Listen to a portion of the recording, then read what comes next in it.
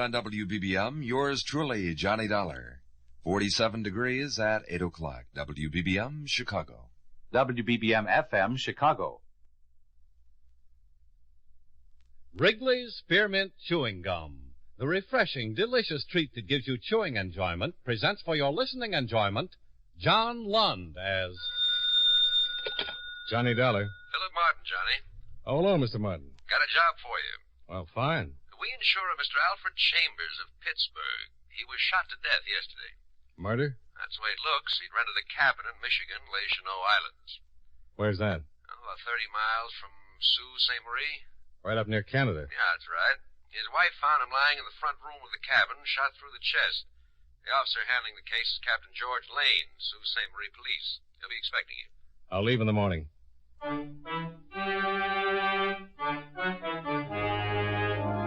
the makers of Wrigley's Spearmint Chewing Gum bring you John Lund in another adventure of the man with the action-packed expense account, America's fabulous freelance insurance investigator. Yours truly, Johnny Dollar.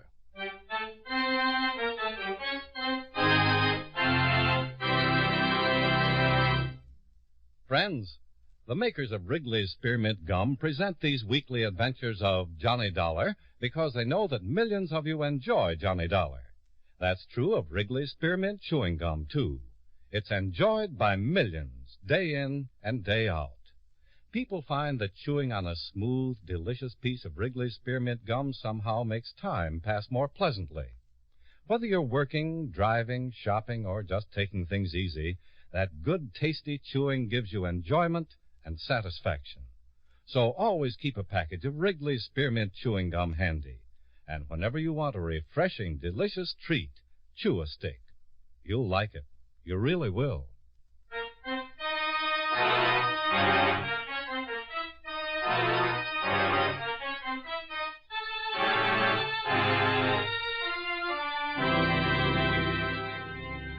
Expense account submitted by Special Investigator Johnny Dollar to Home Office, Columbia All Risk Insurance Company, Hartford, Connecticut.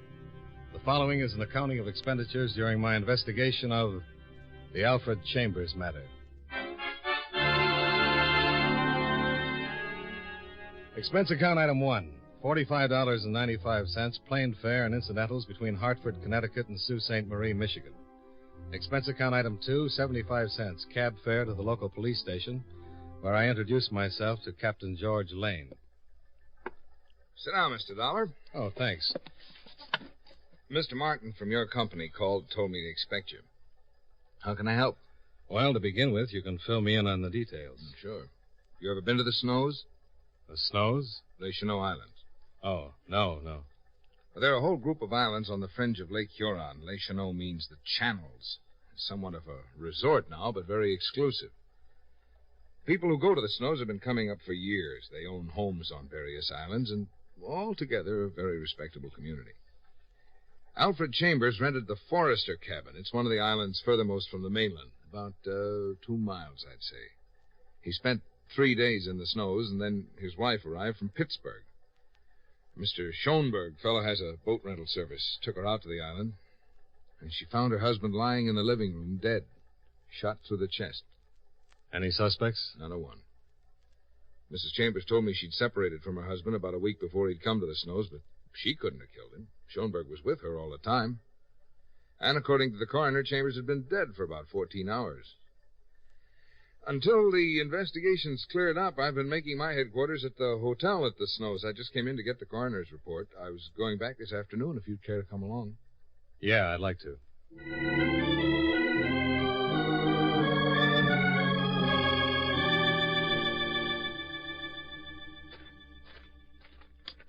Any other homes on the island? Yeah, several. One about a half mile south, one on the other side of the island.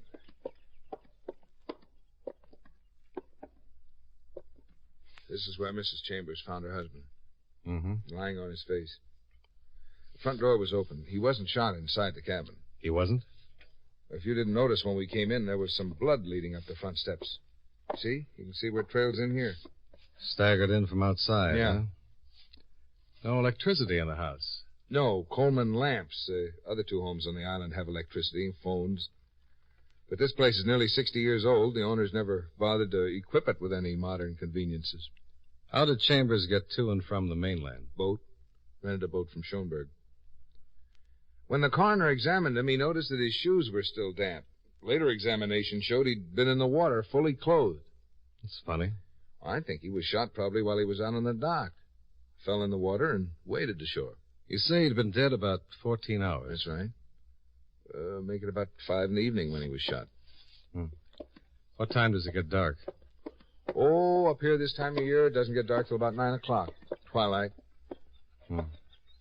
Shot in the chest. Mm-hmm. You recovered the slug? Yeah, 22, long rifle.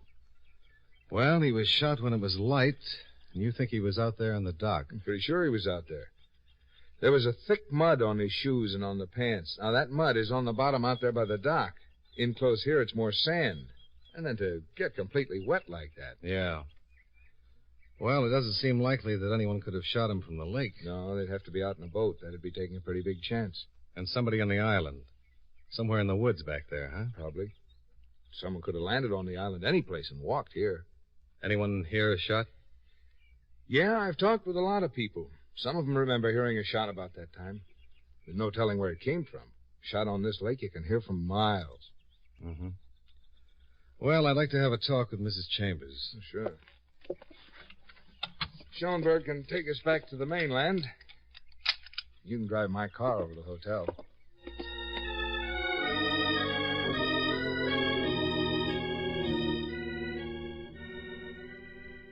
Come in, Mr. Dollar. I hope I'm not disturbing you, Mrs. No, Chambers. not at all. Won't you sit down? Oh, thanks.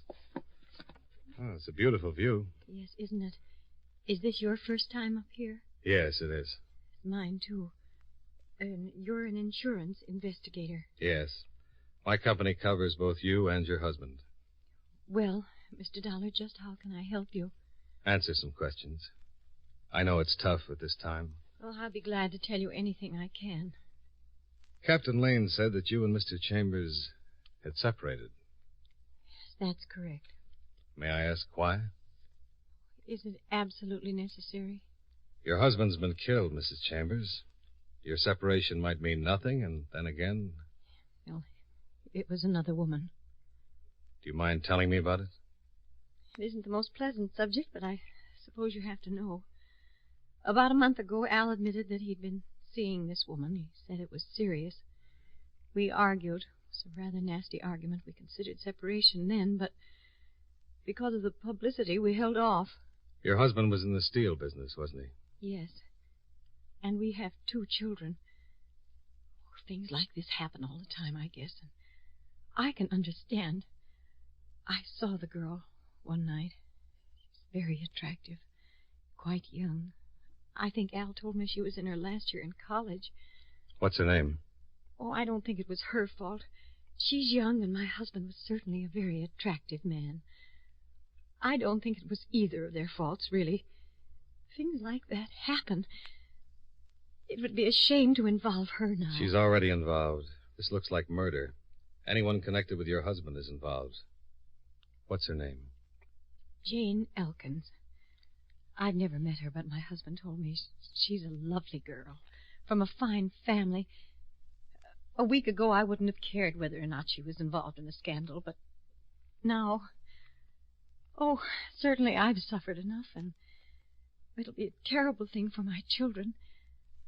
I thought a lot about the girl after I found Al. I hoped that perhaps she might be spared. She lives in Pittsburgh? Yes.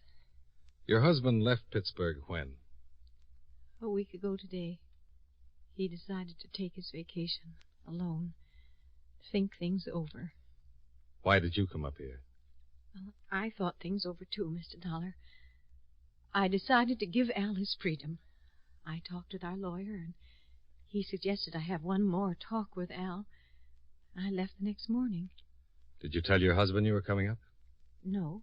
There was no way of reaching him. There's no phone on the island. The letter would have gotten here after I did. So you just packed and came up, huh? Yes. I only packed one bag. I wasn't planning on staying. When did you leave Pittsburgh? The morning of the 18th. You arrived the next morning? Oh, I arrived at the Sioux that night. I came to the Snows the next morning. You've never been here before? No. How did you know how to find the cabin where your husband was staying? Well, I simply asked the man who runs the boats. I asked him to take me to the forester's cabin. I see. Can you think of anyone who might want to kill your husband? A week ago, I thought about it. Anyone else? No. My husband was well liked, Mr. Dollar. He was a very respected man. No business troubles? Oh, no.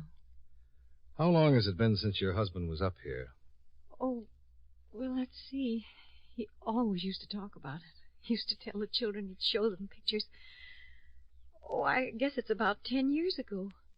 Yes, I think it was about that long before we were married. Well, Mrs. Chambers? Oh, must you go? I have to get back to Captain Lane. I've got his car. The captain asked me to stay until he finishes his investigation. Yes. I don't know anyone here. I was hoping you might have dinner with me. It's very good food, a pleasant dining room. Well, thank you very much, Mrs. Chambers, but I... Excuse me. Yes? Yes. By all means, come right up. Well, I'll be going, Mrs. Chambers. I think you should stay, Mr. Dollar. Hmm? That phone call was from the lobby. It was Miss Jane Elkins.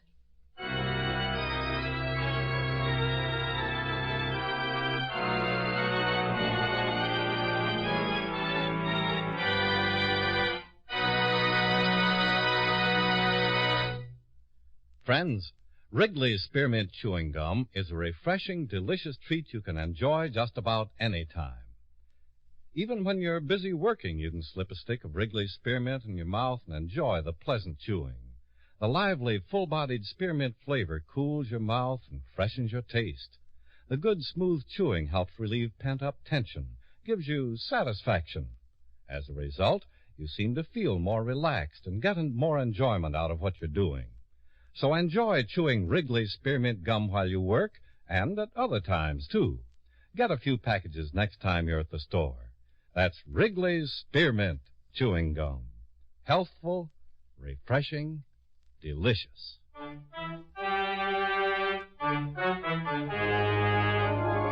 And now, with our star, John Lund, we bring you the second act of Yours Truly, Johnny Dollar.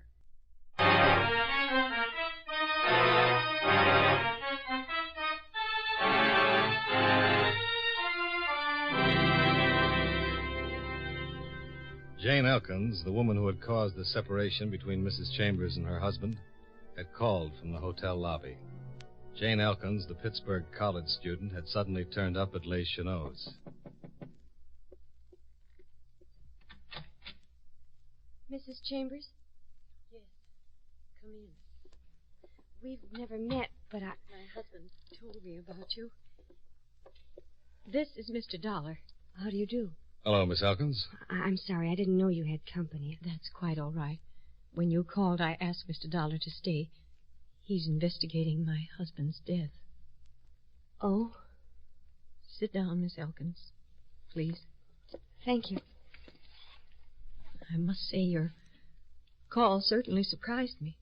When I heard you were in town, I thought about calling you sooner, but... Well, I understand.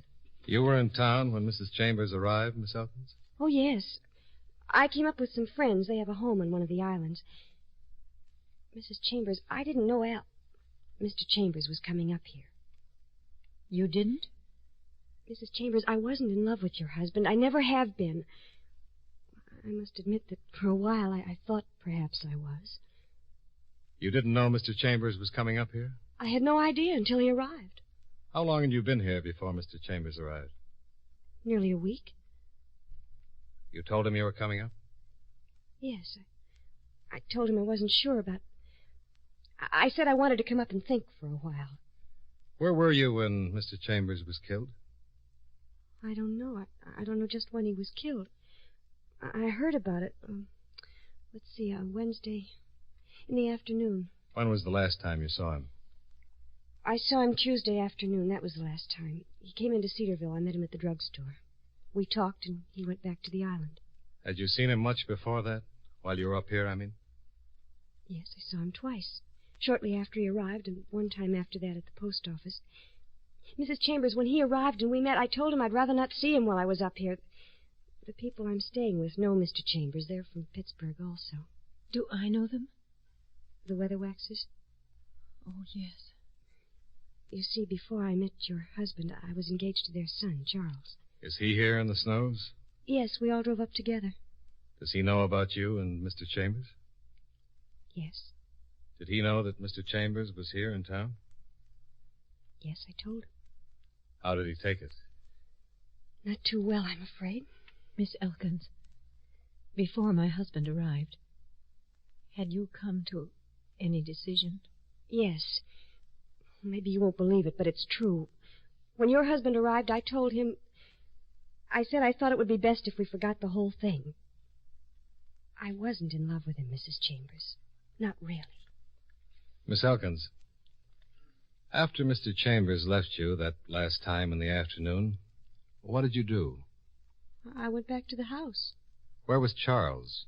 Was he at the house? No, I don't think so. No, he was out. Mr. Dollar, you weren't suggesting... Just a simple question. Where was Charles? He was out in the boat. Alone? Was he alone? I don't know. Well, it's easy to find out. Mr. Dollar, if you'll excuse me, I really must be going. Oh, that's too bad. Will you forgive me if I run now, Mrs. Chambers? Charles' parents are giving a cocktail party this afternoon in my honor. I'm in anything but a party mood, but there was no way I could get out of it. That is, without telling the Weatherwaxers about... Yes, I understand. You run along. Thank you for coming to see me. Oh, Mrs. Chambers, if I could only tell you how sorry I am about everything. I know. Goodbye, my dear.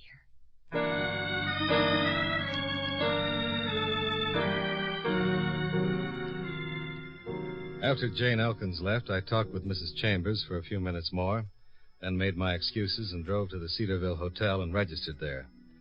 I reported my findings to Captain Lane, who said he'd check on Jane Elkins and her boyfriend. Then I stretched out on the bed and tried to figure my next move. Well, it didn't take long to figure. I decided to crash the Weatherwax's cocktail party. Expense account item 3, $1.50, boat rental and Schoenberg services as pilot. We made it in 15 minutes. Schoenberg pulled into a long dock where a veritable armada of small craft were tied up. The party was well underway. The guests were milling around on a long strip of white beach about 50 yards below a huge Georgian house. No one asked to see my invitation, so I grabbed a drink from a passing tray and looked around for Jane Elkins. I spotted her a few yards away talking to a stout, mustached party with a rich bourbon complexion. I stepped briskly up to her side. Jane Elkins, I presume? What? Oh. Jane, I wonder if I could have a word with you. Old man, you won't mind if I steal the guest of honor from you, will you? Mind? I certainly do mind. I wouldn't think it... Say, don't I know you? Aren't you Robinson Plumbing Supply? No, I'm Dollar. Insurance. Oh, insurance? Oh, well, excuse me. I'll see you later, Jane. That always empties the hall in a hurry. What are you doing here? I've got a lot of questions that need answers. I don't want to make a scene, but if you don't leave this instant, I'll have you thrown out. You might as well talk to me as to the police. I'm a lot more sympathetic. The police? Yeah, the police. Now, just give me some answers, and I'll be on my way. What do you want to know? Well, that's better. What time did your fiancé come back here yesterday? I'm not sure. I think it was around 6:30. Mm-hmm. By the way, could you point him out to me? He's standing over there by the bar, the man in the green jacket. Well, he's a big one, isn't he? Now, Miss Elkins, what time did you return here yesterday? About 4 o'clock? 4 o'clock. You stayed here the rest of the afternoon? Yes. Where were you? Where? Were you in the house? You surely can't think that Take it easy. Charles is heading this way. Please go. Oh, not yet. Charles is the man I'd like most to meet. You two seem to be having a fascinating conversation. Mind if I butt in? Oh, butt away, Mr. Weatherwax. My name is Dollar. How do you do, Mr. Dollar? Fine, thank you. If you're through with my hand now, I'd like it back. How's that, Mr. Dollar? I might want to use it again sometime. Oh, sorry. Well, here, you can have it back. Thanks. Now, let me give you a tip. Next time you try that bone-crushing bit, watch out for a left hook. Jane, just who is this little friend of yours? He's not a friend. Oh, no, not a friend. Something much more than that. Much closer. Much warmer. Get out of here, Dollar, or so help me, I'll break you in two. I'll scatter you all over the beach. All right, Mr. Weatherwax. I'll go. You told me what I wanted to know. You're a jealous man and a violent man. The perfect type. What are you talking about? Charles, he's a detective. He's investigating Alfred's death. Oh, why didn't you say so, Dollar? I'm not answering today. I'm asking. For instance, where were you yesterday afternoon? And do you own a .22 rifle? Chambers was killed with a .22. The slug can be traced to the rifle it was fired from. They call it ballistics. Isn't science wonderful? Goodbye, Charles.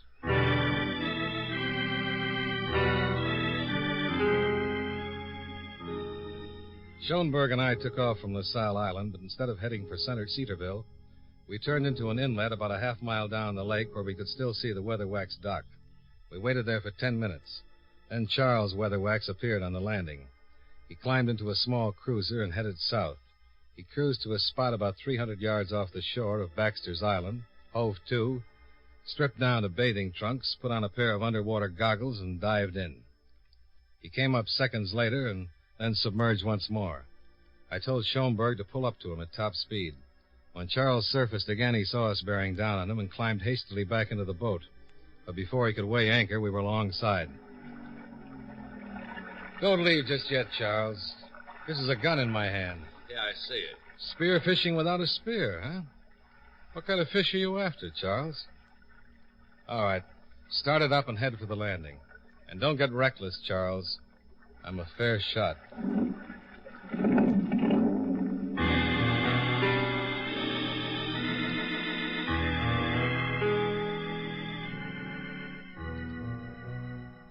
All right, Charles. All ashore that's going ashore. We regret this, Dollar. All right.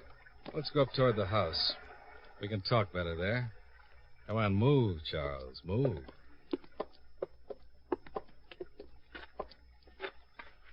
This is far enough. All right, talk, Charles. What were you looking for out there in the sky-blue water? I don't have to tell you anything. If you'd rather talk to Captain Lane, it's all right with me. But why not tell me? It'll look a little better on the record. I didn't kill Chambers, but I was with him when he was killed. Go on. I came over to tell him to stay away from Jane. But Jane said that she'd broken with him that same afternoon. Yeah, but I didn't know that then. We were standing out on the dock, he and I, talking. There was a shot, and he fell in the water. And you just left him there?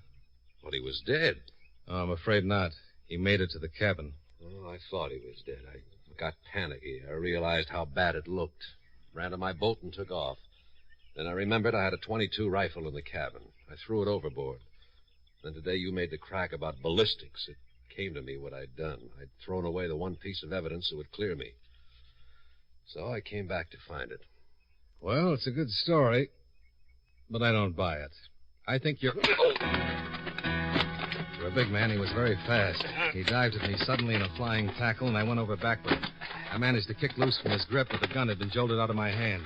He scooped it up and pointed it at my head. I jumped at him. He went over backward. I went over with him, grabbed the gun from his hand, and then stood up. Much the worse for wear. You're pretty fast, Dollar. Tell me something. Why didn't you fire? You had plenty of time. Why not? Maybe you're just not the shooting type. Maybe that tall story you told was true. It is true. Well, maybe I believe you. The only trouble is, if you didn't kill him, there's a good chance that Jane did. Are you crazy? Oh, I don't think so. Besides you, she's the only person I know of who had both motive and opportunity and no alibi. Oh, you're raving mad. What motive would she have to kill him? She says she told Chambers Tuesday that it was all over between them. She did. She says she did. But suppose it was the other way around. Suppose he jilted her. Ever hear the line about a woman scorned? All right. I killed him. I didn't know that Jane had broken up with him. He got nasty, and I shot him. I see.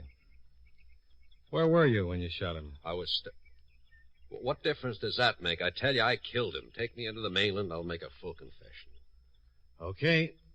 If you say so. I say... Hey! That was a rifle shot. Came from over there beyond those trees. Yeah. Come on, let's go, halfback. You first. We ran through the grove of fir trees and came to a little cove not more than 200 yards off. A rowboat was pulled up on the beach, and beside it was a small boy with a .22 rifle. Hi. Hi. What's your name? Jimmy Bishop? What's yours? You live over on Fire Island, don't you? Yeah? What were you shooting at just now? Squirrels? Oh, they're all right to shoot. My father says they're pests. You come here often to shoot? Once in a while. Were you here Tuesday afternoon around 5 o'clock? Yeah, sure. I got 2 squirrels. I'm afraid that wasn't all you got, Sonny.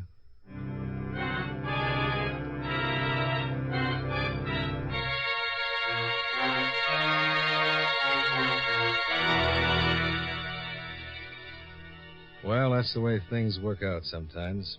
You think you've got a cold-blooded murder on your hands, and it turns out to be a young kid who shouldn't have been given a gun on his birthday. The .22 was checked by the ballistics department and proved to be the one that had fired the fatal shot. At the inquest, the jury returned a verdict of accidental manslaughter. However, it's doubtful if young Jimmy Bishop will ever want another gun as long as he lives.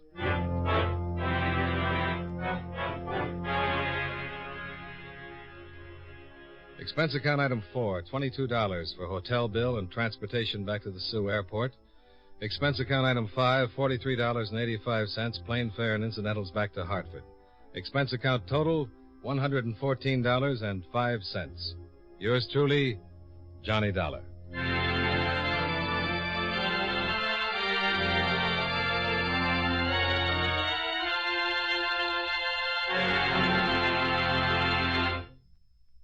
Remember, friends, Wrigley's Spearmint Chewing Gum is a refreshing, delicious treat you can enjoy just about any time. Chew a few sticks of Wrigley's Spearmint during the day and see how the good chewing helps you keep feeling fresh and alert.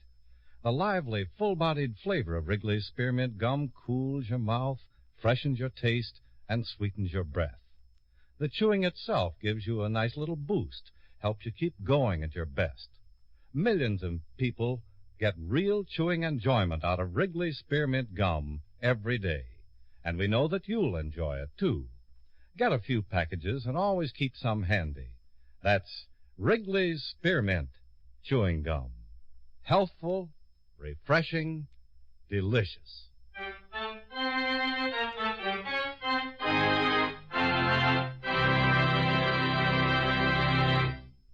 Yours truly, Johnny Dollar, brought to you by Wrigley's Spearmint Chewing Gum, stars John Lund in the title role and was written by Blake Edwards with music by Eddie Dunstetter. Featured in tonight's cast were Hal March, Marvin Miller, Jeanette Nolan, Jane Webb, and Dick Beals. Yours truly, Johnny Dollar, is produced and directed by Jaime Del Valle.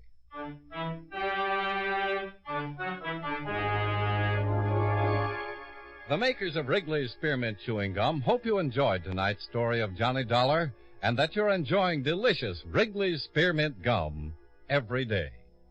This is Charles Lyon, inviting you to join us again next week at this same time when from Hollywood, John Lund returns as... Yours truly, Johnny Dollar.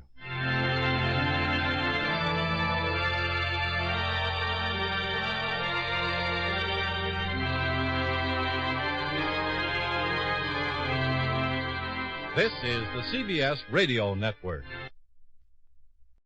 From Hollywood, it's time now for... Johnny Dollar. Ralph Kearns, Johnny. Great Plains Guarantee. Oh, hi, Ralph. Johnny, you're 52 years old. I am? 8 months ago, you married a lovely 27-year-old girl. Now I'm with you. A month later, you took out a $50,000 life insurance policy on a chief of police's salary. I did, huh? And who did I name as beneficiary? Your beautiful wife. Who else? So?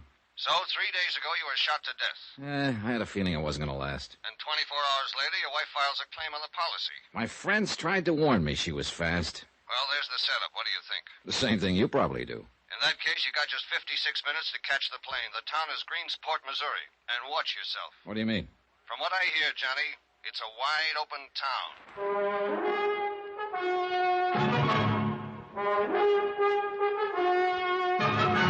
Tonight, and every weekday night, Bob Bailey in the transcribed adventures of the man with the action-packed expense account, America's fabulous freelance insurance investigator. Yours truly, Johnny Dollar.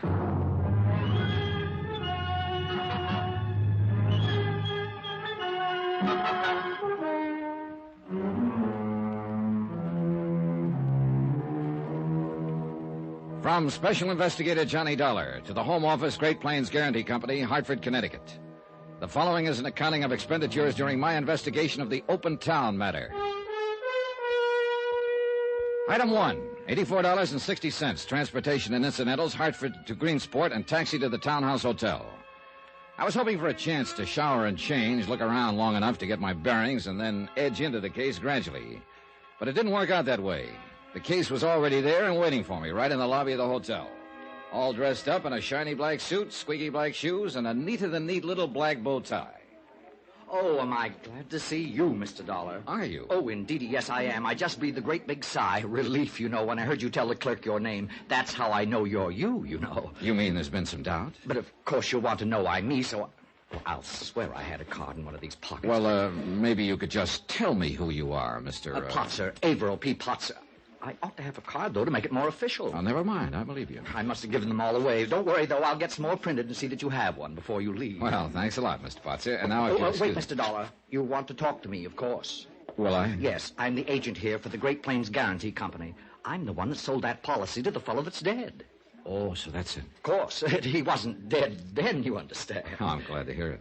Feeling pretty lively, as a matter of fact, what with the new young wife and all that. I imagine so, but now just... Mr. Dollar, you've got to do something about that woman. Oh? Oh, she's driving me crazy. She wants her money, she says, $50,000, and she seems to think I'm carrying it around in my pocket. She's, kind of anxious, huh? I'll tell you how anxious. Chief Blake was shot about 2 in the morning, and at 3 that afternoon, Marty, that's Mrs. Blake, was down at my office after a claim form. Yeah, I understand it was sent airmail special delivery. Well, she insisted on it. Made me take it straight to the post office as soon as she'd signed it. Pretty cold-blooded about it, huh? Well, I've heard Marty Blake called a lot of different things in this town at different times, but never cold-blooded.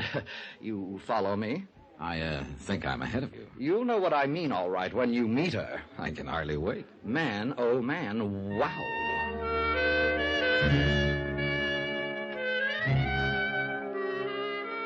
Item 2, $1.15, taxi to the suburban home of Edgar Blake, former chief of police of Greensport, now deceased.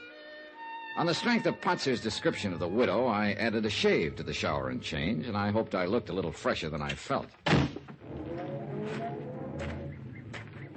The house was a rambling 2-story job, set back from the street. Well-kept shrubbery, nice lawn, quiet neighborhood, and plenty expensive. I wondered how Blake had been able to afford it. I was halfway up the walk when a man came out the front door. He wavered down the steps, then stopped and waited for me, rocking slightly on his heels. A copper.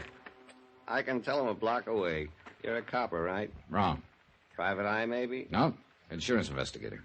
Insurance. That's what I just asked her about. And you know what she did? Oh, threw you out, probably. Right. Said I was drunk. Oh, ridiculous. That's exactly what I said. Ridiculous, I told her. Ridiculous. But you know something? She was right, I am. No, I can hardly believe it. Well, it's a fact, though. At least a little bit. My name's Crayley, Joe Crayley. I'm a reporter. Greensport Daily Herald. Johnny Dollar. Hiya, Joe. Insurance, huh? And he did have some, or you wouldn't have had any reason to be here. She was lying. No comment. Who's a beneficiary? Still no comment. It's her, of course. Little smarty Marty. His ever-loving little wife. How much is she going to make on the deal? Sorry, Joe. No comments. All right, let her lay. Okay. Oh, wait a minute. Tell me something, Joe.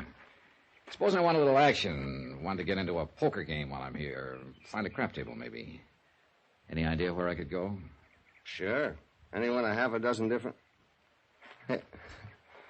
How long you been in town, Johnny? About an hour. You wised up pretty fast, didn't you? I didn't know it was a secret. The town is wide open, isn't it? It is. But I wouldn't go around poking into things if I were you. A guy could get hurt, you see what I mean? Maybe a guy did get hurt. Blake, you mean? What makes you think so? Well, if somebody wanted to keep the rackets going, the police chief would be a natural target, wouldn't he? Not necessarily. Meaning? No comment. What was Blake's salary, Joe? $6,000 a year. On $6,000, he was living in a house like this? Wait till you see Marty. She's even more expensive. So that's why Greensport is wide open. The police chief was in. No comment. Well, he's out now, that's for sure. Joe, I'll probably be talking to you later, so... Yeah, do that. Just ask anybody. Joe Craley, the alcoholic that works for the Herald. I'm always around somewhere.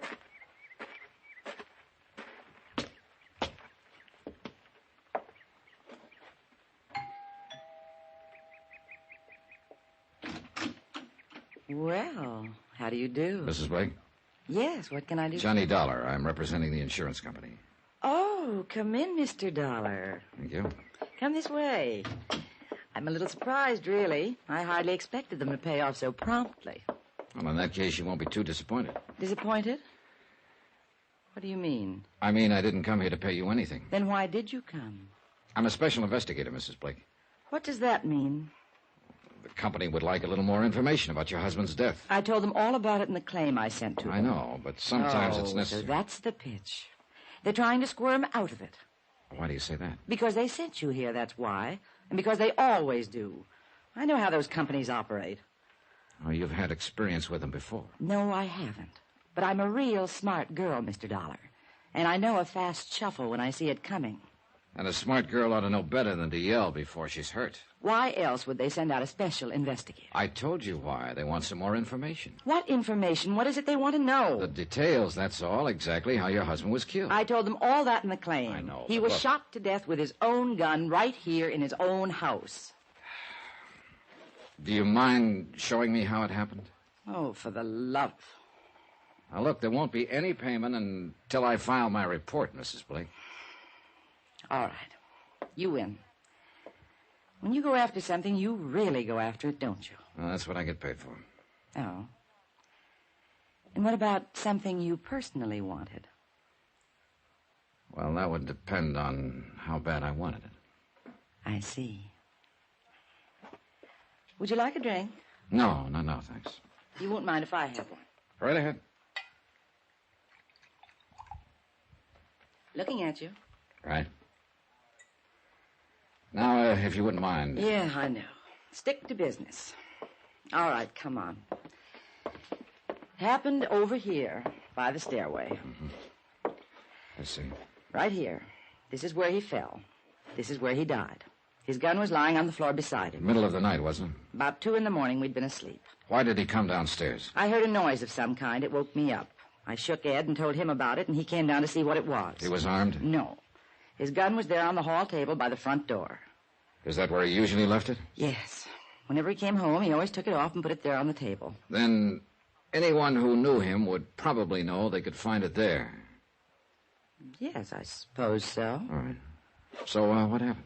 Well, like I said, Ed went on downstairs, and I walked out of the bedroom into the hall. Were there any lights on? Well, not down here. I turned on the hall light upstairs. Did you hear your husband say anything? No, all I heard was the shots, 4 or 5 of them. Then I heard someone run out the front door. And what did you do? I called out to Ed, but he didn't answer. Then I ran downstairs and found him lying here, dead. Did you get a look at the prowler, or whoever it was? No, it was too dark. And he ran out as soon as he fired the shots. How did he get into the house? The detective said he forced the lock on the front door. I guess that was the sound that woke me up.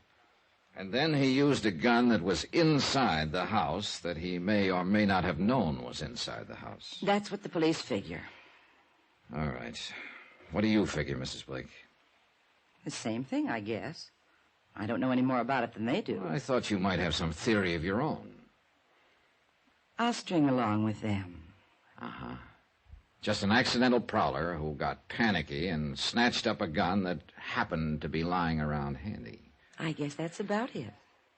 Any idea at all who the prowler might have been? Of course not. Do you suppose it could have been somebody besides a prowler? Somebody who came here for the express purpose of murdering your husband? Ed had a lot of enemies, of course, because of his job. But What about his friends, Mrs. Blake? what do you mean? Do you suppose one of his friends could have done it? I don't know what you're talking about. I've been admiring your watch. Real nice. Set in diamonds, emerald band. Must be worth around $2,000. Very nice. Well, thank you. And this house, the furniture, that car out there in the driveway. On a police chief's salary, Mrs. Blake. I wouldn't know anything about Ed's financial affairs. Who runs the rackets here in Greensport? What rackets, Mr. Dollar? Was your husband in on them? Sure you won't have that drink? All right, Mrs. Blake, play it your way. I thought the insurance company was probably convinced that I was the one who killed him. They're not convinced of anything yet.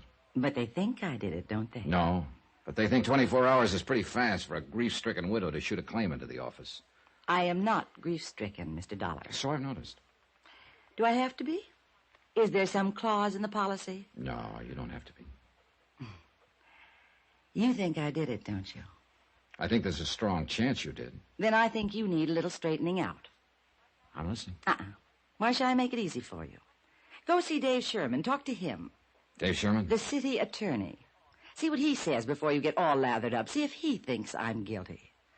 All right, I will. And then we'll talk. And if you're nice enough to me, maybe I'll even cooperate. You never know. Do you?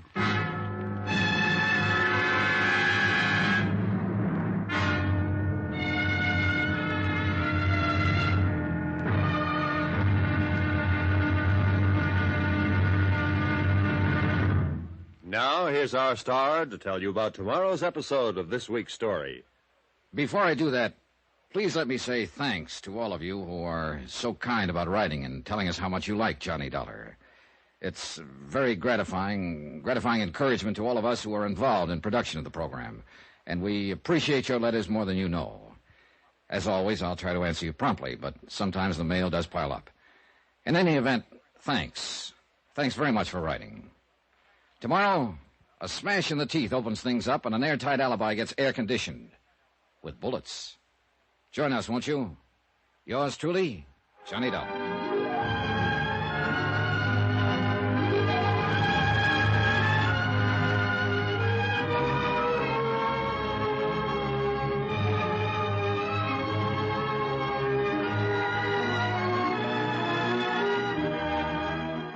Yours truly, Johnny Dollar, starring Bob Bailey, is transcribed in Hollywood. Written by Les Crutchfield, it is produced and directed by Jack Johnstone.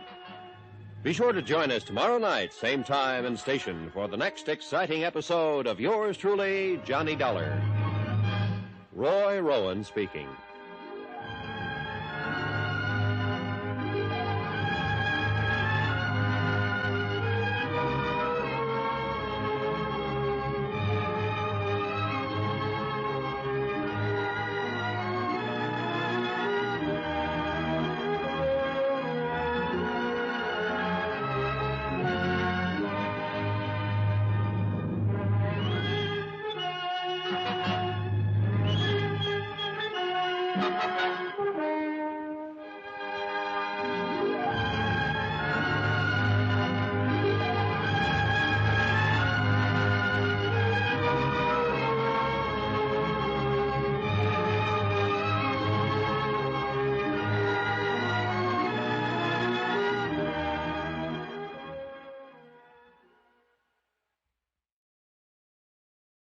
From Hollywood, it's time now for...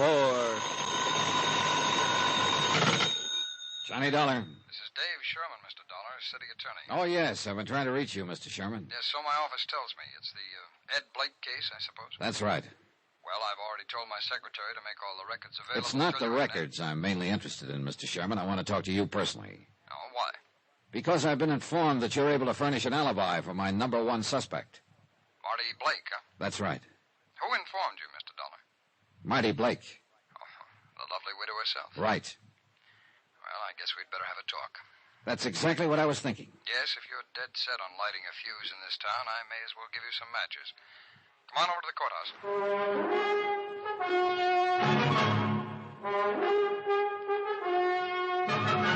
Tonight, and every weekday night, Bob Bailey in the transcribed adventures of the man with the action-packed expense account, America's fabulous freelance insurance investigator. Yours truly, Johnny Dollar.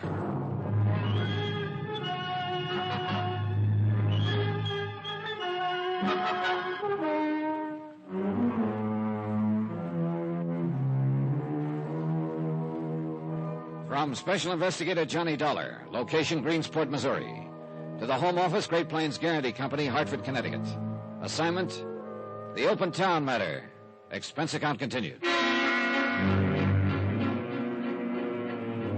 Items 5 and 6, 70 cents. A copy of the Greensport Daily Herald and a taxi fare to City Hall. I opened the paper and glanced over the headlines. Murder of police chief still unsolved. City Attorney's Office claims new evidence. Mayor Lyons demands action. I could feel for the mayor. My client stood to lose $50,000, life insurance payable to the dead police chief's widow, Marty Blake. So I wanted action, too. And I was hoping to get it from City Attorney Dave Sherman. Come in, Mr. Dollar. I'll have a seat. Thanks. When did you get in town? Early this afternoon. And you've already met Marty Blake.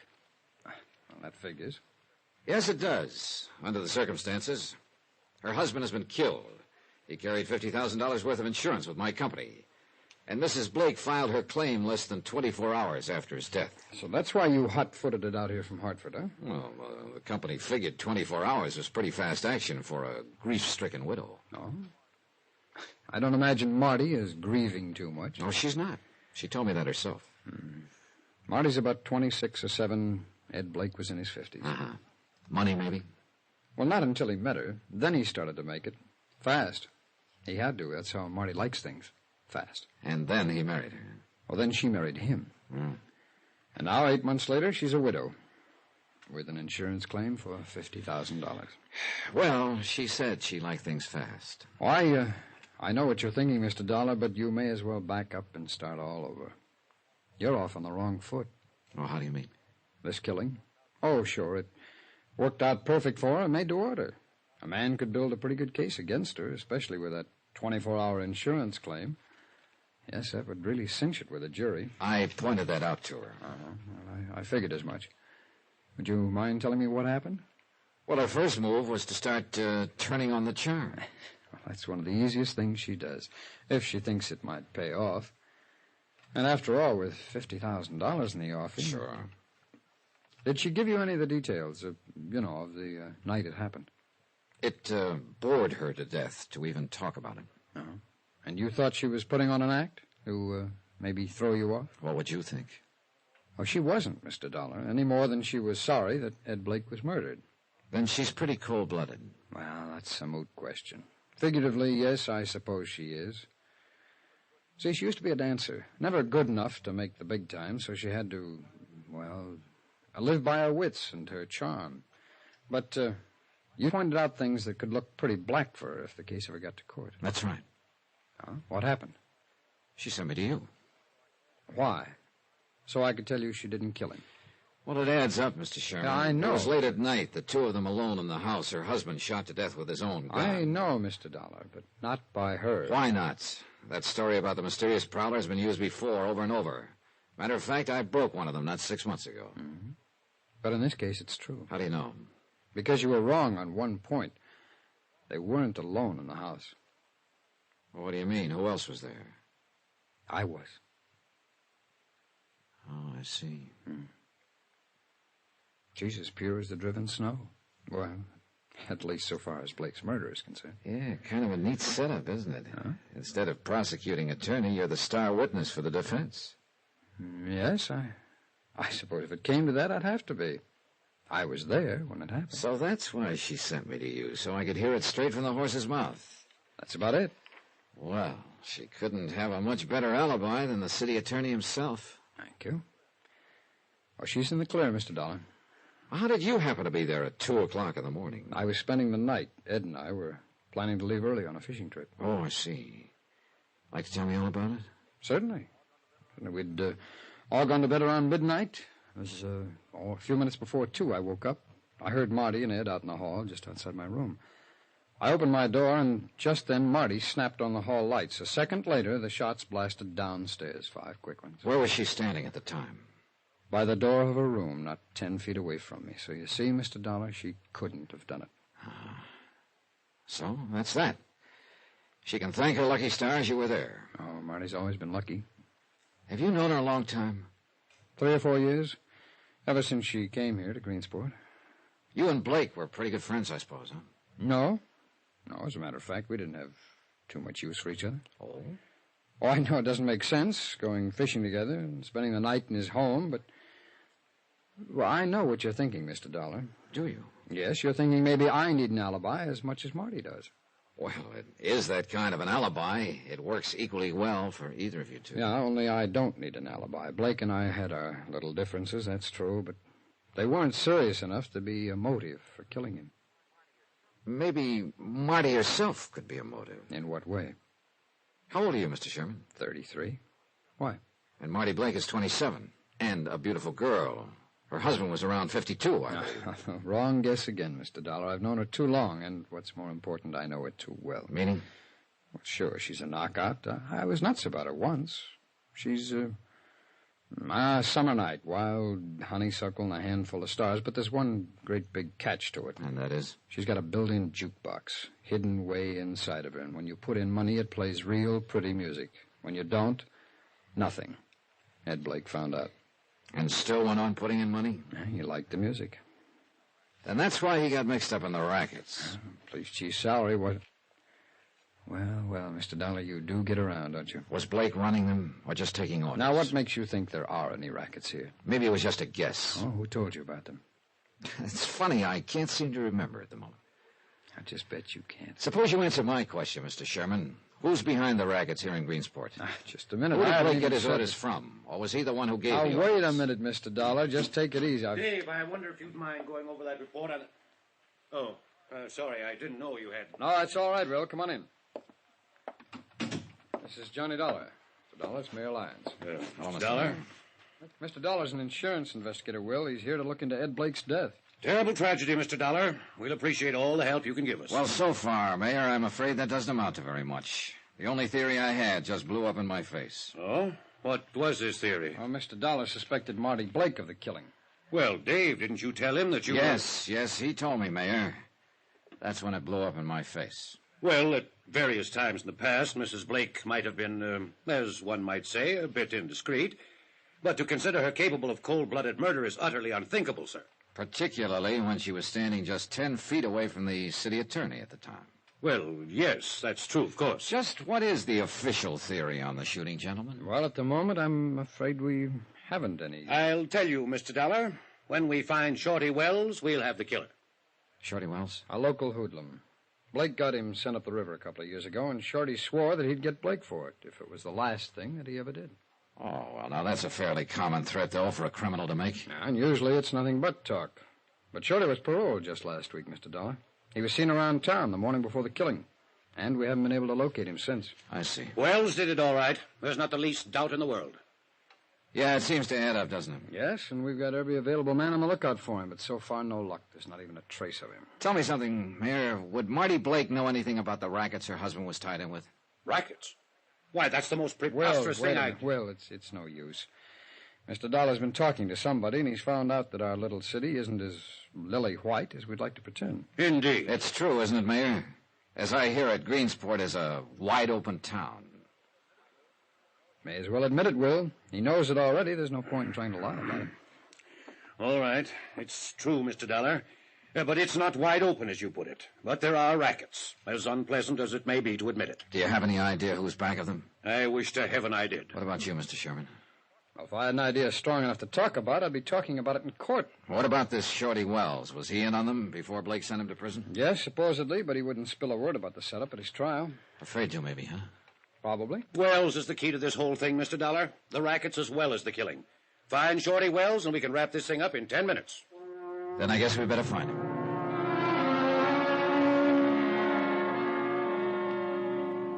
Standard theory number 2. An ex-convict with a grudge. Number 1, young pretty wife, middle-aged husband, big insurance policy hadn't panned out too well. And I wasn't too sold on the second one. It was just too pat somehow. And the fact that Shorty Wells was missing didn't mean much. If I were an ex-con just out of prison and had threatened a man who was later murdered, I'd be missing too. And yet the pat answer was sometimes the right one. The case was still like the town itself, wide open. I walked out of City Hall, started down the sidewalk toward the taxi stand. I didn't know what move to try next. Technically, of course, I was out of it. Since the beneficiary had an ironclad alibi, she'd get paid regardless of who actually did kill Blake. I didn't pay any attention to the horn the first time, but when it sounded again, I turned to look. She was parked at the curb a few yards away. Marty Blake. I've been waiting for you, Johnny. Have you? Yes. I wanted to talk to you. You didn't earlier. Well, I guess you just rubbed me the wrong way. You weren't very nice to me, you know. Sorry. You've talked to Dave Sherman, I suppose. Yep. He gives you an airtight alibi. Why didn't you tell me he was there that night when I talked with you this afternoon? I might have. If you'd been nicer to me. Oh, I see. You'd have checked it with him anyway. Yeah, I suppose I would have at that. Well, now that you know I'm not a murderess, maybe we can get to be friends, Johnny. You think so?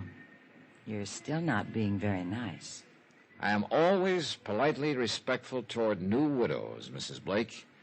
At least until after the first week. I told you I didn't care about Ed. Who do you care about, besides yourself? Shorty Wells, by any chance? Shorty Wells? Who told you that? Then you know him, huh? Of course I know him. As I used to know him. Where is he now? How should I know? What are you trying to pull? If you think for 1 minute that you're... Get down, quick! Are you all right, Mrs. Blake? Yes, I guess so. They're shots. Johnny, somebody was trying to kill you. How do you know it was me they were shooting at? What? Maybe they were out to kill you, Mrs. Blake.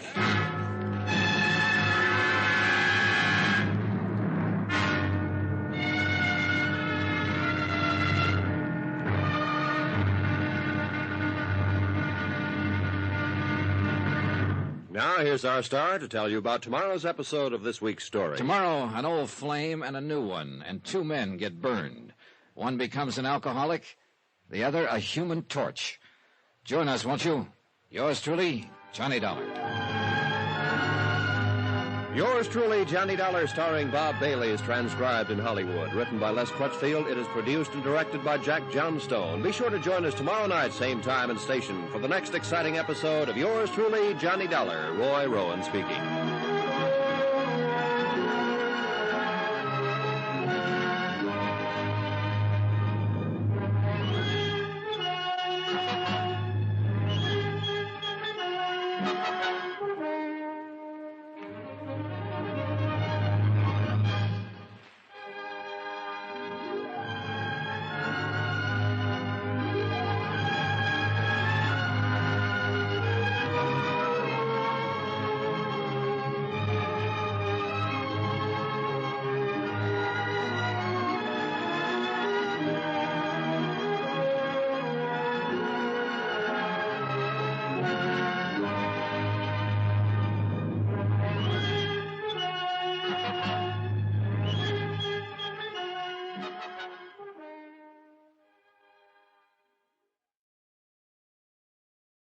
From Hollywood, it's time now for... Johnny Dollar. How you making out, Johnny boy? Who is this? You disappoint me, Johnny. You ought to recognize the condition, if not the voice. Joe Craley? Yeah, the drunken reporter on the Daily Herald. I want to talk to you. Where are you? Oh, no, you don't. Not tonight. Why not? In 10 minutes, you'd have me shooting my big mouth off. About the rackets here? And the murder of the Honorable Chief of Police, and the peculiar morals of his lovely young wife, and... Joe, listen. And last but not least, the ethical and philosophical problems of an intellectual lush, a reformed idealist who once or even twice Joe, tried... an hour ago, in front of City Hall, somebody fired 5 shots at me. Joe, are you there? Beat it, Johnny. Grab a plane, train, bus, or walk, but get out now. When they put the finger on it, sticks. Greensport, boy, is a wide open town.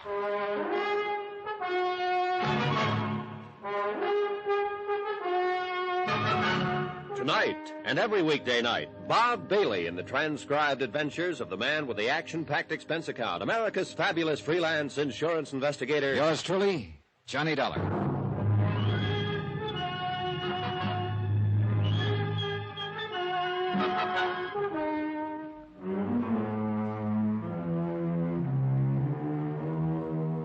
From Special Investigator Johnny Dollar, location Greensport, Missouri, to the Home Office, Great Plains Guarantee Company, Hartford, Connecticut. Assignment, the Open Town Matter. Expense account continued.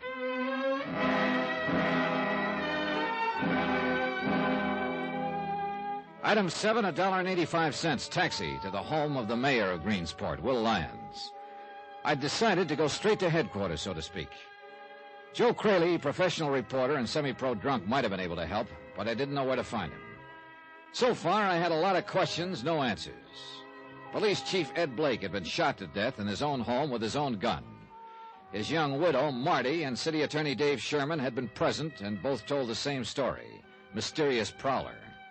Supposedly, the prowler was Shorty Wells, an ex-convict with a grudge against the murdered chief. But Shorty was missing, and the case was at a standstill. So I went right to the top, to Mayor Lyons. Come in, Mr. Dollar. Come right in. Thanks. My wife is going out this evening, committee meeting at the Women's Club. We can talk here in the library, if you don't mind. All right, fine. Take a chair there. Yeah, well, Mr. Dollar, I will say it's a pleasure to see you safe and sound. Oh, you heard about the shooting, then? I heard the shots from my office. Then the acting chief of police phoned me a few minutes later. Well, does he know yet who did it? Not the slightest. There were no witnesses. At least none who cared to talk.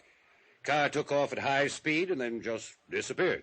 Like Shorty Wells. Fine. I sympathize with your feelings, Mr. Dollar.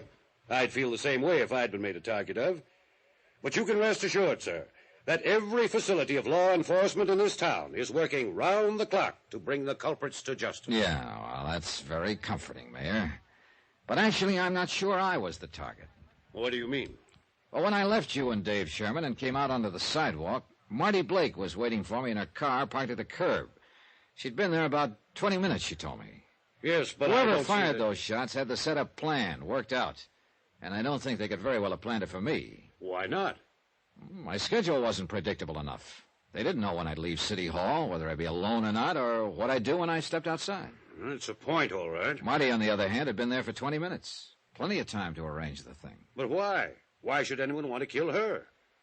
Well, there you got me. I don't know. After the shooting, of course, I had a police officer assigned to guard duty at her home, but I regarded it as merely a routine precaution. I was certain that the attempt was made on your life, Mr. Dollar. Well, those bullets came too close to both of us for very much peace of mind. Well, at least Mrs. Blake has protection now. Oh, yeah. Unless that police officer himself knocks her off. Well, you're joking, of course. Mayor, that's the worst thing about this whole case. I don't know whether I'm joking or not. But surely you don't think... And are you certain of which ones you can trust in the attorney's office, the police force, in your own department even? Not entirely, no. With the rackets as wide open as they are here, some of the men around you are bound to be involved. I know. It stands to reason. Every raid we've ever attempted has been tipped off before we even got started. Blake tried while he was alive. Dave Sherman tried.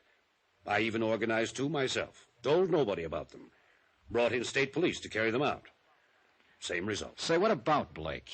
He must have been in with the mob to live on that lavish scale he did. I suppose so.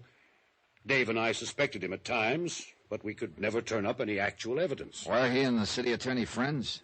Ed and Dave? No, they couldn't get along at all. And yet, the night Blake was shot, Dave Sherman was staying overnight in his home. Yes, I know. I've thought myself it was a little odd. Dave says Blake had asked him to. Invited him to go on a fishing trip the next morning. A fishing trip. And yet they couldn't get along. I know. I can't explain it any more than you can. Any chance Dave Sherman was the intended victim that night instead of Blake? I really don't see how, Mr. Dollar, in view of the circumstances.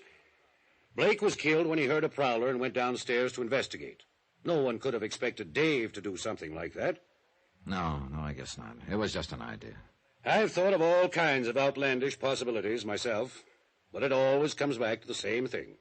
Shorty Wells.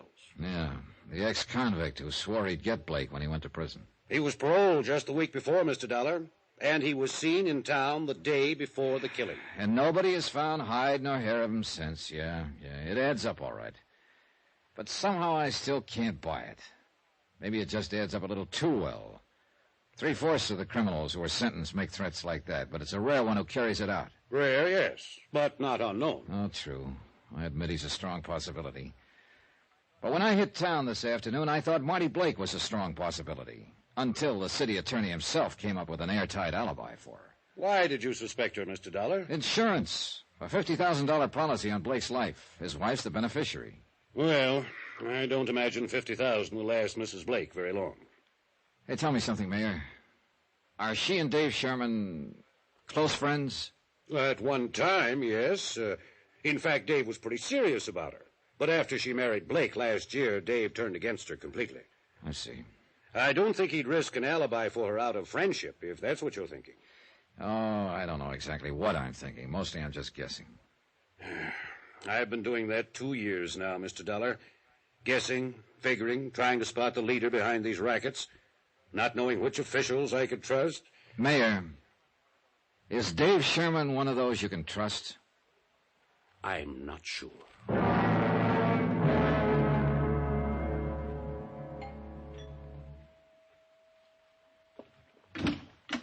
Good evening, Mrs. Blake. Well, this is a surprise. Come in, Johnny. Join the party. Thanks. Of course, I'm the party. There isn't anybody else. Except my watchdog sitting out there in front. Yeah, I saw him. Cute, isn't he? I didn't notice. I did. Think that's terrible, Johnny? A girl who's been a widow 4 days noticing another guy. Why not? You didn't care anything about your husband. That's right, I didn't. Here's to all husbands. May they rest in peace. He's a cute cop, all right. You know what? I asked him to come inside and have a drink with me, and he actually blushed and stammered. Now, wasn't that cute? Devastating. Would you blush and stammer, Johnny? No, I'd take the drink. Which I will, by the way, if you don't mind. Here. Make me another one, too. All right. What's the reason for this one-woman celebration, Mrs. Blake? I said, what's the... I heard you. And you can call me Marty if you want me to answer you. All right, Marty. Why the lonesome gal routine? It's not so lonesome now, Johnny. Oh. Here's your drink. Used to getting shot at. Shot at how, Marty? Like we were this afternoon? Or like your husband? Everybody can't be lucky. Maybe Ed just didn't live right. Well, he's not living anyway now. I'll bet you know how to live, Johnny. Oh, sure. I got a system. Tell me about it. Well, the first thing I do is hook up with the rackets so I can buy my wife lots of expensive gifts. Why don't you lay off that stuff? Why don't you try being nice for a change? Oh, that's not part of my system. I didn't kill him. You know that now. So why don't you relax and be human? Oh, the last time I relaxed around you, I caught the breeze off of 5 bullets. You're breathing, aren't you? I might not be, if they'd been after me instead of you. So you're still on that kick? Oh, it figures, Marty. I'm no threat to anybody, not yet. I don't know enough about this mess. And you're saying I do, I suppose. I think so. Now, who'd want to get you out of the way, Marty? To keep you from talking, maybe. Don't you ever give up. All right, tell me this. Did Dave Sherman really see that shooting? Or is he just giving you an alibi? Why don't you ask him? Or is he giving himself an alibi by any chance? You're crazy. Maybe. Where's Shorty Wells? What? I said, where is Shorty? I heard what you said. Well, then suppose you tell me. me. Get out. What are you so upset Get about? out of here right this minute. Get out, or so help me, I'll throw Take it easy, Marty. What's that cute cop going to think? I don't care what anybody thinks. You get out of here and get out fast. Item 9, $14.40. Drinks, tips, and transportation. For a local expedition in plain and fancy pub crawling. I was looking for Joe Crayley, disillusioned idealist and erstwhile reporter on the Greensport Daily Herald. I found him on my third martini. He was on his seventh. How, Johnny? How'd you do it? Do what? How'd you find me? Called your paper. They gave me a list of your hangouts. I had 4 more to go. A reputation is a wonderful thing. Keeps you from staying off the straight and narrow. He's looking at you. Right. Joe, tell me about Marty. Tell you what about her? Everything you know. What for? She's got an alibi. Oh, yeah, I know. But you still won't give up.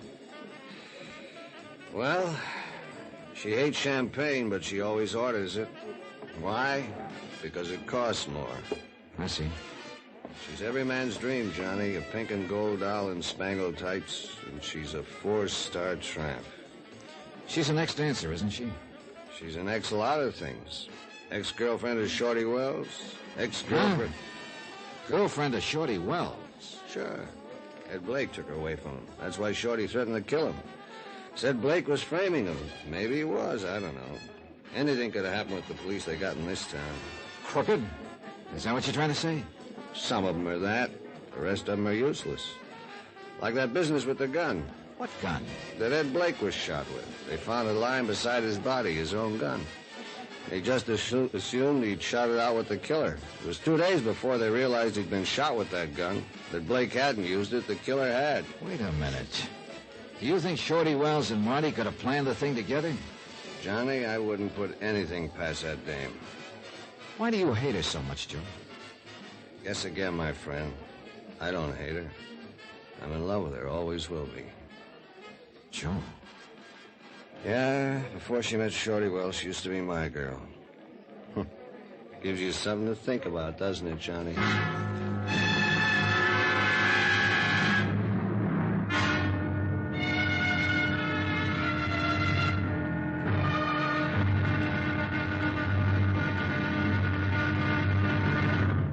Now, here's our star to tell you about tomorrow's episode of this week's story. Tomorrow, a man with a gun, desperate, faces a blazing inferno and gambles his life. Join us, won't you? Yours truly, Johnny Dollar.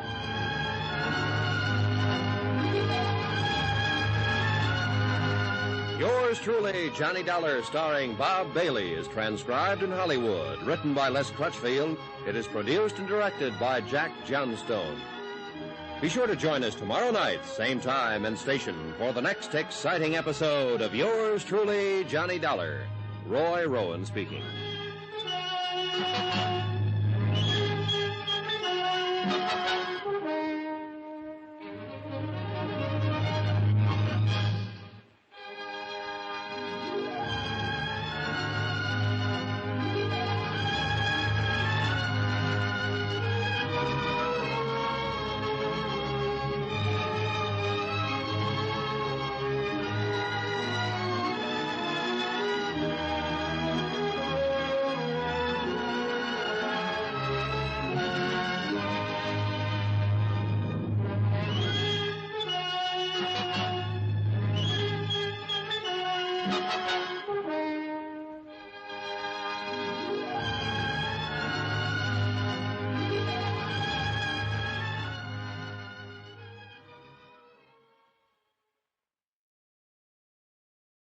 From Hollywood, it's time now for... Johnny Dollar. Hello? Hello. Johnny? Yeah, who's calling? Hello? Hang on a second, Johnny. Look, what the devil... Is that you, Joe? Joe? Sorry to keep you waiting, Johnny. I was trying to get all the dope on another phone. What dope? And how did you sober up so fast? There's a big story breaking, boy, and lush or not, I'm still a reporter. Then go somewhere and report. I'm going to bed. You want to bet? Now, look, Joe. Nobody sleeps in Greensport, Johnny. It's a wide-open town. Racket, shootings, a murdered police chief with a lovely widow. Sure, fine. So what's the big story? A fire, boy. House burning down. Flames 50 feet high. 3 alarms. Put your clothes on and let's get going. You get going. The only big story I'll be interested in is when Marty Blake is charged with murder. Johnny, that's where the fire is. At Marty Blake's.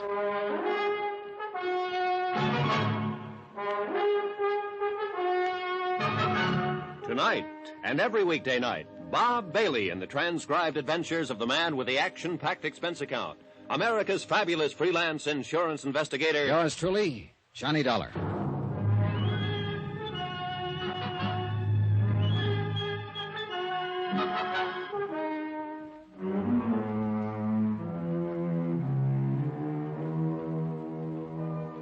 From Special Investigator Johnny Dollar, location Greensport, Missouri. To the Home Office, Great Plains Guarantee Company, Hartford, Connecticut.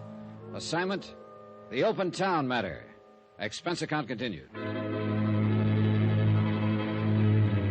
Item 10, $1.50 for a breakneck taxi ride to Marty Blake's home. Its location marked against the night sky by a pillar of flame visible for a mile. The fire didn't make sense, so it fit in nicely with the rest of the case. None of it made sense. Police Chief Ed Blake, Marty's middle-aged husband of 8 months, had been shot to death in his own home with his own gun. And less than 24 hours later, Marty had filed claim on his $50,000 life insurance policy. She didn't love him and admitted it. Good case. Except for one thing.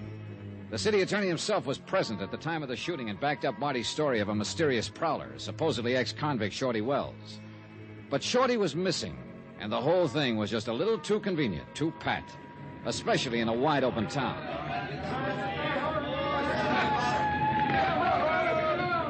Joe Cradley was going to meet me at the fire, but I didn't see him around.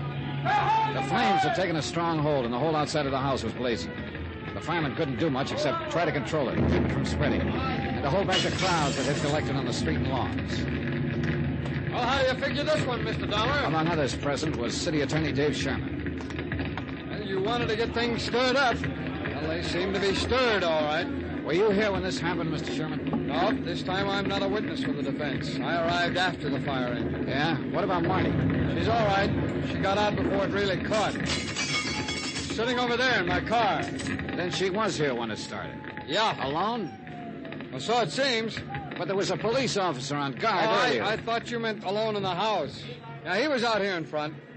First thing he knew, flames were breaking out of the windows, and then Marty came running out of the house. No one had arrived or left? Well, not that he saw. Well, you're still trying to tag her, huh? Oh, I'm trying to tag whoever is guilty. She figures, that's all. Not on the shooting. No, not with the alibi you've given her. Mr. Dollar, look. She was standing 10 feet away from me in the second-floor hall when Ed Blake was shot to death in the dark downstairs. Now, that is not an alibi. It is a fact. Oh, yeah, sure, I know. Unless, of course, I'm lying. All right, are you? Why? For old time's sake, maybe. You were in love with her once, Mr. Sherman. Oh, I could name 24 guys around this town who were. Once. Yeah. Shorty Wells, for instance. That's right. That's why Shorty threatened to kill Blake when Blake sent him to prison. He claimed he was being framed out of the way to give Blake a clear field. Go on. Well, Shorty's a hoodlum. He was guilty as charged, all right. But Blake was in on the rackets, wasn't he? Well, it would seem that way. Then there's also Joe Cradley. Marty was his girl at one time, wasn't she? Yeah, that's when he started drinking, when she threw him over. Why did she throw him over? For the usual reason. Somebody knew. Who? Well, me, I thought. Took me 3 months to find out that I was running interference for Shorty Wells. All right, so Joe Cradley took to drink. What did you take to, Mr. Sherman? Law enforcement. I set out to break the rackets in this town and get rid of hoodlums like Shorty Wells and all the rest of them. Yeah, but the rackets are still here. And I'm still trying, Dollar. Now, look, I want to get one thing very straight. What? Ed Blake's killing. It happened just exactly the way I told you. That story is true. Marty didn't do it. Maybe not. But she's in it some way. She's bound to be. Well, that's something I wouldn't know. Everywhere you turn in this case, you keep hearing about Marty Blake. Marty Blake. She's the one link that ties everything together. Well, maybe. That fire there. What's the story on that? Well, why don't you ask her? I left him standing there, staring into the fire. Staring into his own past, maybe. I didn't know. To me, it was still a puzzle, a question mark. And I didn't have the answer to him. Not much else, in fact. If he was telling the truth, Marty Blake couldn't have killed her husband. And so far, at least, there was nothing to show he was lying. I pushed on through the crowd of spectators, the thrill-seekers, the morbidly curious, followers of fire engines, and walked toward Sherman's car. Marty was sitting there alone, subdued for once and quiet. And she looked scared. Hello, Johnny. Get in and sit with me. All right.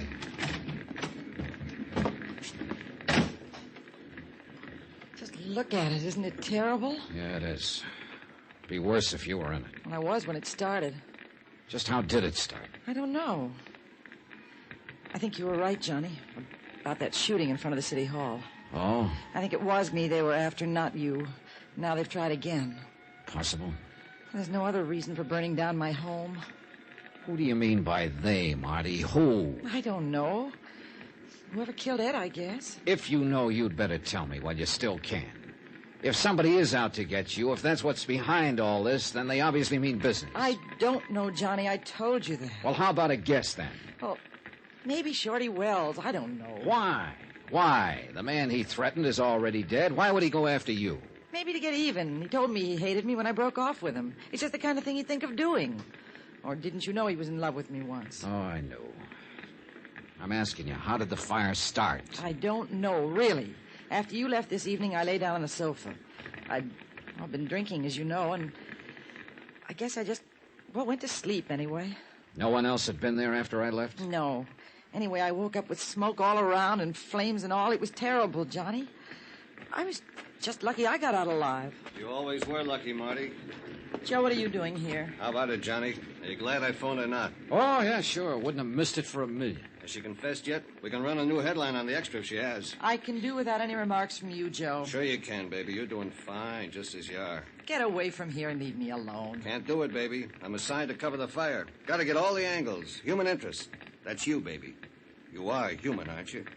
You stupid fool. Financial angles, too. Got one there you might be interested in, Johnny. Did you know the house is heavily insured against fire? Yes, I know, Joe. I checked through the company report before I left the hotel. Oh, what of it? What if it is? Most houses are insured against fire, aren't they? Sure they are, especially by prudent people like you. People who think of everything. Oh, take it easy, Joe. Get him away from here, Johnny. Only you didn't think of everything, baby. What? It's too bad your car wasn't in the garage instead of sitting out in the driveway. Then all your assets would have been converted into cash. Nice, green, bloody cash. Get away from here. Get away and leave me alone. Why, baby? You can afford me now. You couldn't a couple of years ago. That's why you're tied up with all the other... What the devil? They came from the house. Well, there couldn't be... Ammunition, maybe. Yeah, your husband must have kept boxes of cartridges around the house. Look. There by the cellar door. Somebody's staggering up out of the basement. Johnny, look. He's got a gun in his hand. It can't be. He's fallen down on the ground. Come on, Joe. Yeah. Oh, man. When the dam breaks, everything goes. How could anybody come out of that thing alive? We Greensporters are tough cookies, Johnny. Lucky, apparently. He's passed out cold. Another minute and he wouldn't have made it. His clothes are smoldering there. Yeah. Let's turn him over and get that coat off. Right. Easy now. All right. Oh, good Lord. What's the matter? This is the boy everybody in town has been looking for. Shorty Wells. Room 604. Greensport City Hospital. Time, midnight.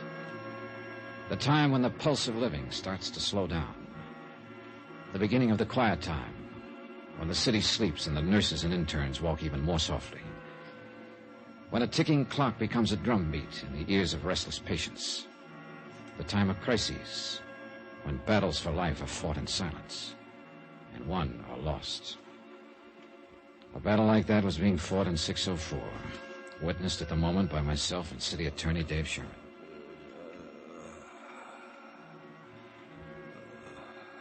Well, this is always the tough part. The slow part of waiting it out. Maybe a long wait, Mr. Sherman. Nearly 3 hours, and he still hasn't regained consciousness. You know, I can't understand where he's been hiding out since Blake was shot.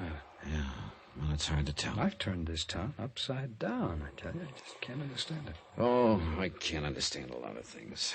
It's just another one of a lot of things about this case that are hard to figure out. Well, it's tied up with the rackets, that's I'm sure of. I'm not sure of anything about this mess. Yes, if we could just tag the person behind them, we could wrap it up. If we could only... Oh, excuse me. I'll get it. Dave Sherman speaking. Oh, yes, Mayor. Oh, Dr. Morton says he may hang on for a day or two, but as far as pulling through it, he hasn't got much chance. Oh, he hasn't been conscious at all yet. Yes, I'll keep in touch. I'll let you know the minute there's an... All right, Mayor. Good night. Mayor Lyons, huh? Yeah. He's a real fuss budget sometimes. He ought to go to bed. Wait a second. Hey, he's trying to talk.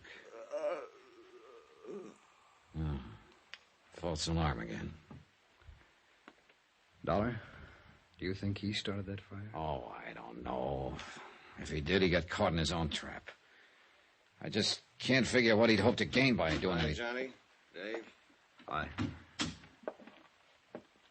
Has he been able to talk yet? Not yet, Joe. Get your story found? Just under the wire. Of course, it consisted mainly of questions. Well, Shorty Wells has the answers. If he were only able to give them out. I can't figure him firing those shots, Johnny. I can't either. He fired them before he came out of the blaze. He apparently wasn't trying to shoot anyone. He couldn't even see anyone the way he's burned. I'm afraid all we can do is wait. At least we'll know the whole story once he's able to talk. Suppose he never is able. Well, he's the only lead we've had. And he's the only one we've got now. The whole case is lying right there on that bed. If Shorty Wells dies without regaining consciousness, then we can drop it and forget it. Because we're beat.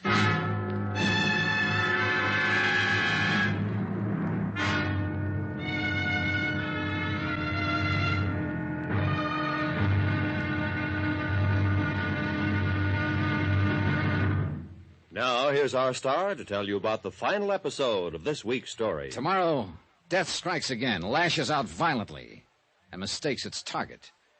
And a wide-open town blows sky high. Join us, won't you? Yours truly, Johnny Dollar.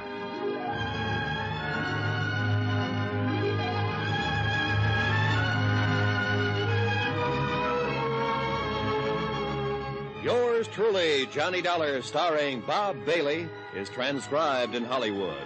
Written by Les Crutchfield, it is produced and directed by Jack Johnstone. Be sure to join us tomorrow night, same time and station, for the next exciting episode of Yours truly, Johnny Dollar. Roy Rowan speaking.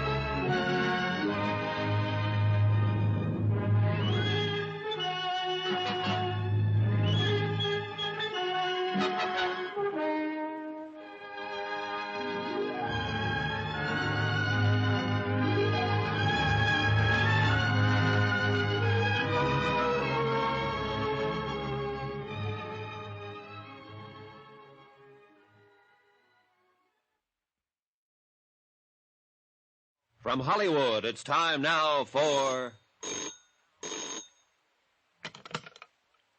Johnny Dollar. It's me, Johnny.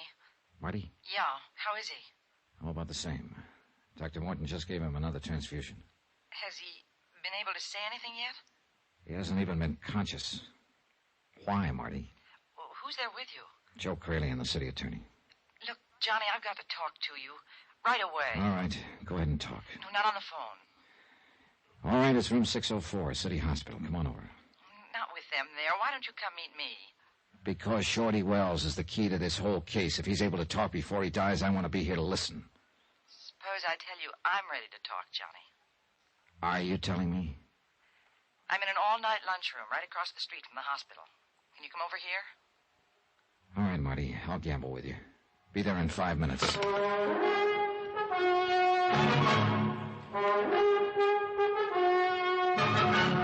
Tonight and every weekday night, Bob Bailey in the transcribed adventures of the man with the action-packed expense account. America's fabulous freelance insurance investigator. Yours truly, Johnny Dollar.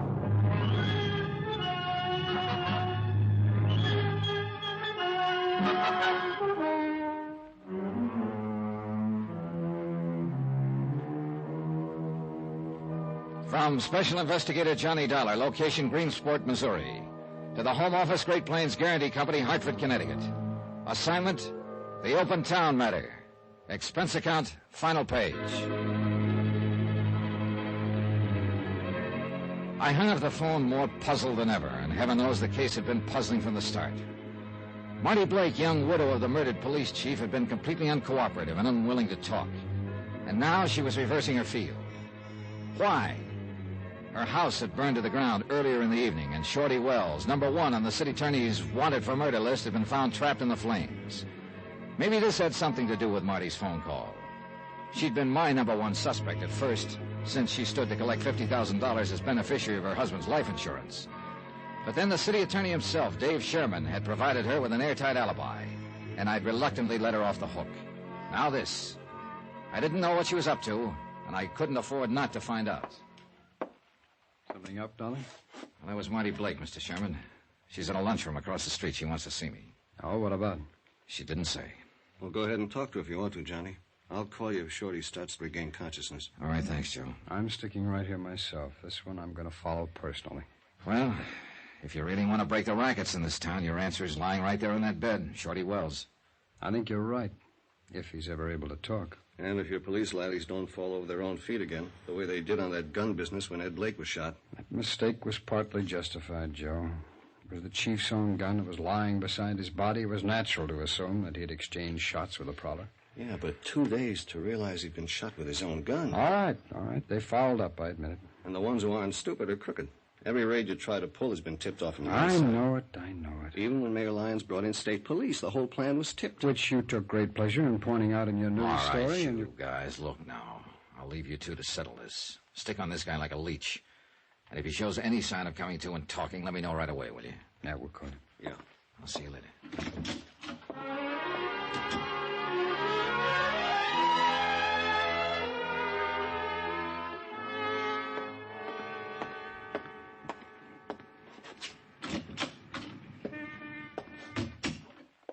Back here in the booth, Johnny. Right. Well, what's on your mind, Marty? Sit down, Johnny. Here, come on. I'm not. Well? The waiter's in back if you'd like some coffee or something. No, thanks. Okay, now what is it? What is what? You had to talk to me right away. How I talk? Johnny, I'm not too hard to take, am I? No, you're a pink and gold doll. Wild honeysuckle and a handful of stars. At least that's what a couple of guys said today. I don't care what a couple of guys said. What do you say, Johnny? I guess the description fits, as far as looks are concerned. And if that's all you want to talk about... No, wait, Johnny. I'm in the clear on this. You know that. The night my husband was killed, I've got an alibi nobody could shake, right? Well, I'm pretty well convinced you didn't pull the trigger, if that's what you mean. And you could convince the insurance company, too, couldn't you? If you would. Oh, yeah. Yeah, they'd go pretty much on my reports. But I don't see... Why don't we get this settled and over with? Why don't you be nice, Johnny, and turn in a real good report? Oh, so that's the pitch. Well, it's not a pitch. I didn't do it, so why can't you tell them so? Why don't we get some more answers first to a lot of questions? Explain a few odd angles, maybe. Like what? Like the fact that you heard the noise and woke up, that you sent your husband downstairs, that you turned on the light behind him and made him a perfect target for whoever held the gun. Johnny, Like the fact that you filed your insurance claim less than 24 hours after your husband was killed. Suppose we hear what Shorty Wells has to say before I make any report. What if Shorty dies without talking? Well, in that case, I guess you will be in the clear. Because right now, he's the only lead I've got. Now, if you'll excuse me. Johnny, make that report. Make it now. Sorry. I'll give you $10,000 out of the insurance. Oh, you are anxious, aren't you? I just want to get it settled. Sit down, Johnny, and let's talk about it. Yeah, Joe, what is it? Firemen I know just came by the hospital, Johnny. They found out why Shorty fired those shots just before he ran out of the blazing house. Why? That cellar door was padlocked on the outside. He had to shoot the lock off to get out. Then he probably didn't set the fire after all. Not if he was locked in the basement. What about that, Marty? Was he the one who was supposed to die in the fire? If he was hiding out in my cellar, I didn't know anything about it. Just another one of those odd angles, huh? Oh, stop it. Johnny, by the way, what do you want to see me about? See about? What do you mean? Well, yeah, the nurse said you phoned the hospital. Said you wanted me to meet you here. You mean you didn't? Come on, Joe, let's get back there.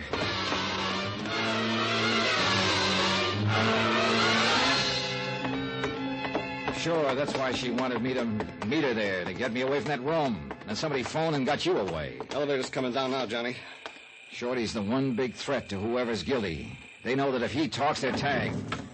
You get up to his room before... I thought... Mr. Sherman, leaving? Well, yes, somebody phoned. It's the mayor. He wants me to meet him across the street. Anybody out there with Shorty Wells? Well, the doctor will be back in a few moments. Come on, Sherman, back into the... Wait a minute! Look, I've got to meet Mayor Start it up, Lyons. Joe, start it up. 6th floor, number 6. May I ask what's going on here? I haven't got time to go back upstairs. I told you... I'm afraid you'll have to take time, Mr. Sherman. It was all right to leave, Dollar. Shorty wasn't showing any signs of coming to. Did you make sure of that? Did I... Look, Dollar, I don't get what you're driving. All right, come on now, let's go. Would somebody please let me in on this? Let's take a look at Shorty first, Mr. Sherman. Johnny, what happened to that cop who was on duty? Well, he was here in the hall when I left just a moment ago. Oh, he got to walk down to the... Did you leave that door ajar, Mr. Sherman? Why, no, of course not. Come on, but quietly.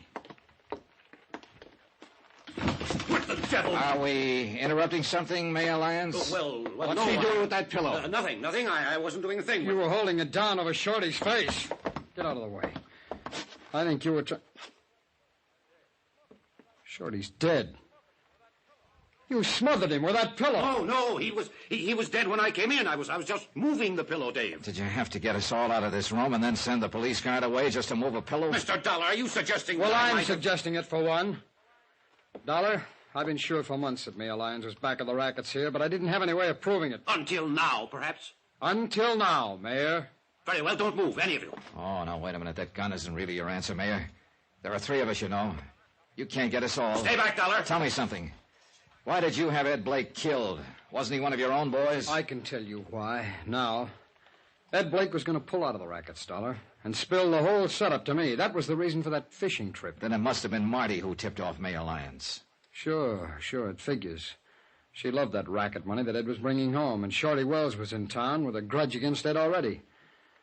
Well, it was real convenient for you, wasn't it, Mayor? As a matter of fact, Dave, it was very convenient. Then Shorty hid out in the cellar of Marty's house until she decided things would be less complicated if she locked the cellar door and burned the house down. Marty was a weak link, you might say. Stay back, Dave. Now, you better give me the gun now, Mayor. No, get back. Do what he says, Mayor. You haven't a chance. I'm warning you, Dollar, if you try Yeah, I hear you.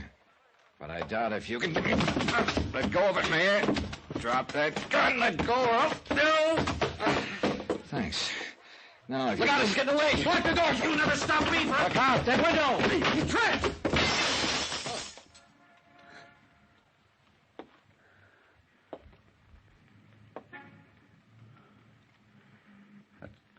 That's 6 floors down.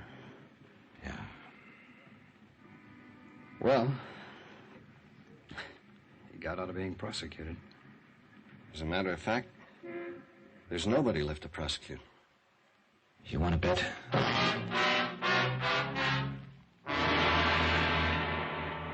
She was still sitting there in the lunchroom across the street from the hospital. And she'd heard what had happened. I knew it the second Dave and I walked in, from the half-smile of triumph on her face, and from the way she greeted me. Too bad, Johnny. You should have taken my offer because I don't need your help now. Your company's going to have to pay off. I'm really in the clear now. You are, huh? And poor Dave, with nobody left to prosecute. He still has you, Marty. Accomplice to your husband's murder. Johnny. Shorty died without talking. Mayor Lyons is dead. No witnesses, no case. Sorry, Marty. There is a witness. Oh?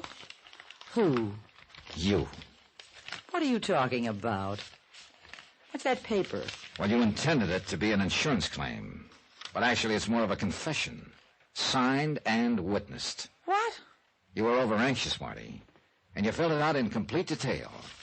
It says, "We found my husband's body at the foot of the stairs." That's right. That he'd been shot and killed with his own gun. Well, it's true, isn't it? That's what happened. Yeah. But this claim was in the main office of the insurance company less than 24 hours after your husband was killed. The police didn't find out he'd been shot with his own gun until 2 days later. Real neat confession, huh, Marty?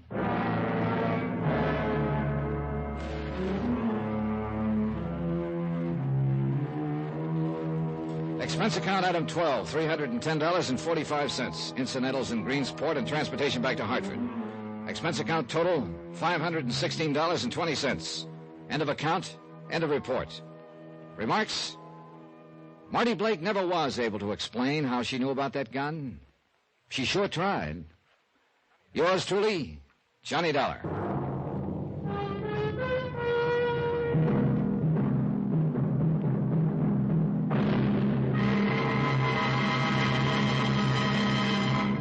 Now, here's our star to tell you about next week's story.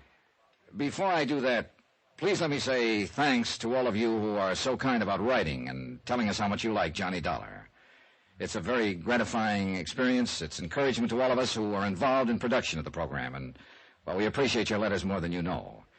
As always, I'll try to answer you promptly, but sometimes the mail does pile up. In any event, thanks. Thanks very much for writing. Next week, a yacht that wasn't there, and a man who wasn't there. They never were, but that's where I found them. Join us, won't you? Yours truly, Johnny Dollar.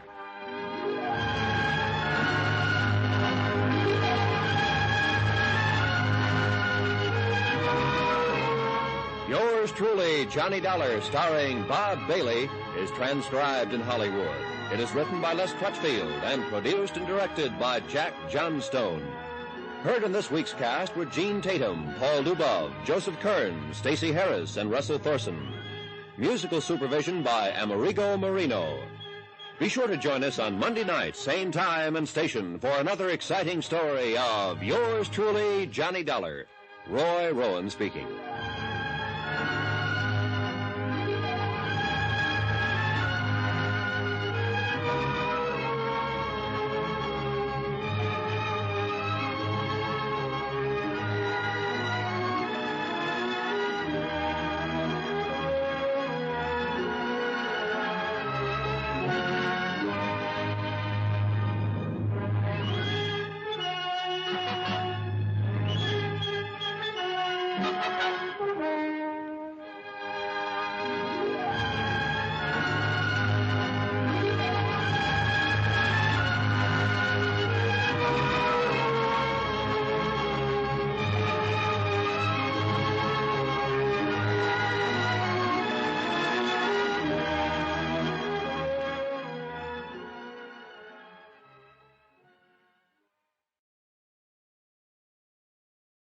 From Hollywood, it's time now for... Johnny Dollar. Hi, Johnny. Say, didn't you tell me one time that you're quite a nut about fishing? What's that? Pat McCracken at Universal Adjustment Bureau. Doggone it, you know you spiked my plans for a fishing trip just a few weeks ago. Oh, yeah. All right. What's on your mind? Big fish, real big fish. You ever hear of Douglas R. Landfair? Millionaire playboy, sportsman, yachtsman? That's the one. Well, didn't I read somewhere that he you was... sure did, Johnny, at the bottom of the deep blue sea. And a $400,000 claim has been filed. You interested? An expense account based on that will be a pleasure.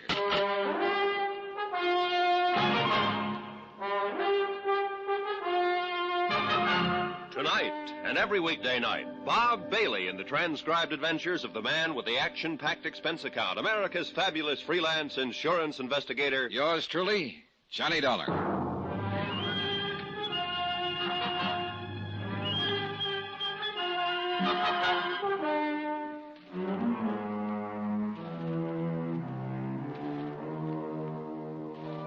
From Special Investigator Johnny Dollar to Universal Adjustment Bureau, Hartford, Connecticut. Following is an accounting of expenditures during my investigation of the Sea Legs matter. Expense account item 1, 90 cents, taxi from my apartment to the offices of Universal Adjustment, where Pat McCracken was waiting for me with a handful and a head full of information. 2 claims, Johnny, both filed by Constance Landfair, the wife. Here are copies of them. How come 2, Pat? Now, number 1 is against Douglas Landfair's life policy with Greater Southwest Life and Casualty Insurance Company, $250,000. What's the other? $150,000 International Maritime Organization for the loss of the Landfair yacht. 400,000 claims. That's right. Okay, what's the story? Well, Landfair was making a trip along the coast of Central America in his yacht, the Sea Legs. He ran onto a rock or something, the boat sank, and he and his crew of 1 went down with her. Well, do you have any reason to question the validity of the claim by Mrs. Landfair? 2.5 years ago, Landfair himself filed a claim with International Maritime. It seems he lost a power cruiser in exactly the same place, near the Boldaro Islands off the coast of Nicaragua. $85,000. Total loss? Happened in a spot where not one bit of the wreck could be salvaged. Oh? Where'd you learn that? Local authorities in his small Nicaraguan seaport, and Mrs. Landfair, she was with him on that trip. But she wasn't with him on this one, aboard the Sea Legs. No, or presumably she wouldn't be around to file the claim. Where's Constant Landfair now, Pat? Home, as far as I know, lives on their small estate on Long Island out near the town of Cutchog. You want to call her, talk to her? No. I think I'll go down there. Item 2, 2120, fare and miscellaneous to Cutchog, Long Island. Item 3, $1 even for a taxi from the little station to the Landfair estate. Estate, did you call it, mister? Well, isn't it? Well, it used to be, before the Landfair sold off a lot of it. Oh, that's so? Yeah, guess there wasn't nothing else they could do to keep up with that high way of living. Keep talking, fella. Well, the old man, Landfair's father-in-law, well, he had plenty, I guess. But after he died, all the kids seemed to do was spend it. You know what I mean? Fancy yachts, lots of polo playing, Florida in the winter, Maine in the summer, all that sort of thing. Oh, there's a place now, right up ahead there on the right. I looked, and what I saw apparently bore out what the taxi driver had said. A big stone wall surrounded what had evidently been the original, rather vast property belonging to the estate. Square in the middle of it sat what was probably once called a mansion. But small, new, modern homes were crowding in on the old house.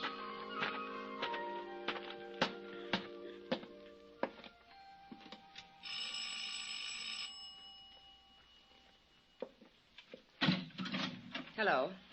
Mrs. Landfair? That's right. I'm Johnny Dollar. I'm representing the Universal Adjustment Bureau in Hartford. Oh, yes, of course. In connection with the insurance. Yes, ma'am. Well, won't you come in, please? Right in here, Mr. Dollar. And do pardon the looks of the place. I'm afraid I've neglected things somewhat since... Well, sit down, please. Thank you. I hope you don't mind answering a few questions, Mrs. Landfair. But since you've already filed claims on the insurance policies, well, I'll try to be as brief as possible. I don't want to seem cold-blooded about it, Mr. Dollar, but the initial shock of losing Doug and the loss of the yacht is past. And there's nothing to be gained in just sitting around feeling sorry for myself, particularly in view of the day-to-day problems I have to face. What problems, Mrs. Landfair? To be perfectly blunt about it, financial mostly. Well, I must say your attitude is very commendable. It's a necessary attitude under the circumstances. Now, what may I tell you? If you're sure you don't mind talking about it. I'd like to know all I can about the circumstances surrounding the sinking of the yacht. Well, I don't quite know how to start. We were on just a pleasure cruise. You were along on this trip? Yes. That is up until the day it happened. Oh, why did Doug ever have to... I'm sorry, Mr. Dollar. Well, we were just taking our time, cruising south along the east coast of Central America, doing a little fishing. We'd often taken the Sea Legs down there. That's the yacht? Yes, a motor sailor. Here, on the wall. This is a picture of her. That's Doug on deck. Oh. Isn't she beautiful? 68 feet overall, 20-foot beam, solid teak decking. Everything. Yes, that is a good-looking boat. It's terrible to lose something as nice as that, isn't it? Yes. Anyhow, along the coast of Nicaragua, Doug decided to put in at San Juan del Perro. That's where the sea legs had originally been built. But the sandbar formations have almost ruined San Juan as a port, so we went on up to Bluefields. Oh, yes, I understand that's now the best seaport on the Caribbean side of Nicaragua. You know that country down there? Only from what I've read. Oh. But go on, please. Well, while we were there, he had some work done on our radio equipment. We'd had trouble with it on the way down. Uh-huh. When the work was finished, of course, he wanted to try it out.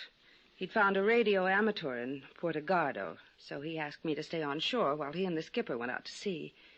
We kept in contact every few minutes while he headed her out toward the Boldero Islands. The Boldero Islands. Isn't that where you lost a power cruiser a couple of years ago? Yes, the Connie O, named after me, and I begged him not to go out there again. Why, Mrs. Landfair? Because of the treacherous currents between the two little islands, the great deep that lies between them. A terribly dangerous spot with pinnacles of rock that reach up almost to the surface. Well, why did he go out there again? To prove a point. That's all, to prove a point. Look, I'm afraid I don't follow you. Doug had blamed the loss of the Connie O 2 years before on poor seamanship by the man at the wheel. He wanted to prove that he could take a boat through there safely. Oh.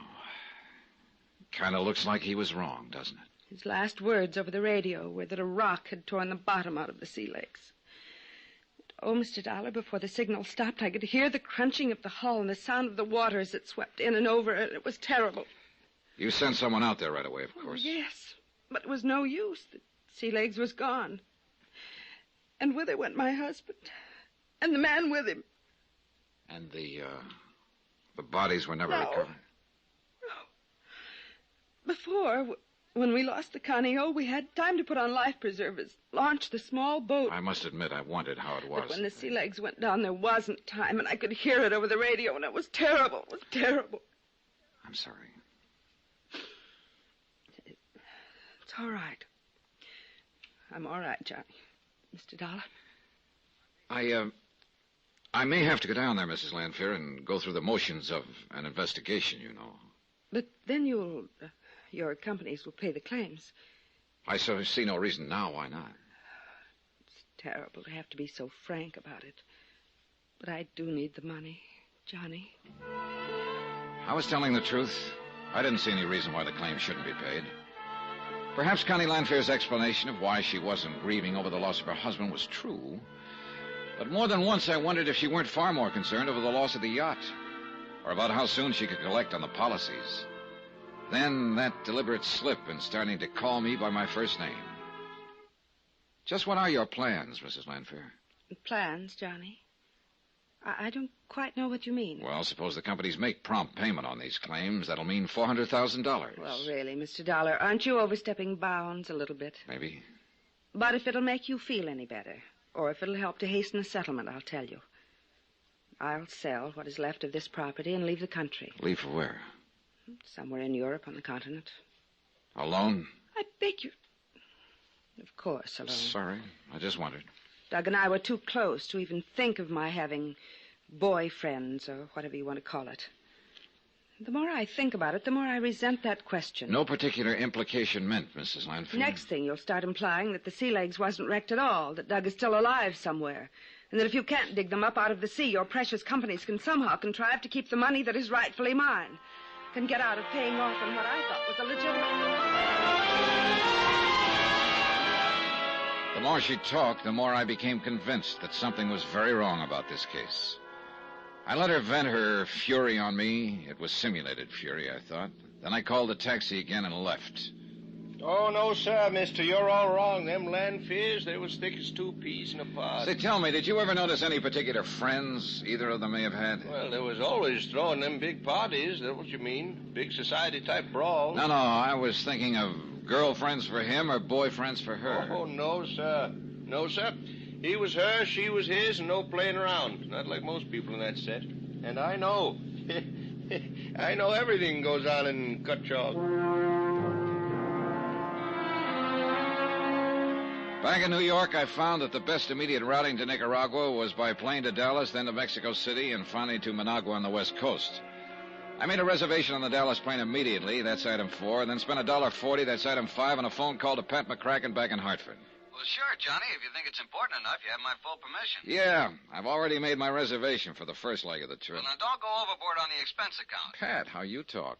But you really smell a rat, huh? Well, look, according to report, the Landfairs were real buddy-buddy. She loved him, he loved her. Yet only a couple of weeks after his death, she's a lot more concerned over the loss of their boat than she is over him. Oh? You think perhaps... I don't know what to think. Meantime, if you can afford it, why don't you have somebody keep a check on her? Well, sure, Johnny, but with what specifically in mind? I don't know. After all, I didn't have any real concrete reason for feeling that this case was fishy. It was more a hunch than anything else, but a real strong one. And I felt that after my visit to her, Connie Landfair would do something, just what I hadn't the least idea. But whatever it was, I wanted to know about it. It was a couple of hours later that I started to pick up the telephone to order a cab to the airport. Johnny Dollar. This is Pat again, Johnny. Oh, hi. I ordered a man to keep tabs on Connie Landfair. Good. It's your old friend, Detective Randy Singer. Fine. Hey, but you know what? What? She seems to have left town in a hurry. No trace. Uh-oh. You still going to Nicaragua? Yeah, but keep looking for her. Right. Expense account item 6, $475. Taxi and tip to LaGuardia Field, where my ticket and seat reservation were waiting for me. Within a few minutes, I was comfortably ensconced in my seat by the window. The passenger door was closed, and the big plane's engines were warming up for the trip to Dallas. Then suddenly, the cabin door opened again. A feminine figure skipped lightly in and plunked herself down on the seat next to mine. Well, how nice. Mrs. Landfair. Surprise, Johnny?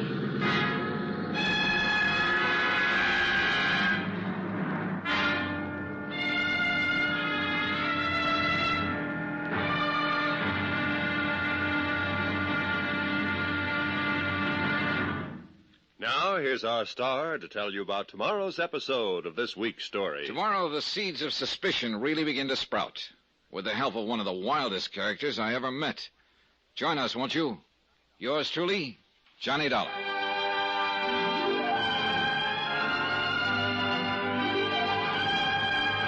Yours truly, Johnny Dollar, starring Bob Bailey, is transcribed in Hollywood. It is produced and directed by Jack Johnstone, who also wrote this week's story. Be sure to join us tomorrow night, same time and station, for the next exciting episode of Yours truly, Johnny Dollar. Roy Rowan speaking.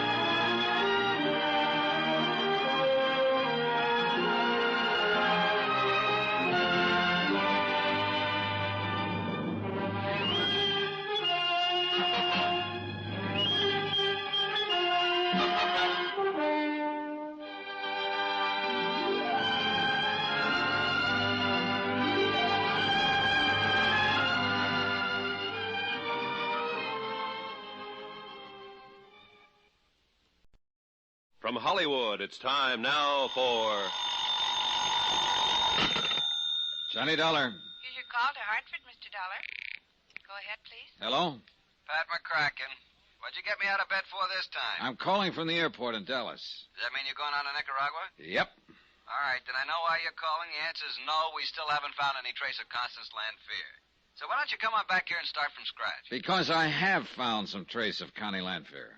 Oh, it's Connie now, huh? It sure is, brother. And what's that supposed to mean? Pat, she just happened to occupy a seat aboard the plane right next to mine. Look, Johnny, why don't you work on the facts of the case for a change instead of on the woman involved? Patrick, ever hear of killing two birds with one stone?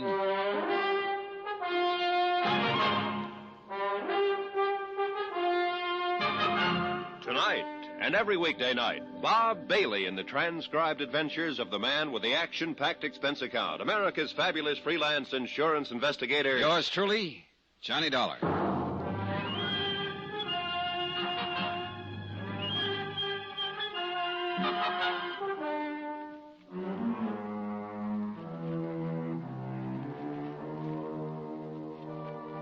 From Special Investigator Johnny Dollar, location Bluefields, Nicaragua, to the Universal Adjustment Bureau, Hartford, Connecticut. Following is an accounting of expenses incurred during my investigation of the Sea Legs matter.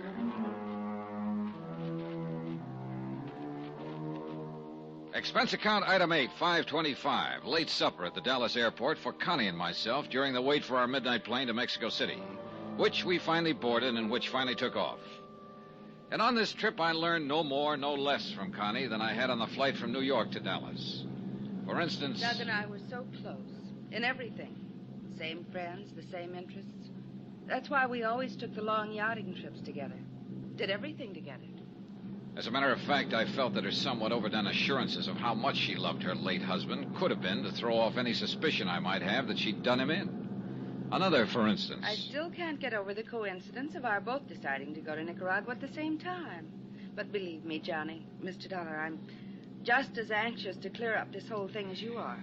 The more I thought about it, the more certain I was that it was not just coincidence that had put her on the same plane with me, and the more leery I felt. I know the country so well, too. I think I told you the Sea Legs was built in a small shipyard in San Juan del Paro. That's south of Bluefields.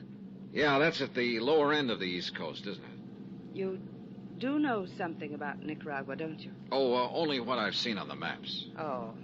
Now, let's see. We can get a plane from Managua to the East Coast? Oh, yes. Nicaragua boasts 2 or 3 commercial airlines. I'm sure at least one of them makes a direct flight to Bluefields. That's where we put in with the Sea Legs, you know, before the beautiful thing went down between those awful Boldero Islands. And took your husband with her? Oh, yes. Poor Doug. There it was again. More apparent concern over the loss of the Sea Legs than over the husband she claimed to have loved so much. And still no explanation of why she decided to go back to Nicaragua. Her decision must have been sudden, too, right after I'd seen her at her home on Long Island. From Mexico City, we took a deluxe 4-engine plane to Managua, but the last leg to the city of Bluefields was in a 2-engine something that looked like war surplus tied together with baling wire. At midnight, we signed in at the Providencia Hotel, and after a hearty meal, retired to our respective rooms to make up for lost sleep. I had not planned to wake up at 6 a.m., but fate decreed otherwise. What? Ha! You're still in bed. Yeah, sure. Just a minute, I'll get up and open the door. No. Do not disturb yourself, dear sir. Huh?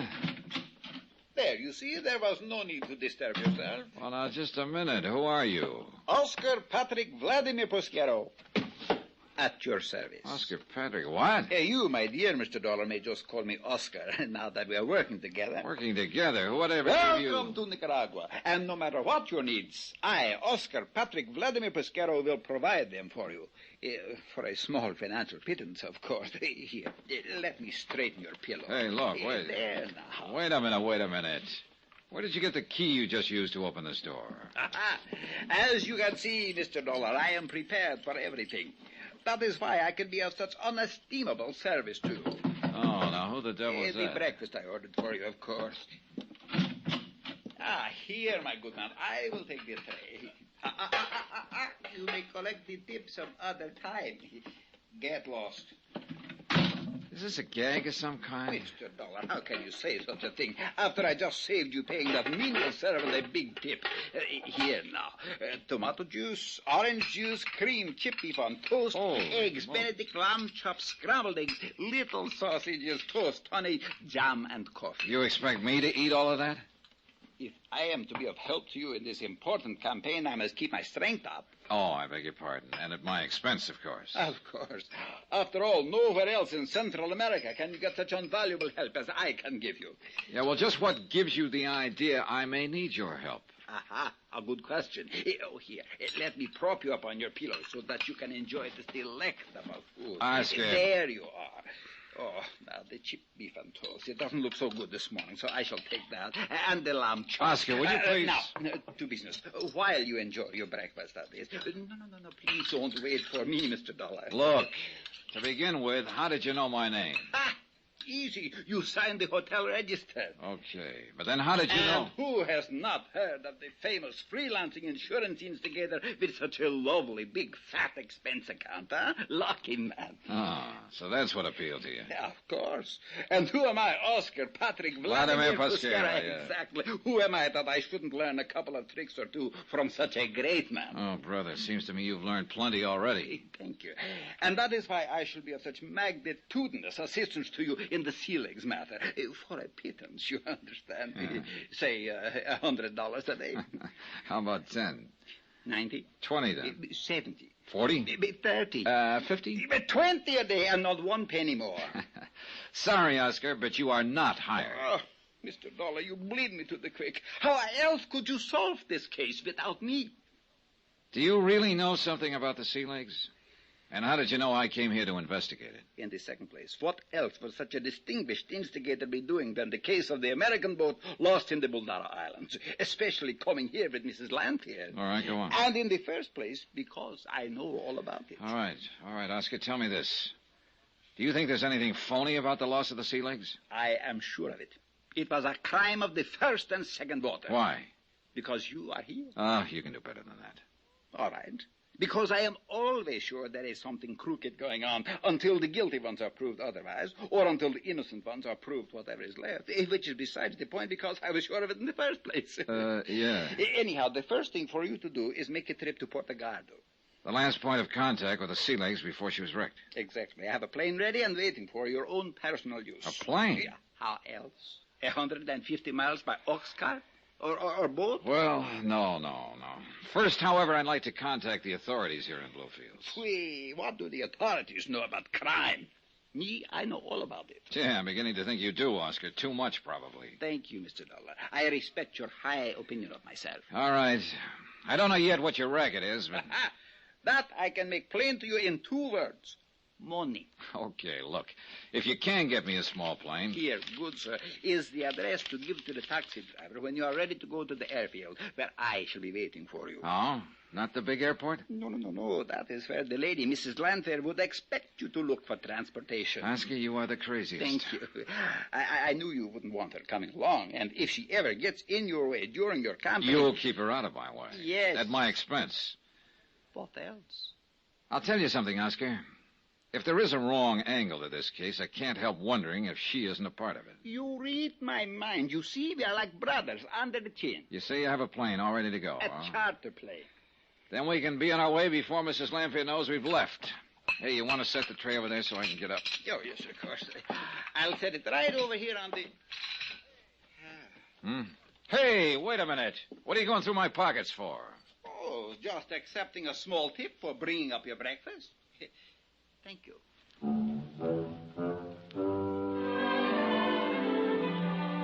If only half of what Oscar said was true, it was conceivable that he could be of help to me. I checked with the hotel manager and the local police. They knew Oscar well and told me that he pretty much lived on the occasional American tourist who showed up. That he acted as guide, chauffeur, pilot, anything for a price. That he could be trusted implicitly by whoever happened to be paying him at the moment. And, which was important to me, he knew the country and its people inside out, was a font of information about anything and anybody. So I decided to let him tag along for a while.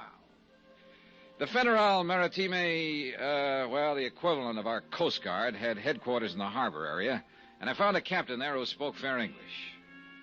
I'm sorry, Senor Dollar, but you know as much as we do. We sent a boat, of course, but we find no sign of the sea legs or the poor people who go down with her. Nothing. Yeah. Well, I'm thinking of going up to Puerto Gardo, where she took off on her last trip, you know. Excellent idea. From there, you can fly out to the Boldaro Islands where the wreck did occur. Now, that's what I was thinking of. But in addition to an airplane, you must also need a pilot and a guide. You have someone to suggest? I see. There is but one. Senor Oscar Patrick Vladimir Puskera. Precisely. Item 9, 20 cents American for a 3-mile ride in an old Model T Ford to the little private airstrip where, true to his word, Oscar had rented an almost brand-new 2-place plane for us. He had it warmed up and ready to go. So fasten your belt, Mr. Dollar, relax, and enjoy it, and we will take off. You sure you can fly this thing, Oscar? Ha! I am the finest pilot in Nicaragua, maybe in the whole world. I'm even a co-pilot. Just how much is the use of this plane costing me, Oscar? For me, a special rate, so don't worry about it. Here we go into the... How much? Well, the usual price is $35 a day, American. But me, I always have a deal. That's on account of I give the field so much business. So now that is settled... Oscar, how much? $45 a day. Do you see what a beautiful view we have from... 45? Look, the bay and the Caribbean on one side, and the flat, empty marshes and plains on the other. Now, wait a minute, look. There, If $35 a day is the regular rate, what's so special about $45 for me? Oh, no, Mr. Dollar. For me, surely you wouldn't expect the finest pilot in the whole entire world to work for nothing. Why, you... Okay. But what took you so long getting to the airfield, Mr. Dollar? Oh, a couple of calls I wanted to make us all. Why? Why, you have disappointed me. And all the time, I thought you had the uttermost confidence in me. Now, what's that supposed to mean? First, you tell me you do not want the lady to know you're awake and out and going. Mrs. Landfair? Yes. And then what happens? You tell her all about it. What makes you think that? Why else did she come tearing out to the airfield while I was waiting for you? Wait a minute. You rent herself a plane and take off in it. What? She took off just a couple of minutes before we did. Connie Landfair, chartering a plane. Why? And to go where? And after her offer to stick by me and help me, why would she do it without letting me know? There were a lot of questions to be answered in this case, and most of them to be answered by Connie Landfair.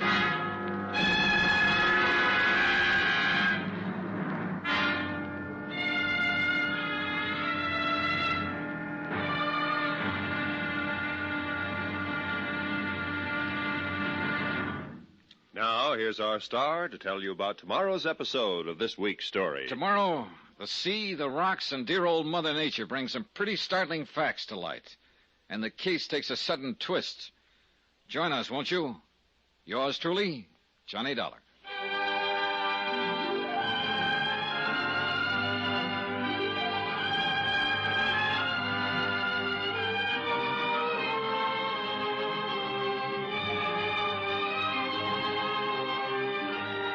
Yours truly, Johnny Dollar, starring Bob Bailey, is transcribed in Hollywood. It is produced and directed by Jack Johnstone, who also wrote this week's story. Be sure to join us tomorrow night, same time and station, for the next exciting episode of Yours truly, Johnny Dollar. Roy Rowan speaking.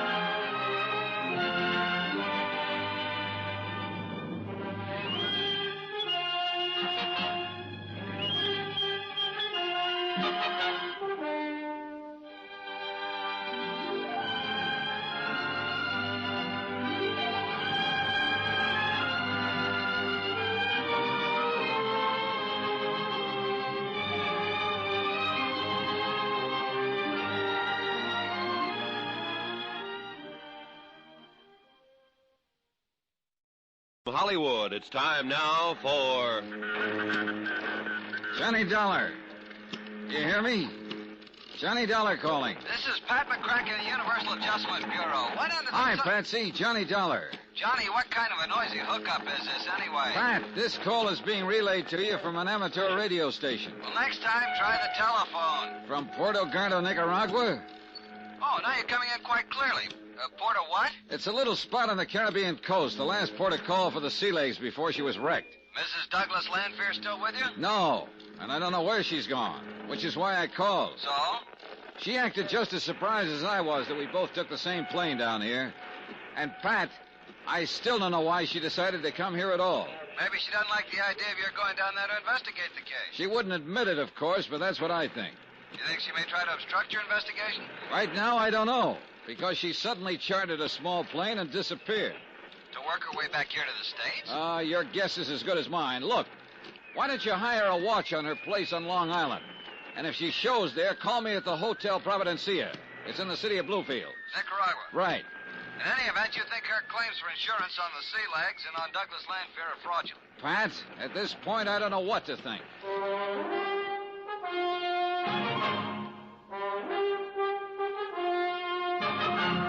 Tonight, and every weekday night, Bob Bailey in the transcribed adventures of the man with the action-packed expense account, America's fabulous freelance insurance investigator. Yours truly, Johnny Dollar.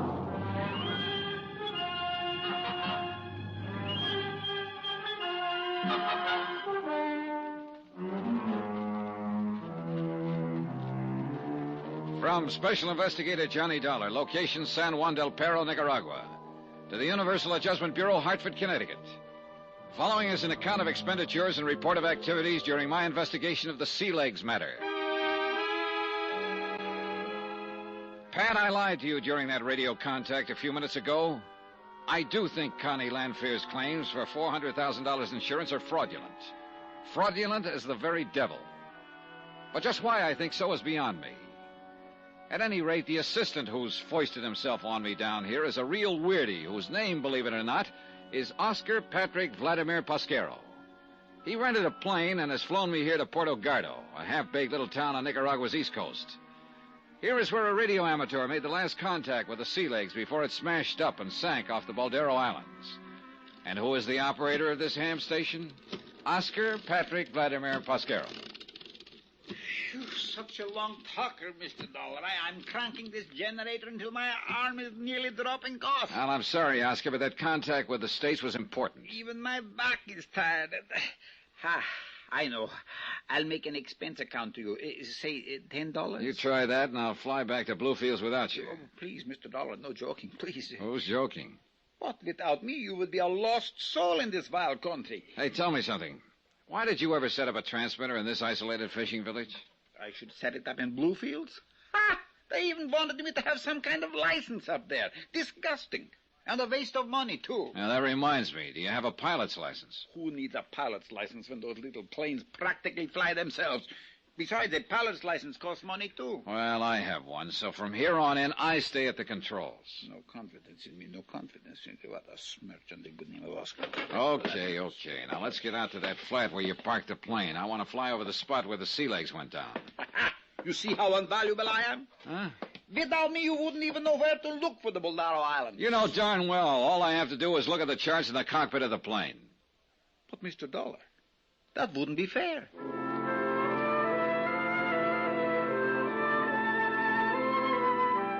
The Balderos turned out to be only 6 or 8 miles offshore. 2 narrow little rocky islands that poked up out of the sea to keep each other company in the vast, quiet blue expanse. One of them was perhaps a mile long, and the other, just a couple of 100 yards away and stretching parallel to it, was even smaller. Sure, to a man at the wheel who was unfamiliar with these waters and without charts, the Balderos could conceivably be a menace to navigation. In the dark of the night, that is. Oscar? Yes, sir? Do you remember what time of day it was when the sea legs went down? Of course, I remember anything. Names, dates, places. Well, how about the sea legs? Of course, I was talking to her by radio. Well? Such a lovely day, too, just like today. You know, Mr. Landfair even promised to take me fishing after we finished the radio contact testing. What time? He even promised we would... it was exactly 10:21 a.m. when the radio signal from the yacht suddenly cut off. You're sure of that? Yes, sir. We were talking away back and forth, and then pip! Nothing. 10:21. One question, a couple of real good answers.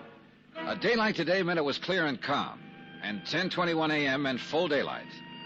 The Balderos must have stuck out like a sore thumb. Hang on, Oscar. I'm going to make a tight circle over those islands for a closer look. You sure you wouldn't like for me to steer, Mr. Dollar? I'm sure. But if you do all the work, how am I ever going to earn the handsome restrainer you're going to pay me? Wait a minute. Yes, sir? That channel between the islands is as smooth as a mill pond. Sure, it always is, except during a storm. And so clear you can see way down into it. Oscar, I thought there were a lot of pinnacles of rock sticking up in that channel. Oh, maybe at low tide, 1 or 2 on the east side that is shallow, otherwise like you see it now. And what's supposed to make the channel so dangerous? The current that runs through it when the tide is changing, Mr. Dollar. It's how you say, a dilly. Like now, when the tide is coming in. Enough to wreck a boat like the Sea Legs? If the skipper wasn't watching the road, you should see how the current wobbles and squirms. Hey, look, there's a packing case down there floating around. You see? First one direction, then the other, shifting around like a crazy. Yeah. Oscar, I think that packing case is going to be a big help to us. Maybe there's something in it that might be worth money or something. Oh, stop thinking of money. Then how? We're going to see just where the current delivers that packing case. You want to know where that packing case will be ending up? That's what I said. Then steer back to Portugaldo, to the beach in front of my superlative radio station. Huh? Sure. How else do you think I got all the lumber and furniture and stuff from my radio shack?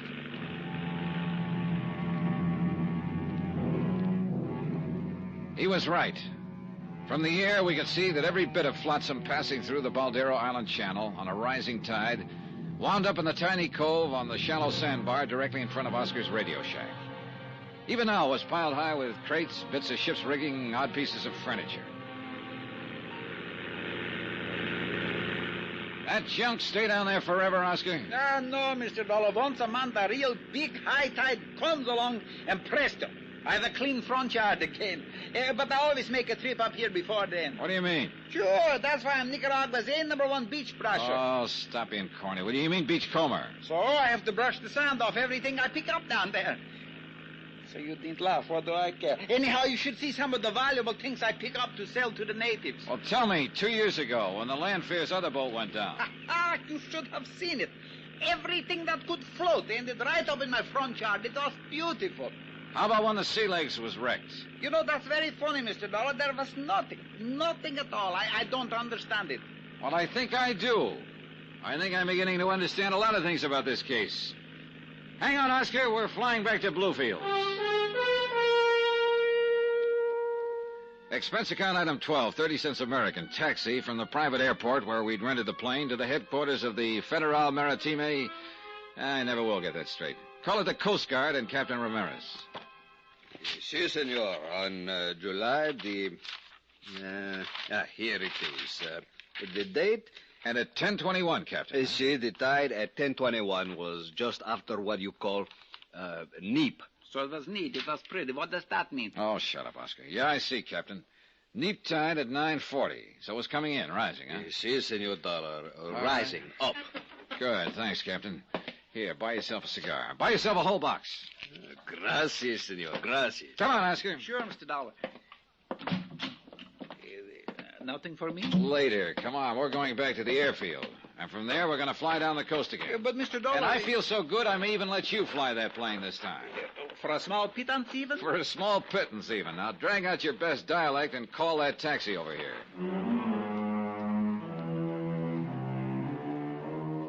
Item 13, $6 for the Capitan. Item 14, 50 cents taxi back to the airfield. For some reason, the fare in the old Model T went up every time I used it. Or did Oscar wink some kind of a deal with the driver that he could cut in on later? Item 15 and another $45 for rental of the plane, and I'm sure it all went into Oscar's pocket. That his knowledge of the language enabled him to persuade the owner we shouldn't pay 2 rentals in one day. We headed south and made good time. But where are we going? Another few minutes and you'll be down to Costa Rica. What's that little seaport straight ahead? San Juan del Perro. And according to this map, it has a more than adequate landing field. Look, do you see what I see down there on it? Yeah, exactly what I hoped to see. The twin of this plane. The plane in which Mrs. Landfair disappeared this morning. I'll land right beside it. No sooner said than my name is Oscar Patrick Vladimir Pasquero. Don't these little fields have any personnel? Ha! If they get 2 planes a month, they think it's a crowd. Yeah, but there must be somebody. There's a car back of the hangar. Good. Then we'll have transportation into town. You still haven't told me why you decided to come here. Was it because Mrs. Landfair did? That was something I didn't know until I saw that plane down there. All right, easy now. Don't land too close to it. I am in perfect control. Here we go. No, Oscar, it was a hunch, based on the fact I remembered that the Sea Legs was built in this town. Hey, nice landing. Thank you, Mr. Dollar. Maybe a little extra bonus for such a good job. If you don't stop talking about money, you're going to have to find yourself a... See, am I crazy? Isn't there someone in the cabin of that other plane? Hey, the car, it's coming over to meet us. Hey, watch it, Oscar. That darn fool is heading right across our landing pad. Huh? Gun the engine. Is he crazy? Can't he see us? Hey, swing high, but don't flip us. Come on, more throttle. It's already there. Then straighten out. Take off. I can't. What'll I do? What'll I do? Let me at those controls. Hang on. Here he comes. He'll hit our gear. Hang on.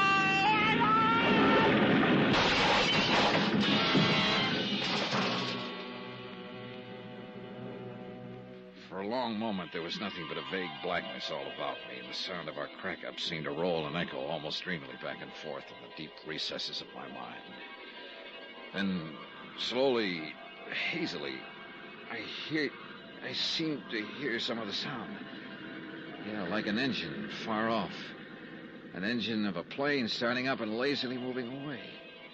Sure, yeah, of course I did hear it. It was the other plane, the one that had been parked on the landing strip. Then as my mind began to clear, I realized I'd seen something, someone else. I'd caught a glimpse before the car struck our landing gear of the man behind the wheel of it. A man whose picture I'd seen briefly at the home of Constant Landfair.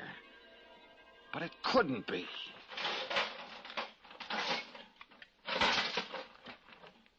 Oh, Mr. Dollar. Am I still alive? Yeah, Oscar. I'm afraid you are. Thank you. But did you... Oh! Did you see who was driving that car? Yeah.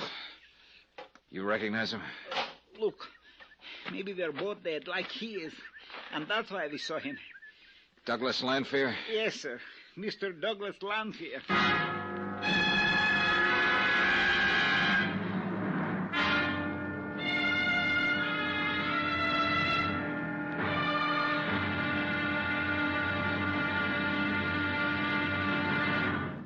Now, here's our star to tell you about tomorrow's episode of this week's story. Tomorrow, the dark back streets of San Juan del Perro yield some valuable information and a threat of sudden death. And believe me, it isn't an idle threat. Join us, won't you? Yours truly, Johnny Dollar.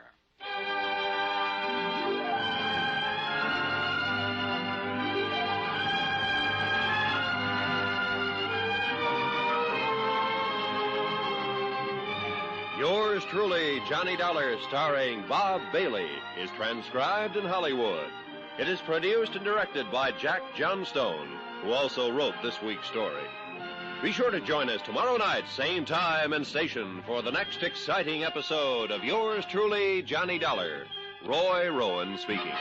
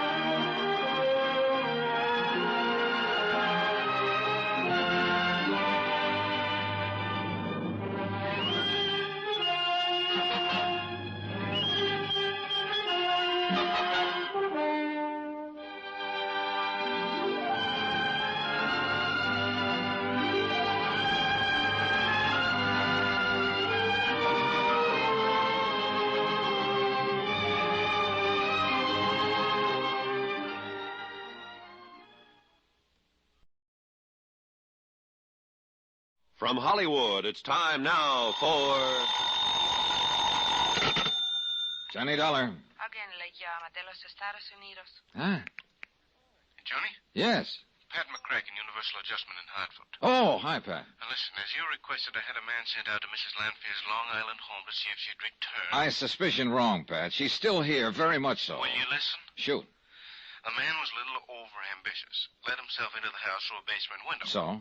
While he was there, the telephone rang. He wasn't crazy enough to answer it. Crazy like a fox. It was long distance from right where you are now, San Juan del Perro. And, Johnny, I suspect it was from the man on whose policy she's made a claim for $250,000. Her dear departed husband, Douglas Landfair. Right. And if so, her claim on him, at least, is fraudulent. So see if you can dig up some proof. Brother, I have it. The man is anything but dead. Huh?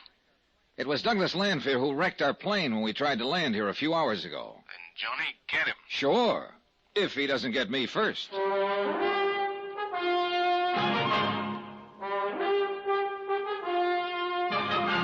Tonight and every weekday night, Bob Bailey in the transcribed adventures of the man with the action-packed expense account. America's fabulous freelance insurance investigator. Yours truly, Johnny Dollar.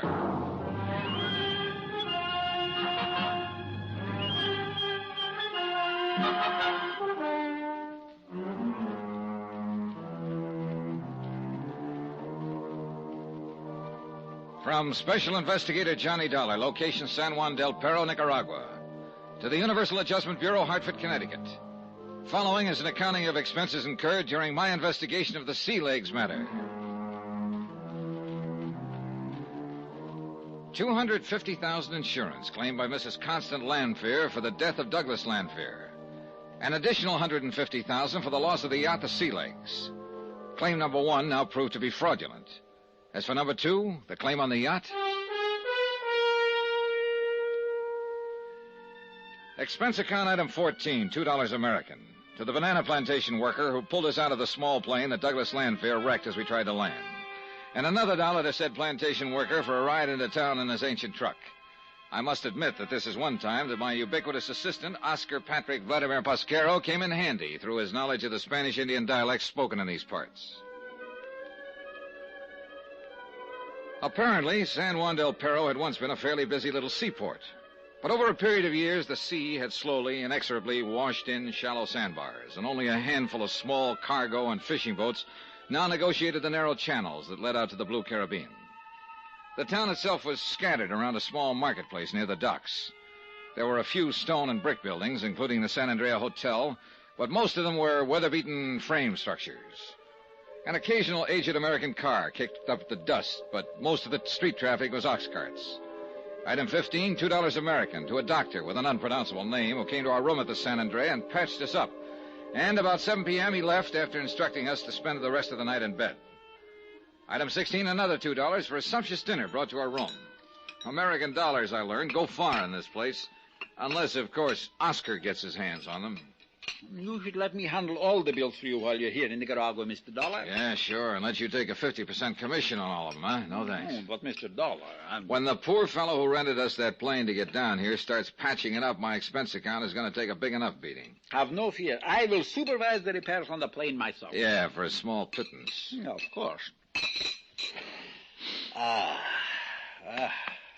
What a wonderful dinner. Now, to sleep it off. Well, you sleep all you want to. I got work to do. Work? Yeah.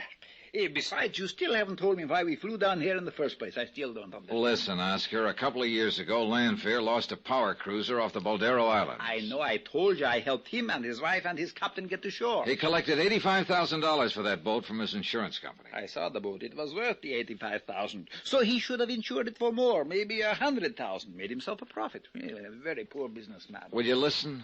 The ease of collecting on that loss must have given him ideas. What's more he could do with some money? The parental estate was running low. Anyhow, a few weeks ago, he brings a yacht, a motor sailor down here. The Sea Legs. Right. This one's insured for $150,000. And his own life is insured for $250,000. Aha. Maybe he's not such a bad businessman after all. He takes the Sea Legs out to the very same place where he lost the first boat. This time, he leaves his wife ashore. He and the skipper go out alone, presumably to check on some new radio equipment he's installed. Sure, we made the radio contact from my own personal sender on shore at Portugaldo. But the contact was suddenly cut off. I heard it. And the next thing we know, Mrs. L is back at her home on Long Island claiming a total of $400,000. Well, why not if she thought he went down with the boat? Because I don't think she did. What's more, I'm going to prove... Of course I knew it all the time. Because if he drowned off the Boldero Islands, what was he doing here today, driving the car that wrecked our plane? Unless he was dead. And do you know something, Mr. Dollar? I don't believe it. Oscar, there was somebody in the cabin of that other plane waiting to take off with him after he smashed our landing gear. You didn't see who? No, but I'll give you odds it was Constant Landfair. Another thing, she said that when the Sea Legs went down, she heard it go over the radio. You said that the signal just suddenly cut off. Mr. Dollar, you don't think the yacht was wrecked at all? Not any more than I think Landfair went down with it. Then where is it?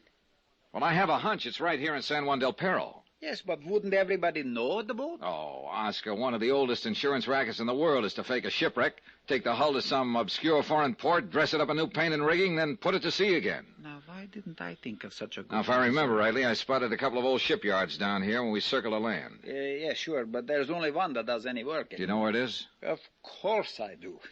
You see how invaluable I am to you? Then that's where we're going right now. But, Mr. Dollar, what if you do find the boat? What do you mean? Mr. Landfair has already flew the goose. He took off in that other plane after we cracked up. Look, we'll take things as they come along. Right now, while we're here, I want to look for that yacht. I saw an excellent picture of it, and I'm sure if I find it, I can identify it. And if we do find it? We will have twice the case against the Landfairs. Mr. Dollar, I am fortunate to be working for such a sterling, silver, 14-carat genius, for the most outstanding, intelligent, instigator... Get your hands out of my pockets. There's one other thing I'd like to find. One person, unless Landfair murdered him. Who? His one-man crew. Oh, Ramon Gonzalez. The same man as on the first trip. Well, if he was allowed to live through the first wreck, he was probably in cahoots with Landfair and therefore is still around. Would you recognize him if you saw him? Maybe so, maybe not. The first trip he was big and fat. The second trip he was skinnier. He wore a beard on his face. If he's changed again, yeah. Oh, you're a lot of help. I thought you never forgot a name or a face. But, Mr. Dollar, him I never made any money off of. Well, come on, get into your clothes and let's prowl around the shipyard.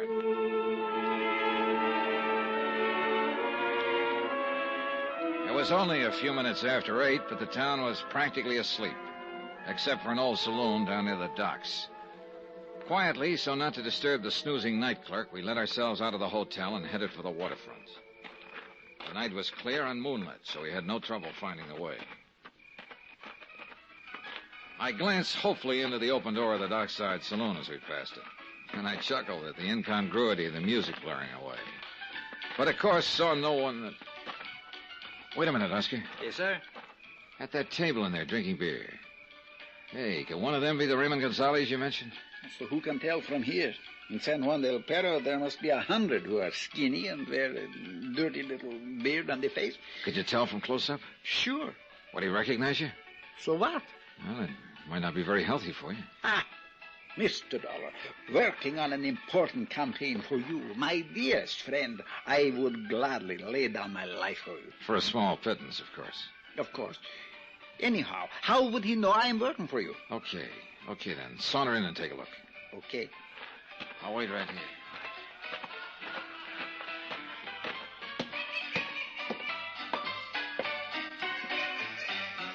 Good evening, gentlemen. It's a nice weather we're having, huh? Es buen día, no?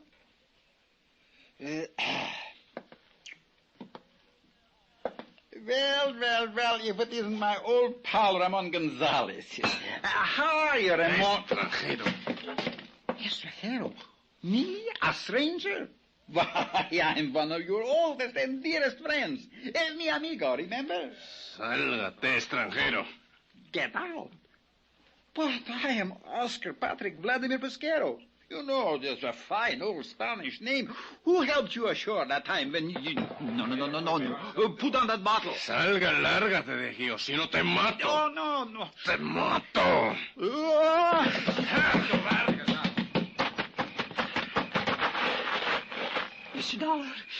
Mr. Dollar. Yeah, I don't think they liked you to interrupt their little beer party. He threatened me that night. He said he would kill me. Is he Ramon Gonzalez? Who? Yes, I'm sure of it. You see, Mr. Dollar, he did not go down with the ship. You're telling me. Well, aren't you going to do something about him? Later, if I locate the sea legs. Cautiously, quietly, looking back over my shoulder now, we prowl through the old shipyard. And finally, led by the smell of fresh paint, I found it.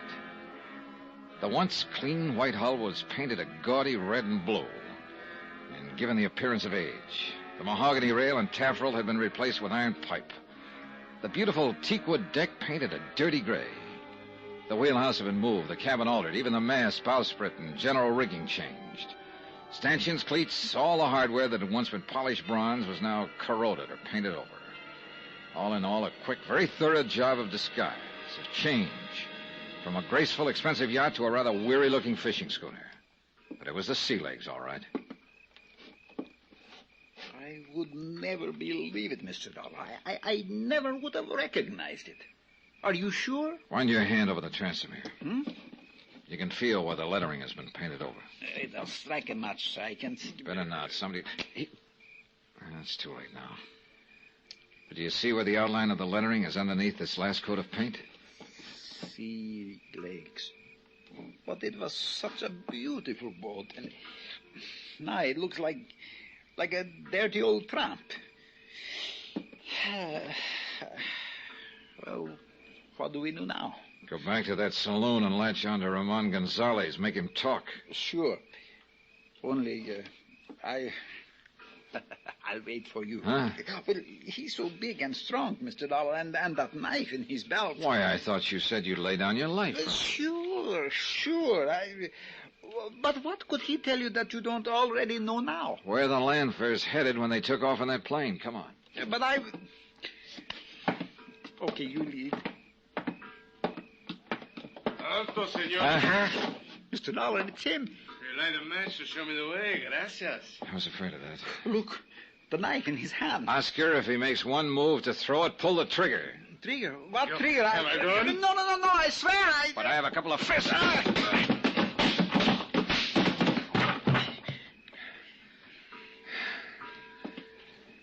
Well, let's bring him in. Bring him to so I can question him. No. Let's get out of here. Please, Mr. Dollar, he may have a friend around. Right, Oscar, he has. And this one carries a gun aimed straight at Mr. Dollar's back. Well, Mrs. Landfair. Surprised, Johnny?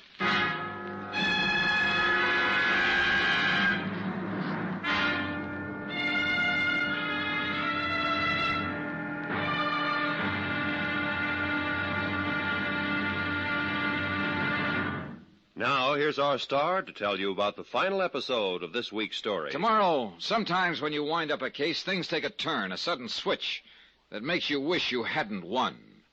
Join us, won't you? Yours truly, Johnny Dollar.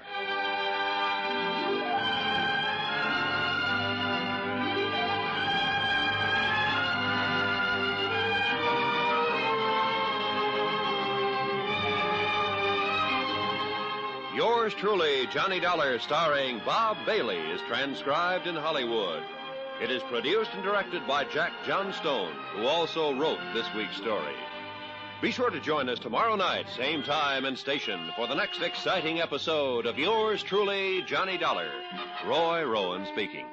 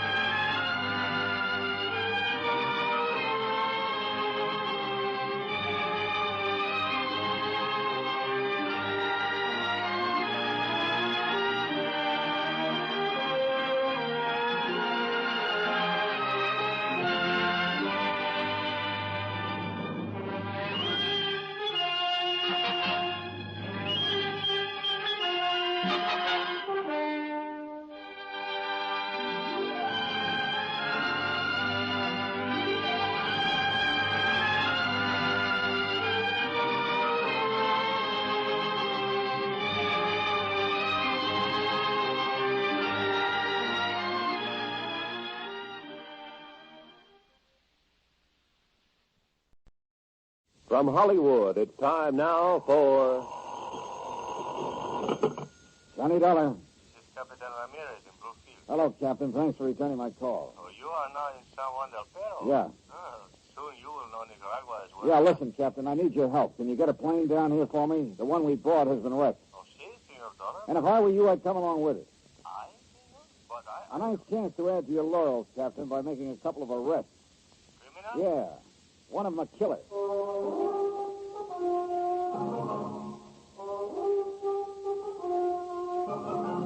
Tonight, and every weekday night, Bob Bailey in the transcribed adventures of the man with the action-packed expense account. America's fabulous freelance insurance investigator. Yours truly, Johnny Dollar.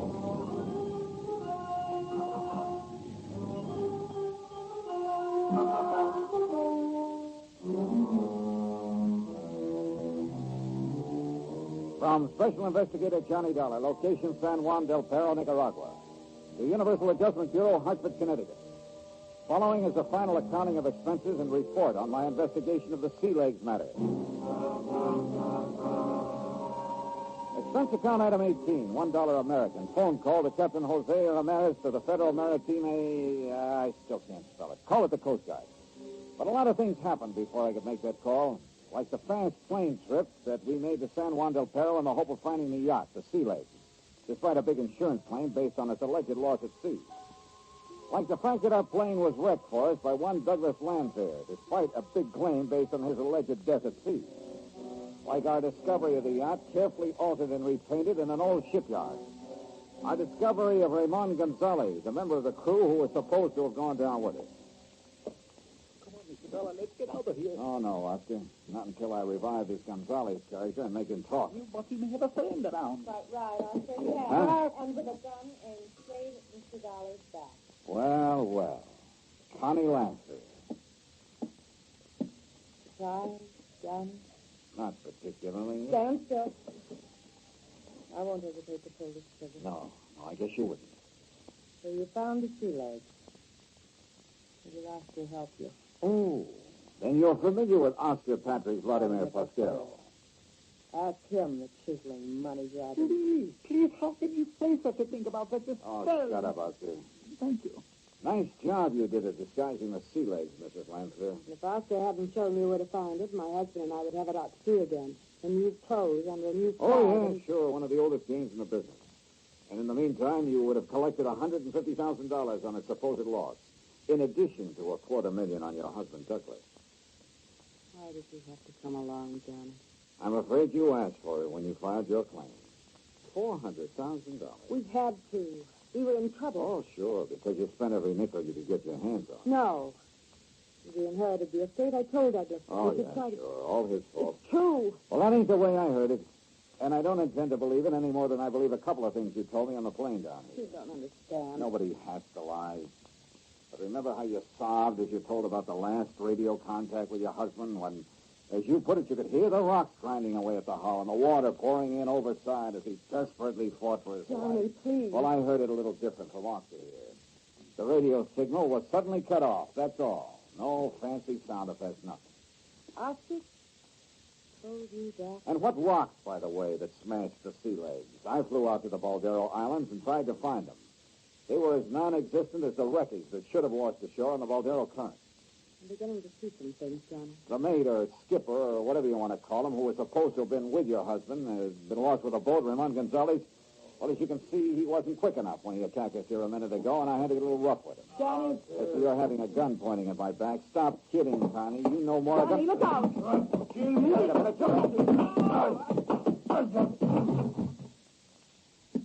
He was going to kill me, Mr. Dollar, but you were too good for him. Well, a lot of help you were. That his knife? Huh? Oh, yes. Yeah. I think I'd better have it, Oscar, because... Well, I see Connie Landfair made a hasty exit from the scene. She did? Well, what do you know about that? You didn't see her leave? Well, it's so dark in this old shipyard, and I was so worried about you, dear Mr. Dollar. Why don't You should be. Plenty worried. Huh? Look, why don't we get out I needed only two things when I came down here, Oscar. Proof. Both of them. Why don't we get out of this dreary place, Mr. Dollar, and talk someplace else, huh? Where there's life. Oh, shut up and listen. I found them both now. Proof that Douglas Landfair never died in a wreck of the Sea Legs, and proof that the Sea Legs was never wrecked at all. Except for a couple of details, the case is closed. One of those details is you. Hmm? Oh, you mean paying me for all the unvaluable help I've been... Oh, how nice. I take it in 20. Oscar, I'm going to lay the cards right on the table. And the money? I'll find it to you. Now, listen to me. Connie Landfair slipped away during our little ruckus here. But you could have stopped her as easily as you could have stopped this Gonzalez character from jumping me. She said she had a gun. A bluff. She didn't. But you did. Me? Oh, Mr. Dollar, I spotted that bulge under your left arm the minute you appeared in my hotel room that first morning. Well, don't reach for it because I'm carrying one, too. Mr. Dollar, dear, I don't understand. Well, I do, now. I've wondered from the beginning just why you insisted on sticking so close to me from the minute I arrived here in Nicaragua. All right. I will tell you the truth. the whole truth, even if it costs me a small, slight percentage of an inexpensive fees you're going to pay me for the unestimable assistance I have been giving you. Oscar, you just won't give up, would you? The money. That's what it is. The money.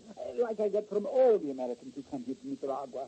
Only from you it was not for sightseeing, guiding, but for all the help. Like, for instance, the money you've been getting from the Landfairs? I cannot tell a lie, Mr. Dollar. I did get some money from Mr. and Mrs. Landfair, you know, for various and Sunday services when first they came here. But why not, including the use of my radio sender? You see, if I hadn't known they would pay me well for the using of my radio... Your unlicensed My radio. unlicensed radio, because the license costs too much. Why, I would never have been able to know about the wreck that didn't happen and so skillfully lead you to the Baldara Islands and all the clues that I... Well, you know what I mean. What you really mean, Oscar, is that you expected a lot more from them if their crazy plan to collect on the insurance policies worked out. You're sure? Because no, Mr. Dollar, no, I was only trying to help you. Think, Mr. Dollar, about all the things I've told you about. You were careful not to tell me a single thing that I wouldn't have learned anyway. Oh, Mr. Dollar. Why did you insist right off the bat that we fly to Puerto Gardo, for instance? Why, of course. Apparently to help me for a small pittance, of course. But actually it was to keep me out of the way while Constant Landfair made contact with her husband here in San Juan del Perro. Oh, please, No doubt you worked that all out with her before you busted in on me that first morning. Then when we did get to Puerto Gardo, tried to prevent me from spotting the current that would have taken any wreckage from the island to wash to the shore on the sandbar at Puerto Gardo, if the sea legs had gone down. That isn't... No. I told you about that strong current and very then, too. Sure you did. But only because you realized at that point that I couldn't help finding out about it anyway. Mr. Dollar, you're making a crook out of me. Making a crook of you? Well, I have this little item, Oscar. When we started to land our plane and Douglas Landfair came at us with his car, you know as well as I do that you could have avoided it. Kept us from snapping off our landing gear and crashing. Oh, it was nicely done, too. So that you wouldn't get badly hurt, but still be up and around to collect from Landfair for it. Oh, Mr. Dollar, how can you even intimidate such a horrible thing? You, my dearest, my undying Because friend. of your little suggestion along the way that I unfastened my seatbelt and relaxed, while you, I noticed, kept yours tight. One thing after another. And finally, of course, armed as you are, you not only let Gonzalez attack me, but you let Connie Landfair escape as well. And all for money. Money. That's all you've talked about. How did you figure to collect for all this?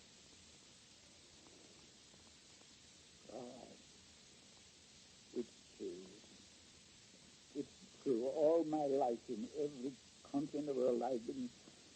Whatever I have done has been because I love money. But I swear it, Mr. Dollar, I would have never let them kill you.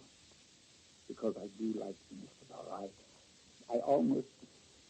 Even with all the money I could get from them, I almost gave it up. Yeah. For whatever you could get from me. Yes. And because you're such a nice man,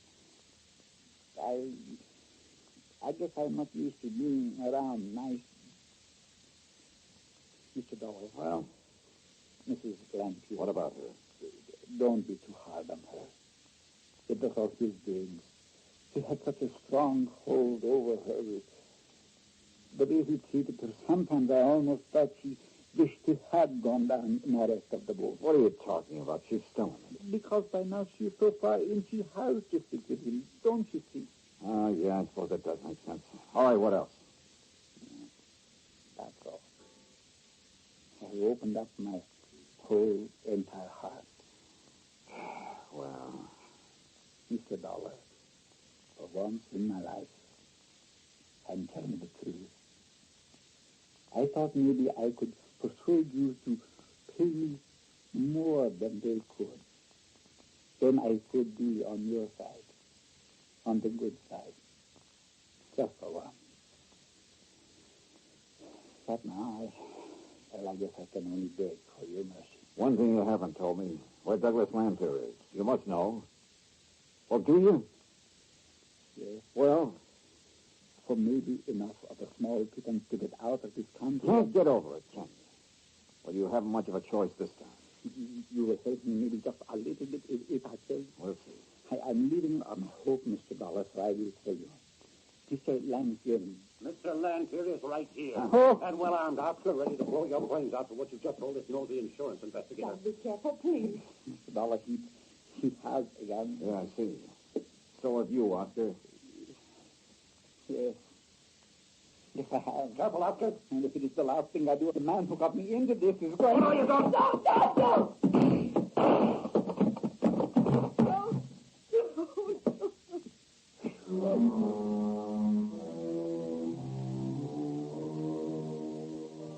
So, it was after that I called Captain Ramirez of the Federal Maritime. Someday I'll learn that word.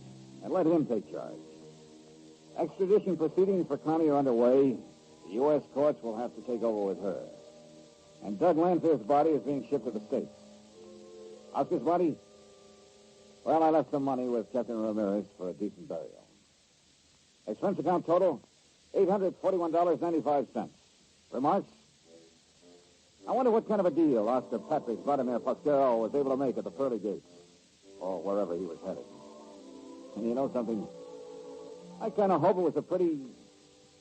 Well, at least I hope it wasn't too bad a deal. Yours truly, Johnny Dollar.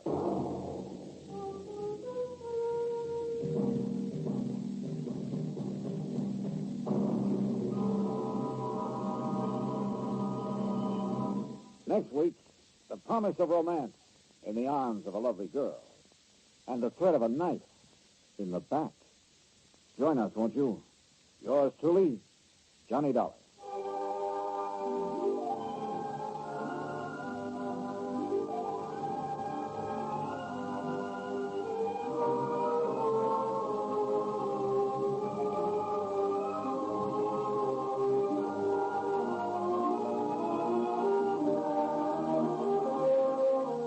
Yours truly, Johnny Dollar, starring Bob Bailey, is transcribed in Hollywood. It is produced and directed by Jack Johnstone, who also wrote this week's story. Heard in our cast were Harry Bartell, Lawrence Dobkin, Virginia Gregg, Parley Bear, Don Diamond, and Russell Thorson. Musical supervision by Amerigo Marino.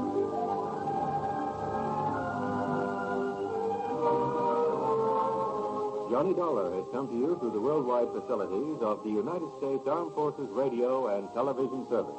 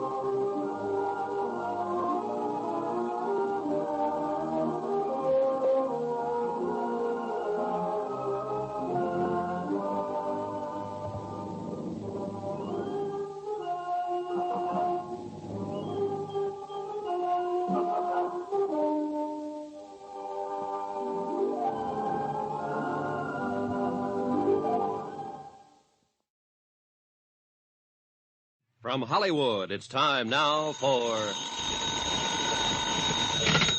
Johnny Dollar. Vic Kelly, Johnny, Worldwide Mutual. How's your Spanish? CC, Senior. Oh, Mother told me there'd be days like this. One egg in your beer? I gotta be a linguist yet? You may have to be a lot more than that to unscramble this one. Tell me about it. Oh, price is still the same, though. Get on over here, will you? Sure, but give me a little hint. I'd like to start worrying early. All right.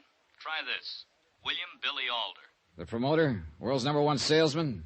Up again, down again, Alder? The same. And at this point, he's up. Up to his ears in Venezuelan oil. We're carrying 250,000 life on him. Ooh, I'd settle for the premiums, Vic. How come you're worrying? You'd worry, too, carrying coverage that size. Especially with Alder behaving like he is. Like? Like changing his beneficiary 5 times in a month. What would you say that means? Means I'll be right over.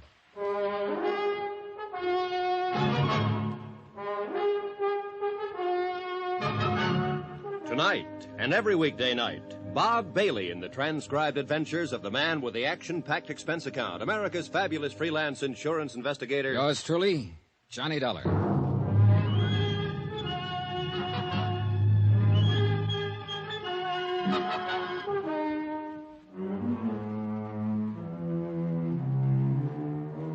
From Special Investigator Johnny Dollar to the Home Office, Worldwide Mutual Insurance Company, Hartford, Connecticut. The following is an accounting of expenditures during my investigation of the Alder matter.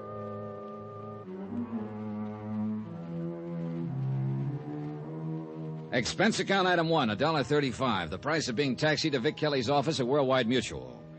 For a normally easygoing fella, Mr. K had a bad case of how did I ever get into this? $250,000. That's a big policy. Big. You look like the claim's already been filed. Smile a little, Dad. Yeah, sure. At least fill me in.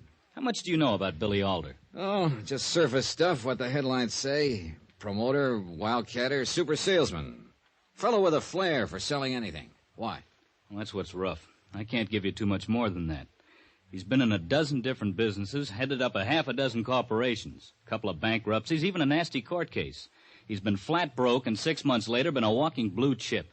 Been up and down more times than a yo-yo. Oh, it's a nice life if you can take it. But, feast or famine, he does everything big. Like the $250,000 policy, huh?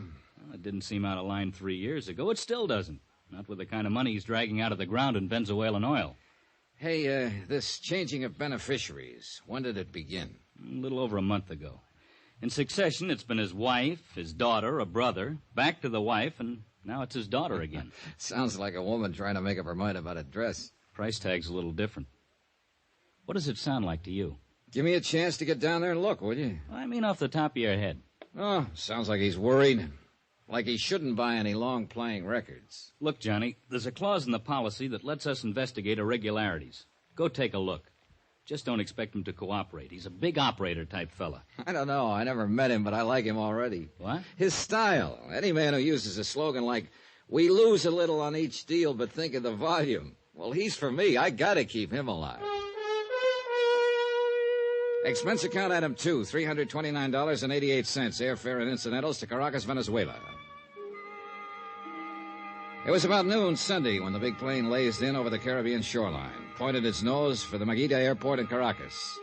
Below us spread what's laughingly called man's handiwork, his progress. A few short years ago, it had been nothing but lush green jungle. Then came men shouting the magic word oil, and the jungle was now disappearing as fast as they could throw up the derricks and sink the drills. Progress. A taxi to the Hotel Pariah and a good lunch adds up to item 3, $4 even. I was ready for business.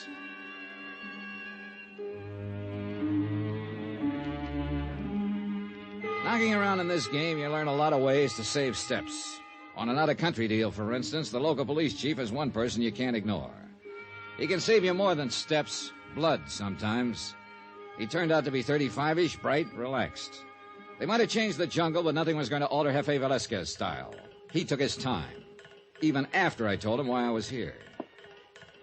I'm sorry about the ceiling fan, Senor Dollar. Oh, what's wrong with it?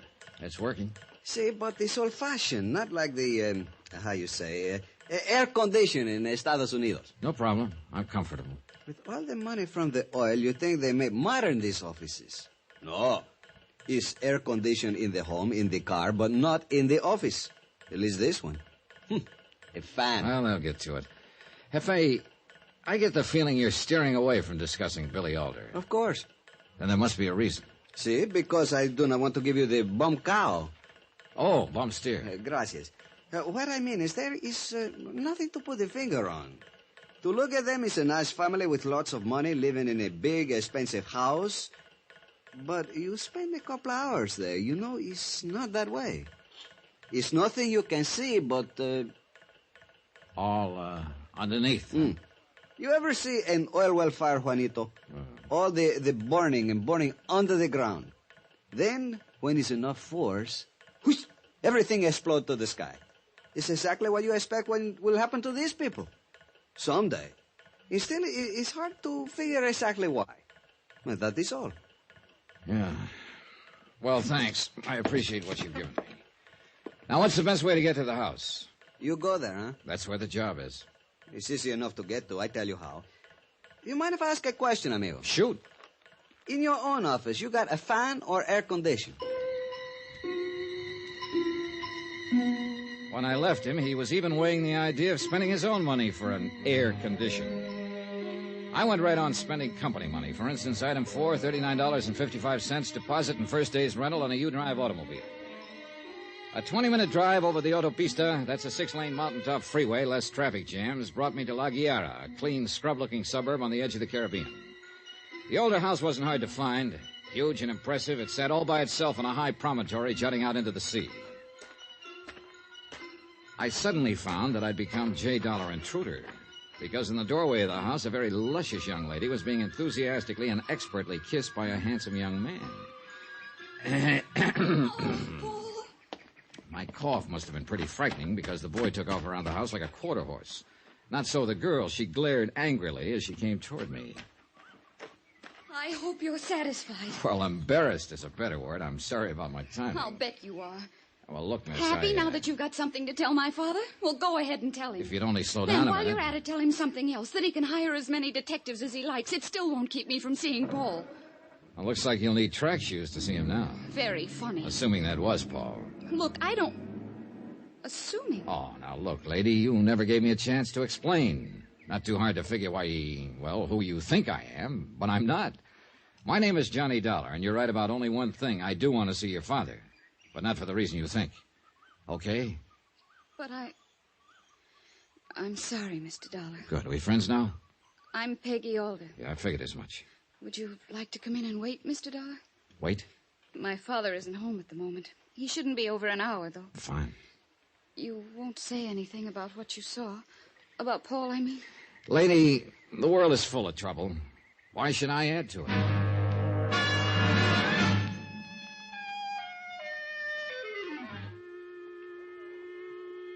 Billy Alder's selling methods may have been wild, high-pressure stuff, but there was taste in his home. And when Peggy Alder put a drink into my hand and led me out to a patio, I was ready to get a drill and go oil hunting myself. Patio? It was a small, exclusive, man-made mountaintop, 600 feet down to the Caribbean on 3 sides. If you were going to have troubles, this was the place to ponder them. Peggy Alder still didn't trust me completely. Inexpertly, she tried to dig out my reason for being there. Gave up after a while, then excused herself when her father showed up an hour later. I'm glad you're here, Dollar. What's wrong? Oh, just surprised. Guess I expected to be tossed out. Why? Kind of delicate asking a man why he changes beneficiaries like some men change suits. I've read the policy. Your company is allowed to ask. We appreciate your feeling that way. But it says nothing about my having to answer. No, that's right, it doesn't. But it's hard not to draw conclusions. Such as? You're afraid somebody is, shall we say, gunning for you. But you don't know who. Am I right? Is that what your company thinks, too? Well, they don't think anything, but they'd like to know. Do you enjoy your trip down, Mr. Dollar? Well, I take it I've worn out my welcome. Sorry. No. Sit down. I told you I was glad you're here. Then you shouldn't mind a couple of questions. I'll tell you nothing, Mr. Dollar. I admit nothing. Is that clear? Is it? Look here. Your company has a good deal to lose by my death. We just want to be sure nobody's thinking of it as a commercial venture. And stay here, Mr. Dollar. Here, in this house. Keep me alive.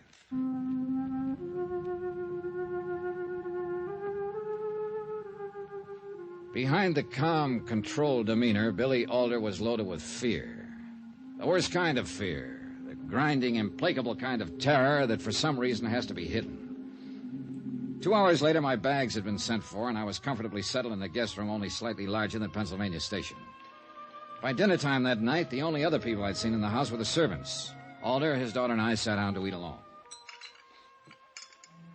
I must apologize for Mrs. Alder's absence, Mr. Dollar. She went to the bullfights today. She's staying in town for dinner with the others. The others? We have several guests staying with us. Charming people, Mr. Dollar. Wait till you meet them. I think we can do without that kind of talk, Peggy. You defending them, Father? Guests. Don't you mean leeches, parasites? That'll do.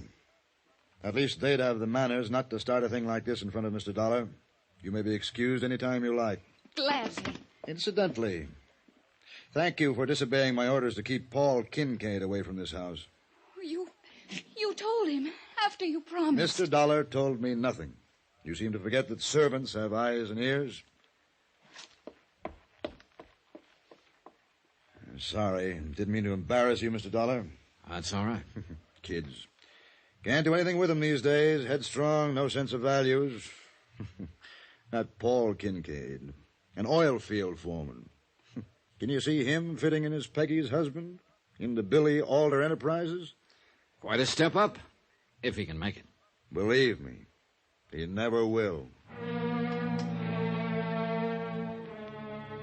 After dinner, Alder and I headed for that fabulous patio. I hoped he would open up, but he kept the talk general. Charming, witty, but simply conversation. Truthfully, I wasn't too unhappy, because the setting was one of those once-in-a-lifetime things. I couldn't take my eyes away from the lights far below. The glittering shoreline stretching from Carabinero all the way to Puerto Cabello. That's when it happened. The bullet smashed into the wooden canopy support just inches from Alder's head. So close that the splinters flew, buried themselves in his cheek. Mr. Alder, you all right? I think so. Stay here. I raced back through the house, headed for the front entrance as fast as I could. Outside, I tried to stare through the darkness into the only direction from which that shot could have come.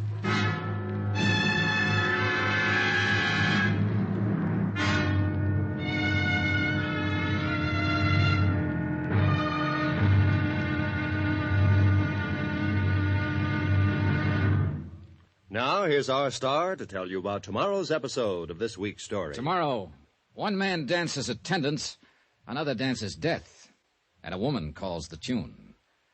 Join us, won't you? Yours truly, Johnny Dollar.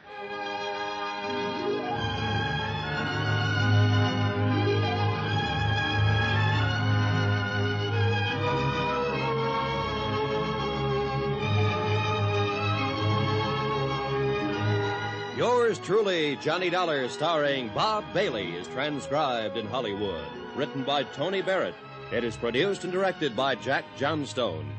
Be sure to join us tomorrow night, same time and station, for the next exciting episode of Yours truly, Johnny Dollar. Roy Rowan speaking.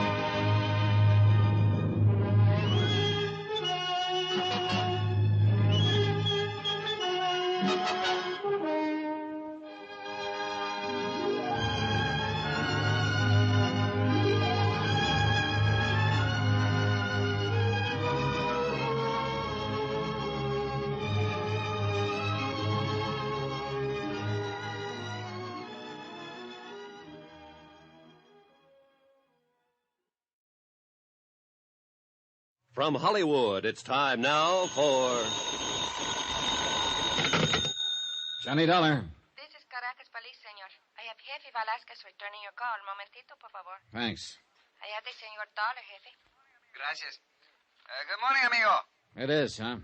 Here it is. Here it ain't. Where is there? The Alder house in La Guiara. I'm staying here at Alder's request. Ah, you are, how they call a fast mover, amigo. Felicidades. Sorry, but felicitations are a little out of place. Trouble?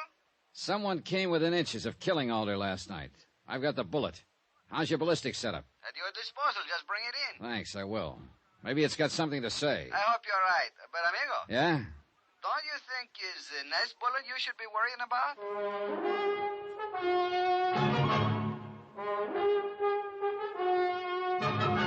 Tonight, and every weekday night, Bob Bailey in the transcribed adventures of the man with the action-packed expense account, America's fabulous freelance insurance investigator. Yours truly, Johnny Dollar.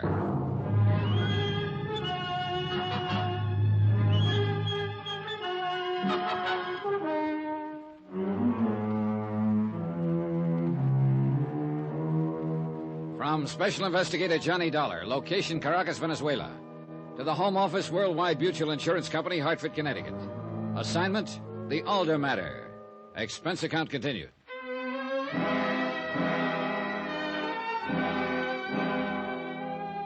Expense account item 5, $5 even. Tip to one Nachos Gomez, servant in the Big Alder house.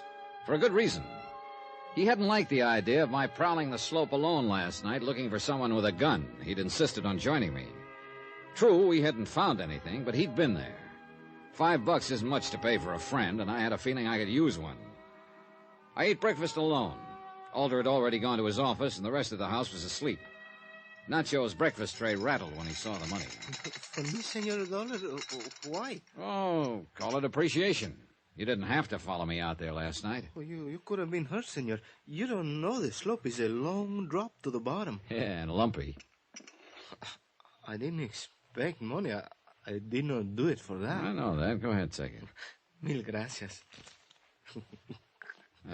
Something... I tell you something, senor. When you go running out there last night, I was sure you would find nobody. Oh, why? Well, you saw for yourself. Too much, how you call it, bushes, too thick. They could be standing right next to you and you wouldn't know.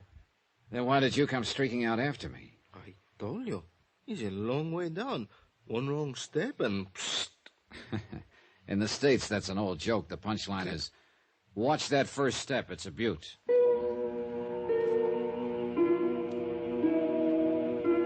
I got in the car I'd rented the previous day and headed toward Caracas. I passed the driving time pleasantly by counting oil wells. From that, I graduated to trying to figure how much money they made with each given stroke of the huge pumps. Nice kind of occupation? Sure.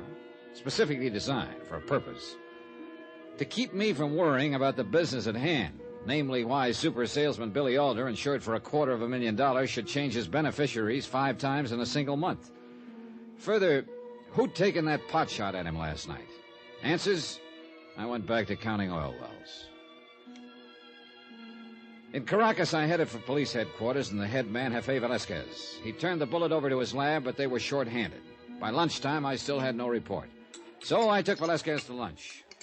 For a man who is living in a house like Billy Alder's, you do not look happy, amigo. That bullet traveled an inch more to the left. Billy Alder wouldn't need a house. It's a good point. You look too serious for a nice lunch. I fixed that.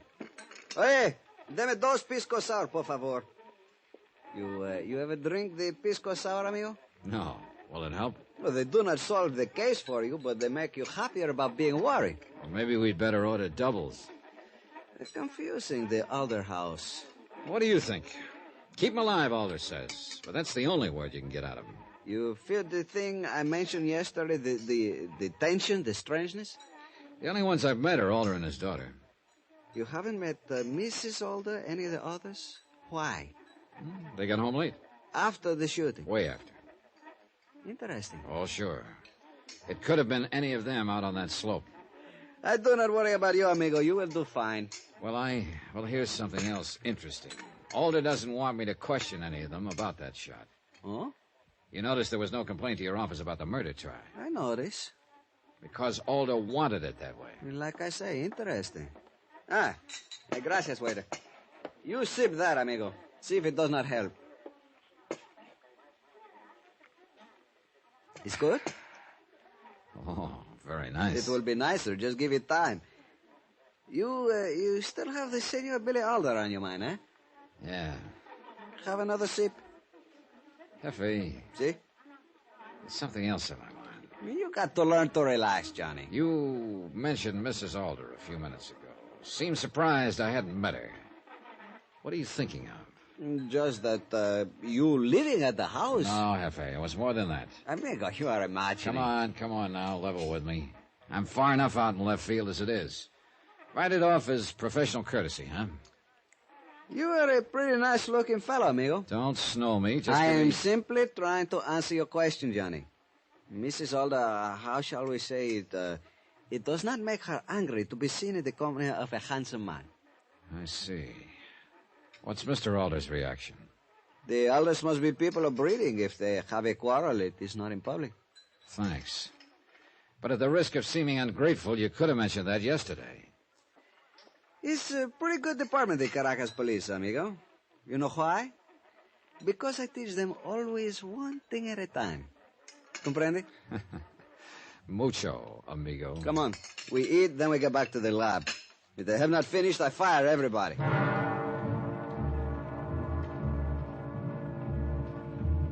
Expense account item 6, $14.85. Velasquez drank enough pisco sours to float the Normandy. Back at the police lamp, I wished I'd kept pace with him, because all they could tell from the bullet was that it had come from a Luger. And Velasquez pointed out there must be a couple of thousand Lugers in Caracas. I headed back for the altar house at La Guerra. Unless the members of that happy household slept all day, somebody should be alive and stirring. And they were people I wanted to meet badly. But I almost didn't make it. As I approached the main gate, I noticed another car parked along the side of the road about 50 feet from it. Suddenly it roared into life, shot forward, screamed to a stop, and cut me off, almost piling me into the entrance pillars. You darn fool, what's the matter with you? Plenty. You know who I am, Dollar? I know this. If you ever try a stunt like that again, I'll ram those pearly teeth right down your throat. Tough guy, huh? There's an easy way of finding out. Well, we'll get to that in a minute. I asked you if you knew who I am. Sure I do. Paul Kincaid, the lad who was smooching with Billy Alder's daughter yesterday. You taking bows? You just couldn't wait to tell Alder about it, could you? Your girl's been telling you lies, Kincaid. I just happened to be there. If you don't want to be seen, don't neck in doorways. Now, just a minute, Dollar. And speaking of people in wrong places, I thought you were a foreman in the oil fields. I don't see any derricks on the Alder property. I took the day off so I could come over and see you. Well, you getting a good look? Yeah. And I still think Alder hired you to keep Peggy away from him. Now, you keep out of my head, Dollar. What are you staring for? Well, now, everybody's full of wild ideas today. I just had one that maybe isn't so wild. Like maybe you just ad-libbed a reason for being here. And the real one is to sneak out on the slope and see if you can't find an empty Luger shell. What? There has to be one out there, you know. You saying I took that shot at Alder? I don't know. How bad do you want to marry into the Alder money? Saw the punch coming, slipped it, and threw my own. It was a dilly while it lasted. It lasted too long. You get a set of arms working in an oil field. He had them all right, and those punches hurt. So I went to judo. Even then, he was tough. I guess I better get in shape or take up accounting.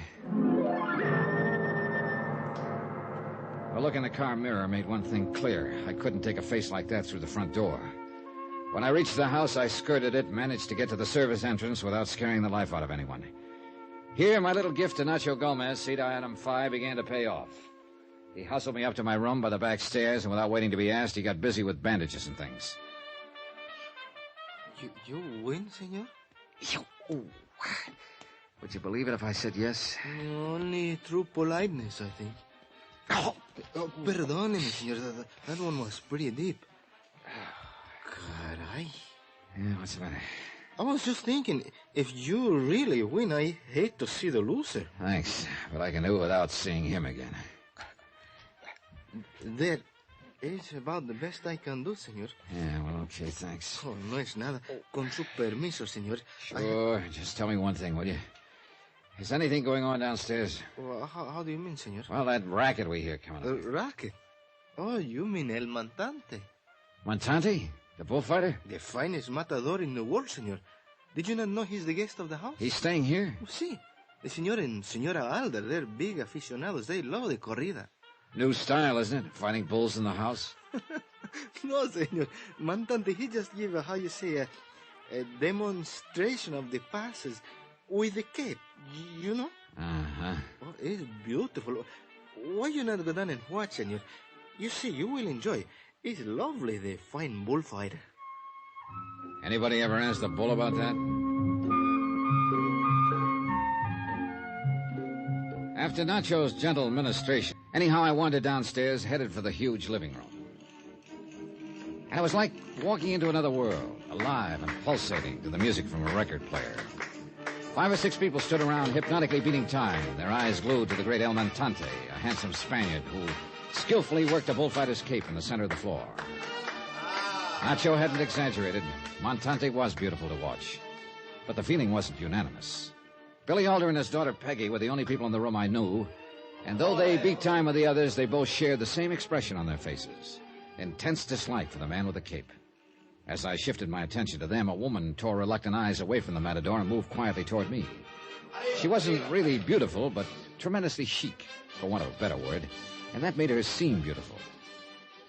I'm Constance Alder, Mr. Dollar. Welcome to our home. Well, thank you, Mrs. Alder. I'm afraid I've been negligent as a hostess. Oh, we've just missed connections, that's all. Charmingly put. Do you mind if I wait to introduce you to the others? When Montante's finished? No, of course not. Please go on back. Don't worry about me. I'm doing fine. Thank you. I watched her as she crossed the room, then realized that someone else was doing exactly the same thing, her husband, Billy Alder. Only the look on his face was the same glaring dislike with which he'd favored the Cape-wielding matador. Interesting. Then, after a long moment, Constant Alder moved quietly out of the room, as though not wishing to disturb the others. The performance was still going strong, and after about 5 minutes, I moved out onto the patio, stood looking down at the La Guerra harbor. Because it was on my mind, I stared down at the spot on the slope from which the Luger had been fired. And I saw that someone was there, awkwardly searching the ground. A moment later, they straightened up, moved a few feet to continue the search. Even in the late afternoon sun, there couldn't be any mistake in the searcher's identity. It was Constance Alder.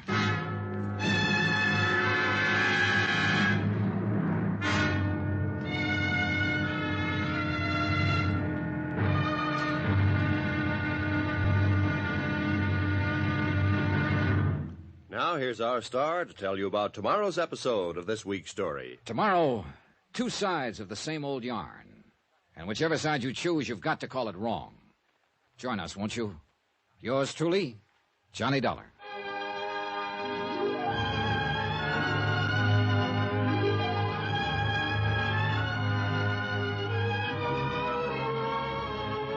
Yours truly, Johnny Dollar, starring Bob Bailey, is transcribed in Hollywood. Written by Tony Barrett, it is produced and directed by Jack Johnstone. Be sure to join us tomorrow night, same time and station, for the next exciting episode of Yours truly, Johnny Dollar. Roy Rowan speaking.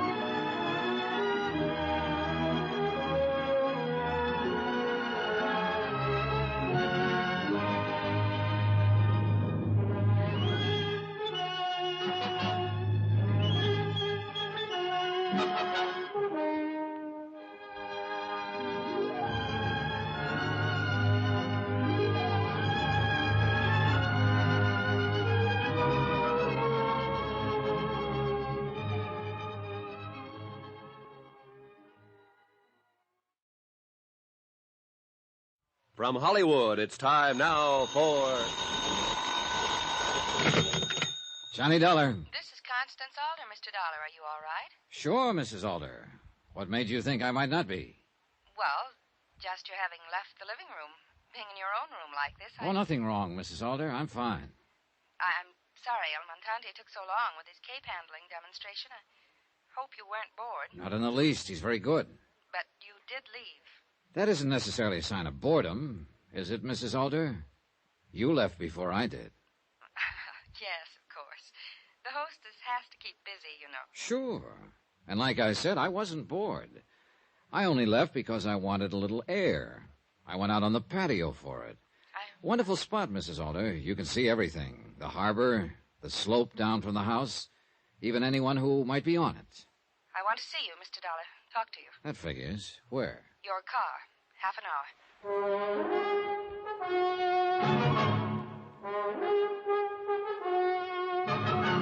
Tonight, and every weekday night, Bob Bailey in the transcribed adventures of the man with the action-packed expense account, America's fabulous freelance insurance investigator. Yours truly, Johnny Dollar.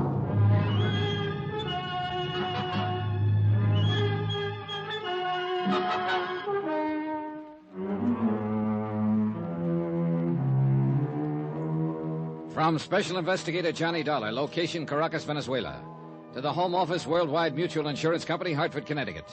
Assignment, the Alder matter. Expense account continued.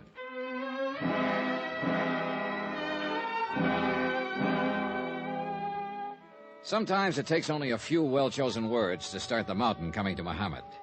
And it looked like I'd picked the right ones with Constance Alder. Whatever she had to say, I wanted to hear it, because it was a cinch nobody else in this rat race was giving away any information. Yeah, I wanted very much to hear what Mrs. Alder had to say. I headed downstairs right away because I have a fetish about being early, but my timing was bad. Hey, Dollar, you got a minute? Well, I can hardly say no to my host, Mr. Alder. Come on in the den.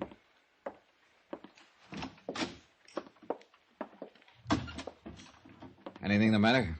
There's cuts on your face. What happened? Your daughter's boyfriend. Paul Kincaid? Yeah, he's got the idea you hired me to bust up their little romance. He didn't like it. That idiot. Is that all you've got to say, Mr. Alder? What? Because if it is, let me tell you how I feel about it, where I stand. Look, Dollar. No, you look. I know you're the insured, but I just about had it with you. I don't have to take that kind of talk. I think you do. You asked me to keep you alive, but you won't lift a finger to help. Every time I ask you a question, you look the other way, do an imitation of a clam. What am I supposed to be, a mind reader? All I want you to do is protect me. Oh, come on, Alder. You're smarter than that. Protect you from what?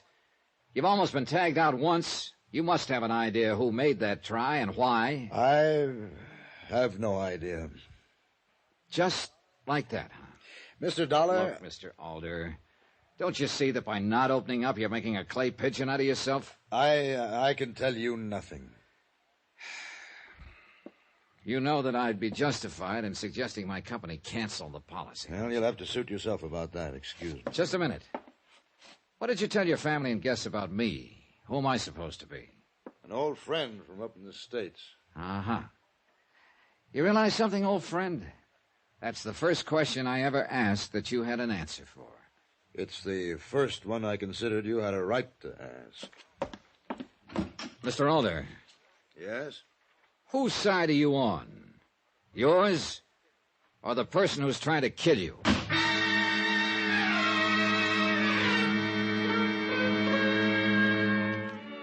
Oil-rich Billy Alder, business mind par excellence, super salesman deluxe, the man who could sell or talk you into anything. But could he say one word that might keep another bullet from coming his way? It sure didn't look like it. I left the den, was just starting out to my car to meet Mrs. Alder. I must have been real anxious for our chat because I suddenly realized I'd forgotten my car keys. I hurried back upstairs and at the top almost bowled over a woman who was about to come down. Oh, I'm so sorry. My fault. That's all right. No, I should have looked where I was going. Here, are you hurt, Miss? It's perfectly all right. Excuse me, please. Sure was a hard house to make acquaintances in, even when they were old and drab and stern-looking. Well, I went to my room, got my car keys, and my wallet, which lay alongside them. The position of the wallet was interesting. I shut the door, headed once more for my car. The lady of the house was waiting. We took off. I know who you are, Mr. Dollar, while you're here. I'm sure you do. I was just back in my room. What? I'll give you a tip. Never search a pro's room. He always puts an article down in a certain position, then memorizes it automatically. A searcher can never replace it exactly the same way. With me, it's wallets. I did not go into your room. Oh? Then name a guess for me, will you? 50-ish, kind of lady, kind of faded, severe-looking? Why? I'm just curious. Doris Cole, a very old friend from the States. Mind telling me where her room is? Right next to yours. Why? Well, I just ran into her as she was coming downstairs. She looked a little, call it worried. That's ridiculous. She'd have no more reason to search your room than I would. Sure. Let's forget it. A little while ago, I saw you searching out on the slope. And you know I saw you. Now, what were you looking for? An empty cartridge? You think I fired that shot at my husband? Someone did. And there are easier places to go for a stroll than on that slope. I know what you're thinking. But you're wrong. I just wanted to see if I could find some trace of whoever had done it. A shell from a gun. Well, that's interesting, to say the least. I don't like your tone, Mr. Dollar. I don't blame you, because you just made a boo-boo. Only an automatic ejects a shell. A revolver doesn't. In other words, you knew what kind of gun was used. Uncomfortable, Mrs. Alder? Why don't you go home? Like to live dangerously, Mrs. Alder? Slapping the driver of a moving car? Pretty foolish, isn't it? I'm sorry. I'm very sorry. All right, tell me something. How did you know what I was really here for?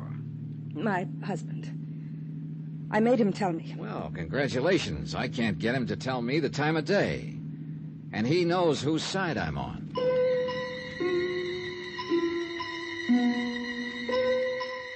We rode back to the house without exchanging another word, and one thing was obvious. The chic Mrs. Alder had apologized all right, but the anger I'd stirred up could have powered a fair-sized city for a week. When we reached the house, she simply got out, headed for it as though I were a process server she wanted to get away from. I went to my room, trying not to look like a process server, to figure what my next step would be. I was suddenly very grateful to whoever had chosen my room because of two things. The excellent view of the Alder patio, and what was happening on it. Mrs. Alder and Doris Cole were having a discussion, with Mrs. Alder doing all the talking. Even from this distance, I could see the anger on both their faces. Then, after a few minutes, both women went into the house. 5 minutes later, I was still wishing I could have heard the words.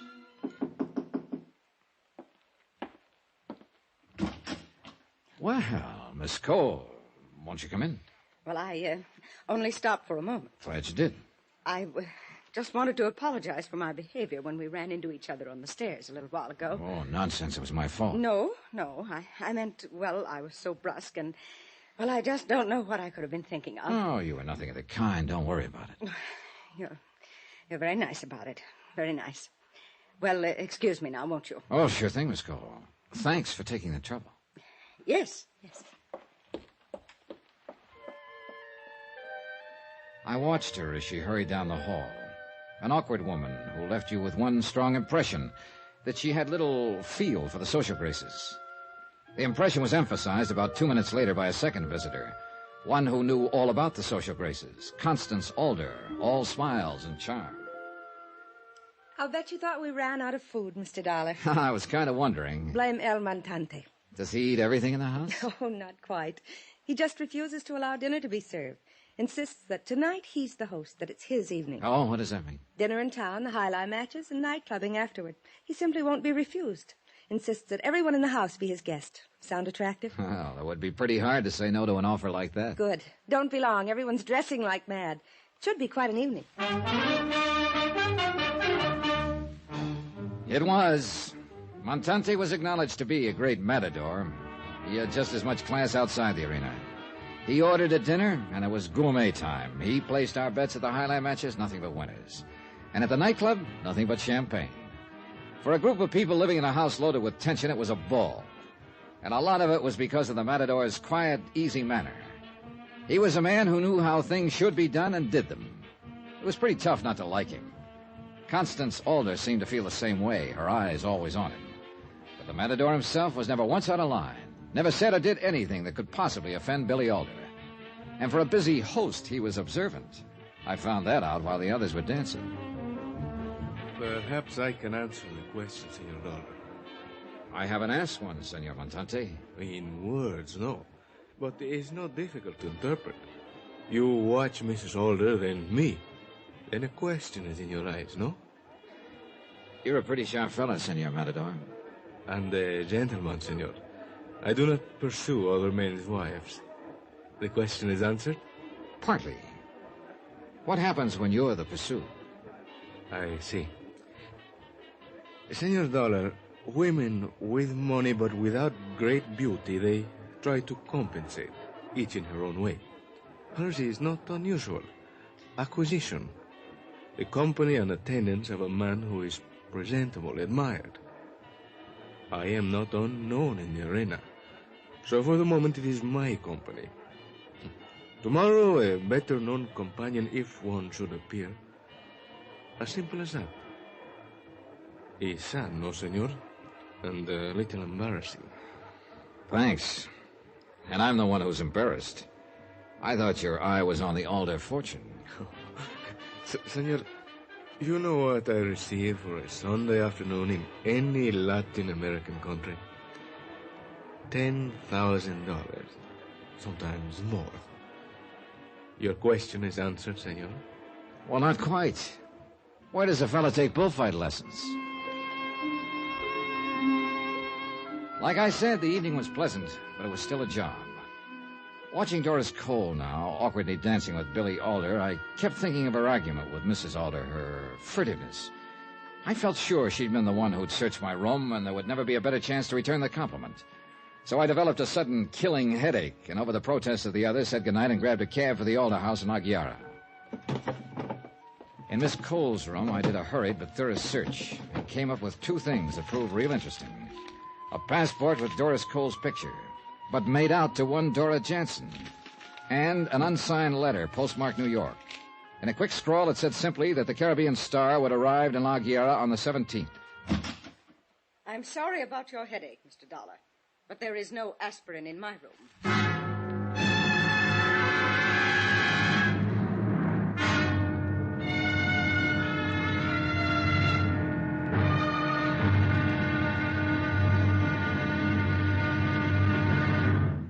Now, here's our star to tell you about tomorrow's episode of this week's story. Tomorrow, motives for murder are like peanuts. Once you start, you can't stop. One difference, though. A peanut won't kill you. Join us, won't you? Yours truly, Johnny Dollar.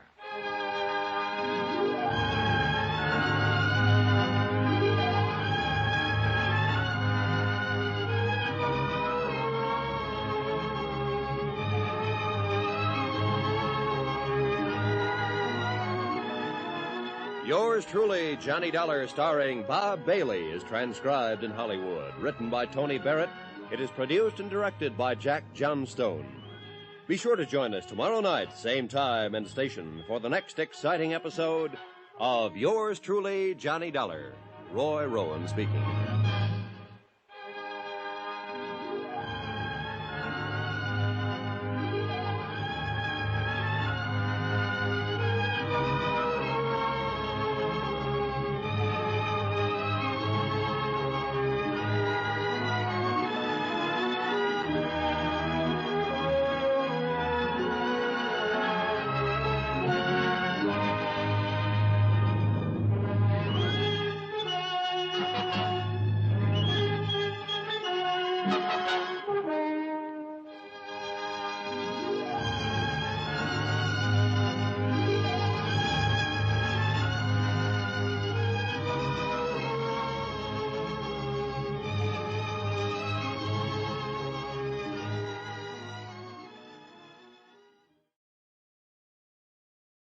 From Hollywood, it's time now for... Johnny Dollar. Dollar? There's Alder here. There must be something the matter with the house phone. I thought I rang a different room. Doris Cole's room, Mr. Alder? Well, yes. That's what you got. Now, see here, Dollar, you're not questioning that woman, badgering her. We were simply discussing two headaches and the value of aspirin. Want to speak to her? I just wanted to be sure everything was all right. Both of you running out of the nightclub with headaches like that. Oh, everything's fine. I'd like to speak to you, though. Sorry, it's late. I have a long day tomorrow. I'm afraid it's important. Good night, Dollar. Are you thinking of arresting me, Mr. Dollar? I'm not a policeman, Miss Cole. You act like one. Answering my phone, sneaking into my room while I'm gone. That evens the score, then. You had a quick look through mine earlier in the day. Mr. Dollar. Just what were you looking for, Miss Cole?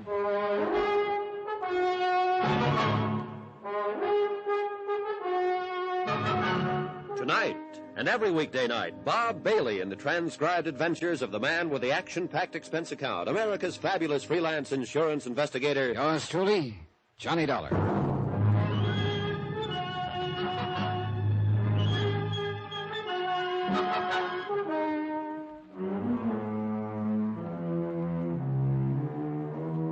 From Special Investigator Johnny Dollar, location Caracas, Venezuela.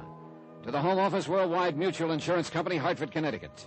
Assignment, the Alder matter. Expense account continued.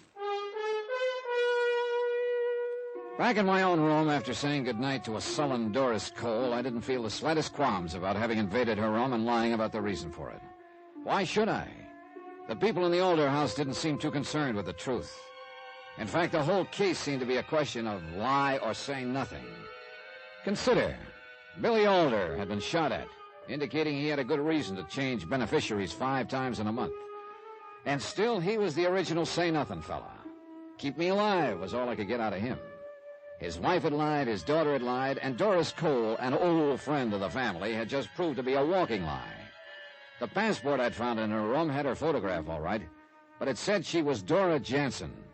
An unsigned letter in the same drawer had stated simply that the Caribbean Star would dock tomorrow. I got into bed, and an odd thought hit me. If the Caribbean Star didn't dock, would the steamship company have joined the Liars Club, too? Expense account item 7, 10 cents. One newspaper bought on the La Guiara docks early next morning. My Spanish is pretty nothing, but I could read the important thing, that the Caribbean Star was due at noon. With time to kill, I drove into Billy Alder's office in Caracas. He hit the ceiling when I told him about Doris Cole's passport. I was suddenly glad I'd mentioned nothing about the letter. Dollar, how dare you search the room of a guest in my house? How dare you? Just returning a courtesy. What? Mine was searched thoroughly. That still isn't any reason for your behavior. Oh, one-way ethics, Mr. Alder? I've told you repeatedly, Dollar.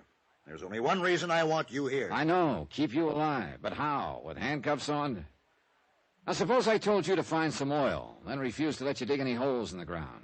You'd begin to smell a rat, wouldn't you? What are you talking about? Just about everything in this cell. Look, I have a very busy day. Who is Dora Jansen, Mr. Alder? And why does she call herself Doris Cole? You're making too much of nothing, Dollar. It isn't a crime to use another name. That depends on the reason, doesn't it? She's an old friend. Oh, who isn't? Dollar, Aren't you tired of that tune? For a man who's afraid for his life, you've got more old friends than anyone I ever knew. Also, I haven't noticed anything particularly friendly between you. Yeah, she's not a well woman, Dollar. I don't want you bothering. You don't want me bothering anyone. Exactly. Not even the one who fired that shot at you. So I can't help getting an impression that you have a pretty good idea of who it might have been. I told you I was busy, Dollar. Yeah, but it's what you haven't told me I keep thinking about. Dollar. What? Did you find anything else in that room beside the passport? Why, Mr. Alder, what's happened to your sense of ethics? There was still plenty of time before the Caribbean Star would be docking, and Billy Alder's reaction had dictated my next move. The cable office in La Guiara suddenly seemed like a very important place to visit. There were too many silent mouths in Caracas, and I needed one that had something to say.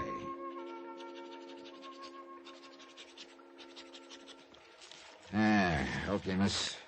You can take this now. Si, senor. How you like this to go? Don't spare the horses. Okay. Cable, rush. Si.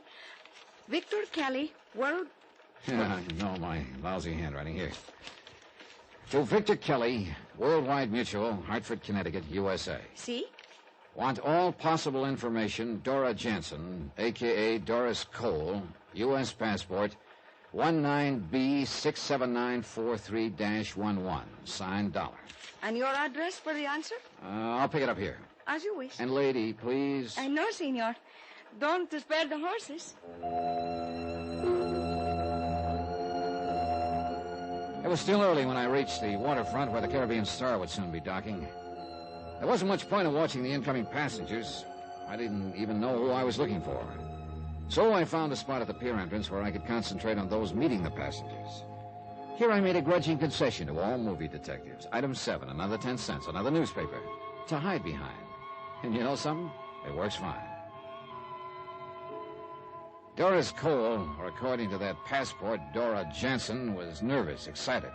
And there was no trouble to stay close behind her as she met a passenger, a short, nondescript man in his late 50s. When they jumped into a cab and hurried away from the pier, they were closely followed by a man clutching an unread newspaper. Me.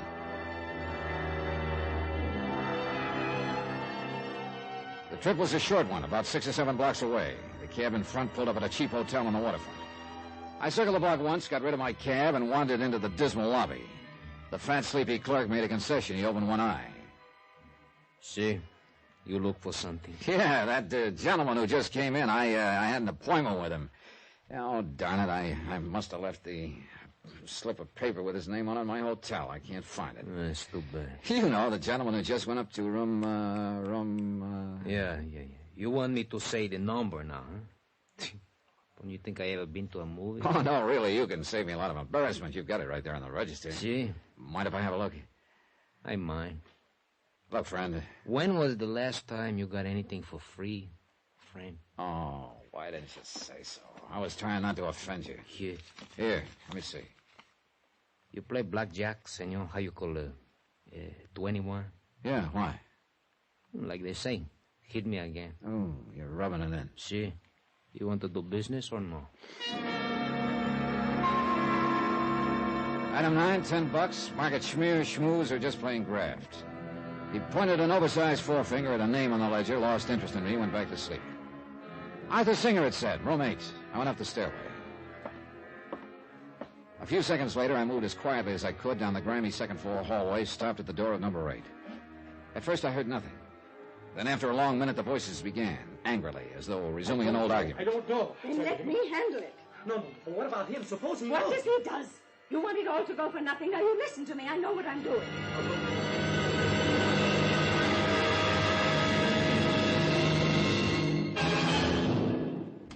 5 minutes later, I was back in the cable office getting a second message off to Vic Kelly in Hartford. It was a request for anything he could possibly dig up on Arthur Singer.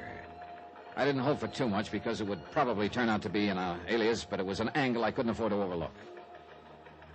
You're not bad for answers so soon, senor. Oh, no, I just want you to get this one off. Same fella. And same way, no spare the horses? That's it. And thanks. It's nada. Oh, senor, I want to ask you something. Shoot. Your business partner, did I do something to displease him? He seemed so angry. My who seems so what? Well, he was so nice at first, but after he read the Wait message... a minute, hold everything.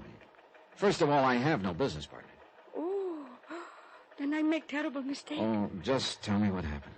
Well, this man, he come in less than a minute after you leave, was very nice. Yeah? Said he was your business partner, that he'd just leave you. You were worried because you forgot whether you say something in the message you just sent. Then you asked him to check it for you. Uh-huh. He seemed to know what he was talking. So you showed it to him. Then? That is when he got so angry. He just put it down and leave. What did he look like? A little less tall than you, and he have gray hair. Eyeglasses? See, eyeglasses. Gray suit? Si, senor. Gray suit. You know him. I'm beginning to wonder if anyone really does. I am so sorry for my mistake, senor. Oh, forget it. It wasn't your fault.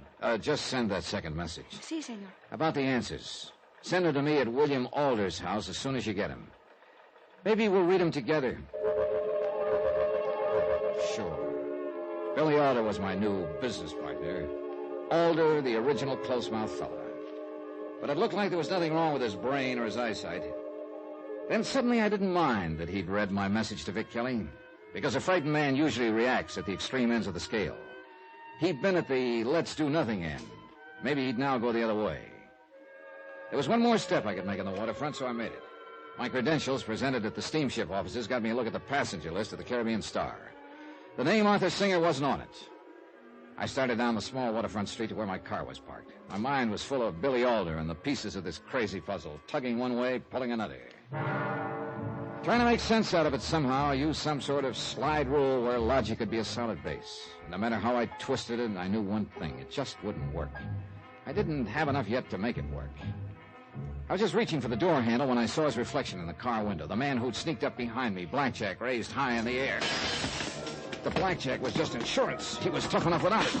I finally worked up to the side of the car, managed a half Nelson, and let the car door work as my blackjack. 5 seconds later, an officer came rushing up, and 5 minutes later, I sat in the office of Jefe Velasquez, chief of police. You feeling all right now, amigo? Yeah, sure. What did you get out of that blackjack artist? Just what I expected. Still won't say who hired him, huh? You have to understand this kind of fellow, amigo. I do, huh? What I mean, he's asesino pequeño, you know? Sheephood? Monster? Si. For extra $2 maybe 3, he would blackjack his mother. He claims he does not know who hired him, that he is to get his money in a letter. That one was spats. Okay? I say he's lying. Of course, but he will stick to the story because he knows he will get the same sentence whether he tells or he does not. A sheephood won't usually cover for somebody else. This kind does, amigo. Otherwise, he would never be hired again. I'd give a lot for a few minutes alone with him, Jefe. Sorry, Juanito, but I like my job. Just wishful thinking. Not hard to understand. Well... You are leaving? Not getting anywhere sitting here.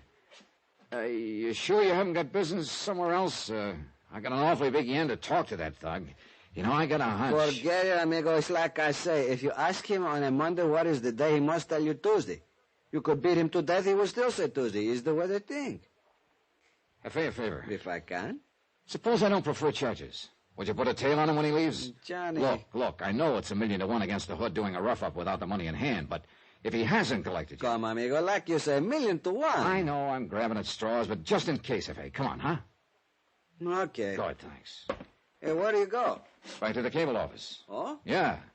And if a man in Hartford has nothing to say, I've got a permanent seat behind the 8-ball.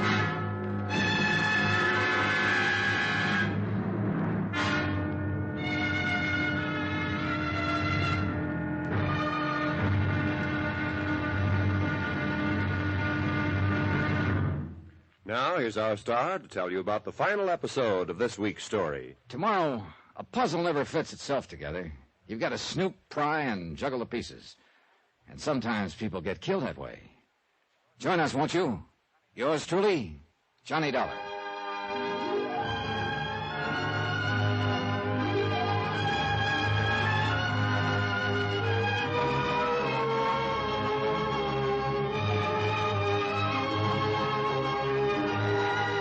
Yours truly, Johnny Dollar, starring Bob Bailey, is transcribed in Hollywood. Written by Tony Barrett. It is produced and directed by Jack Johnstone. Be sure to join us tomorrow night, same time and station, for the next exciting episode of Yours truly, Johnny Dollar. Roy Rowan speaking.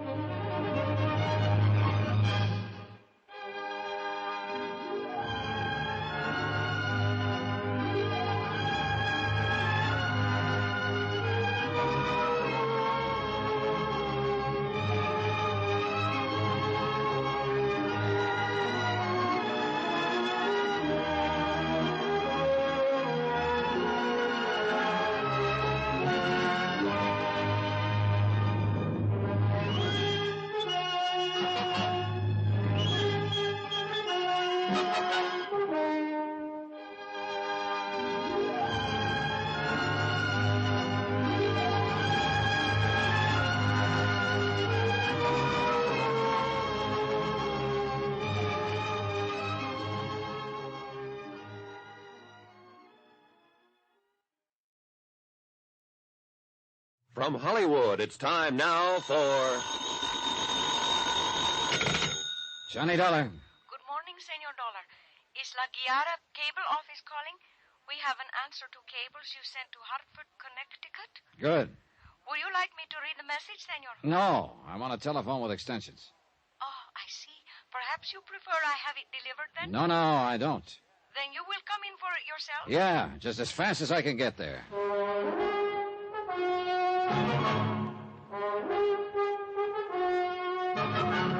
Tonight and every weekday night, Bob Bailey in the transcribed adventures of the man with the action-packed expense account, America's fabulous freelance insurance investigator. Yours truly, Johnny Dollar.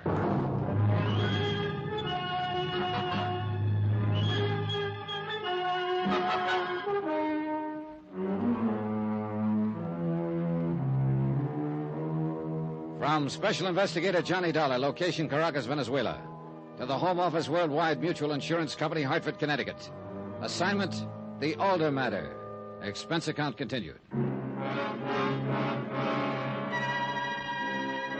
At the cable office, I ran into another dead end. Vic Kelly back in Hartford had come up with absolutely nothing on either Dora Jansen, who called herself Doris Cole, or Arthur Singer, the little man she'd hurried off an incoming liner yesterday. Complete strikeout. I headed outside, caught a glimpse of Mrs. Billy Alder watching me from across the street.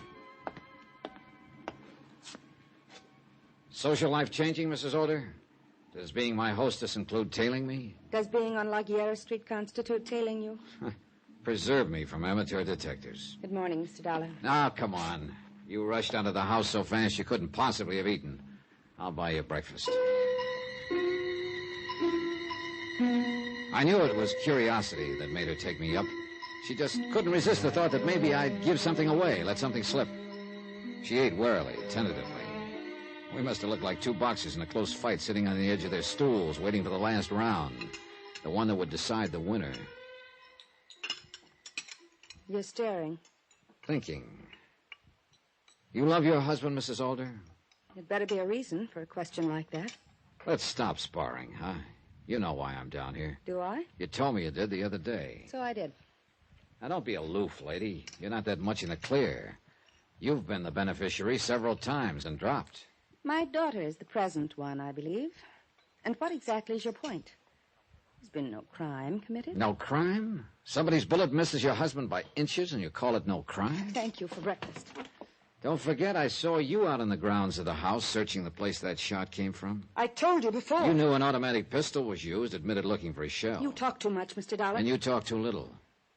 Look, why have you been tailing me? It's certainly not to see that I'm protecting your husband's life. So it's obviously to make sure that I don't find out something. Now, what is it, Mrs. Alder? And why is it so terribly important I don't find out about it? If you won't leave, Mr. Dollar, I will. There's this about getting someone angry enough, fearful enough, it makes them forget about caution. Mrs. Alder never once looked back, simply headed straight for the cheap little waterfront hotel where Arthur Singer was staying. She stayed for over half an hour, and when she left, she still looked frightened. Whatever the game was, it looked like everyone was a player but me. But Mrs. Alder's move helped, started an idea gnawing at me. So I headed for Caracas in the office of a smart cop, Jefe Velasquez. I needed someone to talk to, and the Jefe was a good listener. Come, amigo, sit down. Tell me where it feels wrong, huh? Billy Alder. He does all that changing in his policy, so I assume he's scared of being knocked off. Probably by one of the people who has been named a beneficiary of the policy. So? So now I'll take the other people concerned. Alder's wife is as much a clam as her husband is. Also, she knows what kind of a gun was used to take that shot at him. Dora Jansen, a woman who uses an alias and is obviously afraid of me. Arthur Singer, a little man Dora has hidden in a waterfront hotel. And now I find Alder's wife knows about the little man, too. Conclusion, amigo? That the three of them are in on something together. But not to kill Alder for that policy. His daughter gets it all. Yet Alder is afraid. And I think he's scared of something the others know. Now, suppose that shot wasn't meant to kill him, just frighten him. A sign that somebody meant business. That is a nice piece of logic. Yeah. Now all I got to do is make it work. Look, Jefe, whatever this deal is, nobody's going to make a move till I'm out of here. So? So, good, bad, or indifferent, I'm going to do a little acting. I stayed with Velasquez another half hour, setting things up as best I could. Then I drove to the airport and paid item 11, $309.80 for a plane ticket marked Hartford, Connecticut. Sure, it was an expensive prop, but this was one act I had to be convincing in. I drove back to Caracas, pasted a real angry look on my face, marched into Billy Alder's sumptuous office, and threw the airline ticket on his desk. He studied it for a long minute. What does this mean, Dollar? That I've had all of you I can take, Alder. You and your keep me alive. You are going back to the States? You can read. The ticket says Hartford, Connecticut. It also says the 6 o'clock plane, because there's nothing earlier. But why? Why, Dollar? So I can get back and make my recommendations to the insurance company. You know what I'm going to recommend, Alder. Please, wait. That they cancel your policy because of your refusal to cooperate. Sorry, Alder. Dollar, please, now don't do it. I beg you. There's a clause in that policy. I don't care about that policy. Now, don't you understand? Understand what? Listen to me. All that changing of beneficiaries. I only did that to make them send someone down here. I need protection. Against what? I'm in a jam. All I want is protection until it's peacefully settled. Do you understand? No, plainer.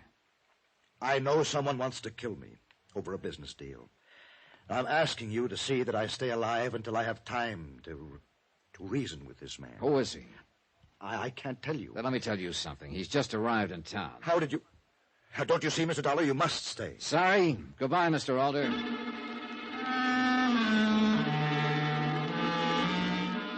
I went back to the Alder house, packed my bag, and said my goodbyes.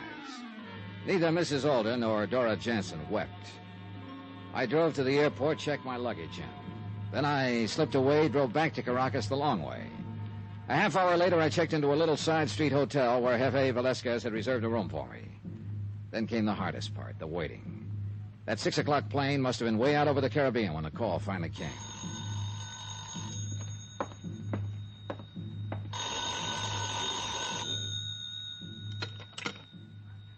Yeah? Velasquez here. You tired of waiting? Oh, brother, you know it. Look, Jefe, your men check in. Maybe I should have taken part of the work. Be patient, amigo. Your whole idea depends on their thinking you took that plane. You must stay right where you are. But what about your men? Have they... I get a call every couple minutes, amigo. Alder, his wife, the Dora Johnson, Arthur Singer. I can tell you every move they make in the last 3 hours. But they haven't made the one I'm waiting for, huh? You will know it 3 minutes after they make it. If they make it. Thanks, Hefe. 5 minutes later, Velasquez called again. He took only enough time to tell me he was on his way and to be down in the street in 2 minutes. I was. I only beat him by seconds. Come on, amigo. Well? It looked like your plan worked, Juanito. This Dora Johnson. Yeah? As soon as she learned your plane left, the one you did not take, she rushed to the waterfront hotel, pick up the Arthur Singer. Then the two of them rushed to the Alder house. And? Alder must have seen him coming because he jumped in his car and raced out in the direction of his oil field at Carranero. They see him and follow him. That's where we headed for. Then we better get things going, get there before Singer kills Alder. I don't know whether or not he deserves killing, but I know one thing. It'll cost my company $250,000. Velasquez's men were plenty good. Halfway to Carranero, one of them flagged us down, told us both cars had definitely passed his way. And when we reached the oil field, another one waited at the gate. He told us Billy Alder, Dora Jansen, and Arthur Singer were in a little work shack across the field. We left the car and moved as quietly as we could toward the shack. There was a weird feeling. In every direction, you could see the great oil rigs working, pumping, ignoring us. We reached the shack, peered cautiously through the window. An even weirder scene was taking place. An almost hysterical Dora Jansen pointed a Luger at a sweating Billy Alder. A terrified Arthur Singer pleaded with her. Their words pushed easily through the thin wooden slatting. Dora, please don't do it. You'll only make things worse. Your brother's right, Dora. Dora, listen to me. Like he listened to you 4 years ago. What did it get him, Mr. Fancy Promoter? Tell me that. I'll make it right with him. A quiet gentleman. A bookkeeper who never did anything wrong in his life until you sold him a bill of goods. Now, listen to me, both of you. So he rigged your books for you. Made false entries, made it look like he was responsible for the bankruptcy. And he did the 3 years in prison that you should have done. For $100,000. That was the deal. And believe me, I'm not trying to cheat him. The money is tied up in my business. I need time, but I'll pay him. Pay him? It's been a year since he came out of jail. You'll never pay. You'll try to cheat him out of the money one way or another. I swear to you, Dora. It's a lot easier to kill him than pay him, isn't it? Oh, you're crazy. Is that why you kept the Luger in the house? Were you worried when it disappeared? When I shot at you to let you know I meant business? Think what you're doing. Dollar knows all about this. Oh, yes. Your bodyguard must have gotten frightened after I had him beat up the other day. He's on his way to the States in a plane. Dora! No! I'm going to kill you. Now! Come on.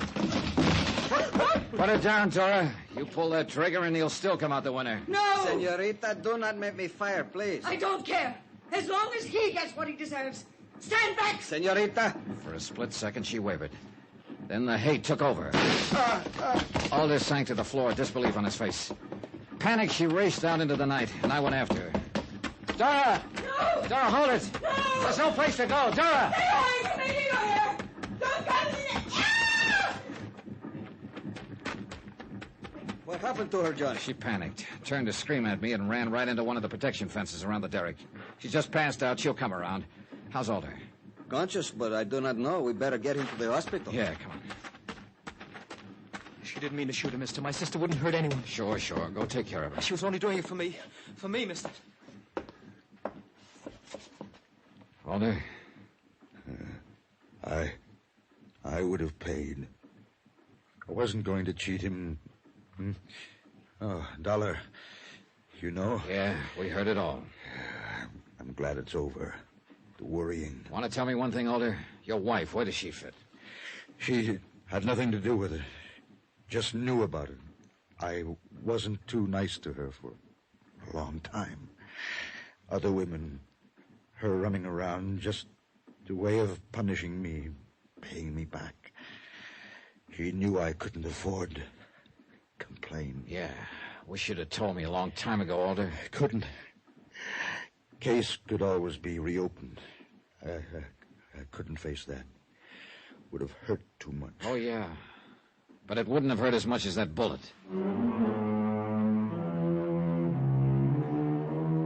Expense account total, $833.14. Details: Billy Alder was rushed to the Caracas hospital, underwent some excellent surgery, and, relax, claims department. He's going to make it. As for his shady business tactics, well, that's out of my bailiwick. That's for the law boys. Yours truly, Johnny Dollar.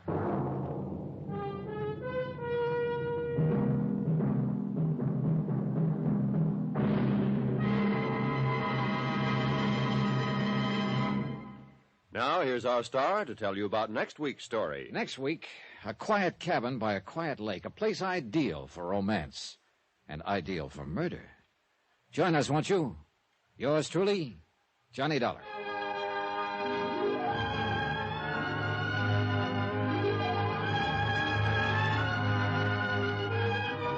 Yours truly, Johnny Dollar, starring Bob Bailey, is transcribed in Hollywood. Written by Tony Barrett. It is produced and directed by Jack Johnstone. Heard in this week's cast were Gil Stratton, Harry Bartell, Barbara Fuller, John Daner, Virginia Gregg, Don Diamond, Vivi Janis, and Tony Barrett. Musical supervision by Amerigo Marino. Be sure to join us on Monday night, same time and station, for another exciting story of yours truly, Johnny Dollar. Roy Rowan speaking.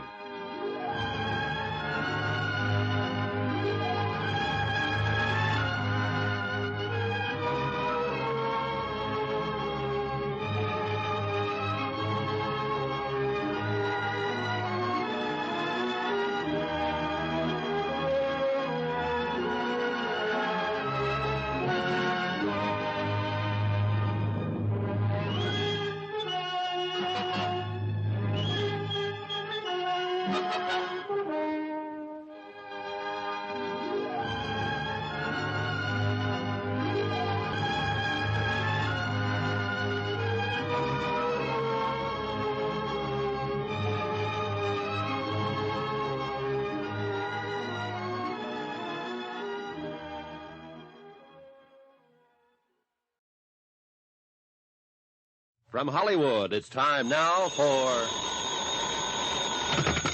Johnny Dollar. Tom Wilkins of Amalgamated Life, Johnny. Oh, hi, Tom. What's up? Well, at the moment, $50,000 worth of life insurance. Oh? Yeah, we got a policy for that amount on the life of one Edward Russell. Russell. Never heard of him. That's just the trouble, Johnny. Right now, nobody else has either.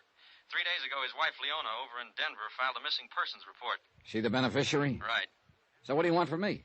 Find out what happened to him. Well, how do you know anything did? Maybe he just walked out on his wife. Now, from what I can gather, Russell was a hothead. Could be he had one argument too many. It still could be just a guy getting away for a while. Huh? And why would he abandon his car in his storage garage in Colorado Springs? Oh. Yeah. It turned up this morning with part of his luggage in it. Interested? I'm on my way.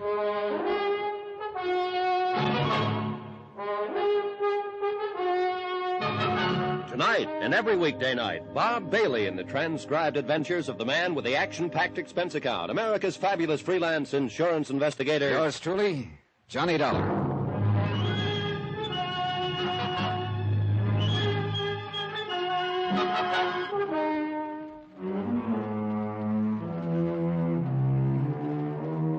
Expense account submitted by Special Investigator Johnny Dollar to Amalgamated Life Associates, Home Office, Hartford, Connecticut.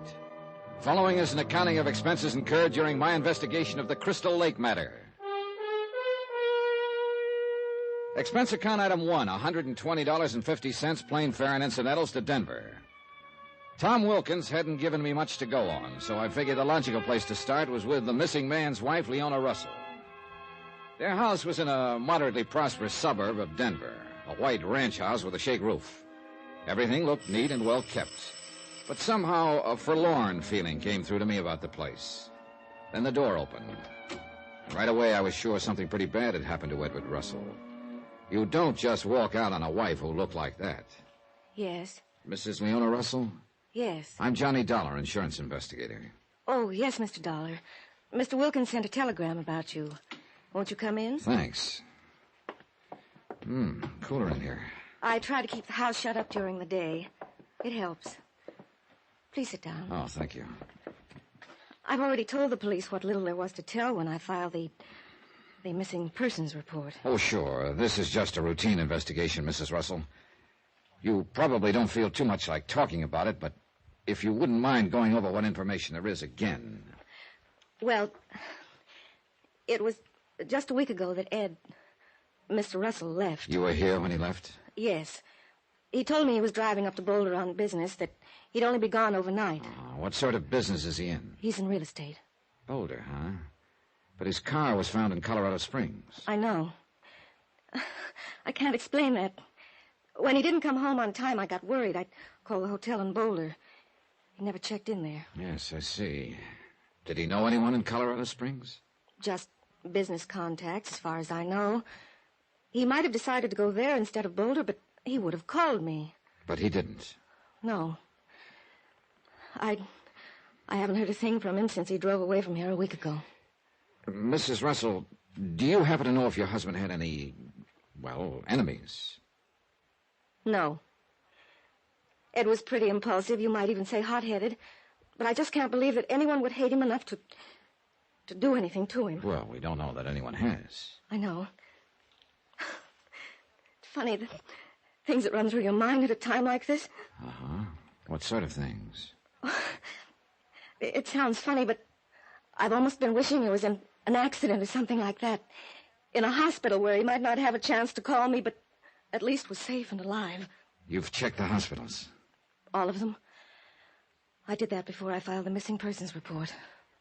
Tell me, had your husband been unusually depressed before he left? If you're suggesting that Ed did away with himself, that's just not possible, Mr. Dollar. That's one thing he'd never do. He just wasn't built that way. Mm-hmm. Everything was fine between you two. Yes. Of course, we'd had disagreements, arguments in the 6 years we've been married. Who hasn't? But nothing serious. I guess I'm not being very helpful to you, Mr. Dollar. Well, I'm sure that's not your fault. You've no idea at all where he could be, then, or what could have happened? No. None at all. Except... Except what? Well, I don't know if it means anything or not, but I found this under some of Bill's papers on his desk just this morning. Travel folder. Crystal Lake. Where's that? It's a resort up in the mountains. As I say, I don't know whether it means anything or not. Has he ever been there before? Not that I know of. Or mention it to you? No, I don't. I'm sure he hasn't. Well, I'll check it out. Thanks, Mrs. Russell. Oh, just one more thing. Yes? You're the beneficiary of his life insurance policy? Yes. I know what you're thinking, Mr. Dollar. I'm not thinking anything. I'm just asking questions. It's my job. I know. But let me ask you a question, Mr. Dollar. Do you think $50,000 or any amount of money could possibly make up for Ed?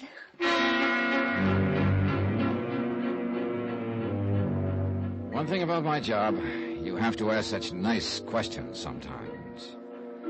After Leona Russell's answer, there didn't seem to be much left to say, so I told her I'd let her know if I found out anything, and I left. I looked at the travel folder again. Crystal Lake. Pretty slim lead. But when you have nothing to go on, anything at all looks promising. Expense account item 2, $45.20. I rented a car and drove to Crystal Lake. It was a beautiful spot. 7,000 feet high, clean, thin air, fragrant pines, and the clearest water this side of the Jackson Hole country. I parked a moment and looked out over the lake. Oh, great place to drop a hook. But I had a strong hunch that the fishing I'd be doing was of a little different variety. One thing was obvious. There was a lot of money up here. Most of the cabins would be insulated to be coal cabins and had their own boat landings. The village was nestled at one end of the lake, a colorful collection of Swiss chalets. I headed for the office of the local law, a deputy sheriff named Ansel Garrett. Tall, thin, raw-boned lad in his early 30s who looked like he'd spent all but the first few hours of his life in the open. Clear, keen eyes that showed he had his wits about him. Have a seat, Dollar. Thanks. Edward Russell, you said. Yeah, that's right. Disappeared about a week ago. Left home in Denver, hasn't been heard from since. So? So he could have come here. His wife found a travel folder about Crystal Lake in his papers. That's supposed to prove something? No, it doesn't prove anything, Ants, but it's my only lead. Here, take a look at this picture. You recognize him? Yeah, looks sort of familiar. You've seen him up here at Crystal Lake? Yeah, I think so. 4 or 5 days ago. Well, what do you know? Looks like my luck's changing. I hit the jackpot on my first nickel. Well, it depends on what jackpot you're talking about, Johnny. What do you mean? Well, for one thing, I could be wrong about the identification. I'd guess you haven't been wrong about many of them in your time. Suppose he was the guy, so what? Why are you looking for him, anyway? Mainly to find out if he's still alive. What makes you think he's not? Nothing definite, but a hunch that's getting stronger by the minute. Oh? Insurance investigators are operating on hunches these days, huh? Once in a while. Just like deputy sheriff says. Yeah, all right. So hunches sometimes do pan out. But you could be way out in the pasture, Johnny. Maybe the guy just had an argument with his wife and he walked out on her. Oh, sure, yeah, I thought of that. But then I saw his wife. Nobody in his right mind would walk out on her. Like that, huh? Like that. Look, Ants, can you give me any dope on this guy? No, not much. He came to see me about 5 days ago. Why? Mainly to ask me a silly question. Silly? Yeah. He asked me if there was a guy named Bill around Crystal Lake somewhere. Oh, I take it there's more than one. Yeah, fistful, Johnny. Bill Cullen, who tends bar at the hotel. Bill Jensen, who runs the boathouse. Bill Pickens, who clerks at the hardware. Yeah, okay, I get the idea. I take it Russell didn't know which Bill he wanted, huh? Nope. Well, at least I know he was here at Crystal Lake now. You haven't seen him since, huh? Yeah, just once. Oh? That same night. He was in the bar at the hotel talking to Betty Norton. Who's she? Heiress to the Norton estate. Mining. She's got a big place on the other side of the lake near Lookout Point. Know anything about her? Phew, all I want to. Oh. She travels at a pretty good clip. Oh, I see. Well, thanks for the information, Ants. Yeah, what are you going to do now? Try to find Edward Russell. Alive or otherwise. That hunch of yours still operating? It hasn't gotten any weaker. Oh, just one thing, Johnny. This is a pretty high-grade resort here. Things are nice and peaceful. I like to keep it that way. Sure. So don't go off half-cocked, huh? For instance? For instance, don't start accusing anybody of murder unless or until you find a body. And if I do find a body? Oh, then looks like we'll have to start doing a little accusing. I left Ansel Garrett's office and walked around the village. All I knew so far was that Edward Russell, or somebody who looked like him, had been in Crystal Lake several days ago. A man named Bill, and that he'd been at the bar with a dough-heavy girl named Betty Norton. There were a flock of Bills in town, but there was only one, Betty Norton, so I decided to start with her. I drove around the lake to her home, an elaborate lodge-type place that sprawled along the shore. Betty was down on her boat dock in a bathing suit, and she was a pretty elaborate-looking job herself. I was just going for a swim. Come on, join me. Oh, I'm sorry, Miss Norton. I'm not equipped at the moment. Oh, there's some trunks in the dressing room. Yeah, well, look, I'd like to talk to you about something, But I don't feel like talking right now. I feel like swimming. But this is important. It's about... So is swimming. If you want to talk to me, you've got to go swimming first. Okay, we'll play it your way. That's the only way I ever play it, Mr. Dollar. So we went swimming, and I swam hard, but mainly to keep from freezing to death. The water should have been accused by the feel of it, but Betty seemed to think it was normal. After a while, we climbed back onto the landing. Wonderful, huh? Here's a towel. Oh, it's great, sure. Only about 20 degrees too cold. Woo. Makes the sun feel better. Yeah. Hot and cold, Johnny. Contrast. That's what puts the charge in life. Is it? I wouldn't know. Hey, look, do you mind now if I ask you a couple of questions? Go ahead. You know a man named Edward Russell? I don't think so. I think you do. You had a drink with him at the hotel several nights ago. So this I do once in a while. Am I supposed to remember all of them? This one might have mentioned he was looking for a guy named Bill. Oh, I remember now. He thought the bartender might be the one he was looking for, Bill Cullen. So what happened? How should I know? I left. You haven't seen Russell since? Nope. Haven't missed him either. Oh, great. And for this kind of information, I practically freeze to death in that ice trough you laughingly call a lake. Maybe your trip wasn't a waste of time after all, Johnny. No. We met. Well, What do you do with your spare time? Well, A, I don't expect to have much, and B, isn't that sort of a leading question? I'm pretty good at leading. You must have trouble finding guys to dance with, huh? Why don't you try it sometime? Huh? I left on that, feeling like a fly who spotted the web at the last moment. And right now I was feeling just about as useless as a fly, too. I wasn't getting even close to locating Edward Russell. I went back to my room and the phone was ringing. Johnny Dollar. Yeah, it's Garrett, Johnny, sheriff's office. Oh, hi. Well, you can quit looking for Russell. We found him. Well, that's good news. Is it? He's dead.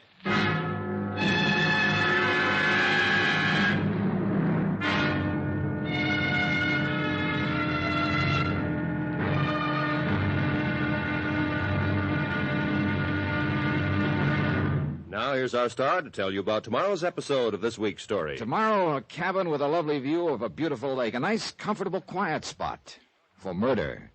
Join us, won't you? Yours truly, Johnny Dollar. Yours truly, Johnny Dollar, starring Bob Bailey, is transcribed in Hollywood. Written by Robert Wythe, it is produced and directed by Jack Johnstone. Be sure to join us tomorrow night, same time and station, for the next exciting episode of Yours truly, Johnny Dollar. Roy Rowan speaking.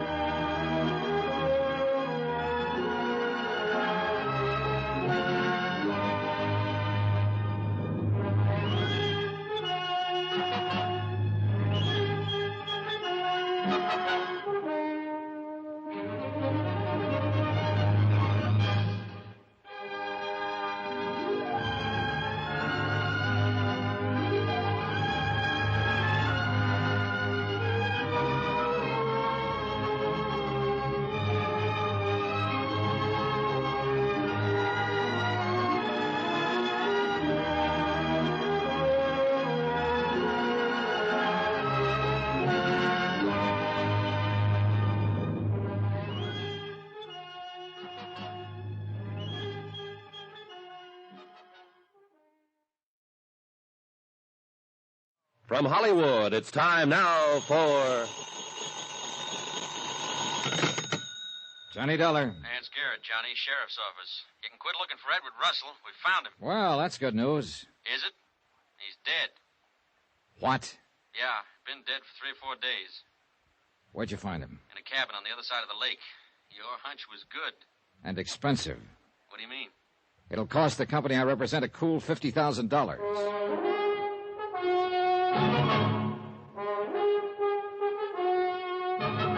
Tonight, and every weekday night, Bob Bailey in the transcribed adventures of the man with the action-packed expense account, America's fabulous freelance insurance investigator. Yours truly, Johnny Dollar.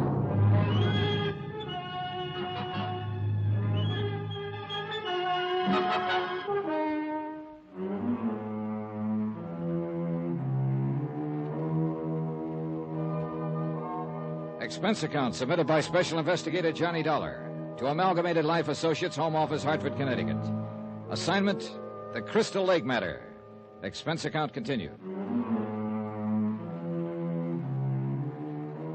Item 3, $2.55. Telegram to Tom Wilkins of Amalgamated Life Associates notifying him of Edward Russell's murder. I was reasonably sure the telegram wouldn't make Tom sleep any easier. I headed for the office of Ansel Garrett, deputy sheriff in charge of the Crystal Lake substation. Sit down. Not good, huh, Johnny? No, not good. Not good at all. Who found the body, Ants? A fellow named Bixby's waiting next door. I figured you'd want to talk to him. Thanks, I do. First, though, I'd like you to run over what you know about this deal again for me. I want to know just where we stand in it. People at this resort pay a lot of money for peace and quiet. I don't want to disturb it any more than I can help. Good luck. Meaning? Meaning if you know where you stand in this deal, you're a lot better off than I am, and I've got a strong hunch a lot of peace and quiet's going to get disturbed before it's wound up. I don't like your hunches, Johnny. You got a way of proving out. Like the one about Russell being dead. I suppose you give me the rundown. Okay.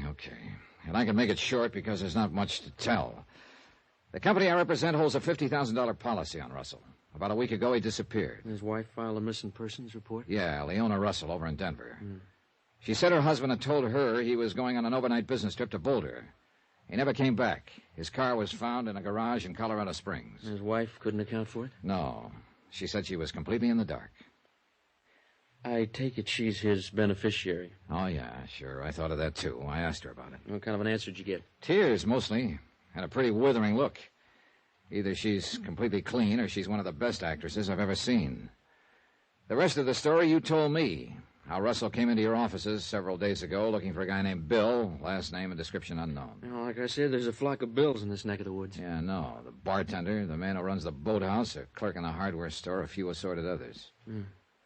I told you I saw Russell having a drink with Betty Norton the same night he came to see me. Did you check her out? Yeah. I had to go swimming with her in that sub-zero lake before she'd answer any questions, though. Then what I got from her was nothing. She said she'd met Russell at the hotel, had a drink with him, then left. That's all you've got, huh? That's it. Well, that's precious little to go on. I'll let you talk to Mr. Bixby. Oh, Mr. Bixby, would you step in here, please? This is Johnny Dollar, insurance investigator. Mr. Clarence Bixby. Hi. How are you? Not too good at the moment. You got troubles. It was my cabin the body was in. Oh? The padlock had been changed, Johnny. Here it is. No fingerprints other than Bixby's. I monkeyed with it for a while until I realized my key wouldn't fit, and then I pried it open with a big screwdriver. Mr. Bixby, would you mind showing me your cabin and just what happened? I guess not. Doesn't matter much now, anyway. What do you mean? Well, I was going to show the cabin to a guy when we found the body. He wanted to buy the place. But who'd want to buy it now? Bixby and I drove halfway around the lake. His cabin was a couple of 100 feet from the edge and had a good view of the water. Oh, nice spot here, Bixby. It was. You used the cabin much? I haven't been able to regularly for the last couple of years. I got to figuring why I keep on paying for taxes and upkeep on it. So I decided to sell it. Did you advertise it in the papers? I did. And first crack out of the box, I got a hot prospect. He's the one you brought up here to show the cabin to. That's right. His name's Putnam. Putnam. I'd like to talk to him. Yeah, he's staying at the hotel. Probably looking for another cabin to buy. Here we are. Well, let's see. This is where the padlock was, huh? That was the first thing I noticed, that the padlock had been changed. The one I had on there was better. Whoever did it probably pried the first one off. Yeah, right here is where I pried off the lock this morning. Mm-hmm. Then what? And I opened the door. The body was on the floor right over here. Bullet hole in the forehead. I see. Putnam turned green, and well, that's not a very pretty sight to find in your own cabin. No. Well, let's go sit outside. The dead man, Edward Russell. Did you happen to know him, Bixby? No. Never set eyes on him before. Why did they have to pick my cabin? That's a good question. Hey, that cabin about 100 yards away, who lives there? Oh, that one? Owned by the Butler family. They spend their summers up here. Oh, maybe they saw or heard something. No, Deputy Sheriff questioned them. They arrived here 3 days ago. He figured that was the morning after the killing. I see. Have a cigar? No, no thanks. What does it add up to, Dollar? Well, at the moment, Mr. Bixby, not much.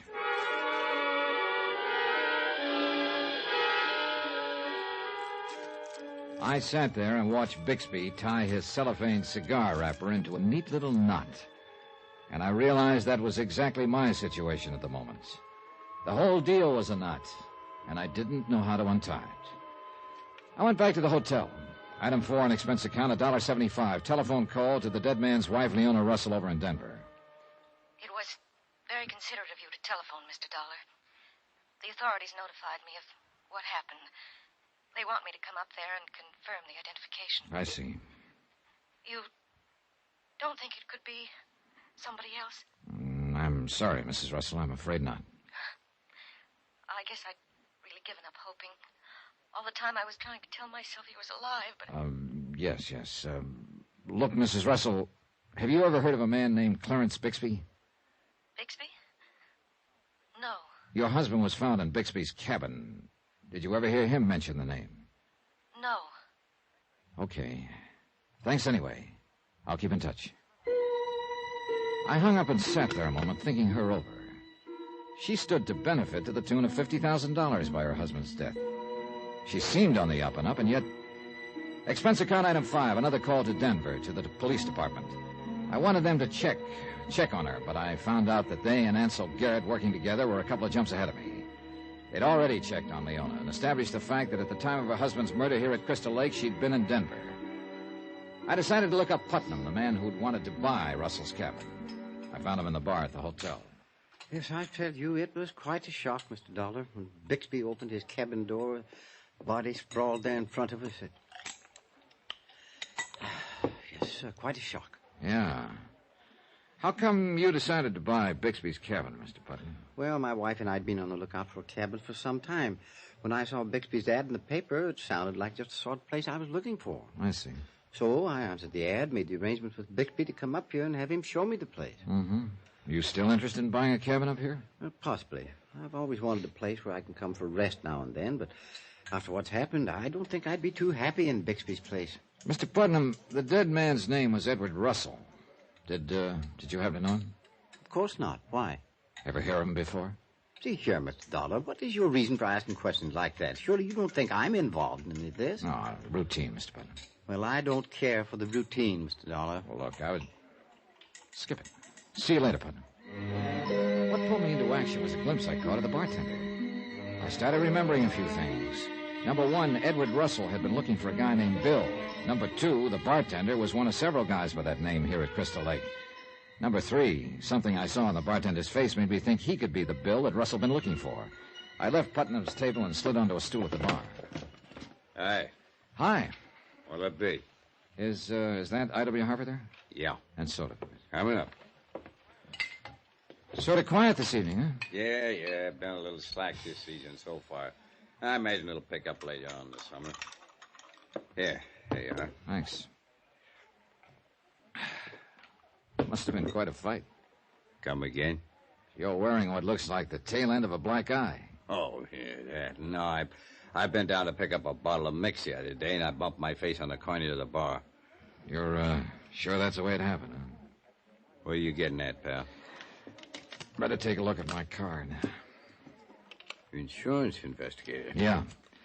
A guy named Edward Russell was in here a few nights ago with Betty Norton. He was looking for someone named Bill. By some strange coincidence, your name is Bill. And by an even stranger coincidence, you've got a black eye. Okay, Dollar. So Russell did give me the black eye. I traded him a split lip for it. What happened? I still haven't figured it out. He was in here drinking. He started talking to Miss Norton. She called me by my first name, and suddenly this Russell heats up. He comes up to me and starts asking me a bunch of questions. What kind of questions? Well, mainly had I ever lived in Denver. I told him no, but he didn't seem to believe me. Got pretty insulting, and we ended up outside. He pasted me first, and I let him have one. Then I spotted the hotel manager and broke it off. They left right after that. Well, why the cover-up about hitting your face on the bar? Are you kidding? Look, how long do you think a bartender will last in a hotel like this if the management knew he got in a fight with a customer? Particularly if the customer winds up dead, huh? Yeah, I heard about the killing this afternoon. Tough, but I must say that guy was asking for trouble. I don't know what was eating him, but something sure was. You didn't see him after that night? No. Check on me if you want. Oh, don't worry, I will. Hey, wait a minute. What's the matter? You said something a minute ago that just rang a bell. You said they left together after the fight. Who's they? Russell and Miss Norton. You sure about that? You sure she was with him when he left? Sure, I'm sure. You don't miss any tricks about a guy like that. Hey, look. If she told you different, I don't want to get nobody in trouble. That's where you and I differ, Bill. There's one person I want to get in trouble real bad. Who? The person who killed Russell. And right now, Betty Norton looked like an interesting possibility. I went outside and started walking along the lakeshore in the moonlight, thinking about it. She told me she'd left alone after one drink with Russell. But according to the bartender, she'd lied. She and Russell had left together. The motive stumped me, though. As far as I could figure, Leona Russell was the only one who could profit by her husband's death. Yet she didn't kill him. But Betty Norton, the girl who always had to play everything her way... I decided to have another talk with her and turned to go back to the hotel. Then I stopped. Out of the corner of my eye, I'd seen a movement near a tree on the slope above me. A shadow where there shouldn't have been a shadow. I scrambled up the slope. But there was nobody in sight. So somebody was keeping an eye on me. Somebody who knew this area pretty well. A nasty thought started pecking away at me. To wit, in getting closer to Russell's killer, I might be getting closer to something else, too. A bullet.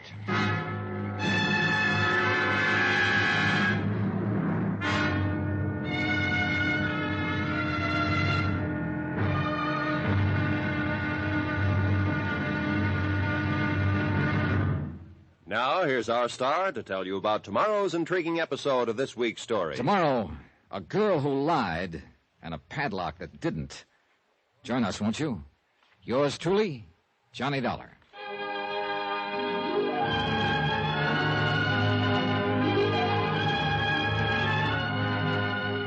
Yours truly, Johnny Dollar, starring Bob Bailey, is transcribed in Hollywood. Written by Robert Reif, it is produced and directed by Jack Johnstone. Be sure to join us tomorrow night, same time and station, for the next exciting episode of yours truly, Johnny Dollar. Roy Rowan speaking.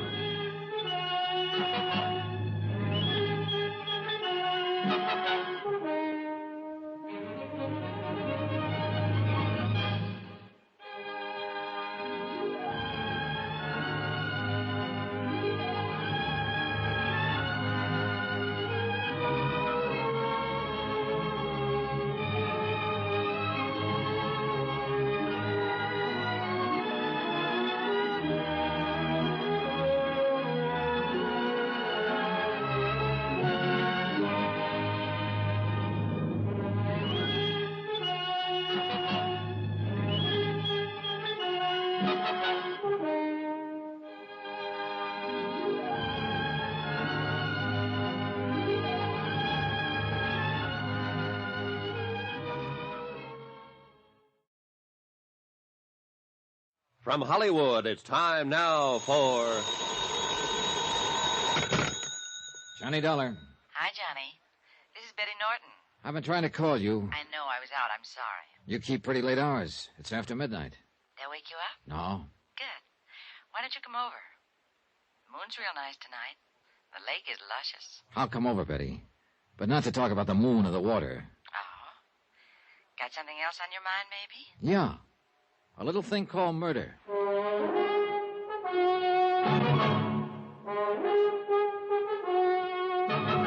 Tonight and every weekday night, Bob Bailey in the transcribed adventures of the man with the action-packed expense account, America's fabulous freelance insurance investigator. Yours truly, Johnny Dollar.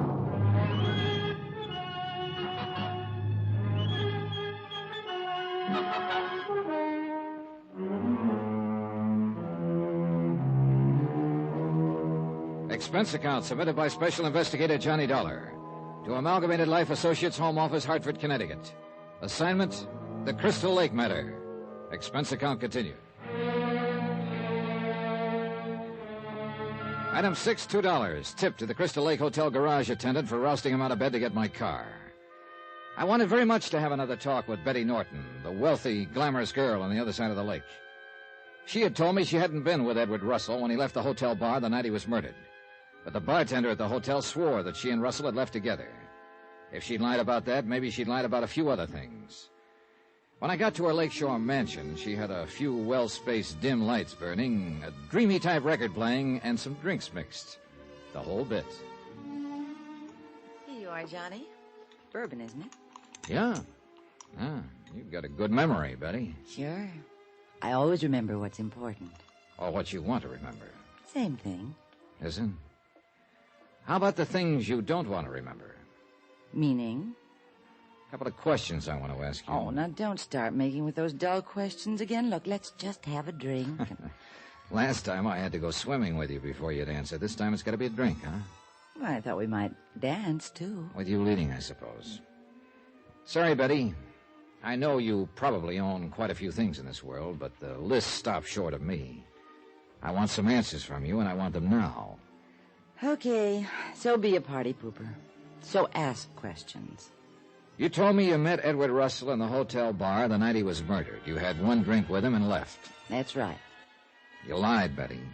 Who says so? The bartender at the hotel. My, and I've always tipped him so well, too. Look, baby, suppose we cut the comic routines, huh? All right, so I left the bar with Russell. Why did you lie about it to me this afternoon? It's very simple, Johnny. Part of the Norton training, I guess. What does that mean? My father told me long ago I could do whatever I liked, but to keep it out of the newspapers. That's the way I've played it ever since. Well, go on. On that night you're talking about, Russell and the bartender got into a fight. I know. And that's why I lied to you. Believe me. I just didn't want to be mixed up in anything that could land in the papers. I see. What happened then? He and I went to a coffee shop to sober him up a little. You can check that. I will. Then what? He kept mumbling about somebody named Bill he was looking for. He say much about him? No, he wasn't making very much sense. And then Hiram came into the coffee shop. Who? Hiram, the old fellow who drives what passes for a taxi here at the lake. He told Russell somebody wanted to see him. Russell left with Hiram. And you didn't see Russell after that? No, I didn't. You don't look convinced, Johnny. I'm not. You lied once before, you could be lying again. Sorry. I told you I lied before, but this time it's the truth. Mm-hmm. Where can I get in touch with Hiram? His number's on the cover of the local directory. Local directory. This one over here? Yes. Okay. Johnny, at this time of night? Yes, at this time of night. He doesn't usually take calls after midnight.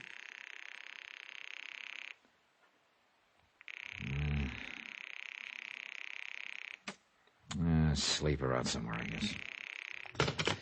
Well, I'll check him in the morning. What is it? Shh, quiet. Johnny, what is it? What's the matter? I thought I heard something outside here. Could it have been one of your servants? Well, I only have a housekeeper with me here, and she went to bed hours ago. There are a lot of deer around here. Maybe that's what it was. Yeah, maybe.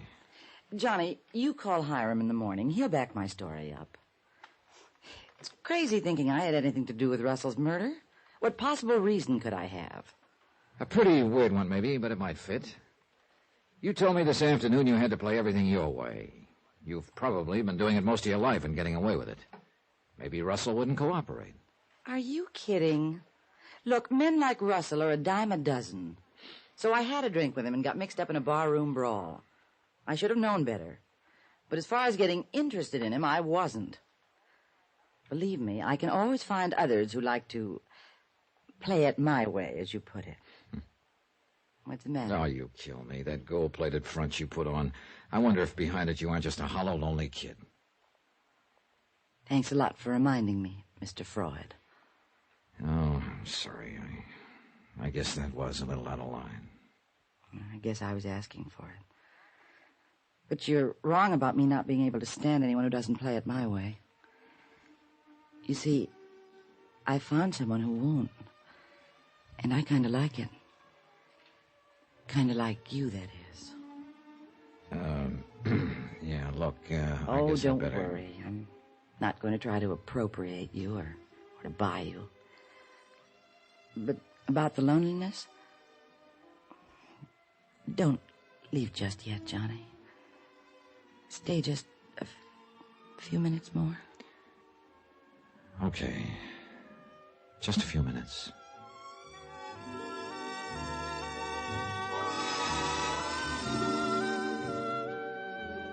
I guess I felt a little sorry for her in her loneliness. Or maybe it was... Well, anyway, I stayed a few minutes more. I think it was just a few minutes. My watch had stopped.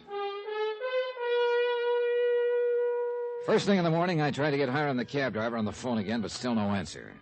I headed for Deputy Sheriff Ansel Garrett's office. Clarence Bixby, who owned the cabin where Russell's body was found, was with him. Good morning, Johnny. Ants, Mr. Bixby. Oh, morning, Dolly. Anything new? Not much. Well, I won't take up any more of your time, Sheriff. However, I would like to ask a favor of you, though. Oh, what is it? So far, the Denver papers haven't mentioned which cabin up here the body was found in. Now, I'd appreciate it if it could be kept that way. Otherwise, if it got out, I'm afraid my chances of ever selling the place would be pretty dim. Yeah, and anybody who'd want to buy it for that reason would probably be the kind of person not very welcome here at the lake. Okay, Bixby. Sounds reasonable enough. I'll see what I can do. Much obliged, Sheriff. Cigar? No, thanks. Dollar? No, thanks. Well, I'll see you later, fellas. I'll be around a day or two more if you want me for anything. Okay. Well, how do things look this morning, Johnny? Just like Bixby's cigar wrapper. I wish he'd quit tying those things in knots. Every time he does it, it reminds me that we're right in the middle of a knot we can't untie. Yeah, it's a bear, all right. Oh, brother, it's worse than that. A guy named Edward Russell takes off from his home in Denver and disappears. He turns up here looking for a guy named Bill, of which there are too many in this town. Then Bixby brings a prospect up here to show his cabin, too. He finds the padlock's been switched. Russell's body inside. Yeah. Ants, the only person who stood to profit financially on Russell's death is his wife, Leona, beneficiary on his $50,000 insurance policy. But she couldn't have killed him. The Denver police established her in Denver at the time. Oh, incidentally, she's up here at the lake now, Johnny. Oh, yeah, she told me over the phone you wanted her to confirm the identification. How'd she bear up? Not too well. It was kind of rough. You got any information out of Betty Norton? Well, her story is she had coffee with Russell after his fracas with the bartender. Hiram, the cab driver, came in and told Russell somebody was looking for him. Russell went away with Hiram. You checked with Hiram? I've been trying to get in touch with him on the phone. No answer. Yeah, he's on the go a lot. He keeps his cab behind the hotel garage. We can check there and leave a message for him. Yeah, okay. Yes. What about Bixby as a possibility? I thought of that too, Johnny. It'd take an awful lot of nerve to kill a guy and then arrange to discover the body in your own cabin, but it sure would be quite a cover. Yeah, but like you say, it'd take more nerve than most men have got. Besides, we run a check on Bixby, and we've turned up absolutely nothing to tie him into the deal at all. Now, there's no evidence he'd ever known Russell. I know. Leona Russell can't remember her husband ever mentioning Bixby's name. Hey, wait a minute. How about Putnam? Well, the guy who wanted to buy Bixby's cabin? Yeah. The same thing could apply to him. He knew the cabin was empty. He could have planted Russell's body there and then arranged for Bixby to open the cabin. It could be, except how does he tie in? I don't know. He said he and his wife wanted to buy the cabin. Might be interesting to check with his wife and see what she says. Not a bad idea, Johnny. I'll put in a long-distance call to her. Don't count on much, though. At this point, Ansel, I'm counting on nothing. And I wasn't. I was getting nowhere trying to match a logical motive with any of the suspects. I decided I might as well continue checking guys named Bill around town and see if I could find the one Russell had been looking for. I went down to Bill's boathouse at the landing. Bill Jensen, who ran it, was a stocky, heavyset man in his late 20s. His face looked friendly enough. That is, if you weren't paying much attention to his eyes. They were about the coldest shade of blue I'd ever seen. What can I do for you, Mr. Dollar? Boat, maybe? A little information, maybe. What about? A man named Edward Russell. The guy who was murdered? What about him? Did he come around here to your boathouse? Not that I know of. Well, he was looking for a man named Bill, and I thought you might be the one. No, Aunt Scarrett was telling me about him, but I'm not the one he was looking for, sorry. Did you happen to see him around town anywhere? Russell? No. First time I saw him was his picture in the paper after the killing. I see. Hey, you got quite a lot of boats here, Jensen. Yeah, pretty big investment in them. You keep the ones here in the boathouse padlocked, I see. No, I have to. Used to get one stolen now and then. Say, you want to take one out in the lake now, Mr. Dollar? Not right now, Jensen. Maybe later. See you around. All of a sudden, I was real interested in Bill Jensen and his boathouse because some of the padlocks on the boats looked very much like the one that had been placed on Bixby's cabin door, the one he'd pried off when he discovered Russell's body. I wanted a closer look at those padlocks, but now wasn't the time. I went on back to the hotel to look for Hiram, but his taxi still wasn't there. So I left him a message to contact me as soon as possible. Then, after dark, I went back to the boathouse. There was nobody around. I slipped in the back and took a close look at the boat padlocks. Yeah, no doubt about it. They were the same kind as the one on Bixby's door. And one of them was missing. Yeah, Bill Jensen could be my boy. I hit the deck fast behind one of the boats and looked around me. It was a bad spot to be in. I was pinned against a wall. I edged toward the rear, then dove for the door of the tiny office. Then I realized my mistake. I'd figured that the office would have an outside door, but it didn't. I was trapped. Yeah, it looked like I'd just solved the murder. The hard way.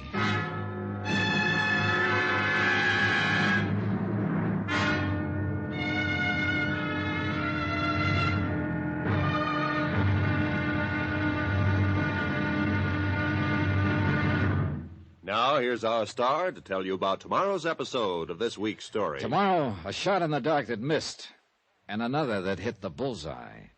Join us, won't you? Yours truly, Johnny Dollar.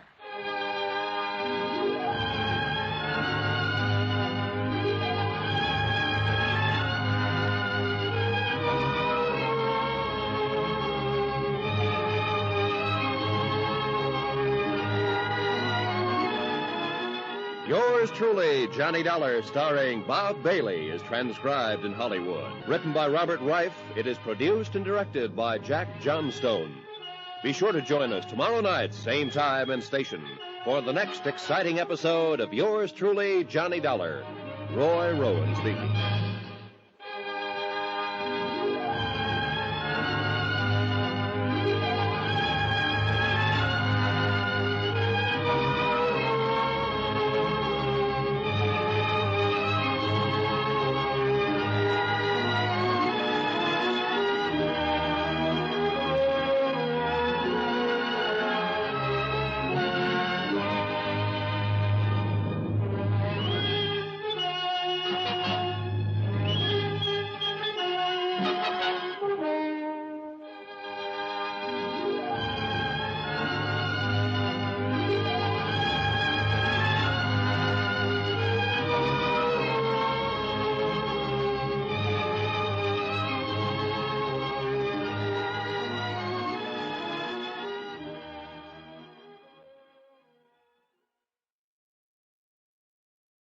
From Hollywood, it's time now for... Johnny Dollar. Ansel Garrett, Johnny. I was out when you phoned a minute ago. Ants, get over here fast. What's the matter? I'm trapped in the office of Jensen's boathouse. Trapped? Look, I've got no time to explain. There's a man outside with a gun, and I can't hold him off much longer. Who is it? I don't know, but I've got a strong hunch it's the one who murdered Russell. And he's trying to do likewise to me.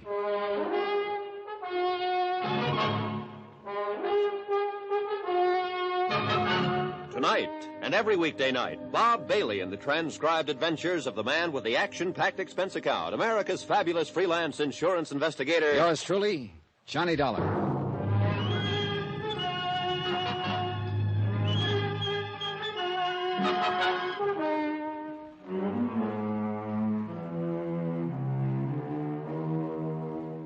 Expense account submitted by Special Investigator Johnny Dollar. To Amalgamated Life Associates, Home Office, Hartford, Connecticut. Assignment, the Crystal Lake matter. Expense account continued. Item 7, 2 cents. Just about what I figured my life was worth at the moment. The tiny office I was in had no windows and no outside door. A real trap. And outside, in the darkened boathouse, somebody with a gun was stalking me. Probably the killer I've been looking for. But now he was looking for me. I stacked what furniture there was against the door. He started throwing his weight against it, and it couldn't last very long. There was nothing I could do but wait. Right then, the sound of Aunt Garrett's voice outside was just about the sweetest music this side of heaven. Drop the gun! Drop it! You okay, Johnny? Yeah, just a minute. I'll get this stuff away from the door. Okay. Light switch here somewhere. There. Well... Bill Jensen. So you're my boy, Jensen. What are you talking about? What are you doing here anyway, Dollar? Getting shot at by you, mostly. Look, this is my boathouse, remember? You got no business to come prowling around here. Now, simmer down, Bill. Simmer down. I thought he was a prowler, Ants. Oh, yeah, sure. You knew I was getting close to you, Jensen. You decided to put me out of the ball game, and you came pretty close, believe me. I tell you, I don't know what you're talking about. I figured it was somebody after my boats again. You expect me to buy a story like that? Just hold it a second, both of you. If I can get a word in edgewise around here, maybe we can straighten things out. They're pretty straight right now, as far as I can see. Maybe. Bill, you claim you figured Johnny was a prowler trying to steal something, huh? How would you figure it, Ants? I see somebody sneaking into the boathouse and catch a glimpse of somebody else hanging around outside. Wait a minute. Somebody else? Who? Man or woman? I couldn't tell. Whoever it was got out of sight mighty fast. Oh, sure. Pretty convenient story, Jensen. Somebody around here has been keeping an eye on me right from the start. But right now, it figures to be you. Look, Dollar, I'm... Hold it, Bill! A couple of Jensen's boats have turned up missing lately, Johnny. It's natural he might think that Yeah, and something else has turned up missing here, too, Ants. What do you mean? That's why I came here to the boathouse tonight in the first place. When I was here this afternoon, I noticed that the padlocks on his boats were missing. One of them was missing. They looked an awful lot like the one that Russell's killer put on the cabin door when he planted the body there. A lock's a lock, Johnny. Yeah, but one of Jensen's is missing. Don't forget that. Oh? Here, come here. Take a look. Right there. Yeah. So it is. How about it, Jensen? I didn't even know it was gone. How do I know what happened to it? Somebody stole it, probably the same guy who stole those boats last month. Look, if you're trying to involve me in Russell's murder, you're wasting your time. I didn't even know the guy, and you got nothing to tie me into it. No? Then you better listen to a few facts, Jensen. Edward Russell took off from his home in Denver and came up here to Crystal Lake looking for a guy named Bill, which just happens to be your name. Half a dozen other Bills in town, too, Dollar. Now, what does that prove? Russell's body was found in Bixby's vacant cabin when Bixby brought a prospect up to show him the place. Bixby's lock had been taken off the door and a new one put on. Your padlock, Jensen. I already told you somebody must have stolen it from Then me. I come around to your boathouse here to check on the locks, and you start throwing shots at me. You figure it out. You haven't got a case against me, and you know it, Dollar. Just the same, Jensen. You better come down to my office with us. I got a few more questions I want to ask you. And I'd like to check your gun against the slug that killed Russell. Go ahead. Check it. Sure, I'll come down with you, Ants. I want to get this straightened out, too. But let me tell you something, Dollar. Next time you come around my boathouse without a search warrant, I won't miss. We questioned Jensen for an hour, but he didn't change his story. He kept denying any connection with the murdered man, Edward Russell, or his wife, Leona. Afterward, Ants and I went into his office.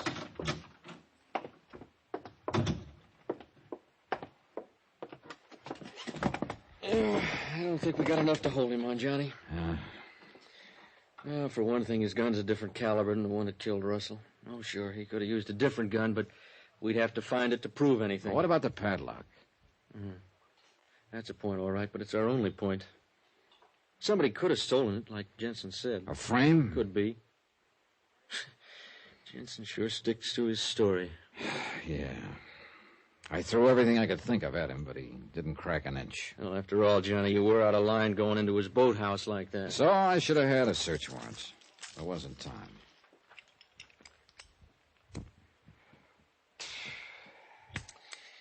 You know, you got quite a knack for stirring up trouble. If you're wrong about Jensen and the other suspects, you're going to owe a few apologies. Apologies I don't mind handing out. But Russell's killer I want. You think I don't? Deputy Sheriff Garrett speaking. What? Oh, yeah, put it through. It's Mrs. Putnam in Denver, Johnny, wife of the man who wanted to buy Bixby's cabin. Yeah. I put a call into her earlier. Hello? Oh, yeah, Mrs. Putnam. This is Deputy Sheriff Garrett up at Crystal Lake. Yeah, the reason I'm calling, your husband tells us you and he had been interested in buying a cabin up here for some time. I thought I'd check with you. What's that? You sure about that? I see. Yeah, well, thanks very much, Mrs. Putnam. Well, I guess your hunches are still clicking, Johnny. She didn't know anything about it, huh? Not a thing. Didn't even know her husband was up here.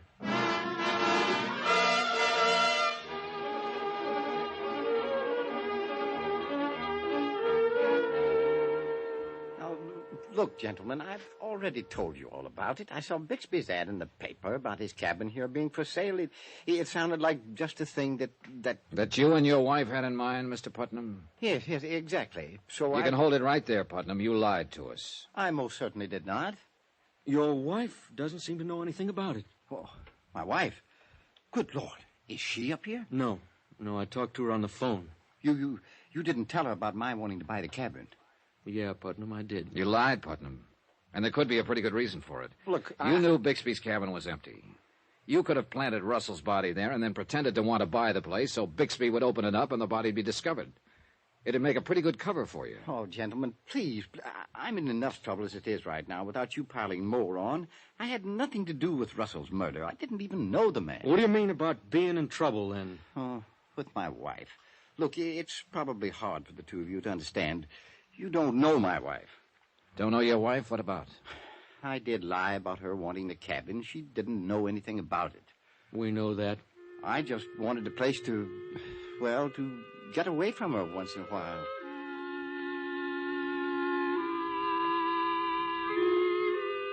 Ance looked at me, and I looked at Ance. And I guess we both had the same idea. The idea that we'd run another in a long series of blanks. We heard Putnam out a long and familiar tale of woe. We could establish no connection between him and the dead man, so we finally left. We left him in the middle of a long sentence about what his wife said to him every time he got home from the office late. Ance and I went outside.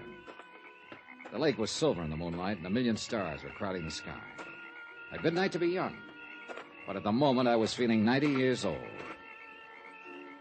Getting you down, Johnny? Yeah, right now I feel like an old beat-up merry-go-round. I've been going round and round, and my bearings are getting creaky. Yeah, the trouble is we've checked out just about everybody who could possibly be involved. It's motive that beats me, Ance. The only one we know of to gain by Russell's death is his wife, Leona, beneficiary of his $50,000 insurance policy. Yeah, but the Denver police established her in Denver at the time Russell was killed up here. She couldn't have done it. We've got only one more lead as far as I can figure. The guy who drives the local taxi here at the lake. Hiram? Yeah. He keeps his car right over there in that shed. I know. That's why I was heading this way. Shed's empty, though. Benny Norton told me when she was with Russell the night he got killed, his Hiram came up and told Russell somebody was looking for him, drove him away. Well, Hiram could have a line on the killer. But I can't seem to get a line on Hiram. I've tried to call him half a dozen times. I've left a message for him to contact me, but I haven't had a word from him. I don't like it. Our boys are looking for him. No sign yet. Well, we're not getting anywhere right now. Hey, look, if you're off duty, Ance, I'll buy you a drink in the hotel room. I am, and you got a deal. Of course, there's one possibility been in the back of my mind all along, Johnny. And probably in yours, too. You mean the killer could be somebody we don't even know about, a stranger? Yeah. Yeah, those are the toughest ones to crack. I know. Lobby's kind of crowded tonight. We're getting into the busy season. Mr. Dollar? Hey, it's Leona Russell. Excuse me a minute, Ann. Meet you in the bar. You're right. Good evening, Mrs. Russell. I didn't know you were still here. I'm leaving in the morning. The sheriff asked me to come up here and make an identification of the body. I know. Afterward, I just couldn't seem to get myself organized. I took one of the hotel cottages for a day or two. Such a peaceful spot up here. It's hard to believe. Yes, I understand. Mrs. Russell, your husband came up here apparently looking for a man named Bill. I've questioned 2 Bills so far, Cullen the bartender and Jensen the boatkeeper. Those names mean anything to you? Not that I recall. That's what's so terrible about this whole thing, Mr. Dollar. There just doesn't seem to have been any connection between anybody up here and my husband. Why would anyone have done it? That's a good question, Mrs. Russell. And right now, we don't seem to have an answer for it. I went into the bar, but Aunt Garrett was nowhere in sight. The bartender told me he'd been called away. Expense account item 8, 75 cents, 1 drink. I waited. Still no Garrett.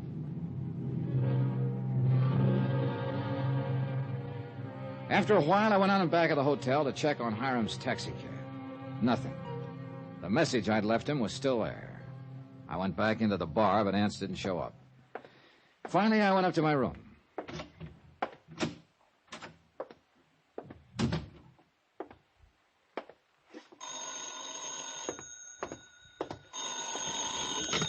Johnny Dollar. Hey, it's Garrett, Johnny. Oh, hi.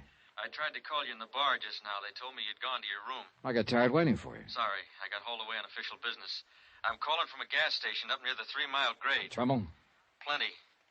Johnny, seems like when you go looking for people, it always turns out to be bad luck. For them. What do you mean? You came up here looking for Russell. He turned up dead. Now you've been looking for Hiram, the taxi driver. Don't tell me. Afraid so. We just fished his body out of a ravine.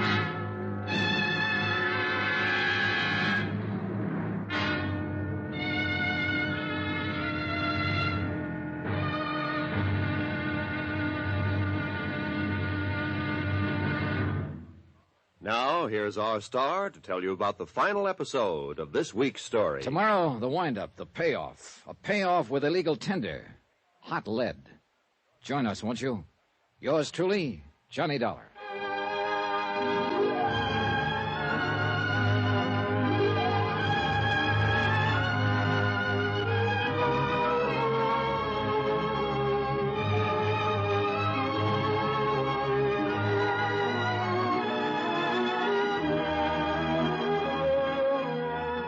Yours truly, Johnny Dollar, starring Bob Bailey, is transcribed in Hollywood. Written by Robert Reif. It is produced and directed by Jack Johnstone. Be sure to join us tomorrow night, same time and station, for the next exciting episode of Yours truly, Johnny Dollar.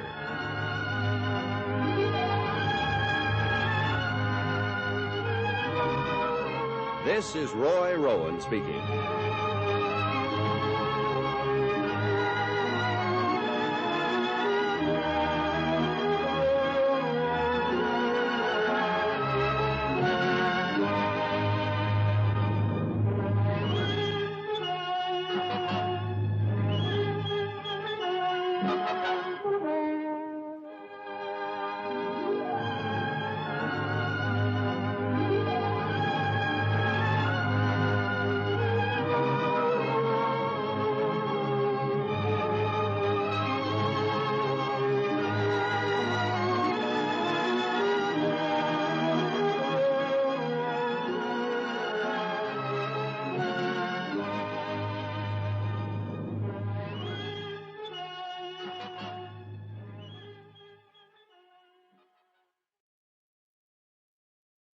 From Hollywood, it's time now for... Johnny Dollar. Ansel Garrett, Johnny. I'm calling from a gas station up near the 3 Mile grade, 10 miles north of the lake. Trouble? Plenty. Johnny, seems like when you go looking for people, it always turns out to be bad luck. For them. What do you mean? You came up here to Crystal Lake looking for Edward Russell. he turned up dead. Now you've been looking for Hiram, the taxi driver. Don't tell me. Afraid so. We just fished his body out of a ravine.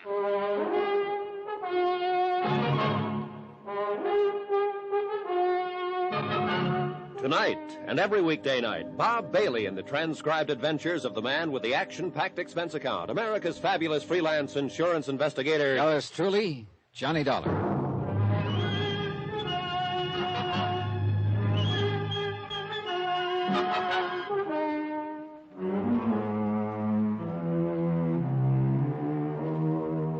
Expense account submitted by Special Investigator Johnny Dollar to Amalgamated Life Associates, Home Office, Hartford, Connecticut.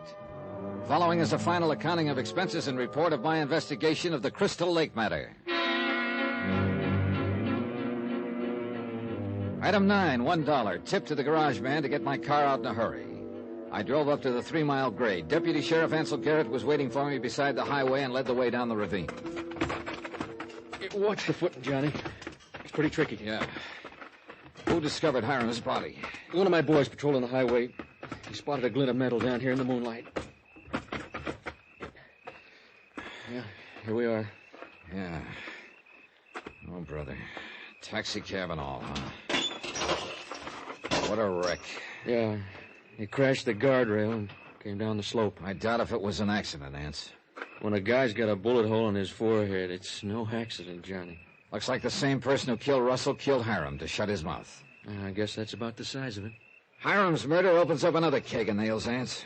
How so? Well, Betty's story is that the last she saw of Russell the night he was murdered was when he drove away in Hiram's taxi. But that story depended on Hiram for confirmation. You'll never be able to confirm it now. Well, earlier tonight you were beat because you were fresh out of suspects, Johnny. Now you got a real live one again. Maybe. But trying to find a motive to fit Betty Norton is a blind alley. The only one who could benefit financially from Russell's death is his wife, Leona, and she was in Denver at the time. I still think Russell's murder ties in with the fact that he came up here looking for somebody named Bill, and apparently had it in for him. Could be. Trouble is, Johnny, we got too many guys by that name at Crystal Lake. Bill Cullen, the hotel bartender, Bill Jensen at the boathouse. Both of them are still possibilities, Ance. The bartender had a fight with Russell on the night of the murder, and it was one of Bill Jensen's padlocks on the cabin where the body was found. Yeah, it's true enough. Whoever killed Russell and hid his body in Bixby's vacant cabin didn't know that Bixby was planning on selling the place and would bring somebody up to show it and discover the body. Sounds real convincing, Johnny. Now all you have to do is figure out somebody's name for the whoever and a good motive, and you're all set. Oh, yeah, sure. Real simple. You know, one thing that's been bothering me from the start, though. Why did the killer plant Russell's body in a cabin? With all the wide open spaces around here, why a cabin? Yeah, he could have figured dogs or animals would uncover the body if it was outside somewhere. How about the lake? Bodies have a way of coming to the surface. Yeah, I guess you're right. If we could only have gotten to Hiram before this.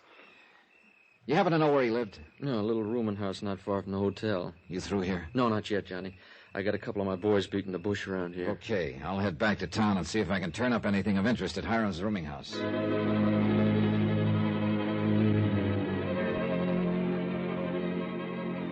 On the way back to the village, I stopped at Betty Norton's Lakeshore mansion, but she wasn't at home. Her housekeeper told me she'd gone to Denver for a couple of days. On hearing that, my interest in her as a suspect shot up again. Expense account item 10, $1.45, long-distance call to the Denver police, requesting them to try to locate Betty Norton for further questioning. Then I went to the rooming house where Hiram had lived. I couldn't find anything in his room that would give me a lead on his killer. But as I was coming out, I found someone in the hall who might. Huh? Well, Bill the bartender. Oh, hello, Dollar. What are you doing here? It's real simple. I live here. Oh? Same rooming house as Hiram, huh? That's right. Now, look, don't go trying to tie me into his murder. We was friends. I didn't know the news of his killing was out. How did you know he was dead, Bill?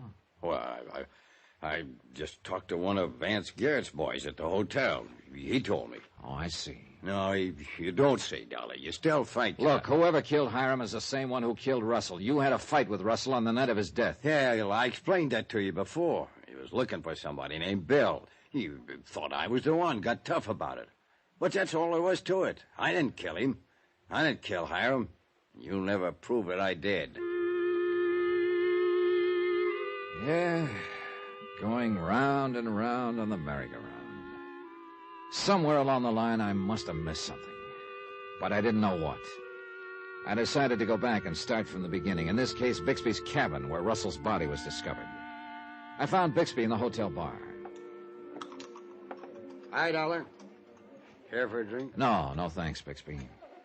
Well, I got a little good news earlier this evening. Sheriff Garrett told me he was through checking over my cabin so I can get it cleaned up and repainted now.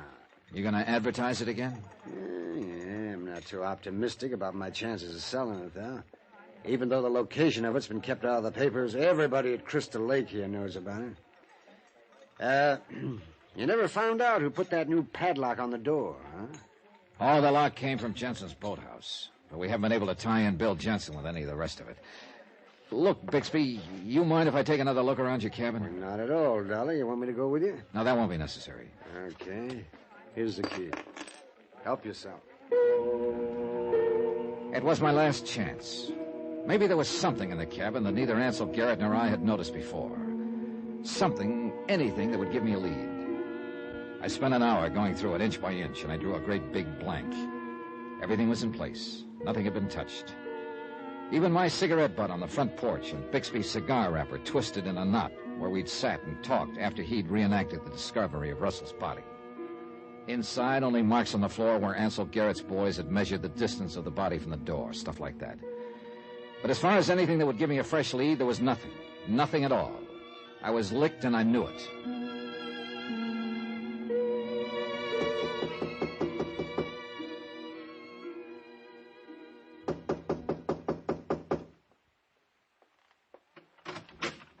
Oh, Mr. Dollar. Good evening, Mrs. Russell. I just dropped in to say goodbye. Well, that was very thoughtful of you. Please come in. Thanks. When are you leaving? I'm checking out in the morning. What are your plans? I'm not sure, Mr. Dollar. I'll probably get rid of the house in Denver and take an apartment for a while. After that, I don't know.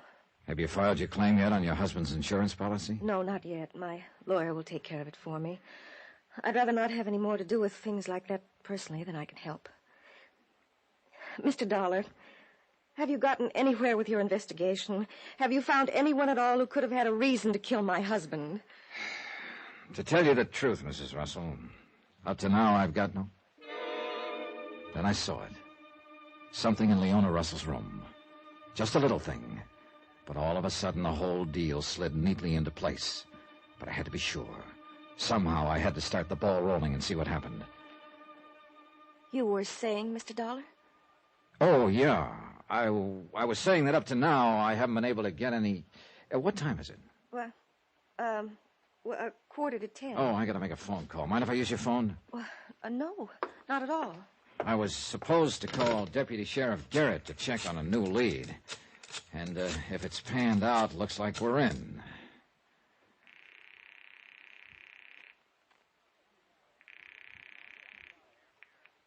Deputy Sheriff Garrett.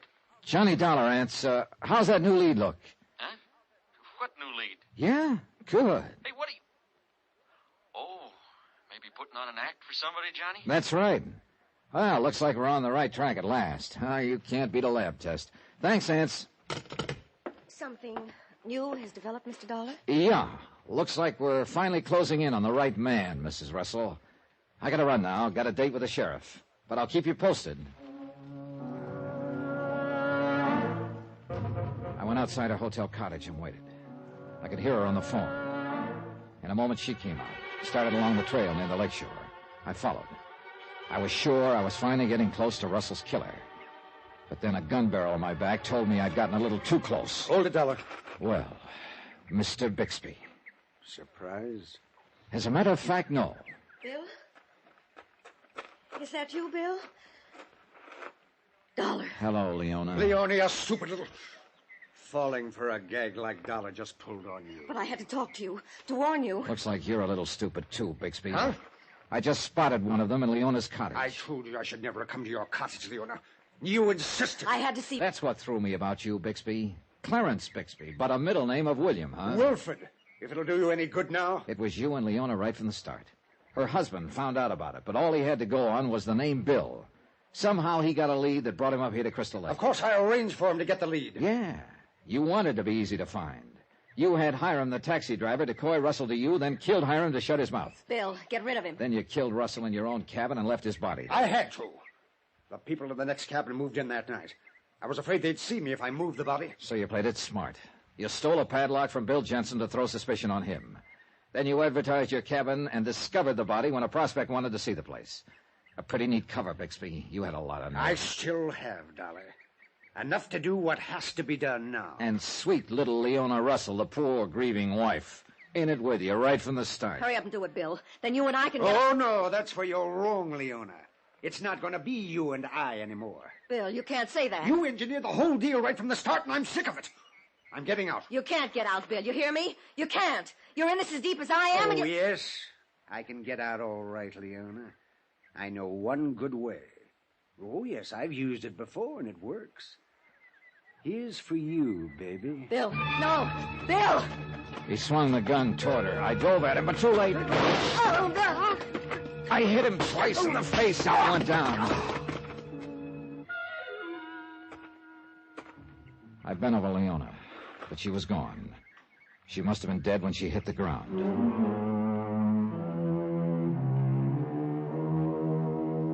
11th and final item on expense account, $145.20. Transportation and incidentals from Crystal Lake home. Total expenses, $423 even. Remarks about Bixby. In jail awaiting trial on 3 counts of murder. Edward Russell, Hiram, Leona Russell. About Leona, who'd engineered the whole deal for a payoff. Well, she got paid off all right. End of remarks, end of report. Yours truly, Johnny Dollar.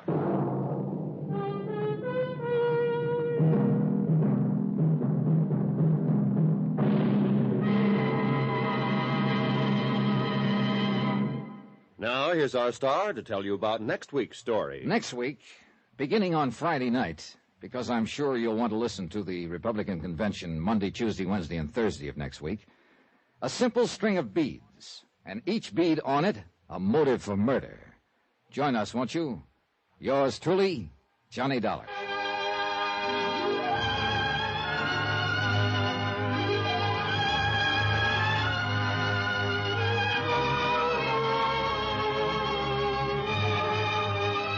Yours truly, Johnny Dollar, starring Bob Bailey, is transcribed in Hollywood. Written by Robert Reif, it is produced and directed by Jack Johnstone.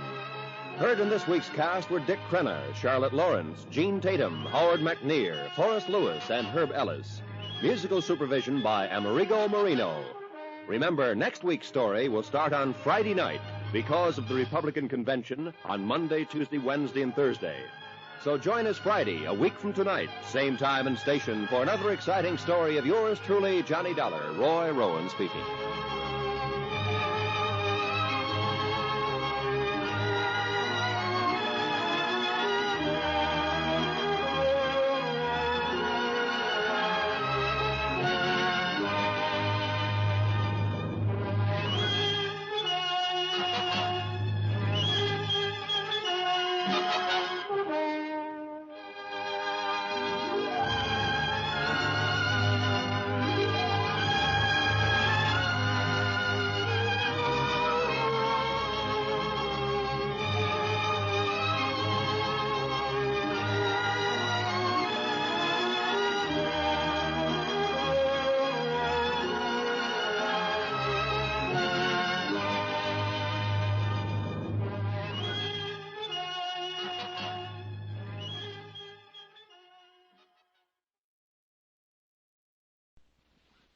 From Hollywood, it's time now for...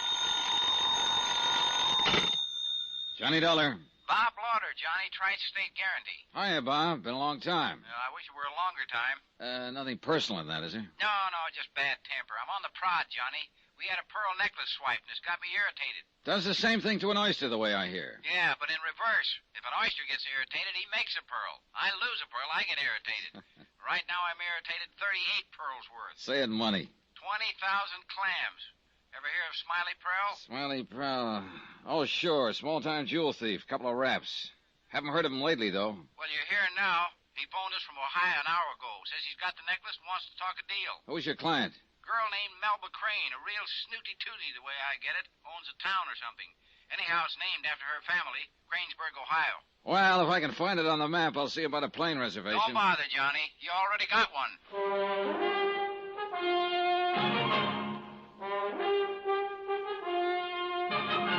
Tonight, and every weekday night, Bob Bailey in the transcribed adventures of the man with the action-packed expense account, America's fabulous freelance insurance investigator. Yours truly, Johnny Dollar.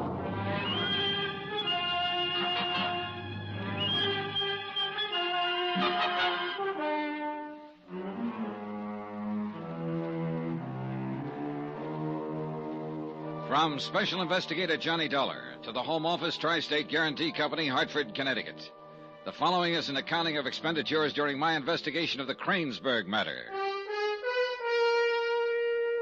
Item 1, $105.35, incidentals in Hartford and transportation to Cranesburg, Ohio. I checked into the hotel, the Crane Hotel, incidentally, and per instructions, waited for contact by one Smiley Prell, jewel thief. That Crane name was beginning to run out of my ears, so for the moment at least, I postponed calling on the family itself.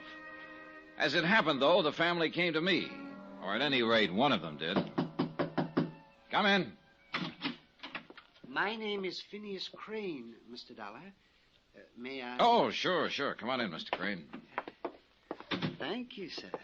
You're related to Miss Melba Crane? Melba is my niece. And the necklace belonged to her? That is correct. It was her own personal property, not a part of any family holding. Oh, I see. Well, sit down, won't you, Mr. Crane? Oh, well, thank you. Thank you very much. Just who constitutes the family you mentioned? Well, as a matter of fact, Mr. Dollar, only Melba and myself now. We're the last remaining survivors. Now I see you're unpacking, sir. But you just go right ahead and forgive my intrusion. Well, yeah, you did catch me a little by surprise. I just got in town a few minutes ago, and I wasn't expecting visitors. Mr. Lauder of the insurance company wired that you were coming, and I was waiting here at the hotel. Oh? I understand the thief has approached you. Well, no, not me personally, no. He phoned the main office in Hartford and talked to Lauder. I see. I'll probably hear from him sometime this afternoon. Now, you say he, Mr. Dollar. Are you certain the call was from a man? Lauder was certain. Do you have some reason to doubt it? Oh, no, not at all. I just wondered. The name he gave is a known jewel thief. Several previous convictions. Smiley Prell. Yes, is that? Oh, and the call was made from here in Cranesburg. Yeah, that's right. Is that? Well, that's very remarkable. Why so? Well, this is quite a small town, as you've no doubt noticed. Now, a stranger would draw attention. Be somewhat conspicuous. Oh, not necessarily. Smiley may have come here some time ago to establish himself. You may even have met him, Mr. Crane. Oh, no. Well, I'm quite sure that it's utterly impossible. Did Lauder wire you a description? No, of course not. Then how can you be so sure? Well, I just haven't met any strangers in the last few months. Not a one. Oh, I see. Well, I am now at home. Can I order you up something from the bar, Mr. Crane? No, thank you. No, I really have to run on. I only stopped in for a minute. Did you have anything special in mind? Oh, no, nothing at all. I don't believe you, Mr. Crane. I beg your pardon, sir? Well, I just don't believe you. You care for a cigarette? Oh, no, thank you. I never smoke. And I must say I fail to understand your implication. You understand it all right. Mr. Dollar, I'm afraid... Now, what is it, Mr. Crane? Is there something phony about the loss of that necklace? Certainly not. Then what's up? I merely came here to offer my help. And Melba's, too, of course. I wanted you to know that we'll be glad to cooperate fully in any action you may choose to take. That's very generous of you. And your niece. My niece? Well, she's a very remarkable girl, Melba is. Oh? Yeah, she's a trifle headstrong at times, of course. Not always inclined to use the best judgment. Uh-huh. How has she shown this lack of judgment, Mr. Crane? Oh, there's nothing specific at all, but I did want you... I did want to see you before you talk to her. You understand? Let you know kind of what to expect, as you might say. Well, naturally, she's very upset over the loss of her necklace. I imagine. You don't have any hope, I suppose, of recovering it? Well, as a matter of fact, I have a lot of hope of recovering it. Possibly within 24 hours. Oh, I see. Oh, well, no. Certainly Melba would be very happy to hear that. It was an engagement gift, you understand, from her fiancé, Dean Sellers, his name. Oh, yeah, she was quite broken up when it was stolen. Well, a $20,000 necklace is a pretty fair loss. Now, Mr. Crane... Oh, it's not the intrinsic value at all, Mr. Dollar. No, I suppose not, since that part of it is covered by the insurance. Yeah, oh, that's quite so. But I was referring to the sentimental attachment, you understand? Oh, naturally. And, of course, to the sheer beauty. Oh, it was lovely, Mr. Dollar. You've seen the necklace, I suppose. No, but I've got photographs of it.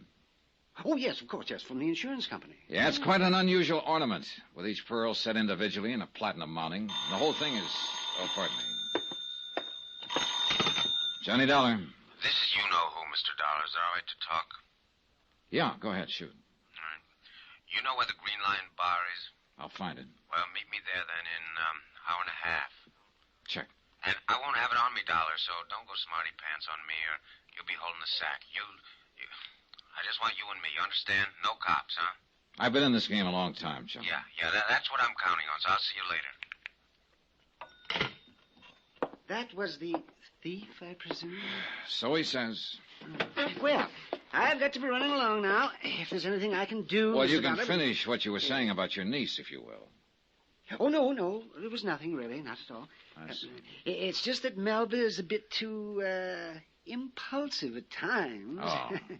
Headstrong, you know. She's young and she's foolish, but she never means any actual harm by it. No, not really, she doesn't. Now, I'm sure you understand that, Mr. Dollar. So, a good day, sir.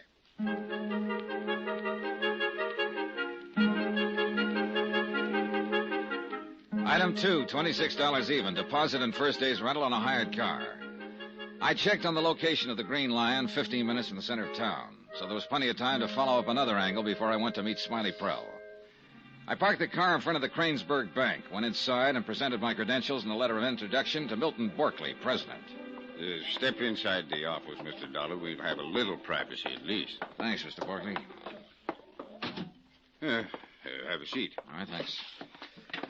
Any recommendation of Bob Lauders is good enough for me. You've handled a lot of investments for Tri-State. You're fine company. Nice company to work for. Now, what can I do for you, Mr. Dollar? Oh, it's just the usual routine check in cases of this kind. The general financial status of the Crane bunch. You mean the Crane Chemical Company or the Crane family? Well, I assume the two went together. No, not for several years now. Melba's father sold the last of the family stock a while before his death. Neither Phineas nor Melba have 1 cent of ownership in the company. I see. Now, the company, of course, is in excellent financial condition. It's the family we're concerned with.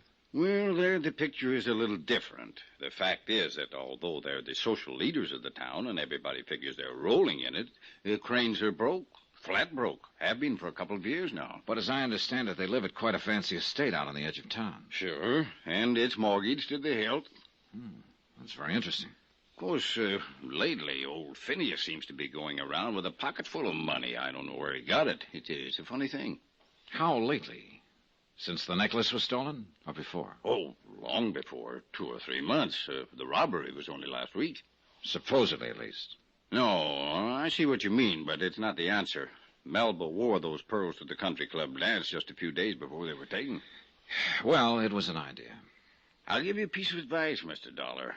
Have more than just an idea before you get too rough with Melba Crane or her uncle. Oh? Yeah, money or no money, they're still top society here.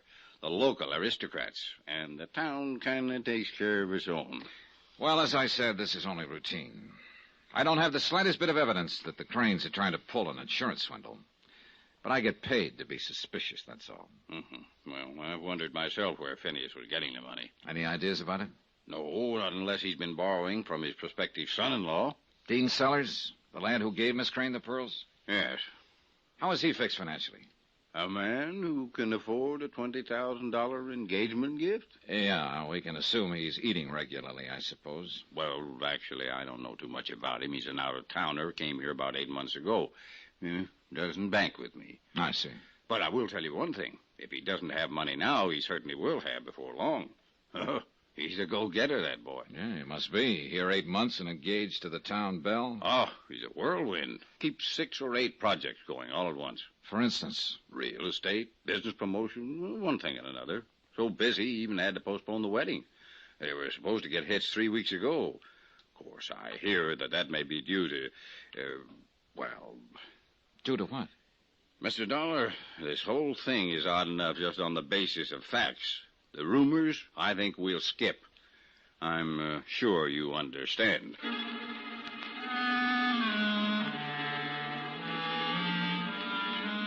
That was the second time I was supposed to, quote, understand, unquote. Phineas Crane was sure I could understand about his niece. And banker Milton Borkley was equally certain about the rumors.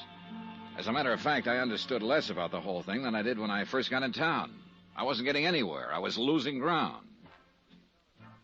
Item 3, $1.40, 2 dry martinis in the Green Lion bar while I waited for Smiley Prell. He was 20 minutes late, but he finally showed up, slipped into the back booth across from me. Your dollar? Right. Have a drink? No, some other time. I only got about 1 minute. All right. What's your price? No price, not now. Oh, look, Smiley, a minute is not long enough to do much bargaining. Well, I didn't come here to bargain. Well, I did. And we assume from the way you talked on the phone to Hartford, you felt the same way. Just keep your shirt on, chum. We'll make a deal, all right, but later. Not right now. Why not? Because something's come up. I got to get it straightened out first. What? Never mind. Hey, look, you remember this address, huh? 1412 North Oak Street, room 6. Huh? The boarding house. Now, you meet me there at 9 o'clock tonight. Oh, wait a minute. What's this all about? I haven't got time, chum. Don't worry. You'll get your beads back one way or another. What do you mean? I mean that somebody's trying to hand old Smiley a real quick shuffle. First-class double cross. And I'm going to see to it that somebody gets it right in the neck. Who's the somebody? Never mind. You just sit tight and meet me at 9 o'clock. And I think I'll be in a position to give you a lot more than just the necklace. You understand? Frankly, no. Well, you will. You're going to understand real good before you're through. So stick around, Dollar.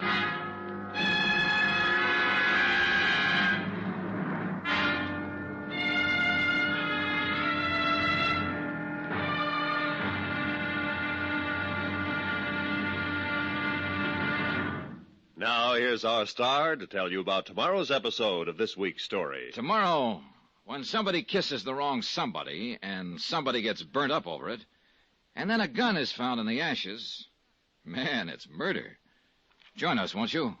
Yours truly, Johnny Dollar.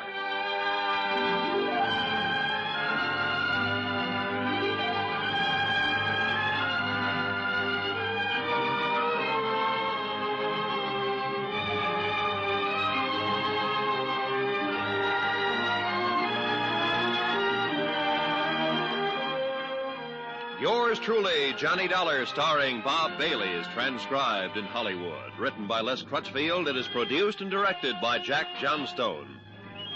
Be sure to join us tomorrow night, same time and station, for the next exciting episode of Yours truly, Johnny Dollar. Roy Rowan speaking.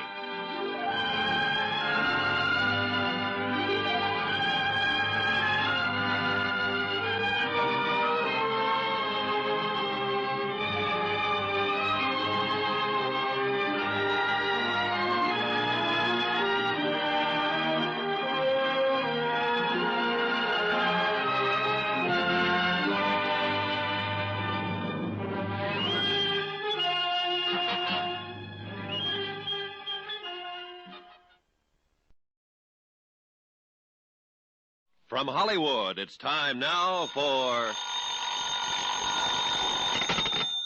Johnny Dollar. I guess we were cut off, Mr. Dollar. Yeah, apparently. Now, who did you say The name's Bartlett, J.D. Bartlett. You mean you work for Mr. Bartlett? I mean, I am Mr. Bartlett. I mean, Miss Bartlett. Oh, now you've got me all confused. You're confused. Look, Mr. Dollar, the only J.D. Bartlett in town is me.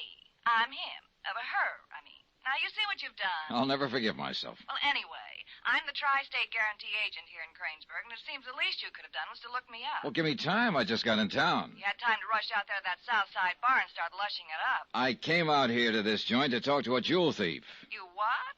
Jewel thief? It's the guy who phoned Hartford and offered to make a deal on the Crane necklace. He claims he's the one who stole it, that for a slight consideration I can get it back. And what do you think? I think I've walked in on the nuttiest case in the month of Sundays. Hey, look, he's waiting for me at the bar. Suppose I drop by later and... Are you sure J.D. Bartlett is a woman? You're the first man who ever doubted it. I'll see you later, Mr. Dollar.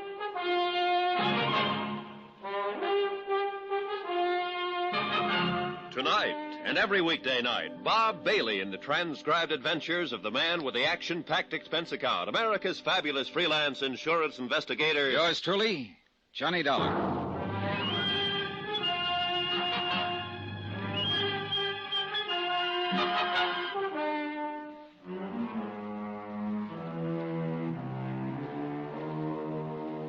From Special Investigator Johnny Dollar to the Home Office Tri-State Guarantee Company, Hartford, Connecticut. The following is an accounting of expenditures during my investigation of the Cranesburg matter. Expense account continued.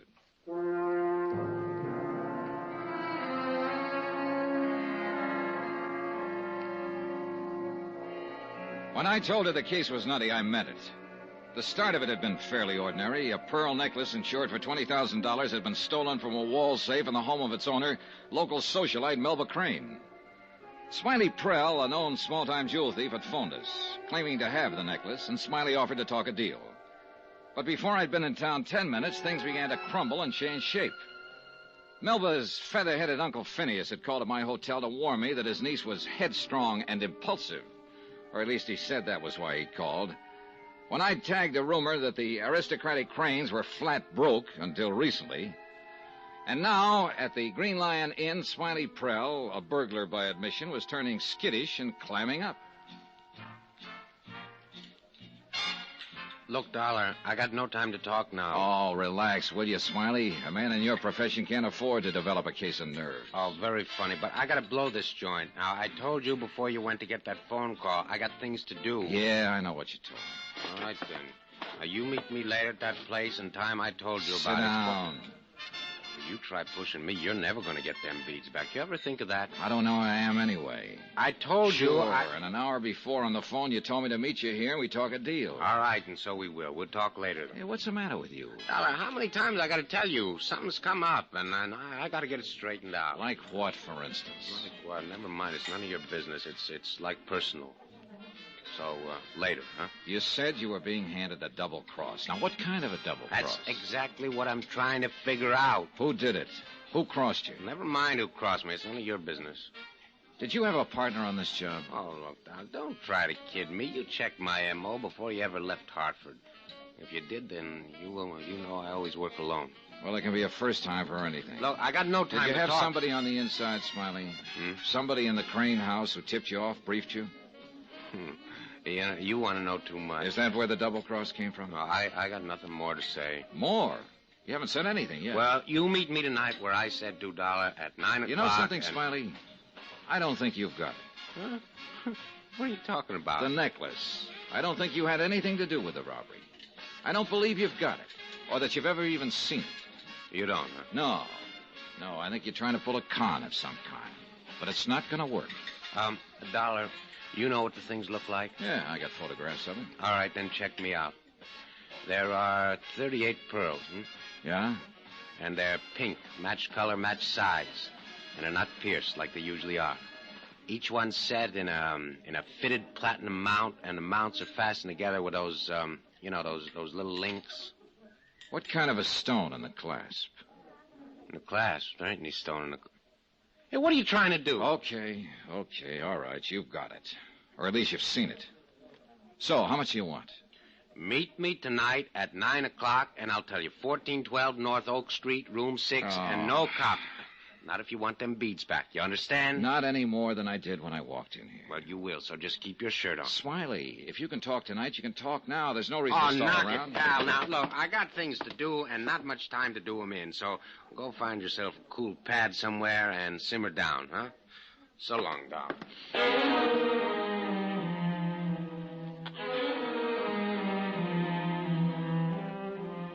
Item 4, $275. I was stuck with the check, naturally. So I paid it and strolled toward the door. I stopped just outside on the entranceway to the roadhouse and watched Smiley cross the parking lot toward a tree-shaded taxi stand where a couple of waiting hacks had parked out of the sun. A few yards away from me stood another cab, this one occupied. I stepped out of the entrance and walked over to the taxi because I'd recognized the passenger in the back seat. Afternoon, Mr. Crane. What? Oh, I'm sorry if I startled you. Oh, not at all. No, I just didn't hear you walk up. Yeah, I noticed you seemed pretty concerned with something across the lot there. Across the lot, but I'm afraid I don't It wouldn't be that fella getting into the taxi, would it? What fellow? I don't know what you mean, Mr. Dollar. Oh, I could be wrong. I hadn't even noticed the man, as a matter of fact. Oh, well, then, of course, you won't mind if we just stand here and watch him drive off. But I really should get back into town. Good. I'm going that way myself. I've got a car here. Be glad to take it. But I've already engaged this driver. Pay him off and we'll get going. Give us a chance to talk on the way in. You might as well, Mr. Crane. The other taxi is already out of sight. Well, I hadn't noticed. Very well. Here you are, driver. Keep the change. Oh, thank you, sir. My car's over this way. I'm afraid there may be a misunderstanding of some sort, Mr. Dollar. Oh? You seem to be under the misapprehension that I was interested for some reason in that stranger who left. I said I could be wrong. And I can assure you that you are. Here's the car. Now, to the best of my knowledge, I have never seen the man before in my life. Well, there'll be days like that sometimes. What's that? A colloquialism of the common man, Mr. Crane.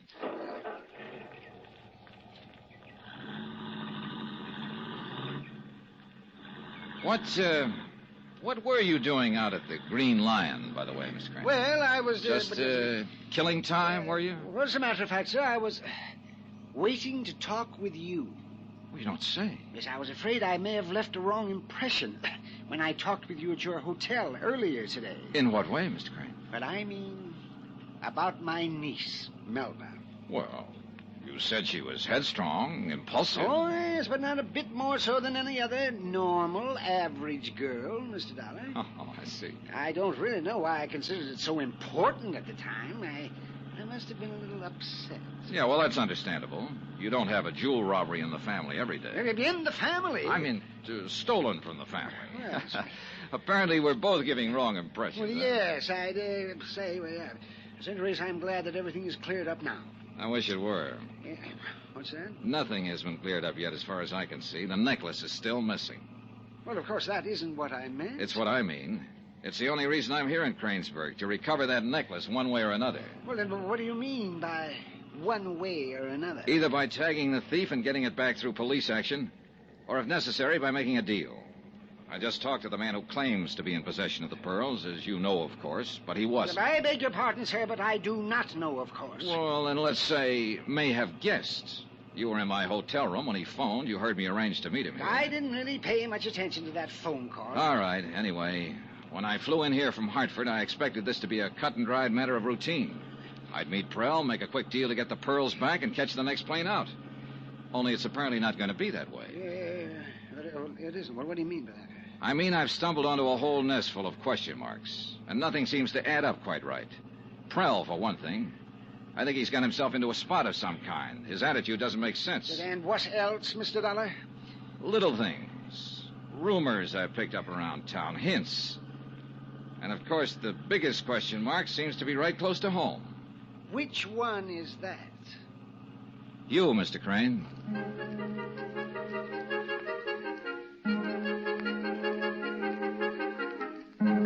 When I dropped him off at the center of town, he was still fumbling with vague phrases, trying to clear up the misapprehensions, as he put it, but actually saying nothing. He was sure, however, that I would understand. He was wrong. I didn't. Even my mistake about J.D. Bartlett, Tri-State's local agent, seemed to fit in with the rest of the mixed-up case. I'd assumed from the name that Bartlett was a man. But when I walked into the office a few minutes later, I was suddenly happy that I was wrong. Your dollar, I presume? That's right.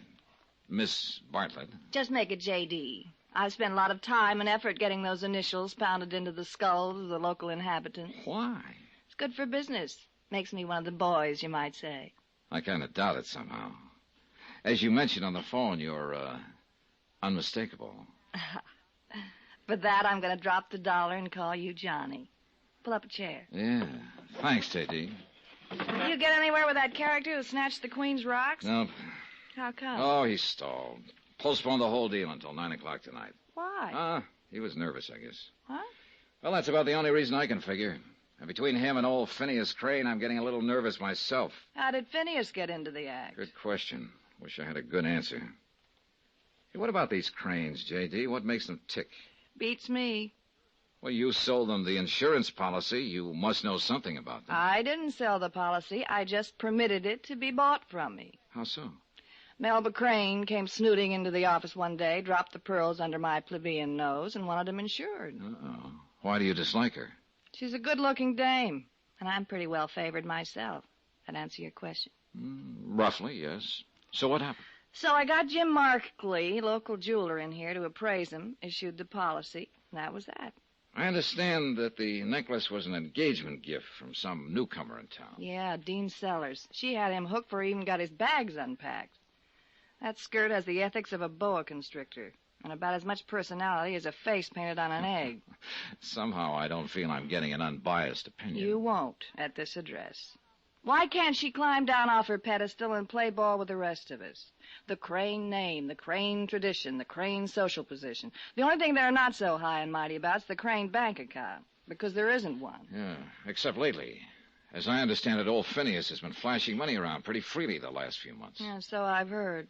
Don't ask me to explain it. I can't even explain Phineas. What do you mean? He's a rare one, that old boy. Old school tie, mouthful of mush, that sort of thing. But you know, if it was a matter of protecting the family name, I actually think he'd commit murder.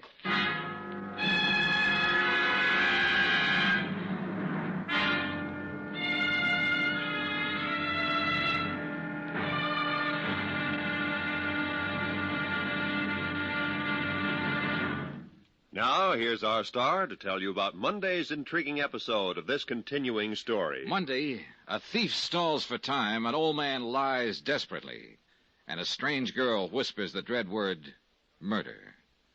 Join us, won't you? Yours truly, Johnny Dollar.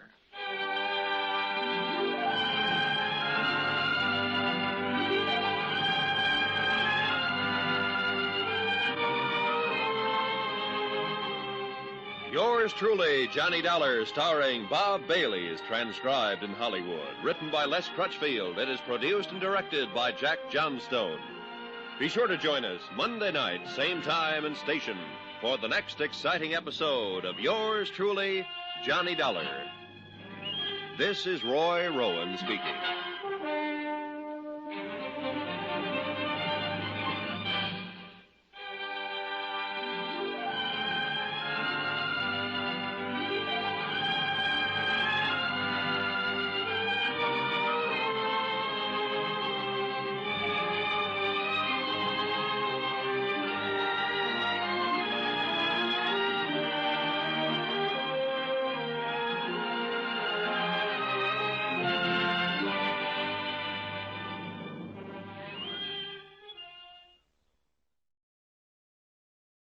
From Hollywood, it's time now for... Johnny Dollar. This is Melba Crane, Mr. Dollar. Oh, yes, Miss Crane. I phoned a little while ago, and your maid said you were out. She told me. Was there something you... You've had a $20,000 pearl necklace stolen. I thought you might want to talk about it. I have talked about it.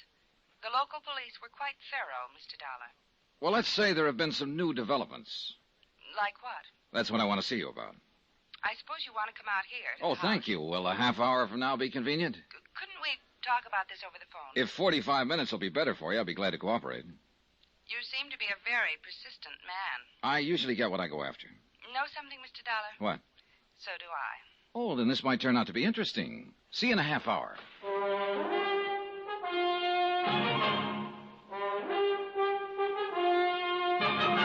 Tonight and every weekday night, Bob Bailey in the transcribed adventures of the man with the action-packed expense account, America's fabulous freelance insurance investigator. Yours truly, Johnny Dollar.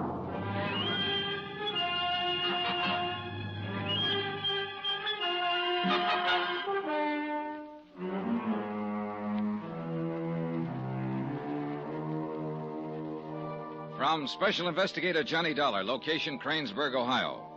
To the Home Office Tri-State Guarantee Company, Hartford, Connecticut.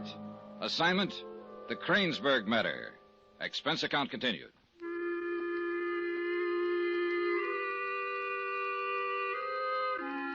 Item, $20,000. The face value of the policy on a pearl necklace stolen 1 week ago from Miss Melba Crane. Young socialite, one of the last 2 surviving members of the town's most aristocratic family. And, according to her own statement, a girl who always got what she went after. Well, I'd almost got what I'd gone after. I'd at least made contact with Smiley Prell, the jewel thief who'd phoned Hartford and offered a deal. But that was all. Smiley had clammed up, started to stall, and implied the whole thing was blowing up in his face. And now the victim herself was trying to stall. And on top of everything else, a storm was coming up. I left my hired car near the coach house and walked down a long arbor toward the entrance to the Crane mansion. It had been quite an estate once, still was. But the buildings needed a touch of paint here and there, and the gardens needed a gardener. Just a hint of wear and tear. It fit with what I'd learned at the bank. Though still tops in local society, Melba Crane and her Uncle Phineas were flat broke. I was reaching to ring the doorbell when I saw the couple in the sunroom, a man in a business suit and a girl in a maid's uniform. So busy with each other, they didn't even notice me at first. It was an intensely romantic scene, and I started to feel like a peeping Tom. The girl was still a little red-faced when she answered the door a few seconds later. Good afternoon, sir. My name is Johnny Dollar. I'd like to see Miss... Dollar? You're the investigator about the robbery. Lauder must have wired everybody in town. Oh, I'm sorry, sir. I didn't mean to blurt it out that way. I found it interesting. You know we're going to get a little wet if that rain starts? Oh, won't you come in, Mr. Dollar? Thanks. You'll want to see Miss Crane, I imagine. Yes, I think she's expecting me. If you'll wait here, please. Oh, by the way, I didn't interrupt you, I hope. Interrupt? I'll tell her you're here, Mr. Dollar. Thanks. Bye, honey. See you later.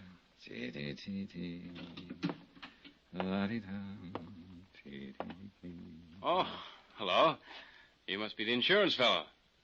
Did you get a wire, too? A wire? Oh, no. Melba told me you were coming out. I'm a friend of the family, Mr. Dollar, Dean Sellers. How are you, Mr. Sellers? Melba and I are engaged, you know. Congratulations. Oh, it's not recent. Yeah, I know. Say, you're a little hard to figure out. I'm a complete enigma, Mr. Sellers. I believe you're the chap who gave Miss Crane the necklace, right? Yes, it was an engagement present. Do you have any lead on it yet? Nothing definite. I understood you'd been contacted by the thief who stole it. That's right. Well, then you... Well, I haven't actually seen the necklace yet, and until I do, I can't be positive this man ever, even has it. It wouldn't be the first time a professional jewel thief has tried to pull a swindle. I see. Tell me something, Mr. Dollar. Yeah? Suppose you do get hold of the pearls. What happens to them then? Well, that depends. If Miss Crane's claim hasn't been paid at the time, they go to her. If it has been paid and she refuses to reopen negotiations, then we sell the necklace to recover our losses. And up till now, as I understand it, the claim hasn't been paid. That's right. I see. Well, I hope you get it back quick, then. The insurance won't cover the sentimental value. Sentimental value to whom, Mr. Sellers? To both of us. Oh, I know. I saw you outside the sunroom there. Strictly unintentional. What I mean is his appearances can be deceiving sometimes. I wouldn't want you to misunderstand. Oh, I think I understand perfectly, Mr. Sellers. Good.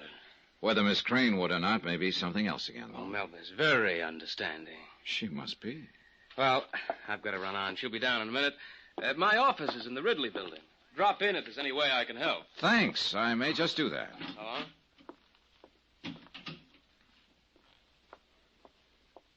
I'm sorry to keep you waiting, Mr. Dollar. Oh, that's all right. It gave me a chance to meet your fiancé. Oh, were you talking with Dean? We exchanged a few pleasantries. Isn't he a darling? Well... Of course, he's a little headstrong sometimes and impulsive. But he never means any harm by it. How did you know? Oh, personal observation. And also, by an odd coincidence, that's exactly the way you were described to me. Oh? Instead of beautiful, glamorous, seductive? I imagine it was assumed that I could see those qualities for myself. I wonder if I should buy that as it is or analyze it first. I warn you, I'm dangerously subtle. I think you may be at that. Would you like a drink, or are you one of those always stick-to-business types? I'm even worse. I combine the two. I'll have scotch on the rocks. Well, that's my drink. Well, now we found something in common. We already had something. The robbery. Yeah, you want to talk about it? Why not? I want that necklace recovered as much as you do. Yes, I understand it has a high sentimental value. Who told you that? Your fiancé. Oh. Here's your drink. Thanks.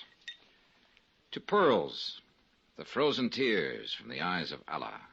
A poetic cop. More cynical than poetic. The man I heard call them that had just knifed a British colonial administrator and blown up a sampan with 6 Chinese fishermen aboard. Why? 9 pearls. He wanted them.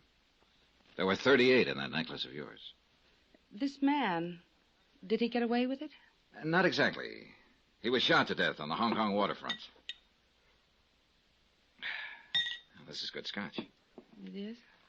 Another thing, Miss Crane. I am not a cop, poetic or otherwise. It amounts to the same thing, doesn't it? Well, in some ways. I'm not professionally concerned with identifying and capturing criminals and bringing them to justice. My obligations on that score are no more nor less than those of any other private citizen. So? So I'm hired by the insurance company to protect their interests. Usually that involves trying to recover stolen property or looking for evidence of insurance fraud.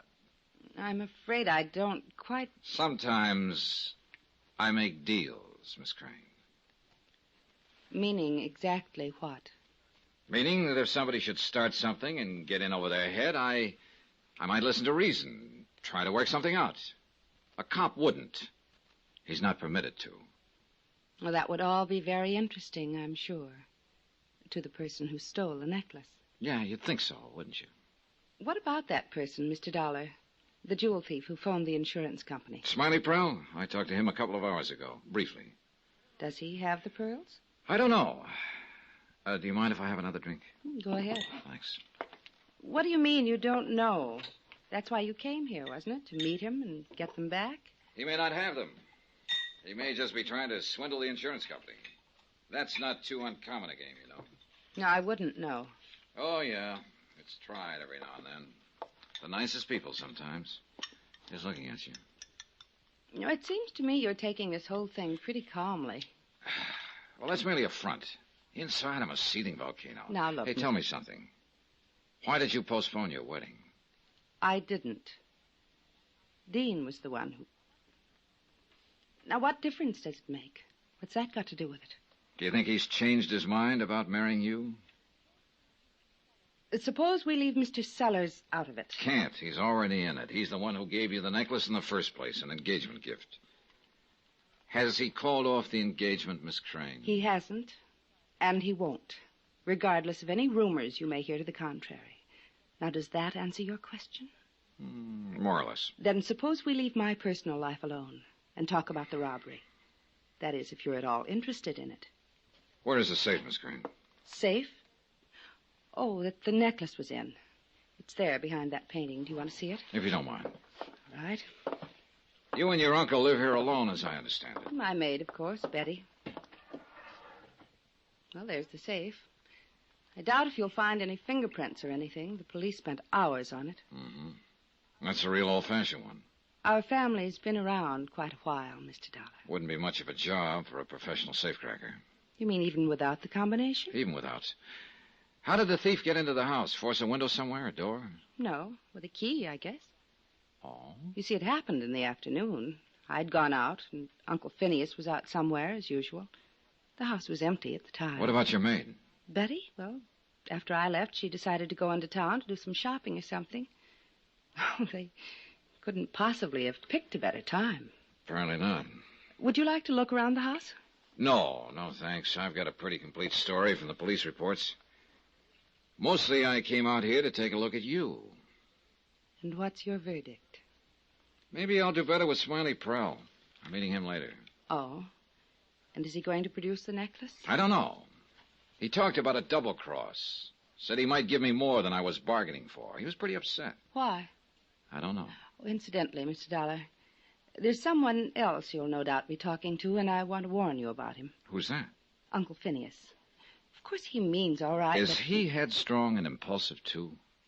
He makes up things sometimes, and he's, well, just a little bit vague. Balmy, you mean? Mr. Dollar, with people of our class, it's referred to as eccentric. I'm sure you understand.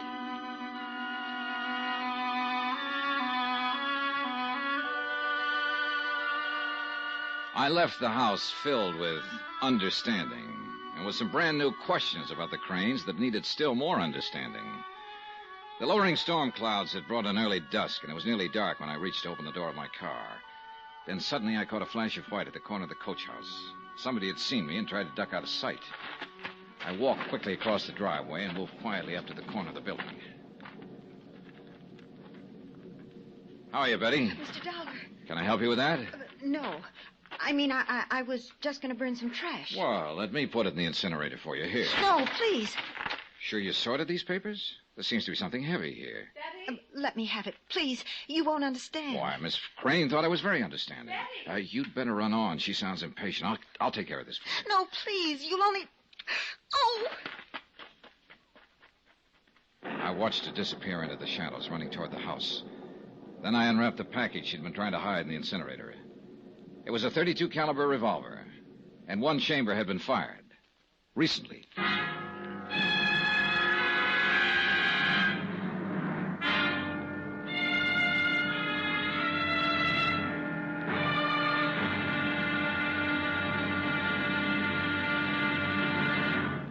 Now, here's our star to tell you about tomorrow's episode of this week's story. Tomorrow, a strange disappearance, a grim cry in the night, and a quarry is run to earth in room 313. Join us, won't you? Yours truly, Johnny Dollar.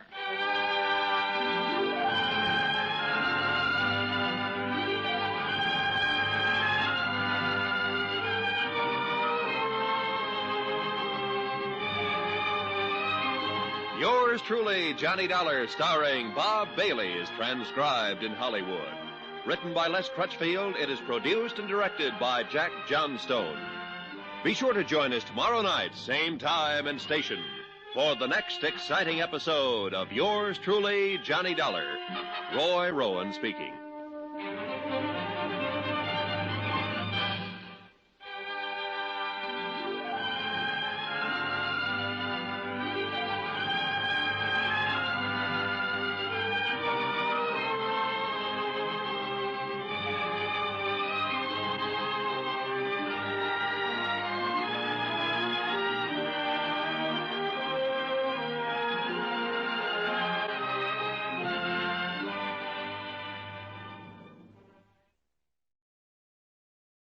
From Hollywood, it's time now for...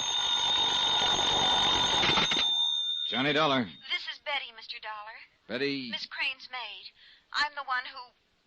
Well... Oh, yeah. What can I do for you, Betty? Have you told anyone about it? The gun? No, not yet. Oh, thank heaven. Do you still have it? What do you think I'd do? Bury it somewhere? Look, Mr. Dollar. No, you look. Somebody's used this gun, used it recently. Who was it? You? No, I never saw it before. Then why were you trying to hide it in the incinerator? I was scared. I didn't know what I was doing. Is it your gun? I found it. Where? Please. Is it tied in with the theft of Miss Crane's necklace? I don't know anything about it, about anything. I just know I'm in trouble. You've got to help me, Mr. Dollar. Please.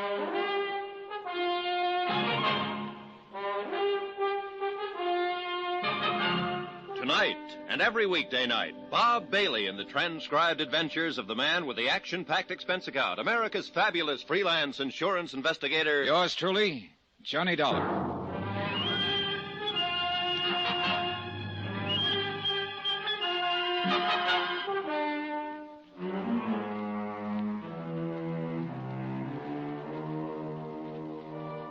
From Special Investigator Johnny Dollar, location Cranesburg, Ohio. To the Home Office Tri-State Guarantee Company, Hartford, Connecticut. Assignment, the Crane Matter. Expense account continued. Item 7, $3.10 for a bad steak and worse coffee in the hotel dining room. But it didn't matter much. I had to rush it anyway, with one eye on my watch.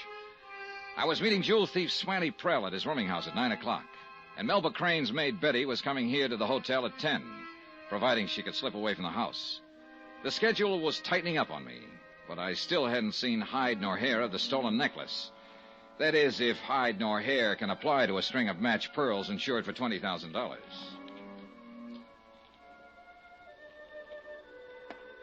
1412 North Oak Street was in a lost and forgotten corner of town, dark and nearly deserted at this hour of the evening. The rooming house, a ramshackle frame built flush to the sidewalk, seemed to wait for me, brooding in silence. There were no names on the letterboxes and no sign of an office. I tried the front door.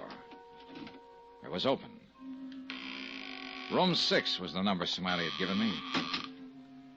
I walked down the long hall, studying the numbers on the doors with a dim light from a single bulb at the far end. 4, 5, 6.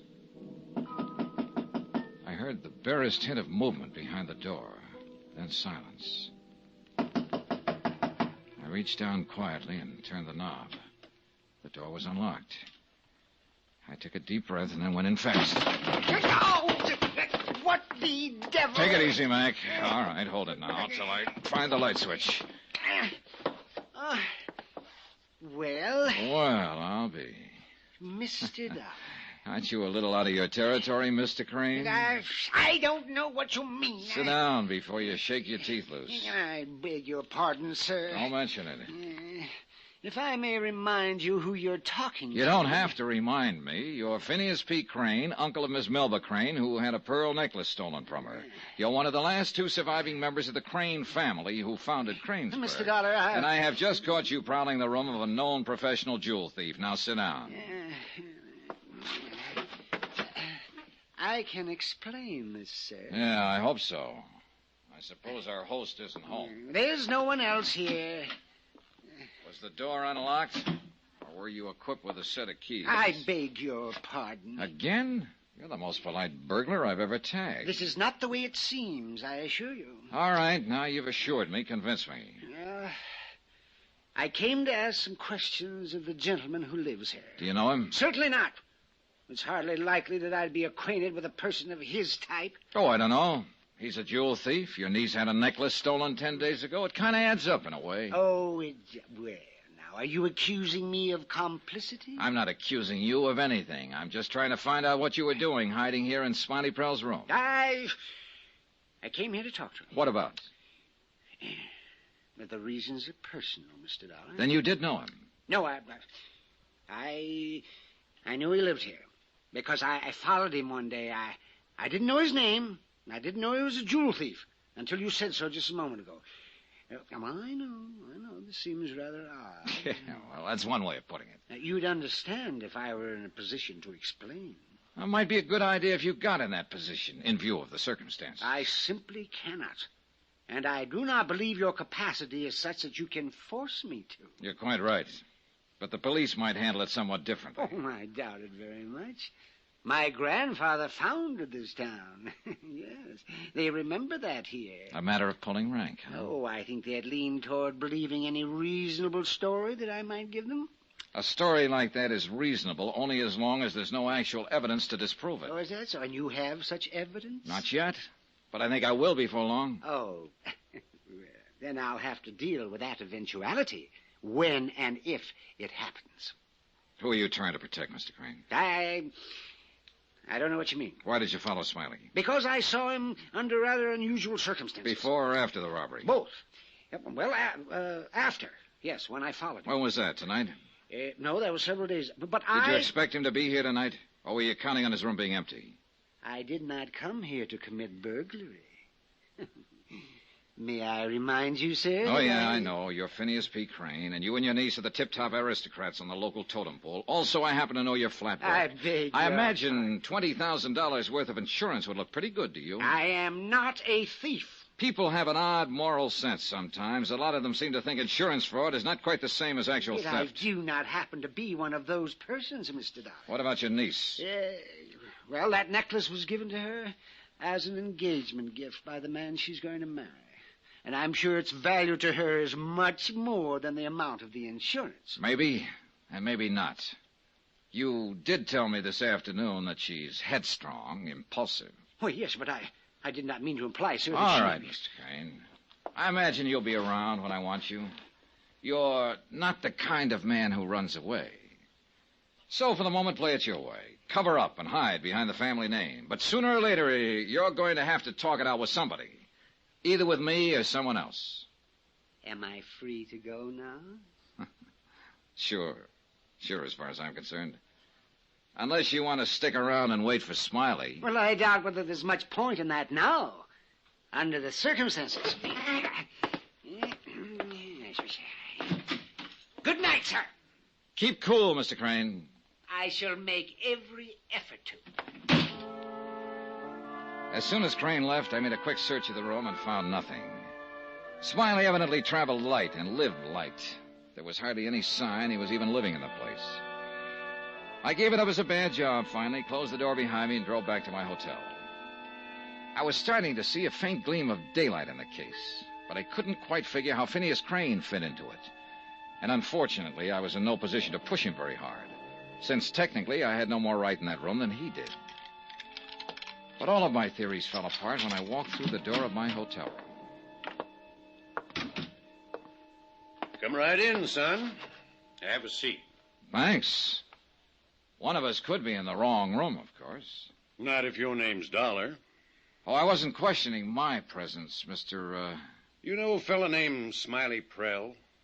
Well, I know who he is. Got business with him, have you? Maybe. Do I, have any with you? Well, my name's Durham, Mr. Dollar. Ed Durham. Oh, well, it's a little late, Mr. Durham, so if you don't mind. I'm chief of police here in Cranesburg. Oh. Well, maybe it's not as late as I thought. Found your name where this fella Prell had wrote it down, along with your room number here at the hotel. Careless of him. Kind of helpful, though. He a friend of yours? No, I'd hardly call him that. Oh, I don't see any point in holding out on you, Chief Durham. Here are my credentials.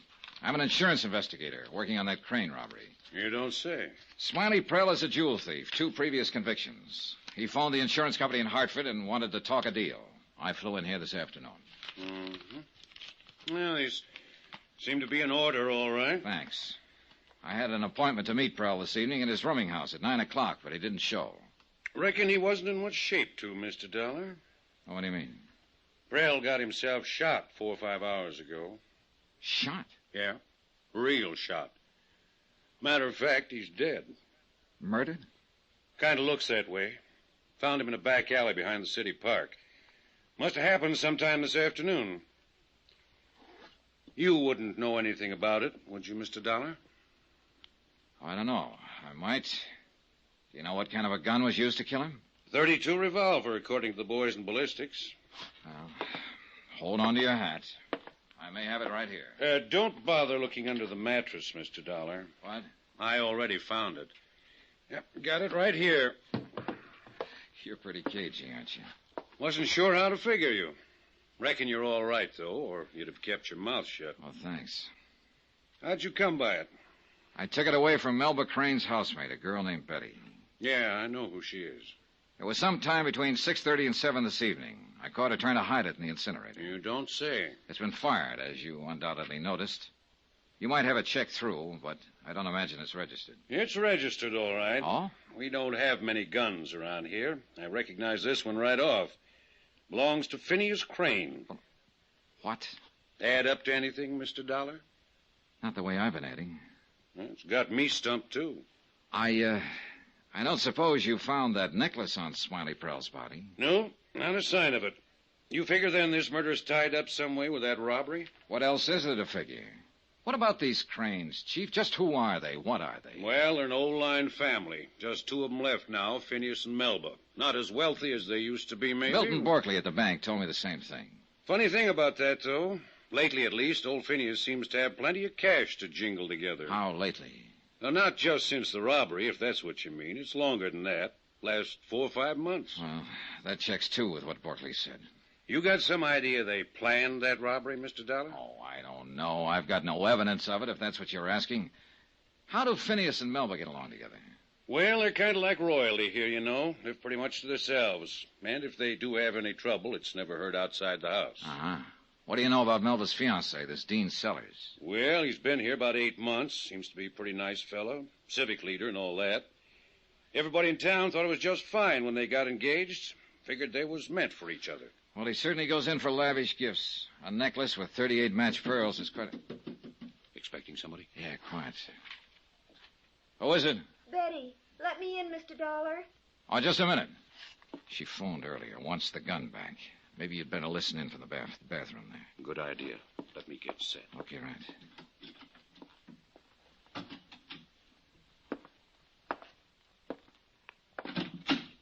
Come in, Betty. Thank you. I've got to have it back, Mr. Dollar. Have what back? The gun you were trying to hide in the incinerator this evening? Yes, of course. You mean this one? Oh, yes. Please, Mr. Dollar. Somebody's trying to get me into trouble. Who? I don't know. I found that gun. That's the truth. Found it where? Hidden in a drawer in my room out at the Cranes. Who put it there? I don't know. When I saw it, I got scared. I was trying to get rid of it when you stopped me. And now, tonight, on the radio, it says a man's been shot. Did you know him? No. Do you know whose gun this is? I don't know anything about it. Oh, give it to me, please. I'd like to, Betty. But I'm afraid things aren't that simple. What do you mean? All right, Chief. It's all yours.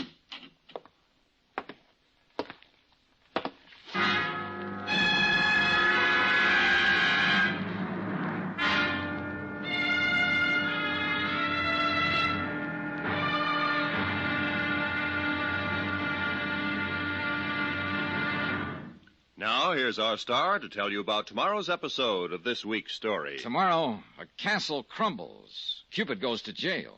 And a lovely iceberg thaws a bit. Join us, won't you? Yours truly, Johnny Dollar. Yours truly, Johnny Dollar, starring Bob Bailey, is transcribed in Hollywood. Written by Les Crutchfield, it is produced and directed by Jack Johnstone. Be sure to join us tomorrow night, same time and station, for the next exciting episode of Yours truly, Johnny Dollar. Roy Rowan speaking.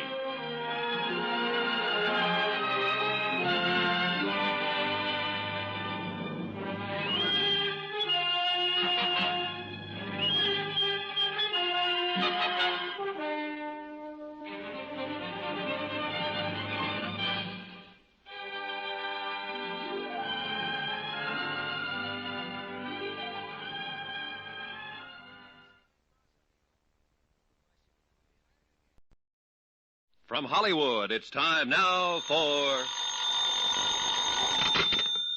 Johnny Dollar. This is Dean Sellers, Mr. Dollar. You may recall meeting me this afternoon at the... Yes, you're Miss Crane's fiancé. What's on your mind, Mr. Sellers? I'm downstairs in the hotel lobby. I'd like to come up and talk to you, if I could. Well, I was just on the point of leaving for the police station. Oh, then you know about Betty. Yes. As a matter of fact, Chief Durham arrested her here in my room. What? I said she was arrested. I know, but what was she doing there? I had the gun that was used to murder Smiley Prell. She wanted it back.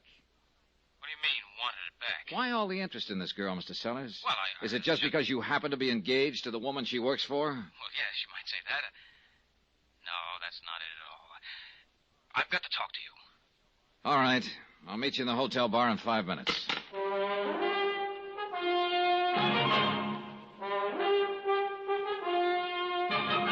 Tonight, and every weekday night, Bob Bailey in the transcribed adventures of the man with the action-packed expense account, America's fabulous freelance insurance investigator. Yours truly, Johnny Dollar.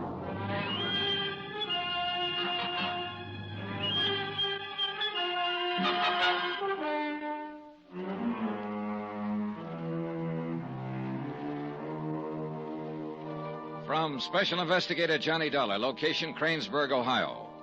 To the Home Office Tri-State Guarantee Company, Hartford, Connecticut. Assignment, the Cranesburg matter. Expense account continued.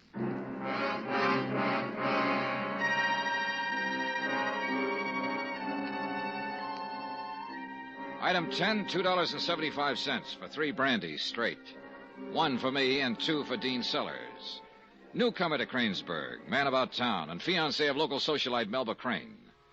The man who'd given her the pearl necklace that had been stolen from the safe in her home. It had supposedly been an engagement gift. Yet now Sellers was flipping his lid because Melba's maid was in a jam. I remembered the scene in the Crane sunroom earlier in the afternoon. And Dean Sellers remembered it, too. When you walked up on the porch at the Crane estate and saw Betty and me in each other's arms, you, I thought the obvious, naturally. Yeah, I figured as much. That's why I tried to cover up when I talked to you afterward. You didn't have to, Mr. Sellers. I kind of wrote it off as just another bachelor having a fling before he settled down. Yeah, that's the way I looked at it, at first. Mm-hmm. So? So, it didn't work out that way. How did it work out? I finally realized I was in love with Betty. I see. I know it may sound corny, but it happens to be true. Does Melba Crane know about it? No? Well, at least I don't think she does. Well, what did she think when you broke off your engagement? Oh, I haven't actually broken it off. I just postponed it. I told her I was loaded with work and we'd have to wait a while. And she accepted that? She seemed to. Can't be sure about Melba, though. She's a cool one. Plays her cards close. Yeah, well, most women are pretty cool when they suspect somebody is poaching on their own private preserve. She may have suspected, but I don't think she could have known anything for sure. Betty and I haven't always been as careless as we were this afternoon. Well, what about the pearls? Were you intending to ask Melba to give them back? I didn't really know what to do, Mr. Dollar. $20,000 is a lot of money. On the other hand, I gave them to her as an engagement gift. It seemed kind of rough to ask for them back after breaking the engagement on her. Do you think she'd have returned them if you had asked her? Well, I suppose so. Of course, it didn't go that far. Before I could make up my mind what to do, the necklace was stolen. And this afternoon, the man who claimed he stole it was murdered. Betty had nothing to do with that. You could be prejudiced, Mr. Sellers. I know her, I tell you. How well? Well enough that I'm planning to marry her. That's what I mean. All right. But that doesn't mean I'm completely blind about her. Somebody's trying to frame that girl. Who, for instance? I don't know. And for what reason? I don't know that either. But I do know one thing. When she says she knows nothing about it, she's telling the truth. I admire loyalty myself, Mr. Sellers, but there are a lot of facts against her. What facts? As you probably know, when I caught her with that gun out at the Crane place and took it away from her, she was trying to hide it in the incinerator. All right. What's that prove? She'd found it hidden in her room, and she was trying to get rid of it. Well, a lot of people, if they were innocent, might have gone to the police with it. She got scared, that's all. She lost her head. Maybe. But that's not all that's against her. There are other things, a kind of pattern. What things? That safe at the Crane house was opened during the 1 hour of the day that everybody was out somewhere. Including Betty, if you remember. So she claims. And she probably was. I'm not saying she actually committed the theft. She couldn't have. No one except Melba and her uncle Phineas knows the combination to that safe. No. I think Smiley Prell actually did the job. An old-fashioned safe like that would be a cinch for a pro of his talents. Then how do you figure Betty is being involved? Smiley had to know when to do it. And he had to get into the house. There were no locks forced, so he must have had a key. So, of course, the maid must have helped him. Not necessarily, but it sure does add up. And then Smiley Prell was murdered, shot. Are you claiming she did that, too? She was in possession of the gun that killed him. She was caught trying to get rid of it. But why? Why would she kill him if they were in on it together? Well, as you mentioned a couple of minutes ago, $20,000 is a lot of money. Maybe she wanted a whole necklace, not a half of one. You don't know her, that's all. No, you're right. But I do know what the facts seem to point to. Circumstantial evidence, nothing else. True. And not only that, but it leaves you hanging right up in the air. What do you mean? That pearl necklace. Now, there's a fact for you to swallow. As I understand it, the police haven't found it. That's right. It wasn't on Prell's body. And they didn't find it on Betty. If she killed him to get it, where is it? I don't know. Well, if she's arraigned for this, the prosecuting attorney had better know. Because without it, he won't even have a case. I'm quite aware of that, Mr. Sellers.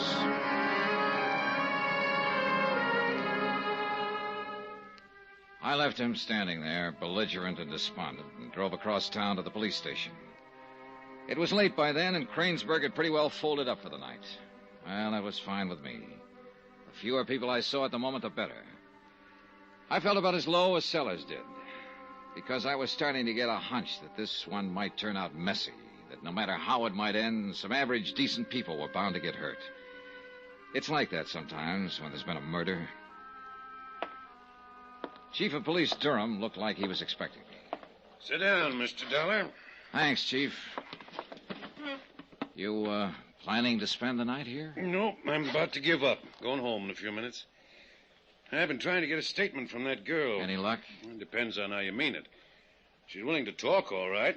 Answers anything we ask her. But not the way you want her to answer, is that it? She won't budge an inch away from that same story.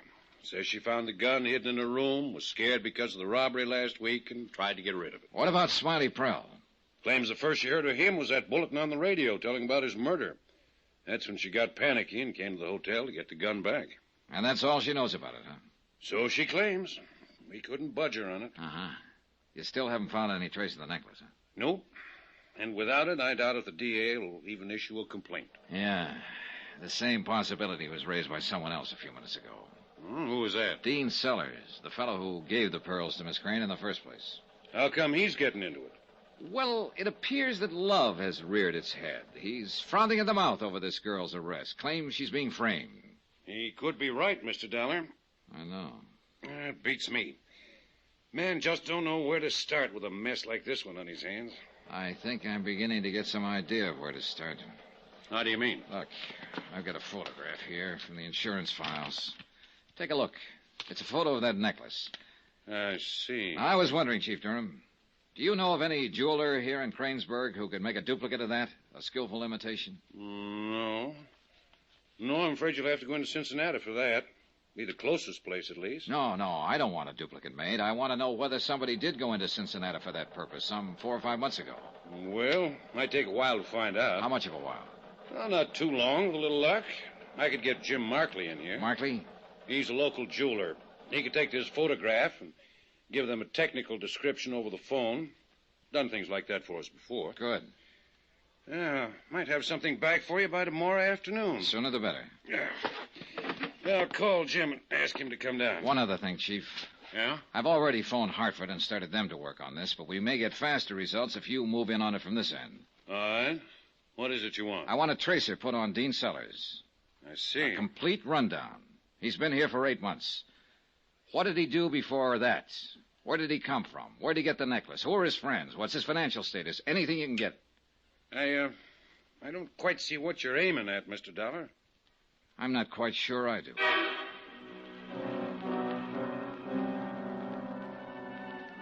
It was after midnight, and there was nothing more I could do until the next day except drive back to my hotel and sack in for the night. It was a good, sensible, conservative intention, and I managed to carry it to the point of taking off my tie and unbuttoning my shirt. The night manager had been pretty upset earlier when Betty Jackson came to my room and then left under arrest. I don't know what he thought when I had my second female visitor.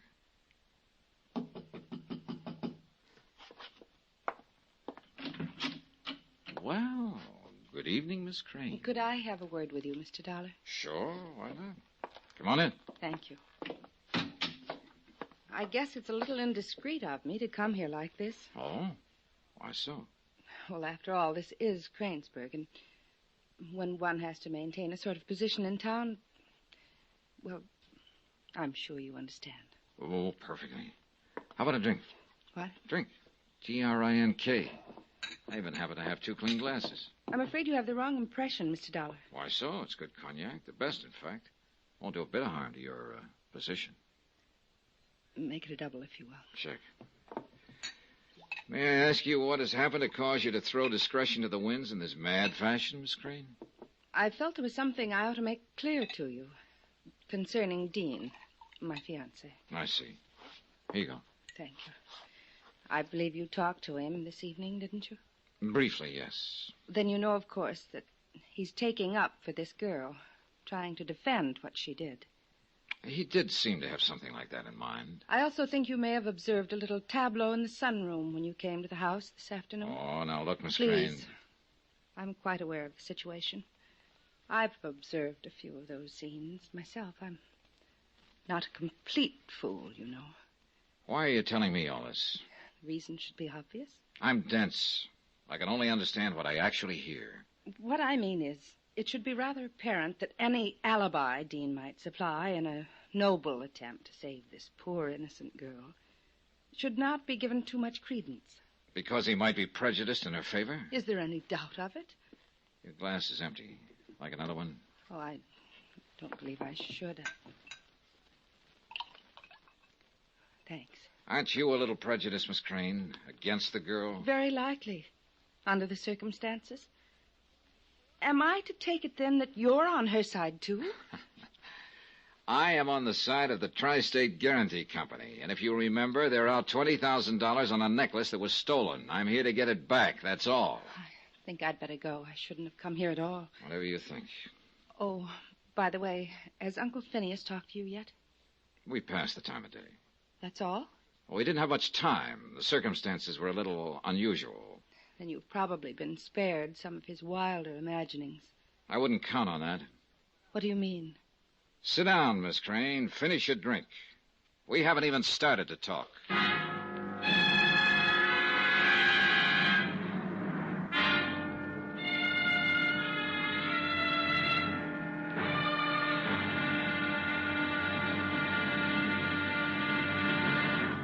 Now, here's our star to tell you about the final episode of this week's story. Tomorrow, a bomb drops. The timid run for cover. And all is not as it seems. Not even murder. Join us, won't you? Yours truly, Johnny Dollar.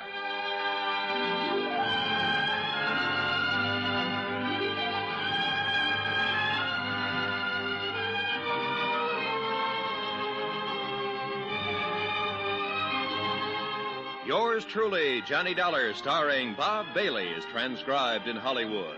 Written by Les Crutchfield, it is produced and directed by Jack Johnstone. Be sure to join us tomorrow night, same time and station, for the next exciting episode of Yours truly, Johnny Dollar. Roy Rowan speaking.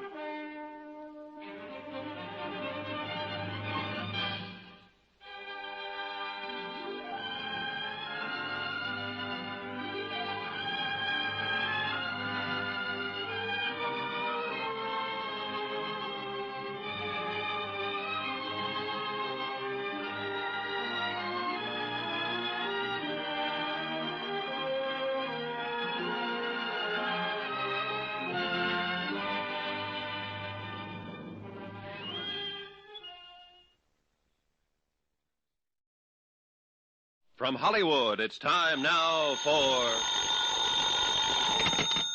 Johnny Dollar. Good afternoon, sir. This is Phineas Crane. How are you, Mr. Crane? Highly perturbed, sir. Now, what's bothering you? My generation used to call it conscience. I want to talk to you, Mr. Dollar. Well, that's quite a change, isn't it, from your attitude last night? There have been a number of changes since last night. I can't bear the thought of that girl being imprisoned. She doesn't like it too much herself. All right, what's on your mind? I'd prefer not to discuss it over the telephone. Then you'll have to hold your horses. I'm waiting here for a call from Hartford and some information from the police. It might be the same information I'm ready to give you, sir. I don't think so. You should have talked last night, Mr. Crane. I might have been willing then to make a deal of some kind. And now? No deal. I can guess what happened to the necklace. And as far as the rest of it's concerned, I never make deals on murder.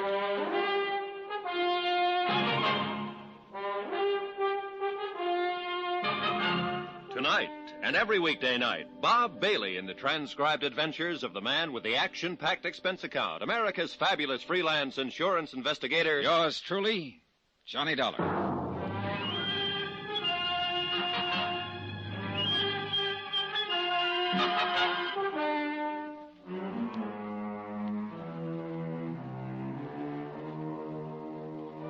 From Special Investigator Johnny Dollar, location Cranesburg, Ohio. To the Home Office, Tri-State Guarantee Company, Hartford, Connecticut. Assignment, the Cranesburg matter. Expense account, final page.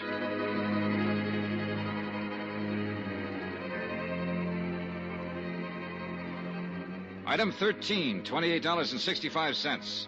Phone calls to Cincinnati and Cleveland, and 2 prepaid calls to Hartford. The wheels were spinning now, and I spent most of the day just sitting back and waiting. Toward late afternoon, Police Chief Ed Durham phoned. Then Hartford, and then Durham again. And finally, the 3 black bars dropped into place. And the payoff was jackpot. Item 14, $10.50, second day's rental on hired car. I left the hotel just before dark and drove out through the north edge of town to the Crane estate. When I'd gone out there the day before, I'd been mostly guessing, playing hunches. But this time I knew pretty much what I wanted and just how to go about getting it. I thought the place deserted as I walked up the long arbor from the carriage house. But as I stepped out onto the terrace, I realized I was wrong. Mr. Dollar, over here. In here, please. Hurry. Why all the secrecy, Mr. Crane? I wanted to talk to you alone. I rather doubted whether I would be able to if it were known that you were here. Able to or permitted to? Well, that's what I meant, sir. Permitted. Who would stop you, Mr. Crane? Well, that, you might say, is part of the story. The story I didn't tell you last night. Why not? Why didn't you tell me? I still thought then I might be able to save things. And you don't think so now? I'm afraid not. It's too late. You know too much about it now. What were you doing in Smiley Prowl's room when I found you last night? Looking for the necklace. I told you that. Did you know then he'd been murdered? Oh, no. I wouldn't have had the nerve to go there if I had. And there wouldn't be of any use of going. That's when I realized it was all over. When I heard Mr. Prell had been killed. Dishonesty is one thing.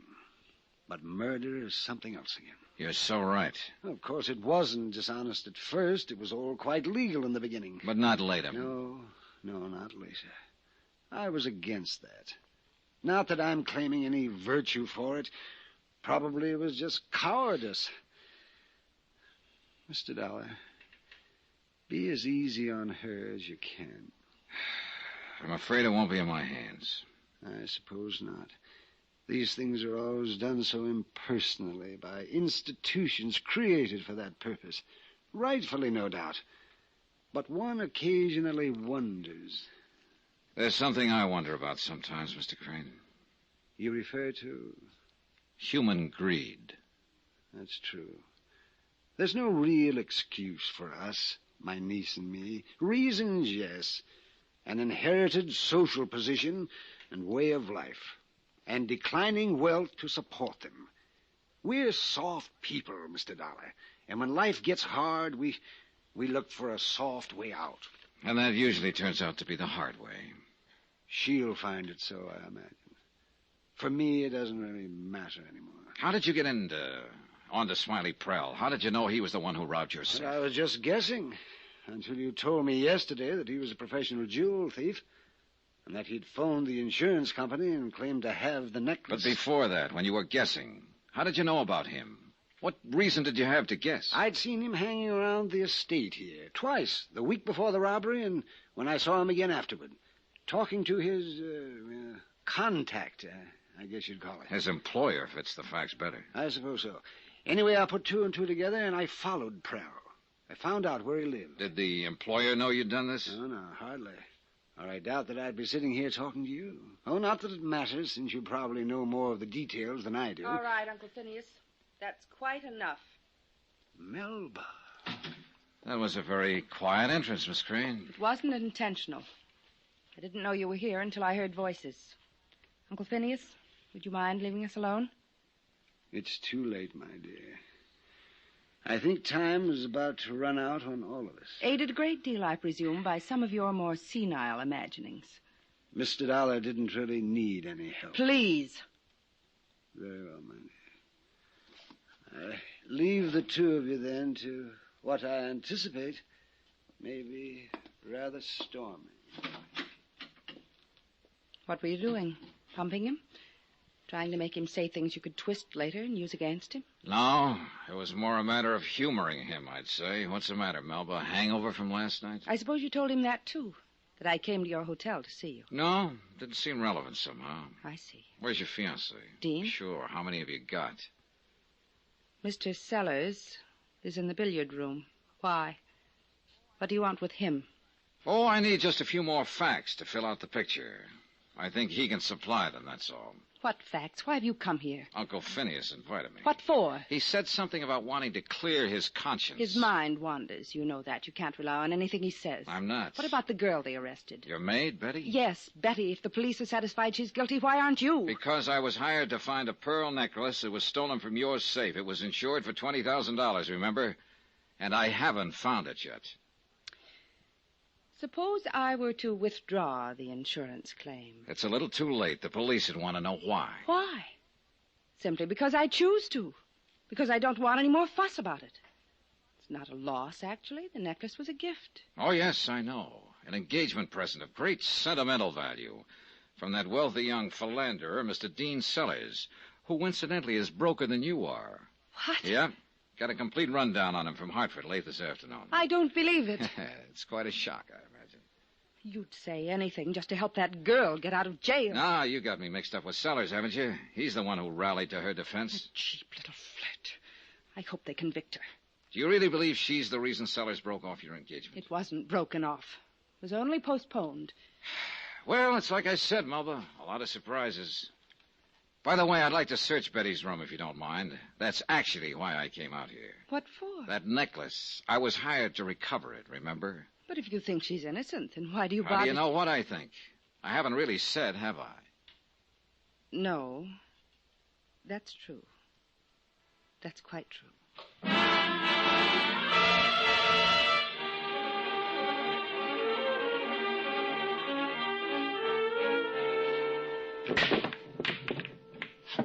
Lucky shot, Mr. Dollar. You got 2 on the break. Yeah, result of a misspent youth. All right, 4 ball in the corner pocket.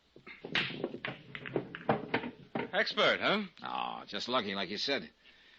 Oh, by the way, Mr. Sellers, you were right about Betty. She isn't guilty. She was being framed. I told you so. Yeah, she was just an innocent bystander, you might say. Even though I did find the necklace a few minutes ago, hidden in her room. You found it? Good. The Cranes, though, aren't quite so innocent. The Cranes? No. 9 ball on the far side pocket. What do you mean about the Cranes? They were broke, and they needed money to keep up a front. When you came to town and showed an interest in Melba, they figured you were the answer. Why, you're making Melba sound pretty cold-blooded, you know. Oh, there was no love lost. You were playing the same game. Huh? Sure, Sellers. That's the way you've always operated. Your last wife was a wealthy widow in Miami, Florida. You stayed with her for a year and a half and took her for $150,000. And all that was left of it when you came here was the $20,000 you had invested in the pearl necklace. That was your stake, and that's the way you used it, to convince Melba Crane you weren't a fortune hunter. 12 ball in the far corner. Dollar, where did you get all this information? Police records. Then about a month ago, you broke off your engagement with Melba Crane. Why? Because I was in love with Betty. You were playing Betty for a pigeon. You backed out because you'd finally discovered that the Cranes were flat broke. I wasn't after Melba's money. Sure you were.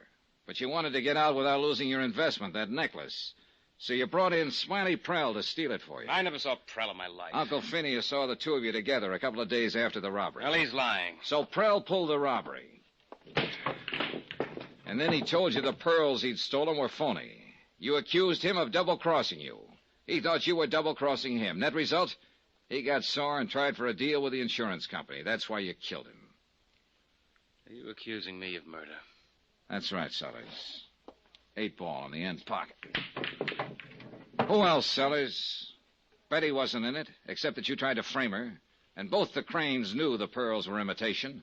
You were the only one who didn't. They weren't imitations. I paid $20,000 for that necklace. Not for this one. Melba sold the necklace a month after you gave it to her. They've been living on the money. She had this copy made in Cincinnati. Why, that cheap little crook. So the pearls you killed Smiley for and then planted upstairs in Betty's room are worth about $200 at the most. Something to think about, isn't it? That's right, Dollar. And so is this. That's a losing game, too, Sellers. It will be for you if you try to make a move. Shoot it out with the police? Is that your answer? If it comes to that. At least I know how to use a gun. Smiley Prell could tell you. Did you steal this one from Uncle Phineas, too? No. This one's my own. Now put down that pool cue and get your hands up. Slow and easy. When I go out of here... Dean, what are you doing with that? Thanks, Melba. What have you done, Mr. Dollar? Nothing. It's going to make him feel very happy for the next day or so. A pool cue makes a pretty handy weapon. Why? What was he doing with that gun? Surprise number 1. Your fiancé is the lad who had your necklace stolen, and then later killed his partner. Dean?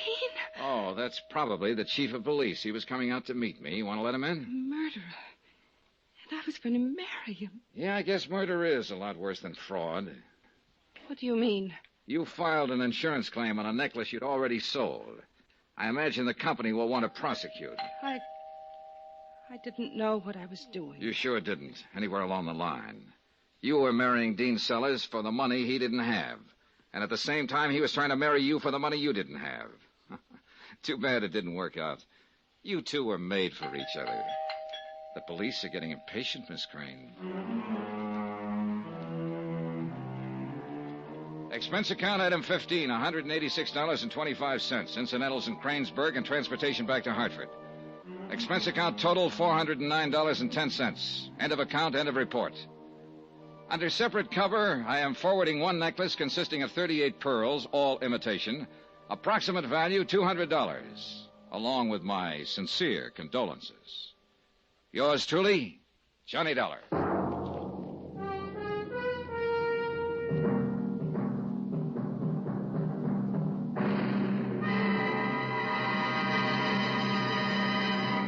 Now, here's our star to tell you about next week's story. Next week, the curse of an ancient king and how it affected the lives and deaths of two people. Join us, won't you? Yours truly, Johnny Dollar. Yours truly, Johnny Dollar, starring Bob Bailey, is transcribed in Hollywood. Written by Les Crutchfield, it is produced and directed by Jack Johnstone. Heard in this week's cast were Howard McNear, Forrest Lewis, Paul Richards, Mary Jane Croft, Virginia Gregg, James McCallion, Shirley Mitchell, and Russ Thorson. Musical supervision by Amerigo Marino. Be sure to join us on Monday night, same time and station, for another exciting story of yours truly, Johnny Dollar. Roy Rowan speaking.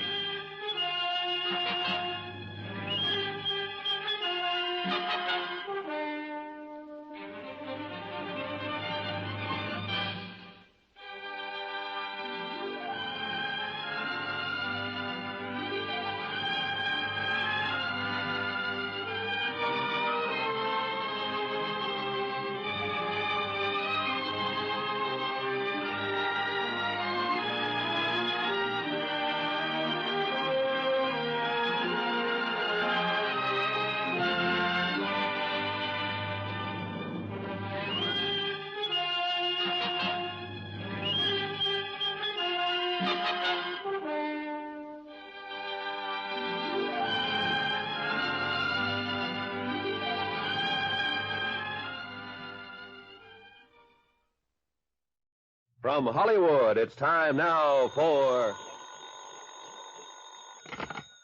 Johnny Dollar. Jimmy Sayer at Inner Allied Life, Johnny. Oh, hi, Jim. How are you? The way I feel now, the way I'm going to feel, depends on you. Okay, let's have it. Remember a guy named King Tut? Egyptian mummy they dug out of a tomb full of treasure a few years ago. That's right. Well, don't tell me you held a policy on him now, Jim. Seriously now.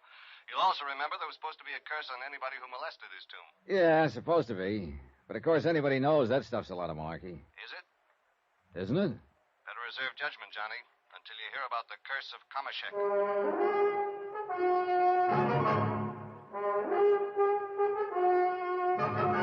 Tonight and every weekday night, Bob Bailey in the transcribed adventures of the man with the action-packed expense account, America's fabulous freelance insurance investigator. Yours truly, Johnny Dollar.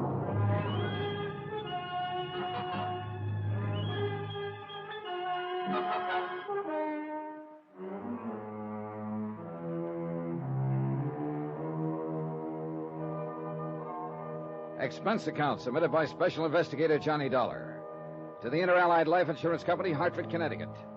Following is an account of expenditures during my investigation of the Curse of Kamashek matter.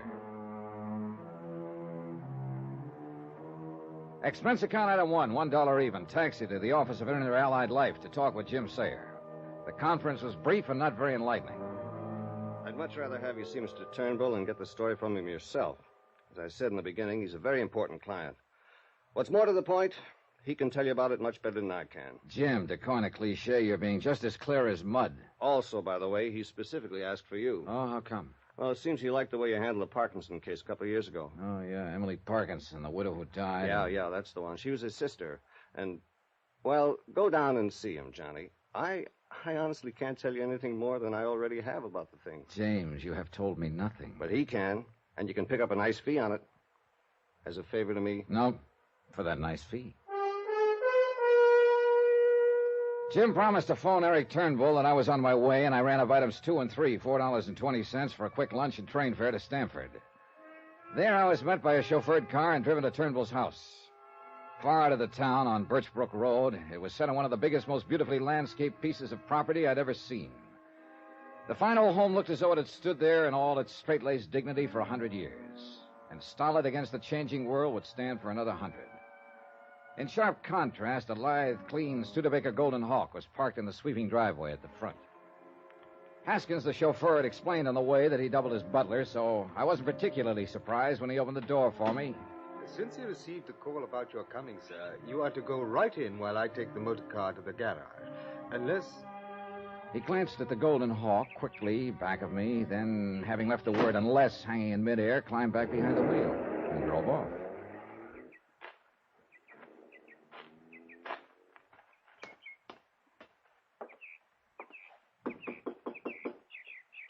Well, he said go right in. Inside, the house was a classic. From the tile-floored reception room with its walls of oak and the broad staircase leading to the second floor, I could look into the huge living room, finished in polished mahogany, with a leaded glass window at one side and thick oriental rugs on the floor. A fireplace that seemed to take in a whole wall, and fine mahogany furniture that glowed with a beautiful patina. Beyond that, I could see the library, golden and walnut. And sitting at a broad desk was a man, his face red with anger, shaking his fist at a very attractive girl of 22 or 3 who stood before him, obviously distressed by what was going on. Don't call me Uncle Eric. I'm not your uncle now, and by heaven, if I had my way, I never will be. You're not married to him yet, my girl, and if I have anything to say about it, you... Oh, Mr. Dollar, isn't it? Yes, sir. Mr. Turnbull? That's right. Come in. And Dorothy, Mr. Dollar and I wish to be alone. The girl stood there for a brief moment, looking at the man with an expression of utter futility in her face. Then, without so much as a glance at me, turned and left by the door that I had just entered. Come in, Mr. Dollar. Come in, please. Thank you. I'm sorry about this. Somewhat embarrassing to you, I'm sure, but it's something I'll have to tell you about later. Sit down, please. Thanks. May I pour you a drink? I must confess I feel I could use one at the moment. No, thanks, Mr. Turnbull. I think I'll pass. I suppose it is a little early, but, well, good luck. Now, Jim Sayer, an inner allied, tells me you have an insurance problem. Actually, not yet. I'll be perfectly frank with you, Mr. Dollar. Please do. I'm asking you to help me not as an insurance investigator, but as a man I feel I can trust. But you don't really know me, Mr. Turnbull. Oh, on the contrary, I do very well. As a result of your handling of the case of my widowed sister, Emily, when she died a few years ago. As a matter of fact, you and I met very briefly at the time. Oh, yeah, of course, Emily Parkinson. The case involved a lot of phony relatives who filed claims on her estate. Yes, that's right. And your clever trapping of those false claimants and their cheap attempts to gain part of Emily's fortune was... I understand that several of them are still serving sentences. Yeah, I believe so. Which is quite what they deserve. If there's anything I detest in this world, it's dishonesty. Well, I guess most of us feel that way about it. Of course we do, if we have any shred of human dignity. Yeah. But now, what is your problem? It concerns Donald, Emily's son, my nephew. I had expected him to arrive here before you, but suppose I go ahead anyway. Go ahead. Well, when her husband died, Emily was left with a considerable estate and their only child, Donald. The estate's worth nearly $1 million now. Mm-hmm. With not too many years ahead of her, she wasn't well. She had lavished everything on the boy, the best of private schools, travel to Europe, all the things that befit one of our social and financial status. Before she died, she carefully put all of the money into a trust for Donald, a rather unique arrangement which I control until he reaches the age of 30. What would happen if he didn't survive you? Would it all pass to you? Yes. But of course I have no particular need of it. When I sold Turnbull Enterprises some years ago, I think you can see that I'm pretty well fixed. Investments, you know. Yeah. At any rate, since his mother died, Donald has been living here with me in accordance with her request that I care for him. And I've been glad to do it, for I love the boy very dearly. How old is he, by the way? 25. He'll be 26 in October. And what's he doing for a living? That's the whole point. There's no need for him to work for a living, as you put it. But in college, against my better judgment, he majored in archaeology and Egyptology. Oh. What did you want him to study? Business and finance, of course. Forgive me for being so blunt, Dollar, but I see no sense whatsoever in his taking the fortune that his father spent so many years building up and squandering it on a lot of... Oh, Donald, come in. I received word at the club you wished to see me, Uncle Eric. What is it this... Oh. Mr. Dollar, this is my nephew, Donald Cronin. How do you do, Mr. Dollar? We've been talking about you, Donald. Oh? As a result of a newspaper item I just read, to the effect that you're preparing for another expedition. That's right, sir. I'm going to the ancient city of Thebes, in Egypt. Egypt? Since my trip last fall, I've done a lot of reading and research in New York and London. I'm convinced I've located the ancient tomb of the pharaoh Kameshek. An advance party's already begun excavation. I'll join them there. Do you realize the cost of this thing? Uncle Eric, it promises to be one of the most important archaeological finds of the century. You mean it might be if I let you go? If you let me go? Uncle Eric, perhaps Mr. Dollar... Mr. Dollar can hear anything I have to say to you. You see, Dollar, we're finally getting to the point. Yeah. Donald, I'll make no bones about it. I'm quite fed up with your wasting your time on these stupid, pointless expeditions. That's not the way the museum feels about them, sir. Well, that's the way I feel about them. Wait, sir, please. Donald, isn't that your collection from Yucatan that the museum recently acquired? Why, yes, sir. My party and I were able to... I'm sure we don't care about your party and you. You're not only wasting your time, but your money. The money your father struggled an entire lifetime to gain. That money was left for me to spend in any way I see fit. Provided your handling of it meets my approval. When you're 30 and the estate passes completely into your hands, you can do anything you like with it. Buy the Brooklyn Bridge if you want. You probably will. But until then, I am legally in control of it. And now, finally, I have every intention of exercising that control. At least to the extent of seeing you don't squander any more of it on these foolhardy expeditions. I take it you've made several, Donald. Yes, sir, and he's opposed me in all of them. Because sooner or later, you've got to learn that as the wealthy son of a family, it's up to you to carry on the tradition that's been set for you. To increase the fortune that's part of your family name, build even greater financial power, not to throw it away. Do you call my contributions to science and history a waste of money? Oh, now look, my boy, there's nothing selfish about my attitude in this matter. I'm thinking only of you and your future. The family name that you alone are left to uphold. Well... Now, why don't you give up this asinine idea of going to Egypt? No, sir. What do you mean, no? Let me finish. There's no point in your saying any more, Uncle. I'm going to explore the tomb of Kameshek. Now, listen here, you I've young made all the arrangements, obtained the sponsorship of the museum, notified the universities that are interested in my work. I say you're not going. And I say I am, sir. You young fool. Don't you realize that I'm in a position to cut you off without a penny? If you think I care, Uncle Eric, you're crazy. Then by heaven I will. So help me, Donald. I've tried to avoid this kind of situation, but you and your idiotic bullheadedness, your utter disregard for the responsibility and importance of your family, social status have made it inevitable. Now it's come in spite of all I've tried to do, and by heaven, I'll cut you off without a... Wait a minute. Donald, where are you going? Egypt. In the moment or two before Eric Turnbull recovered his poise enough to speak to me, my mind raced. This whole situation offered a big flock of wild possibilities. Obviously, the two were at sword points, had been for some time. Apparently, and I began to wonder about this, Turnbull had no need of Donald's money. Yet he seemed determined to keep him from spending it. And on what looked to me like a very worthy expedition. If Donald died, Turnbull had said, the estate would pass to him. Oh, and something else I wanted to find out about. The girl who'd been there when I arrived. But why? Why? Why did I want to know or need any answers? What could this whole affair possibly have meant to me? I'm no family counselor. I guess I spoke that thought out loud. I'm an insurance investigator. Yes, Dollar. Which is another reason why I need your help in this affair. But I just don't see it, Mr. Turnbull. I'm afraid I must apologize for that little scene a moment ago. Well, there's no need to. It was interesting, to say the least. Well, we didn't touch on the one thing that I wanted you to know about. That girl, Dorothy Harkness, his so-called fiancée. Oh. Thanks to a generous allowance, plus fees from the museum and some of the universities, Donald's insured his life for $100,000. $50,000 for the museum, and a like amount for the girl. Through Inter-Allied? Yes. I'll put it to you bluntly. She has prodded him to go on these expeditions, and I believe she somehow hopes to engineer his death during this Kameshek project in order to collect on that policy. Do I make myself clear? If anything was clear about this situation, I certainly couldn't see it. More things had come flying at me from out of left field during the past half hour than I could cope with. And I wanted time to organize some kind of thinking.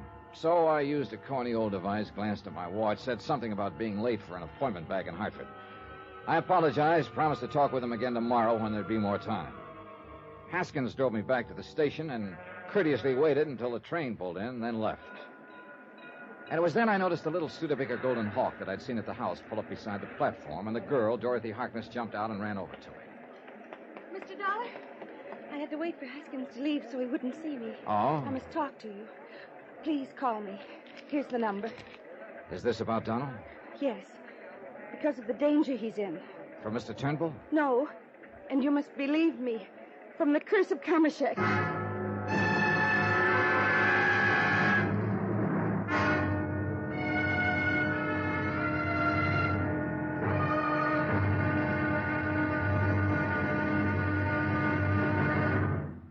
Now, here's our star to tell you about tomorrow's episode of this week's story. Tomorrow, a little order starts to come out of the Department of Utter Confusion and a promise of murder. Join us, won't you? Yours truly, Johnny Dollar.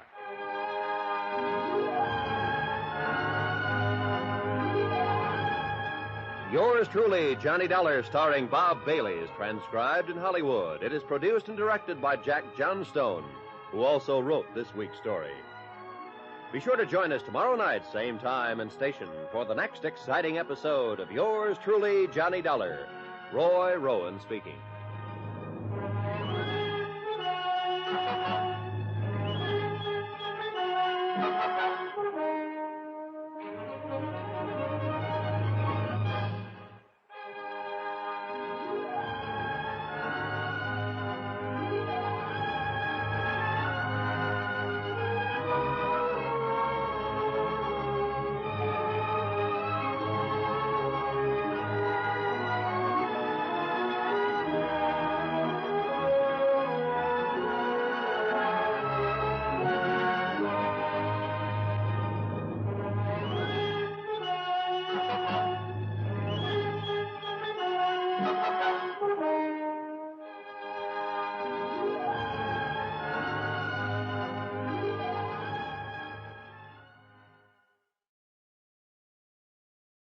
From Hollywood, it's time now for...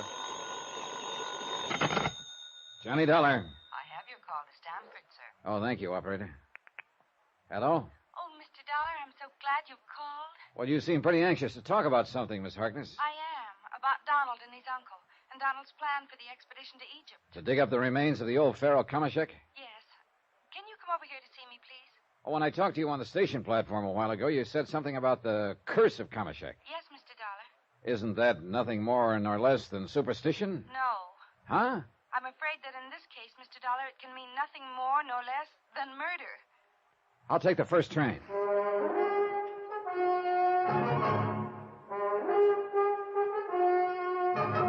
Tonight, and every weekday night, Bob Bailey in the transcribed adventures of the man with the action-packed expense account, America's fabulous freelance insurance investigator... Yours truly, Johnny Dollar.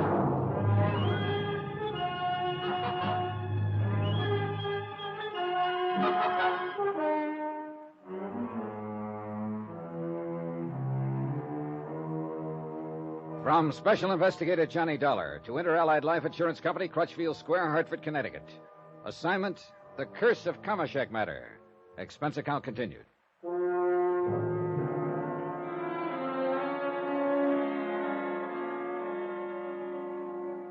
Item 4, 320, cab to the station, train fare from Hartford to Stamford, and cab to the modest but attractive apartment of Dorothy Harkness. The short trip gave me time to think. Eric Turnbull, wealthy retired businessman, called me in on this case. Turnbull, uncle of young Donald Cronin, entirely in control of a large trust fund for the boy.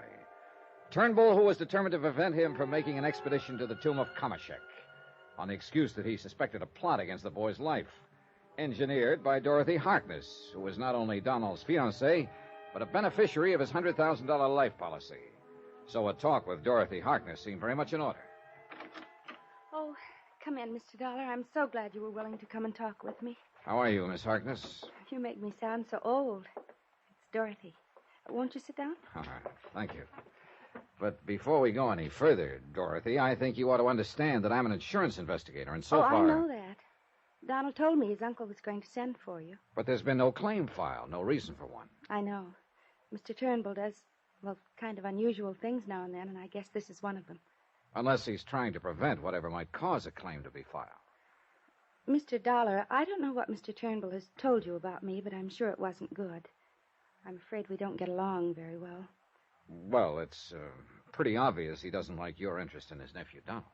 I've known Donald since school, Mr. Dollar, and we hope to get married. At least Donald does. Oh? And what about you? Well, I don't know. I don't know. I got the impression from Mr. Turnbull you were doing a pretty good job of getting Donald into your clutches. But that isn't the way it is at all. We've been seeing a great deal of each other, and Donald has asked me to marry him. And I'm fond of him, Mr. Dollar, terribly fond of him. But so far as marriage is concerned, I'm not sure. What do you mean? I can't help wondering all the time if he isn't hoping to marry me just as as an escape from his uncle. Uh-huh. Would you marry him? If I were sure of him. You'd be sure of an awful lot of money, Dorothy. What? The minute he reached 30, that is. Mr. Turnbull has poisoned your mind, Mr. Dollar. What money Donald has or may have has nothing to do with it. That sort of thinking is filthy. I guess you mean that, don't you, Dorothy? Yes. I think I've loved Donald ever since my father brought him into the museum. Your father? Yes, he's curator of archaeology. Well, how does he feel about Donald and you? His only interest in Donald is in the money, the financial support he gives the museum. Oh. Since Mother died, he's become a grasping, self-centered old man whose only interest is in the museum. I see. So I don't live with him anymore. Well, then I take it he opposes any thought of your marrying Donald. He wants me to string him along, raise money and scientific contributions. But Donald is making something of himself, instead of wasting his life in idle luxury as Mr. Turnbull would have it. Or would he rather have Don increase the family fortune? No, just not spend it. That's all he cares about. So if anything should happen to Donald, there would be more left for Mr. Eric Turnbull. And that's why I called you. Because I'm afraid that if Donald does go on this expedition to Egypt, something will happen to him. Oh, now, wait a minute. Turnbull has objected strenuously to this latest expedition. You don't know them yet. Either of them. They're of the same stock, and they're both stubborn, determined, and willful, and his uncle is clever. Clever enough to play on this stubbornness. Capitalize on it. What's that supposed to mean? He knows that the surest way to keep Donald from doing something is to insist that he do it. It's always been that way. Are you sure you haven't been reading too much psychology? It's true. And in spite of Donald's academic maturity, he's almost like a child in some things, emotional sometimes. That's another reason why I wonder if Donald really wants to marry me. If he loves me enough. Or if he's simply rebelling against his uncle. You feel, then, that Mr. Turnbull is opposing the expedition to be sure that Donald will make it? Yes. Because he doesn't quietly reason with Donald, talk things out. He shouts, he storms, he threatens. And that gets Don's back hair up, huh? It makes him more determined to go than ever. Wouldn't it do the same to you? Maybe so. And I'm afraid that if he does go, he'll never come back. You honestly don't want him to go? No. Just what do you think might happen to him? This curse of Kameshek you mentioned? I think that would be the excuse for his uncle to have something happen to him. Well, what is this curse? Do you remember King Tutankhamun? Well, I remember hearing and reading something about him, old Egyptian pharaoh. His tomb had a curse on it, too. But because they believed it would yield important historical data and some of the treasure of those ancient dynasties, an expedition went to the Valley of the Kings and excavated it anyhow. You're really hip on this stuff, aren't you? Because of Donald's interest in it, I guess. But listen to me. One after another, people who were involved in that expedition died under very mysterious circumstances. Yeah, I remember. Even Lord Carnarvon himself. They said that he died from the results of a mosquito bite and pneumonia. But the other deaths were not so easily explained away. Not even by able scientists and doctors. You believe in the curse of King Tut, then? And now the curse of Kameshek? No, I don't. But from what you just told me... There have been too many other tombs, all bearing warnings, where the people who dug into them, touched the treasures in them, even touched the remains of the kings, had no harm at all come to them. Well, then I'm afraid I don't see what you're driving at. This, Johnny. Any mysterious death of someone who's explored one of these ancient tombs will be accepted as a result of the curse. Don't you see? It's an open door to murder. You know something? To me, it all sounds a little far-fetched. No. Because of Eric Turnbull. Because I'm sure he wants Donald out of the way. For his money? This terrible friction between them, this antagonism that's been building up for years. And it's reached a point where either one of them would be glad to see the other out of the way. But Eric Turnbull is the only one who is evil enough to do something about it. Well, I gotta admit the sparks kind of flew between them when I saw them together. And don't forget it would be to his uncle's advantage if Donald were to die. He needs the money? Well, no, I guess he doesn't. Well, what about you? I'm doing all right at the museum. I'm earning enough to live on, and I'm happy in my work. Just the same, as I understand it, you'd collect half of Donald's life policy. I hate you for even thinking about such a thing. I'd hoped you would help me save Donald's life. Funny, though, isn't it? Funny? Eric Turnbull is my employer in this case. If there really is a case. Because he's smart. He's clever.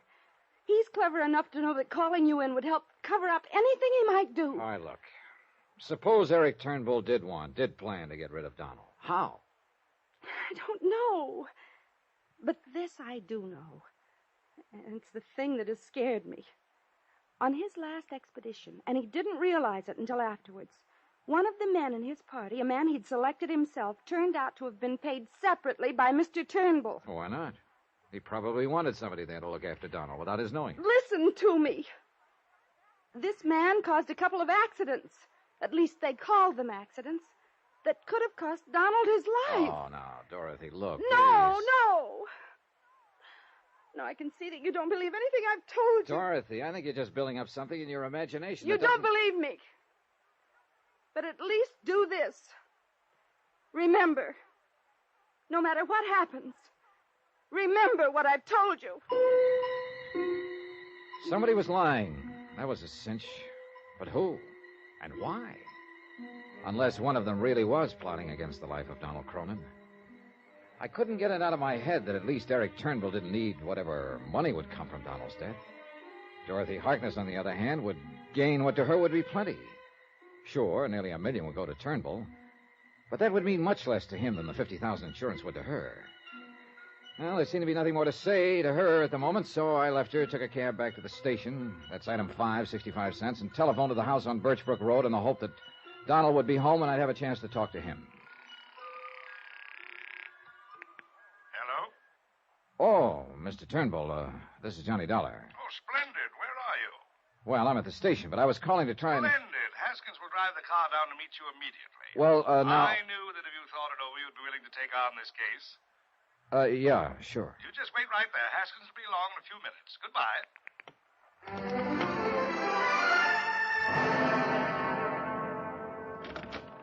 Come in, Mr. Dollar. Well, thank you, but before we talk about this Sit down, won't you? Now, from what I've been able to learn, Donald is planning to leave for Egypt immediately. I checked with a friend at the Explorers Club in New York, where the boy's been staying these past few days. Oh, I thought he always stayed right here with you. Well, he does, except when he's preparing for an expedition. Then you are going to let him go. Well, how can I stop him without making him look foolish in the eyes of his colleagues, the museum, the universities who are so interested in his work? Yes, I have to let him go. But with you beside him there... Oh, wait a minute. Of course, I'll expect you to be with him during the entire expedition. Well, now, look, and remember this, no expense is to be spared in the protection of my nephew's life. I had to go down to New York to see David Wilt. He's my stockbroker, Harris Dillman Company. While I was there, I stopped at my bank and arranged to have some 5,000 in American Express traveler's checks ready for you. All you have to do is go down there and sign them and pick them up. If you need more, cable me. You don't waste any time, do you? I know Donald. He's very stubborn, determined, and willful. In his present frame of mind, he might pack up and take off at a moment's notice. I want to be sure you're at his side. Okay, you're the boss. But, Mr. Turnbull... Yes? You still haven't told me why you think his life is in any more danger on this expedition than on any of the others he's undertaken. Because that girl, Dorothy Harkness, is smart, is clever. And because of something that happened on Donald's last expedition in Yucatan. Oh? He didn't realize it until afterwards, but one of the men in his party, a man he'd selected himself, turned out to be a friend of this Dorothy Harkness. Not 20 minutes ago, I heard exactly... Now, listen to me. This man caused a couple of accidents. At least they called them accidents. That could have cost Donald his life. And Mr. Dollar, though lacking any proof, I am convinced he was put up to them by the beneficiary of his insurance policy, Dorothy Harkness. Did I say somebody was lying? Somebody had to be lying. And by now, that old feeling was beginning to come back to me, that hunch, whatever it is, that told me somebody was planning to kill Donald.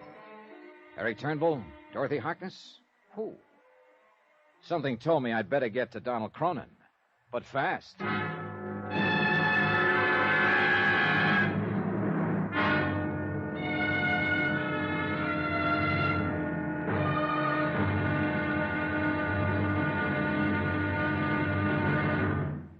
Now, here's our star to tell you about tomorrow's episode of this week's story. Tomorrow, suddenly the reason for a carefully planned murder becomes crystal clear, and a race against death becomes a race for my own life.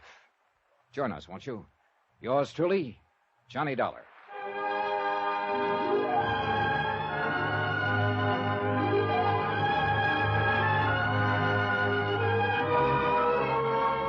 Yours Yours truly, Johnny Dollar, starring Bob Bailey, is transcribed in Hollywood. It is produced and directed by Jack Johnstone, who also wrote this week's story. Be sure to join us tomorrow night, same time and station, for the next exciting episode of Yours truly, Johnny Dollar. Roy Rowan speaking.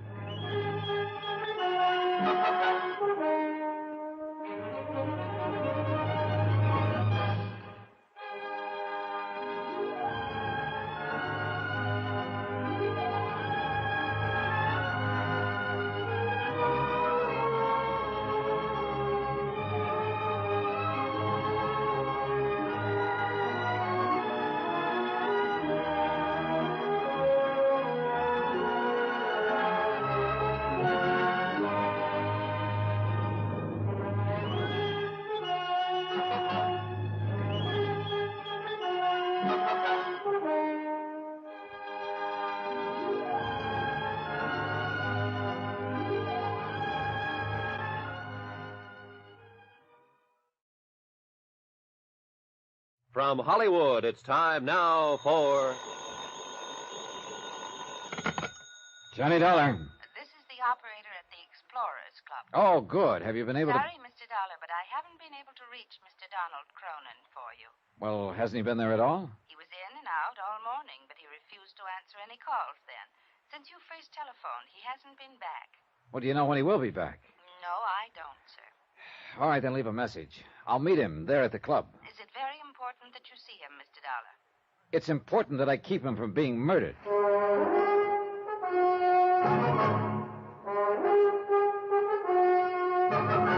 Tonight and every weekday night, Bob Bailey in the transcribed adventures of the man with the action-packed expense account, America's fabulous freelance insurance investigator. Yours truly, Johnny Dollar.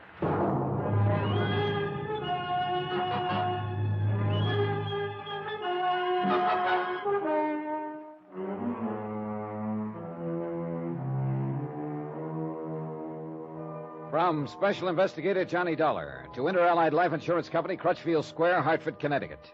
Assignment, The Curse of Kamashek Matter. Expense account continued.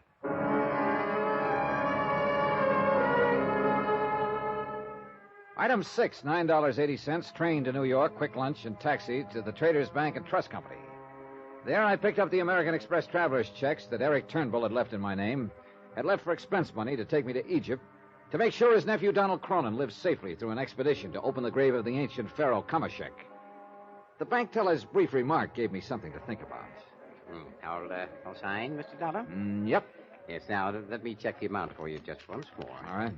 1,000, 2,000, 3,000, 3,500, 4, 45, 47, 48, and $5,000 even. Mm-hmm. Yes, here you are. Good, thanks. And as I'm sure Mr. Turnbull knows, this will close out this particular account completely. I thought about that remark a little later when it began to tie in with some other things I learned. Right now, item 7.80 cab fare to the Explorers Club. Donald had not yet returned, so I left another message for him, asking him to sit tight until he heard from me. And I meant sit tight. Because apparently, after the latest argument with his Uncle Eric, he was quite likely to hop off to Egypt on short notice. This I didn't want. As a matter of fact, at this point, I wasn't sure I approved of his expedition at all. Both his uncle and his girlfriend, Dorothy Harkness, had told me they thought his life was in danger. And each accused the other of plotting his murder. I was about to leave the Explorers Club when I was buttonholed by a short, kind of cute-looking old character in gray striped suit, tattersall vest, spats, believe it or not, and all but a monocle. I say there, old man. Yes? If you'll pardon me, I believe I overheard you inquiring at the desk for Donald Cronin, didn't I? Oh, yes. Do you know him? I most certainly do. But excuse me, I'm Percival Thronghurst Scatterday. Mr. Scatterday, I'm Johnny Dollar. Oh, yes. Donald told me that he'd met you at his home.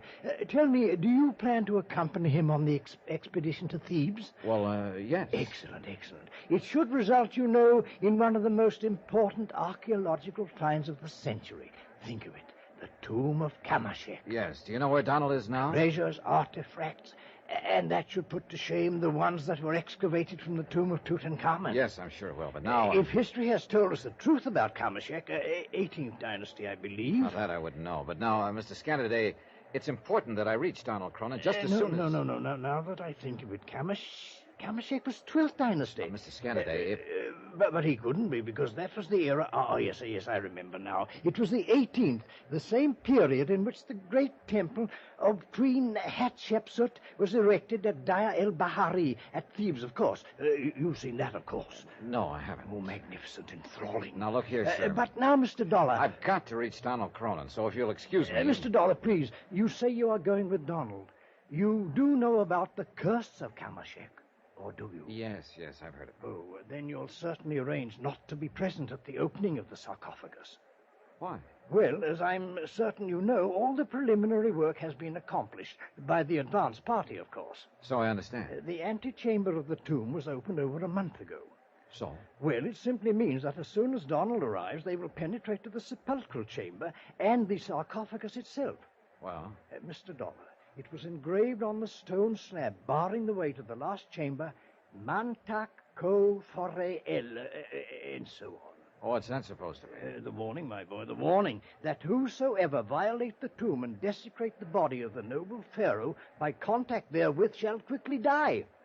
You don't believe in those things, do you? Mr. Dollar. As I always understood it, those warnings were just put there to discourage thieves from robbing those old tombs. Mr. Dollar, I only ask that you remember what happened to those who violated the tomb of Tutankhamun. Oh, well, couldn't the deaths of the people who entered that tomb be due simply to coincidence? Or rather, things, circumstances quite apart from their having done so? Of course they could, but were they? Mr. Dollar, I assure you that if it were not for the warning of the curse of Kamashek, I would be the first to want to enter that tomb. Instead, I have refused to go on the expedition at all. Take care of Donald. Well, that's what I'm being hired to do. And of yourself, sir. Yeah, sure. Now, sorry, but I'm anxious to reach Donald, and you say you've seen him here at the club? Yes, only last evening. He was here making some of his final preparations. Well, do you know where he is now? Yes. Well, where? At his uncle's place in Stamford, Connecticut. You're sure? As sure as I am that you've not heeded my warning about the curse of Kamashek. But I beg you, Mr. Dollar, for the welfare of Donald Cronin and yourself. Yeah, sure. Thanks. If this were a mystery story instead of an accounting of expenditures on a case, I'd tag Percy Scataday as a prime suspect for whatever might happen later. Like the man who tries to throw you off his own trail by suggesting that somebody else is gunning for you. But I decided he was just an old fogey who'd been turned down on the Kamashek expedition, was trying to justify his own shortcomings with the tales about the curse. But you know something? I was wrong. I should have listened to him a little more understandingly. Item 8, 75 cents, taxi to the office of Harrison and Dillman and Company to see David Wilt, the man Eric Turnbull had named as his stockbroker. The reason? The remark the bank teller had made about closing out an account. As it turned out, my timing was perfect. Sit down, sir, sit down. I'll be with you just as soon as I finish this phone call. Oh, sure, thanks. Hello. I'm sorry to have kept you waiting, but someone just stepped into my office. If you'd rather be left alone, No, it's all right. Now, as I started to say, if you dispose of the gold medal mining stock, your holdings will be reduced to practically nothing. Yes, that's right. Well, but Mr. Look, you sure you wouldn't rather I come back another time? Very well, very well. It's just that I hate to see what was once a very strong investment program. Very well, Mr. Turnbull, if you insist. Turnbull? Yes. Goodbye. Now, sir. Eric Turnbull, Mr. Wilt? Oh, yes, but... Now, just a minute, sir. It was very remiss of me to mention the client's name in front of you, at least under the circumstances. Whatever I may have said on the phone just now was quite confidential. Yeah, I'm sure it was. I can only ask that you discreetly forget anything you may have heard. Not by a long shot. What's this? Who are you, sir? Dollar, I believe the receptionist said. That's right, Johnny Dollar, insurance investigator. And that conversation told me just what I came here to try to charm you into telling me. Mr. Dollar, please remember this. That was entirely confidential. None of your business. Here, my credentials. Yeah? Well? Now, you remember something. So far as Eric Turnbull is concerned, my coming here is entirely confidential. None of his business. Goodbye, Mr. Wilt.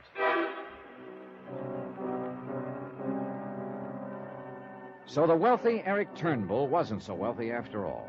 Big investments in the stock market, he'd said. But they didn't look so big anymore. And the closing out of bank accounts. Item 9, 30 cents, phone call to Dorothy Harkness. Yes, Mr. Dollar? I just called to tell you, Dorothy, that if it'll be any satisfaction to you, I'm going to make the trip to Egypt. Oh, thank heaven. Then Donald will have some protection against the machinations of his uncle. Oh, gal, that sounds like a line out of an old melodrama. I know you don't believe me, Mr. Dollar, but I'm so sure that Eric Turnbull is plotting against Donald's life. You know something? I'm beginning to feel a little that way, too. Then you did believe me. In spite of the way you poo-pooed everything I said, are you and Donald leaving together? I can't seem to find him. Do you know where he is?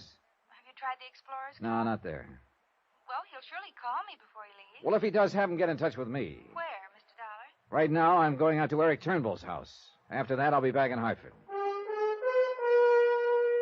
Item 10, $7 even. Train fare back to Stamford and taxi to the Turnbull residence in the hope that there I would find Donald Cronin, the real principal in this case, and the one person I hadn't yet talked to.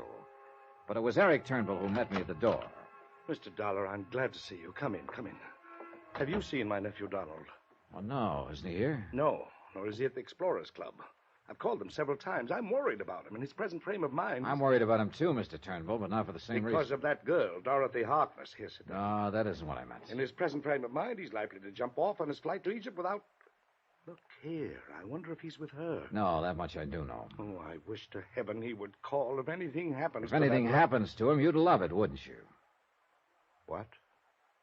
What did you say? I've done a little checking up on you, Mr. Turnbull, since I last talked to you. What do you mean? In a case as involved as this, it's necessary to check all the angles, everything, everyone, even the man who hires you. Has that girl been poisoning your mind against me, too? Your banker, from whom I picked up the American Express checks, let it slip that your account is in pretty bad shape. Non-existent now, as a matter of fact. Go on, Mr. Dollar. And your stockbroker, quite inadvertently, made it all too plain that the big investments you told me about aren't so big after all. Mr. Dollar. All right, tie that in with the fact that if anything does happen to Donald, you'll come into his estate. You've said enough. But it's true, isn't it?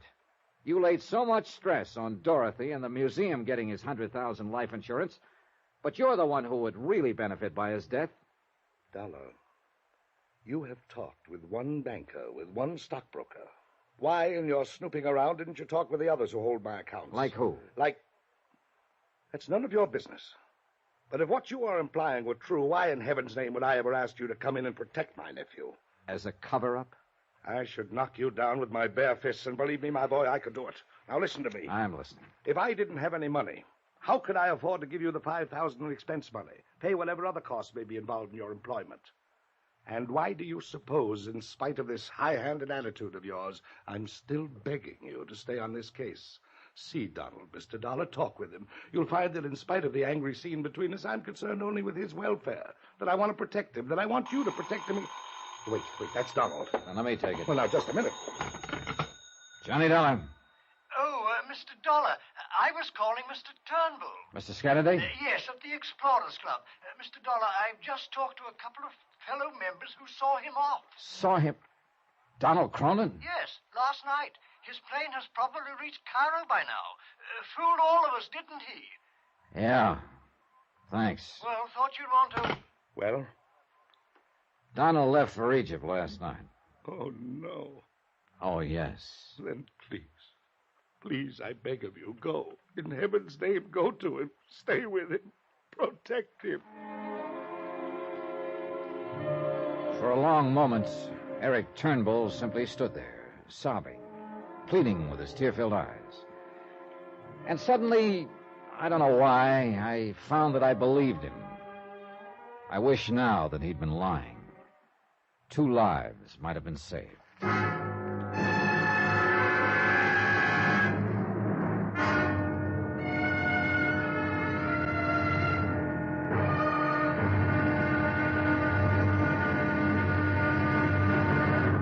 Now, here's our star to tell you about tomorrow's episode of this week's story. Tomorrow, a flight into darkness, and when day has come, there's blood on the desert sands. Join us, won't you? Yours truly, Johnny Dollar.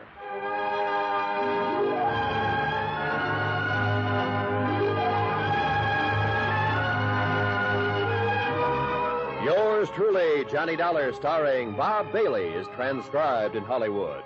It is produced and directed by Jack Johnstone, who also wrote this week's story. Be sure to join us tomorrow night, same time and station, for the next exciting episode of Yours truly, Johnny Dollar. Roy Rowan speaking.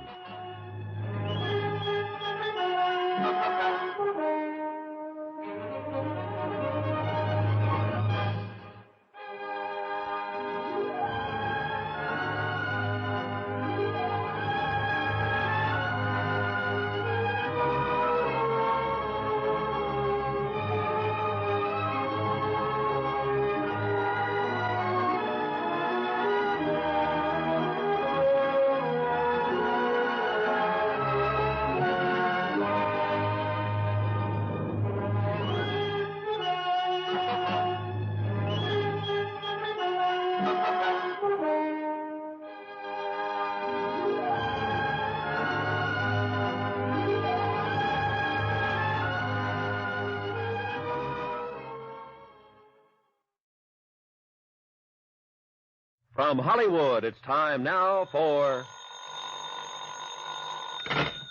Johnny Dollar. Have you found Donald yet, Mr. Dollar? Have you been... Oh, this is Dorothy Hartman. Yeah, I know. And no, I haven't found Donald Cronin. He wasn't at his uncle's place? Johnny, you must find him. Talk to him. Talk him out of making the trip to Egypt. Dorothy. If he does, he'll die. His uncle will see to it that he dies. Look, Dorothy. You must find him and stop him. I'm afraid it's a little late for that. What? He took off on a direct flight to Egypt early yesterday. Oh, no. Has at least a 36-hour start, at least. Johnny, you must go after him. On the first plane I can get to Cairo.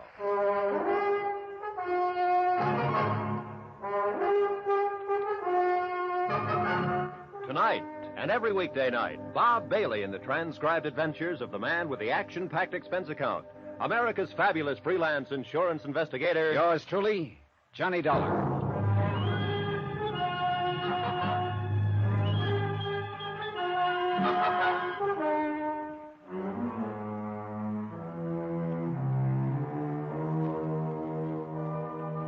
From Special Investigator Johnny Dollar to Inter-Allied Life Insurance Company, Crutchfield Square, Hartford, Connecticut. Assignment, The Curse of Kamashek Matter. Expense account continued.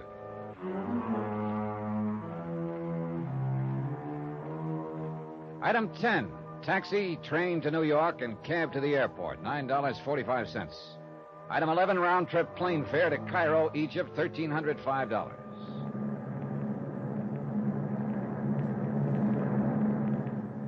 I was tired, and the steady drone of the four powerful engines lulled me to sleep in no time. I think I might have slept most of the way to Paris, which was to be our first stop, except for hunger pangs and the appropriate ministrations of a very attractive stewardess. Usually on such a long flight, I try to make friends with everybody aboard, just to shorten the trip. And I did this time, except for one man who sat 4 or 5 seats behind me. He was a rather hefty individual, dark-complexioned, about 30, I'd guess, who didn't budge from his seat during the entire flight. And every time I approached him to pass the time of day, he immediately made like he was asleep. So he wanted to be alone. But when I settled down into my seat, next to a lovely petite brunette named Carolyn, who was... Now, that's beside the point, except for purely personal reasons that I'll pursue further when I get back to the States. The point is that in primping a bit and replenishing her lipstick, she held up a small mirrored compact. And reflected in it, I could see that the dark-complexioned man was not only quite wide awake, but watching me every second of the ride. In a rather strange way, too. Concentrated. Like you'd watch a fly you're planning to swat. Then every time I'd turn around, he'd promptly shut his eyes and feign sleep again. Finally, it was early evening, we sat down at Le Bourget, the airport on the outskirts of Paris. Since this was Carolyn's destination, during the short layover, I helped her get her baggage and extracted the promise of a date in New York when she returned in the fall. Yeah, I guess Paris does it to you. Well, anyhow, after she'd piled into a taxi, I wandered around for a bit thinking and decided to reboard the plane, look up the dark, silent passenger, and have it out with him. But apparently I'd waited too long. As I passed a narrow sort of alley beside a baggage shed, he decided to have it out with me. In here, Dollar, quick. Huh? What? In here, where we won't be seen. Oh, now, just a minute, fella. Who are you? What do you want? Just this. What? Why, you... You don't... All right, now. Now, what was the big idea, mister?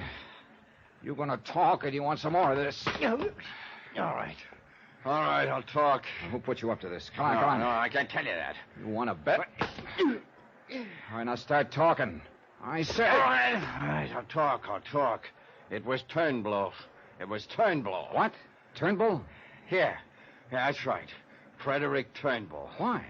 Oh, should I know? I do a lot of strong arm for him. Go on. So he pays me good to get you out of the way, so I should ask questions? Well, maybe he'll have a few to ask you if you ever get back to the States. Now, roll over. Huh? No. Hey. All right. Hey, what are you doing? That's my passport. That's right, mister. That's exactly what it was. When you get back on your feet, you can try to figure out how to go on from here without it. Listen, you dirty... Sorry, buddy. I gotta catch a flight. I suppose I should have turned the unfriendly thug over to the French police, but figured he'd have trouble enough lacking a passport to keep him out of my way for a while. The only charges I could make against him would be for assault. Time was of the essence, too. since Donald Cronin actually was 2 days ahead of me, and it was important that I join him at the tomb of Kamashek as soon as possible. At least so I thought, until I entered the main building of the airport again and heard my name being called on the PA system. The information desk showed me where to take a transatlantic phone call. Johnny Dollar. Dollar, this is Eric Turnbull. Well. Thank goodness I was able to reach you during your Paris stopover. I'm glad you did, Mr. Turnbull, because there are a couple of things I want to talk to you about. When you return, Mr. Dollar. What's the matter with right now? And may I suggest that you take the first plane back here that you can get? First, I want a little explanation for a beating I just took for... Wait a minute. What did you say? Come back here and we'll settle our accounts. The case is closed. What? Donald is dead. Where? How? I just received word from one of the members of the expedition. In Egypt? Yes, the curse of Kamashek has been fulfilled. Or was he murdered? I'm afraid it was the same mysterious death that's overtaken so many who have violated those old tombs. Well, I don't believe it. Any more than you believe in that so-called curse the last time I talked to you. I know. I was wrong. Heaven forgive me for letting the boy go. Look, Mr. Turnbull, things just don't make sense at all. Come back, Mr. Dollar, and we'll talk about it here. Listen to me. Yes? Before I decide what I'm going to do, I want to know why you hired a thug to try to put me out of the picture. What? I don't know what you're talking about. Oh, you don't? Well, he made it plenty plain that he's handled strong-arm jobs for you before. That's impossible. Gave me your name as the man who's hired him many times. Frederick Whoa, hold it a minute. Dollar, I'm very sorry, but I haven't the least... Maybe I will go back to New York at that. Mr. Dollar. It suddenly dawned on me that I must have been slightly befuddled by the partial beating I'd taken earlier. You know, when the thug made his little confession a few minutes before. I'll talk. It was Turnbull hired me. Frederick Turnbull. Frederick Turnbull, he'd said, instead of Eric Turnbull. Sure, they sound alike. But a guy who's done a lot of strong-arm jobs, knows the right name of the guy that hired him, that can mean only one thing. Someone had instructed that thug to say he'd been hired by Turnbull. But who? I canceled out the rest of my flight to Cairo, made reservations back to New York, and then while waiting for that plane, ran up item 13, $82 American. On phone calls to whomever I could dig up among the Egyptian government authorities who'd been overseeing the excavation of Kamashek's tomb. What little I learned was pretty much summed up by the British doctor who'd been a member of the expedition. Very mysterious, Mr. Dollar. You see, because of the superstition about violating the tomb, only 2 of our people even touched any of the bones we found within it. Yeah? And incidentally, that is all we found. The tomb had been thoroughly ransacked by thieves, probably centuries ago. Yeah, but you were saying, Doctor. Oh, yes. Only 2 touched any of the remains. One was a native carrier, as soon as the bones had been properly sprayed where they preserve it in. Uh-huh. And the other was Donald Cronin, who, for some reason or other, wrapped up the bones and sent them by air to his uncle, Mr. Eric Turnbull in the United States. Oh? Well, go on. Well, that's really all, Mr. Dollar. Except, of course, that both of them have died of some strange malady that the authorities have not been able to determine. And that's why the tomb has been officially closed again. Hey, listen, tell me something. Could the bones have been accessible to anyone before those 2 touched them? Yes, to anyone in the party. Well, now, don't tell me that you suspect... Oh, listen, mister, I don't know what I suspect. But I don't believe it was any curse of a long-dead pharaoh that killed those 2 men. Even in view of what happened to those who entered the tomb of Tutankhamun for some years ago, and then the tomb of King... Look, tell me this, will you? Have any of the expedition returned to America? Well, of course, the authorities have here no reason for holding them. You haven't answered my question. No. Well, only the 2 young men that Donald brought along with him. Who were they? Carl Fortina. Oh, who's he? From New York. Like Donald himself, he's an archaeologist. And the other? One of his colleagues at the museum in, I believe it's in Stamford. What's his name? He's a young osteological expert, son of a curator at the museum, as I recall. What? His name is Walter Harkness. Well, I'll be. But surely you don't think... Doctor, you go right ahead and hang those 2 deaths on good old King Kamashek. Me? I'm going after a couple of live suspects.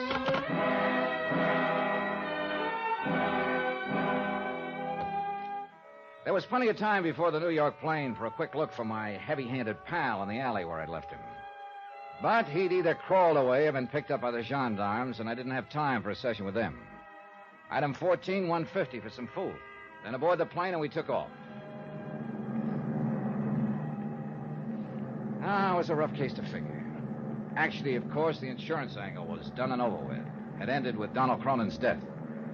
And two people would benefit by his death, both of them number one suspects. One, his uncle, Eric Turnbull, who would now take over the $1 million estate. The other, Dorothy Harkness, who would gain a big chunk of life insurance money, along with the museum, of course, that her father... hold everything. Her father, Adam Harkness, who opposed her marriage to Donald, who looked on him simply as a source of income for the museum, who... Hold everything is right. There was the son, too, Walter Harkness, who ducked back to the States the minute Donald died. How did he fit into this? Believe me, in spite of all the talk in it, the belief in it, the one thing I was sure had nothing to do with the whole matter was the curse of Kamashek. Nevertheless, call it hunch or whatever you like, the more I thought about it, the more certain I became that I'd find all the answers in a package that Donald had mailed back to the States. A package containing the bones of Pharaoh Kamashek.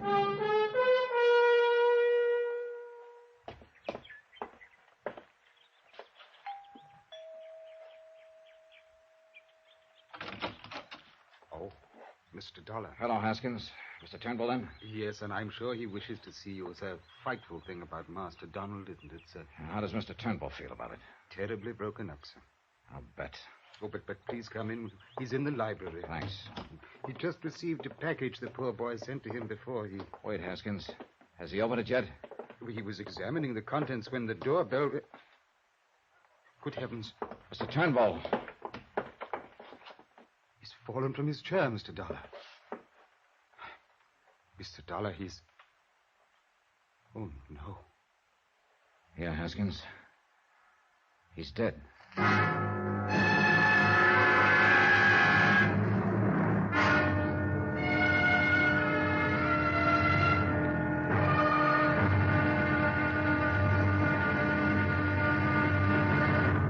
Now, here's our star to tell you about the final episode of this week's story.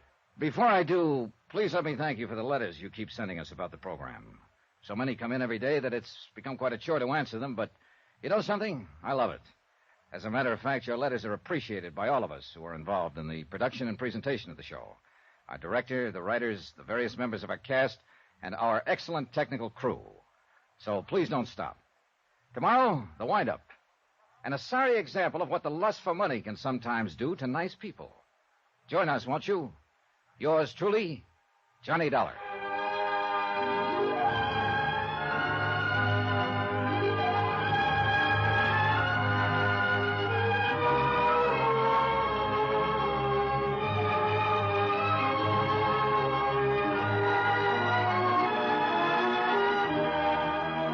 Yours truly, Johnny Dollar, starring Bob Bailey, is transcribed in Hollywood.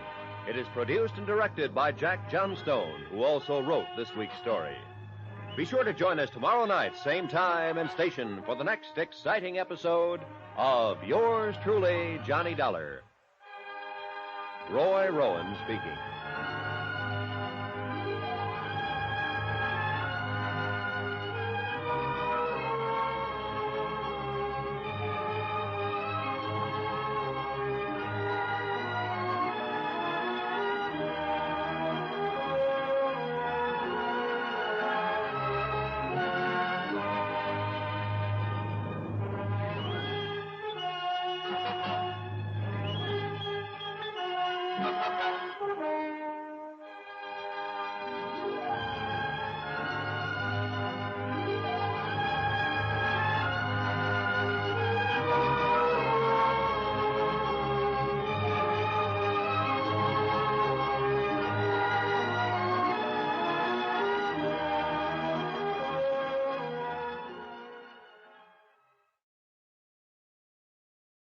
From Hollywood, it's time now for...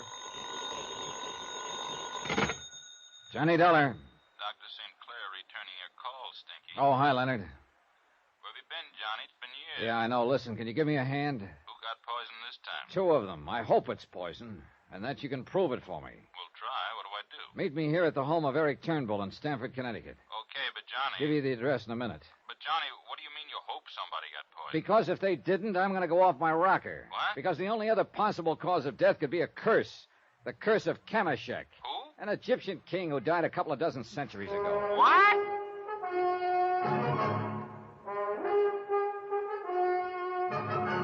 Tonight and every weekday night, Bob Bailey in the transcribed adventures of the man with the action-packed expense account, America's fabulous freelance insurance investigator. Yours truly, Johnny Dollar.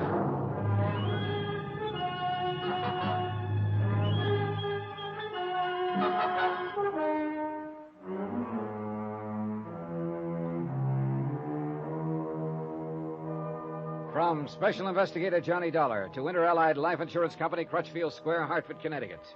Assignment, The Curse of Kamashek Matter. Expense account continued. I called Dr. Leonard St. Clair, an old school chum, because I knew him to be one of the foremost toxicologists in the country. And I was telling the truth. I hoped it could be shown that some kind of poison killed Donald Cronin and subsequently his uncle Eric Turnbull.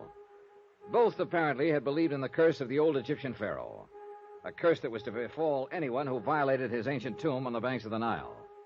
Donald had done this in excavating the tomb, but his uncle here in Stamford had only touched the bones that Donald had airmailed to him. He was opening the package that Master Donald, God rest his soul, that Master Donald had sent him just before he died, there at the tomb in Egypt. I brought them in here to the library for him, sir. Go on, Haskins. Well, then you rang the doorbell. I left him with it, and when you and I came in here... Yeah, dead. From the curse of Kamashek, Mr. Dollar. Oh, Haskins, I don't believe it. A friend of mine, Dr. St. Clair, will be here shortly, and he'll be able to... Shouldn't we notify the police? No, later.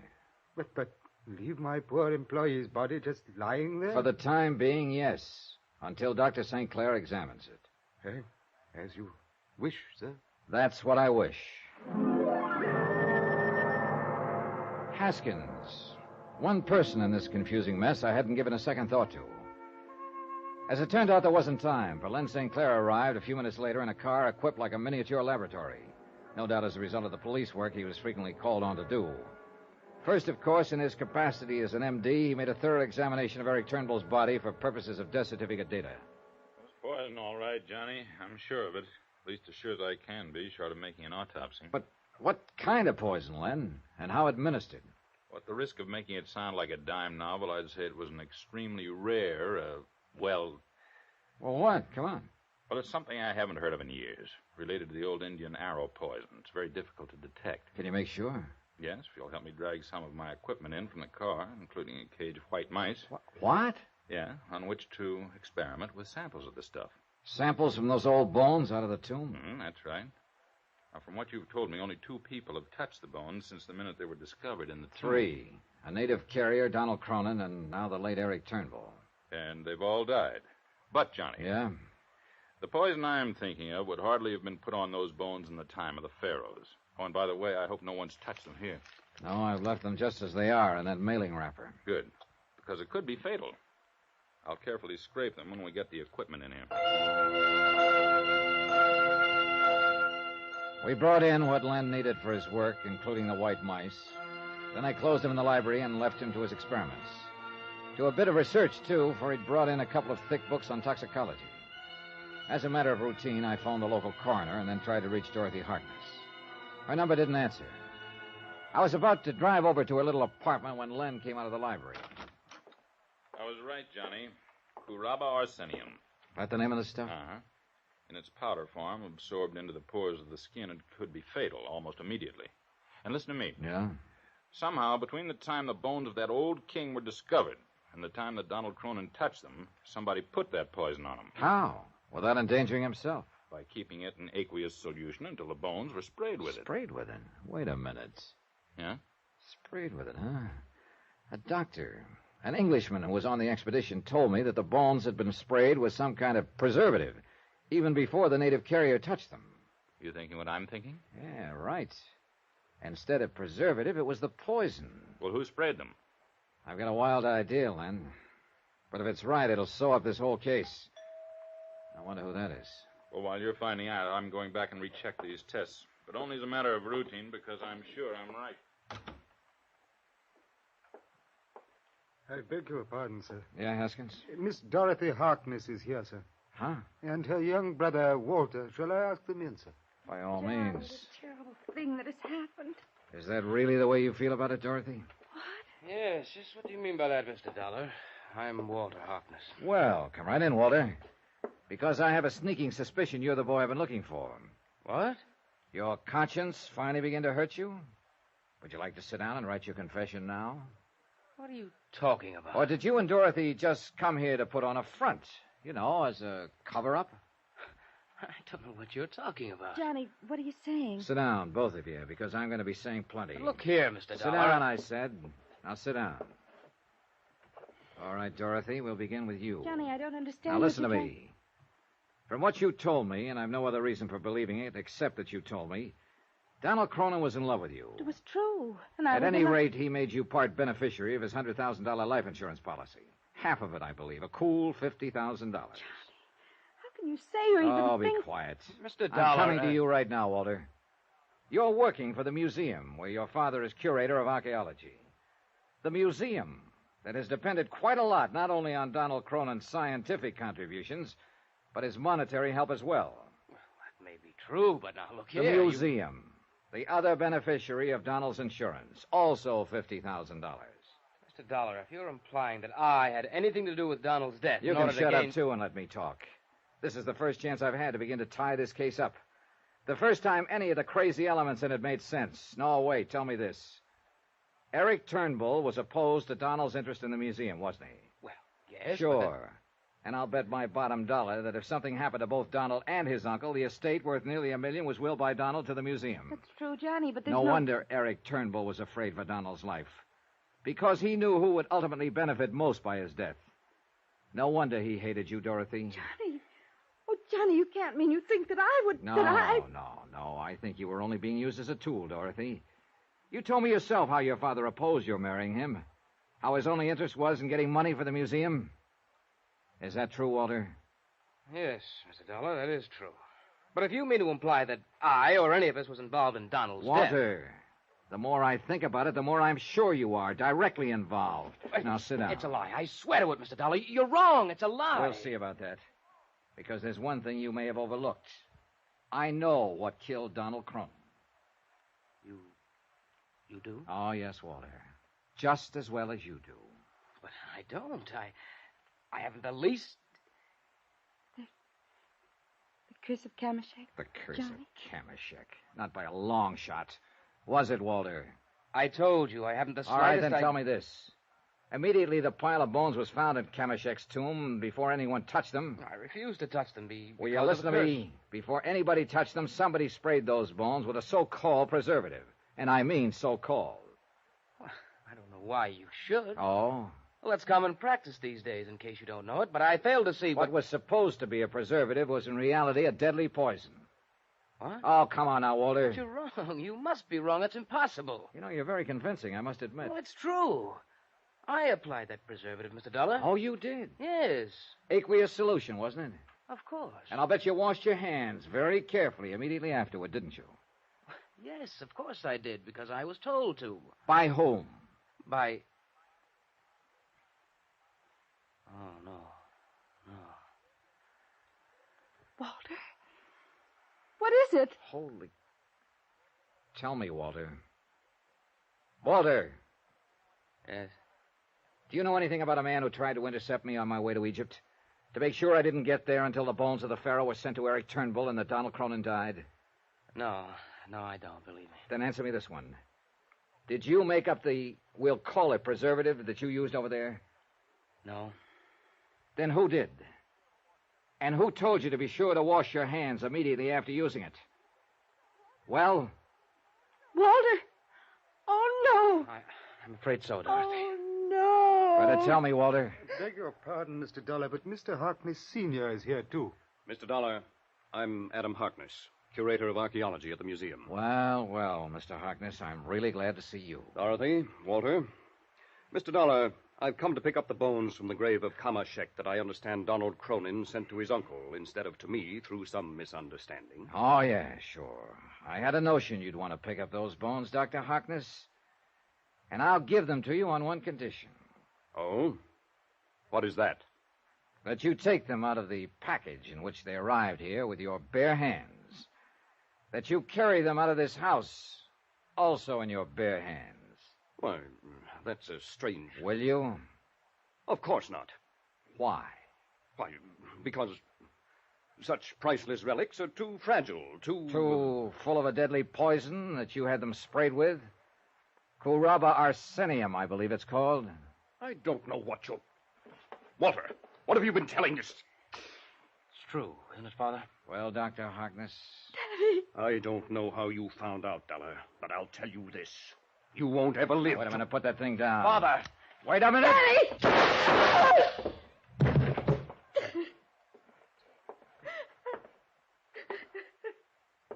Johnny? You stopped him all right, Len. But I think he'll live. Good. I knew all the police work I've been doing would come in handy sometime. Thanks for barging in at the psychological moment. I was only coming in to confirm the results of my tests. But I guess Dr. Harkness had already done it. Yeah.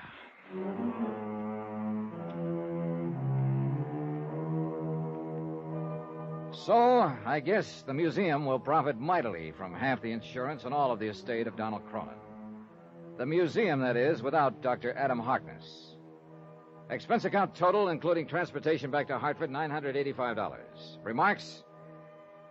Well, doesn't mean a thing, I know, but I kind of wonder what I might have found if I'd been assigned to investigate the deaths of the people who excavated some of those other old Egyptian tombs. Tombs that had a curse on them. Interesting thought, isn't it? Yours truly, Johnny Dollar.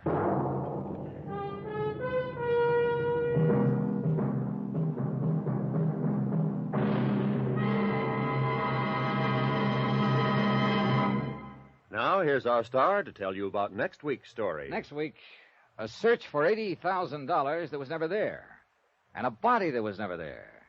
Yet both of them had to be found. Join us, won't you? Yours truly, Johnny Dollar.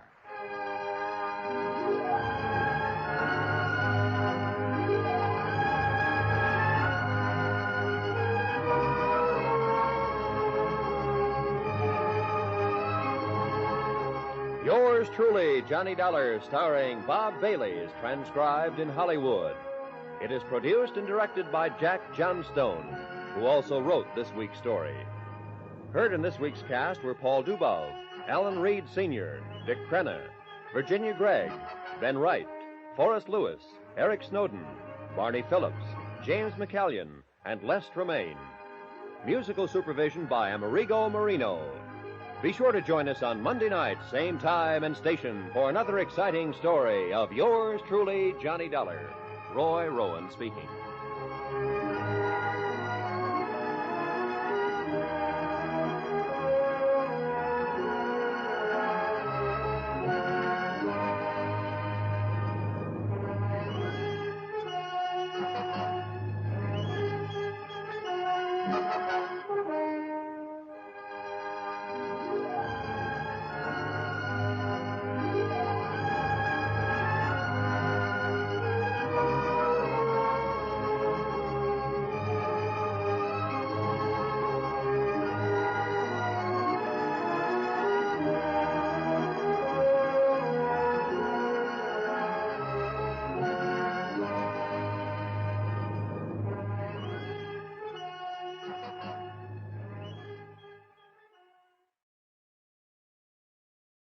From Hollywood, it's time now for... Johnny Dollar. Mort Parkinson, Johnny, Eternity Mutual. Oh, how are you, Mort? I couldn't feel much worse. It's the olives that do it, not the martinis. I wish it were that simple. Can you come over to my office right away, Johnny? Well, I guess so, if... I don't often pull that confidential business, but I really would hesitate to go into this one on the phone. Pretty rough, huh? I'm afraid you're going to find it even worse than that. It's about Ed Morgan, Johnny. Ed Morgan. I'm sorry. I know he was a good friend of yours. He's one of the best I ever had. Ed was a great guy. It's too bad he had to die that way. Johnny, it's too bad he didn't die a year sooner. What? You'd better come on over to the office.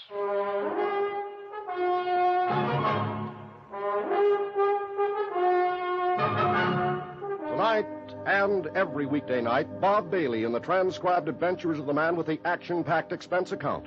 America's fabulous freelance insurance investigator. Yours truly, Johnny Dollar.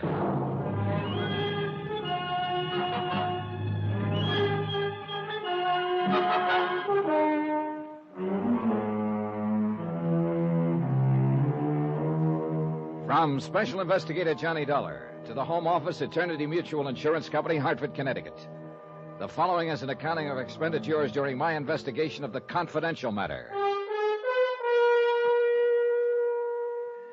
Item 1, $2.85. Taxi from my apartment to the Eternity Building in the 7th floor office of Mort Parkinson, Vice President and General Manager.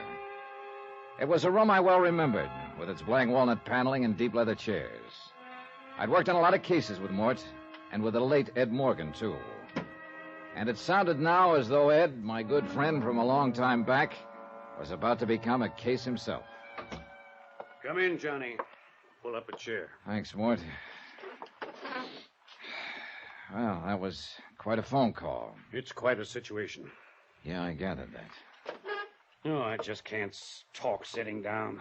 Old habit, I guess.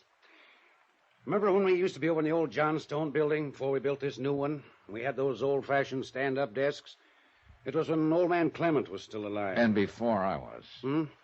Oh, yes. I keep forgetting about you newcomers. Meaning everybody who's come into the game within the last 40 years. I suppose I am one of the original settlers.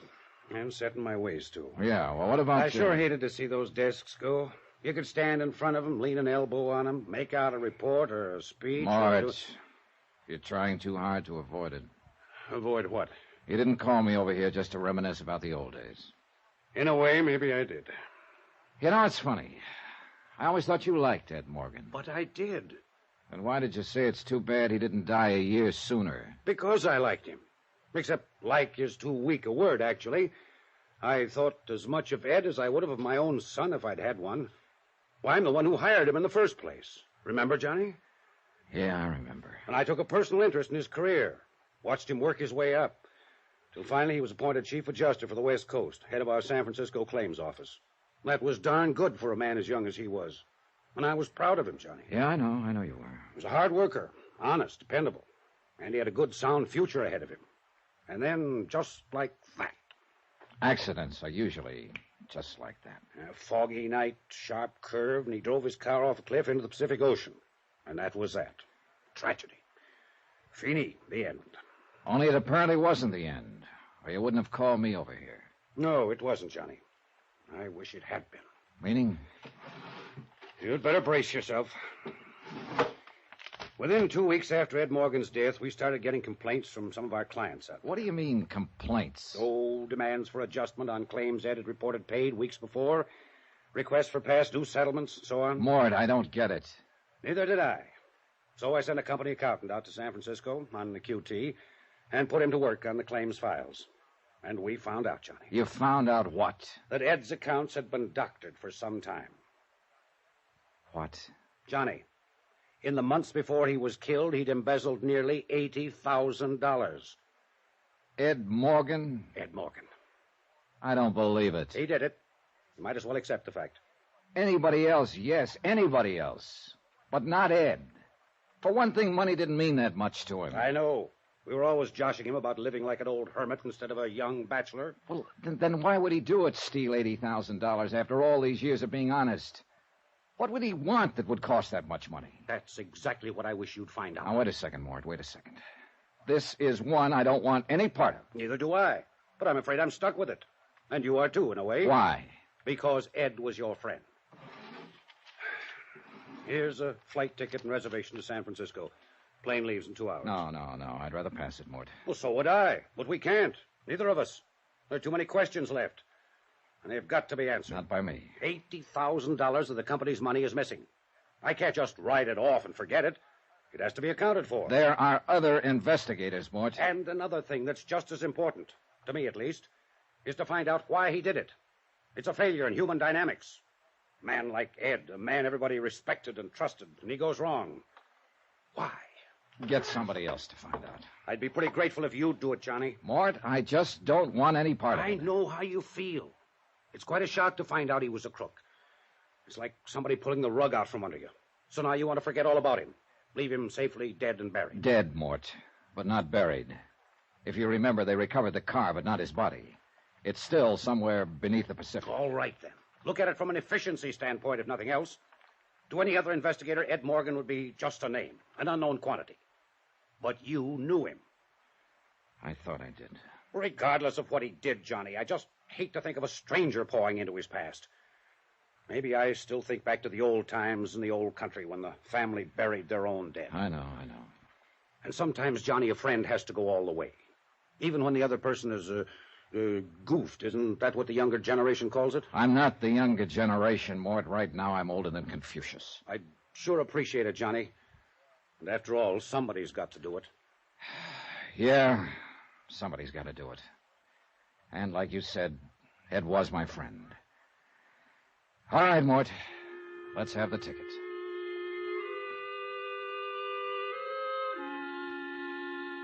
Item 2, $14.35. Tips, taxi, and incidentals in Hartford and same in San Francisco. Plane trip between points paid from expense account of company manager and not included herewith.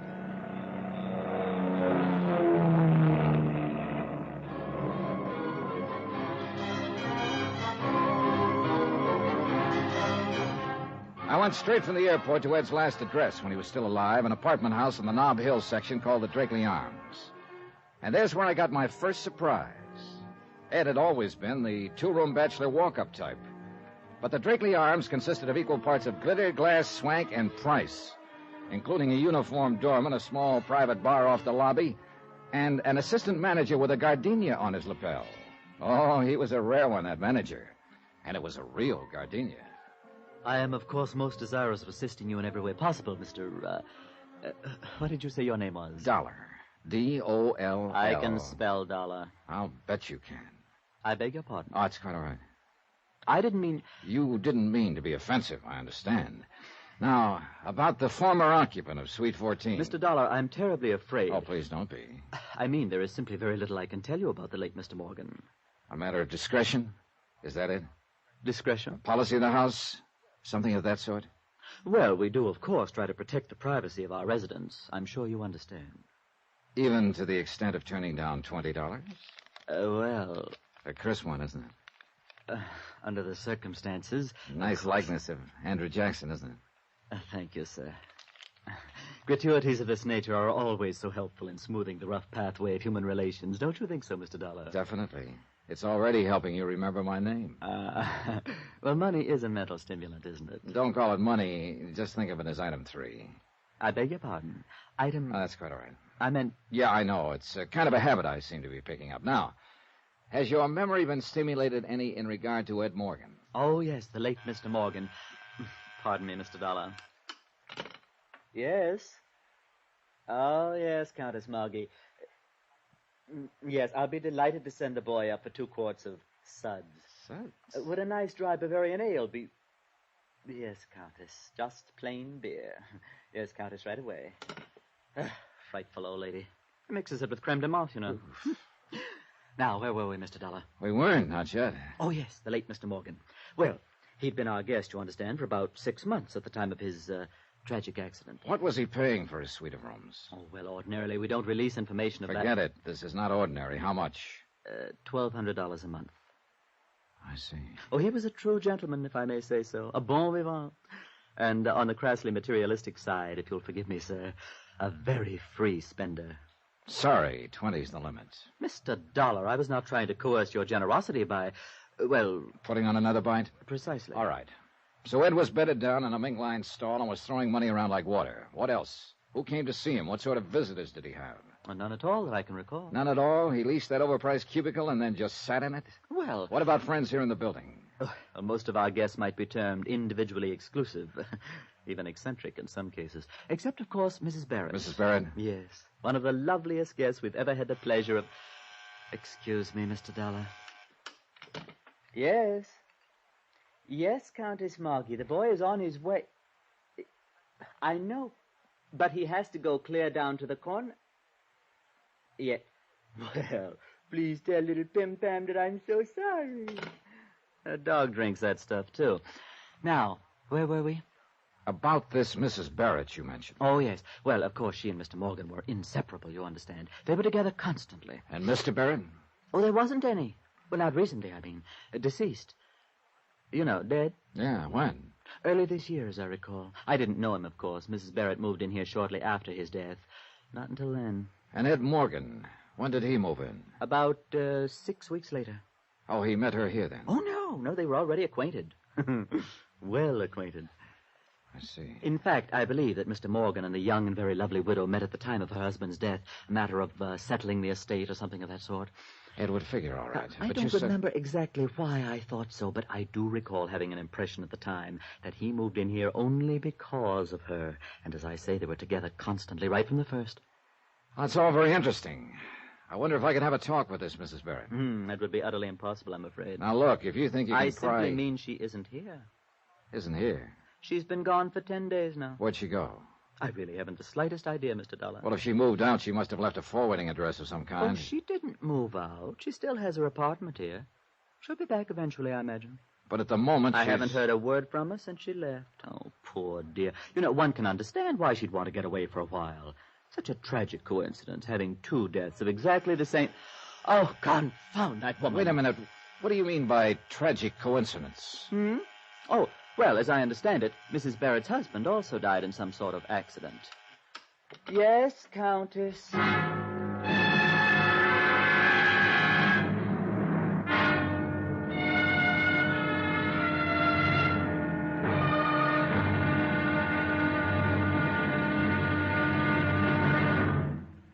Now, here is our star to tell you about tomorrow's episode of this week's story. Tomorrow, the trail back into a man's past is a faint and twisting one. And at times it runs through quicksand. Join us, won't you? Yours truly, Johnny Dollar.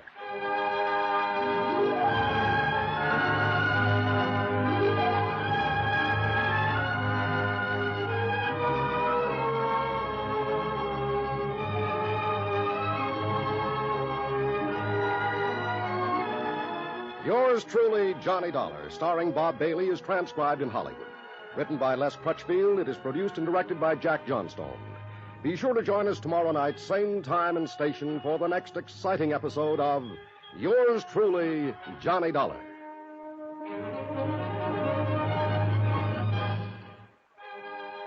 Hugh Brundage speaking.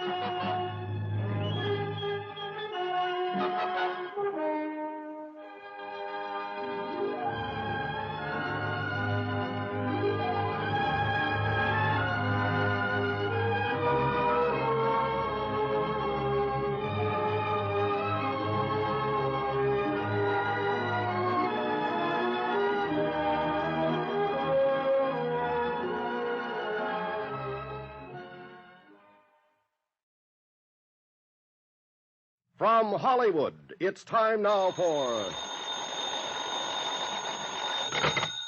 Johnny Dollar.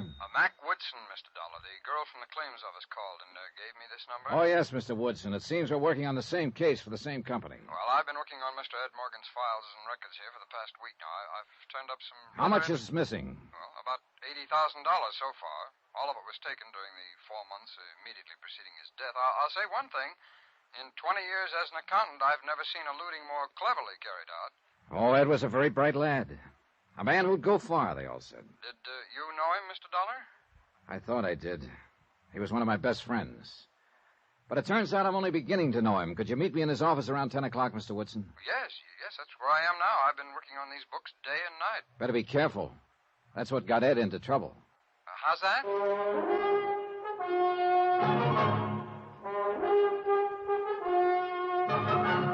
Tonight, And every weekday night, Bob Bailey in the transcribed adventures of the man with the action-packed expense account, America's fabulous freelance insurance investigator. Yours truly, Johnny Dollar.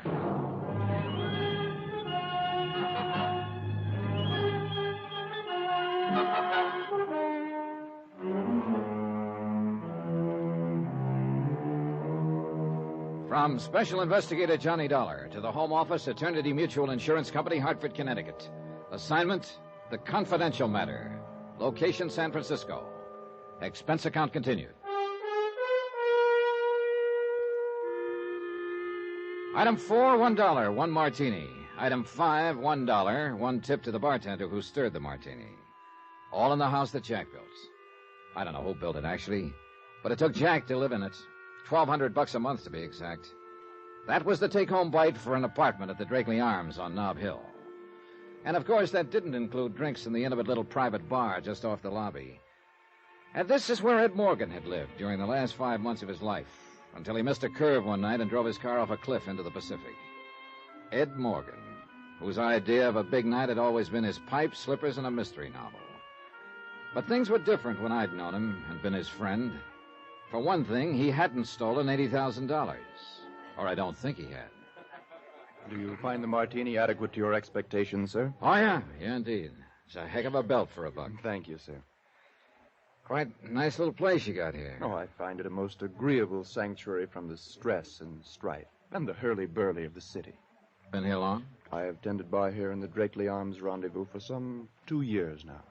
Oh, well, then you may have known a friend of mine who had an apartment here up until a month ago. A Mr. Edward Morgan? Oh, yes. Mr. Morgan was a regular customer here. An eager supplicant for my humble and healing wares. A beer drinker mostly, as I recall. The Rendezvous does not serve beers, sir. Oh, forgive me. I didn't know. Quite all right, sir. Yes, I was here before Mr. Morgan moved in, and here I am still, now that he is no longer with us. Such is the chance and mystery of life. One just never knows. Precisely. Oh, could I serve you... Not yet, thanks. Get to know Ed pretty well, did you? The policy of the Drakeley Arms, sir, is to maintain a certain degree of formality in relations between guests and personnel. Sort of like a zoo, you might say, with bars to separate the people from the animals. The comparison is quite apt. Somehow I can't see Ed Morgan sacking in a marble squirrel cage like this joint. I confess, he hardly seemed the type to me, sir. He was much too unrestrained for the Drakeley. He came in here a lot, did he? Almost nightly. For a few minutes at least, on his way to some gala night spot. Gala night spot, Ed Morgan? Oh, yes. In all the years I knew Ed, I was only able to drag him into a gala night spot once. He stayed 20 minutes, then left because his tie was choking. Are you quite certain that your friend was this same Ed Morgan? I wish I weren't. Who were his friends? Did he always come in alone? Oh, no, never alone, sir. He and Nicky were inseparable. Nicky? Oh, I should say, of course, Mrs. Barrett. Oh, a young widow, as I remember. Lives here in the building. A lovely girl. Fascinating. And also unrestrained? Definitely. And Ed then was one of her friends. Oh, they were together every night, sir. An hour here in our little establishment, a few champagne cocktails, then out to dinner, dancing, the opera, ballet. Ed Morgan? Oh, quite. Life was just a mad whirl for those two. I gather your friend was something of a wealthy playboy. He was a claims adjuster for an insurance company. Then how could he possibly live in the fashion he did? If I told you, you'd flip. I beg your pardon? Tell me something. Was Ed in here on the night he was killed? Oh, yes. He left here about 9, as I recall. And a few hours later, he was dead. How did this Nicky take it? Pretty broken up, was she? She is a woman of very strong character. Oh, in other words, she didn't bat an eye. Well, I Look, wouldn't... That night Ed was killed. Did he leave here alone? No, sir. He was alone when he went off the cliff. Not when he left here, though. Nicky was with him. Item 6, $2.40, taxi to the Telegraph Hill apartment of Lisa Duval. Lisa had been Ed Morgan's secretary for about 4 years. But it seemed Miss Mousy Business at the office was Miss North Beach Bohemia at home. Italian slacks and halter, cushions on the floor, and naturally a view of the Bay Bridge from a corner window. We sat on the floor, naturally, and drank Chianti from a half-gallon jug, while a record player moaned agonizedly under the gouging of its needle. Bartok, I gathered, was now last year's kick. This was progressive jazz. Maybe it seems a little affected to you, Mr. Dollar. The way I dress and live in private life, as you might say. Why so? Everybody's got a right to salt his own dish of porridge the way he likes it. Well, I've done this deliberately, I guess, as a sort of antidote for the insurance business. Has it been that bad? Not bad. Boring. Oh, not your end of it, of course. Investigation work must be exciting. Yes, scream a minute, day and night. But just keeping records, filing papers week after week. I used to stare out of the office window at the ships in the harbor and think about stowing away on one. But of course, I didn't have the nerve. Too bad. The cruise would have been delirious. I thought of quitting several times. I guess I stayed because of Ed, Mr. Morgan. Oh? He was always so wonderful to work for, so lenient and understanding. Up until the last few months, at least. What about those last few months, Lisa? What came over him? I don't know. He was different, that's all. As though he were tense and nervous, under pressure. Any idea where the pressures came from? He didn't confide in me, Mr. Dollar. What were your personal relations between the two of you during the years you worked for him? What do you mean? Well, I mean, were you friendly, formal, strictly business? Friendly, I think, would cover it best. Did you see each other outside of office hours? Occasionally. I noticed one of his pipes there in the bookcase. He'd come here sometimes in the evening, and we'd listen to music and talk. Up until the... Until the last few months? It wasn't that we stopped being friends, Mr. Dollar. He was just different, that's all. Tense, under pressure. That's about the only way I can describe it. But you don't know why he was that way. Well, looking back, I suppose it was because of the money. If he really did take it. I just can't believe it. Ed wasn't that kind of a man. He was gentle and honest. At least until... Until the last few months. Yes. Or were you going to say, until she came along? How did you... Lisa. Yes. How long have you been in love with Ed? Ever since I started to work for him. But he never knew it. He couldn't even see me. I'm sorry, Lisa. I'm sorry for you, too, Mr. Dollar. I know how close you and Ed were. And I know how you must feel being called in and having... Forget it. It's a job, that's all. Sure, just a job. So is major surgery. This woman he was going around with, Nikki Barrett. Did you ever meet her? I met her. What did you think? What's the difference? I was prejudiced. I'll allow for that. In the old days, they used to believe in witches, vampires. Some of them were very beautiful, and they'd lure a man on, and then destroy him. And you think she did something like that to Ed? Oh, you weren't out this way during the time he knew her. You weren't around him to see how he'd changed. No.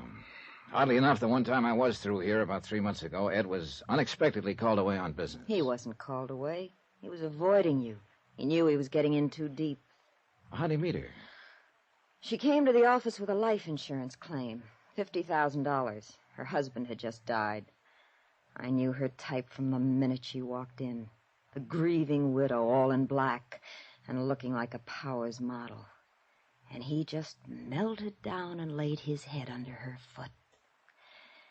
That was the start of it. Why'd she come to him? Unless she had a disputed claim. There was a double indemnity clause. Her husband had been killed in an accident.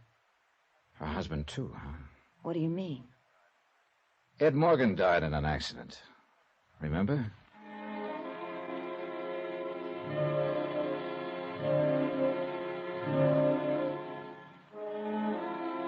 Item 7, $1.15, taxi from Lisa's apartment to the Deckman building on Montgomery Street. It was after 10 and the financial district was nearly deserted. The canyons between the tall buildings were hollow and empty. A cold wind was blowing off the bay. Or maybe it was blowing out of the past. An old past, dead and far away. The pattern was beginning to look familiar. Too familiar. Lord, the woman gave me the forbidden apple to eat. Ed, too, it seemed. The same old whine, the same old dodge. And yet there was something not quite right about that pattern. The accountant runs into some funny ones, Mr. Dollar. This Morgan case here is one of them. How do you mean, Mr. Woodson? Well, the way he was going about it, for one thing. Running hog wild, as you might say. Of course, as I said on the phone, his general scheme was pretty clever. He certainly knew standard procedures. Well, he'd been with the company a long time. Well, now, these payoff checks on claims. Of course, they were sent out from Hartford in care of this office. So what Morgan did was open a disbursement account in the bank here, then sign and deposit the checks and draw out the money in cash chargeable to direct disbursement funds under his own name. Mr. Woodson. Now, of course, the canceled checks would return to Hartford, but since they were countersigned to disbursement, they wouldn't even be processed. Instead, they'd be returned to Morgan. So, you see, there'd be no evidence Look, in Hartford. Mr. Woodson, I'll accept the fact that Ed was clever. But what did you mean there was something funny in the way he was going about it? Well, he must have known it couldn't last. It was a good scheme for a short time, but it carried the seeds of its own destruction. In what way? Complaints. Some of these claims are 4 months old, and legitimate claims. Morgan couldn't stall these people off forever. Oh, I see. Only other embezzlement case I've worked on that was similar was a man who worked a quick swindle for a blackmail payoff. He knew he'd probably get caught, but he just had to take the chance.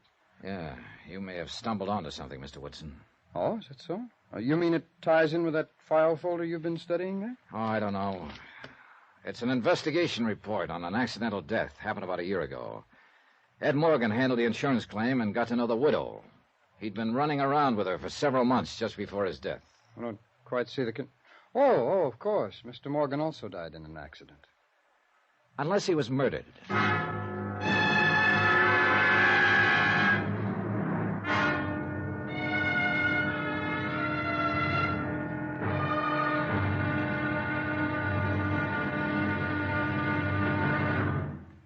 Now, here is our star to tell you about tomorrow's episode of this week's story. Tomorrow, $80,000 and a beautiful girl, both missing.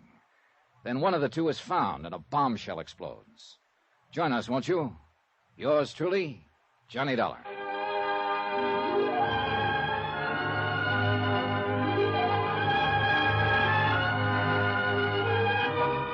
Yours truly, Johnny Dollar, starring Bob Bailey, is transcribed in Hollywood. Written by Les Crutchfield, it is produced and directed by Jack Johnstone.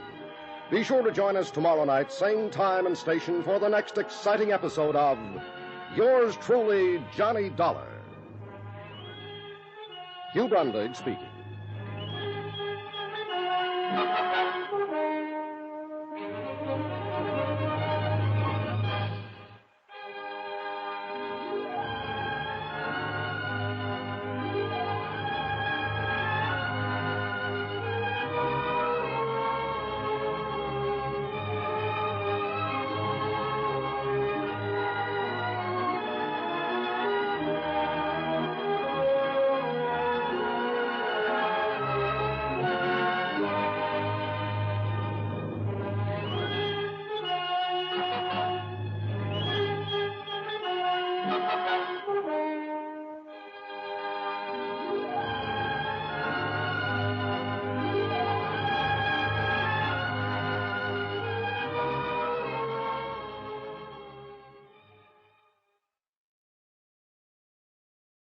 From Hollywood, it's time now for...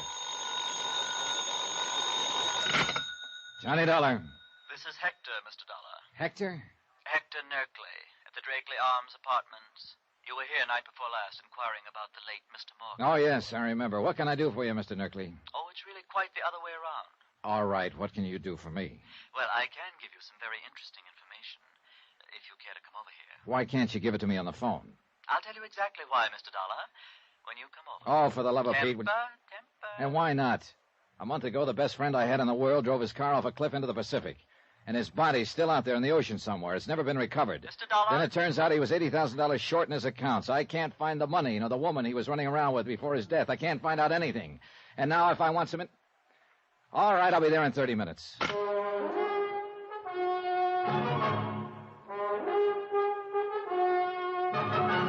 Tonight and every weekday night, Bob Bailey in the transcribed adventures of the man with the action-packed expense account. America's fabulous freelance insurance investigator. Yours truly, Johnny Dollar.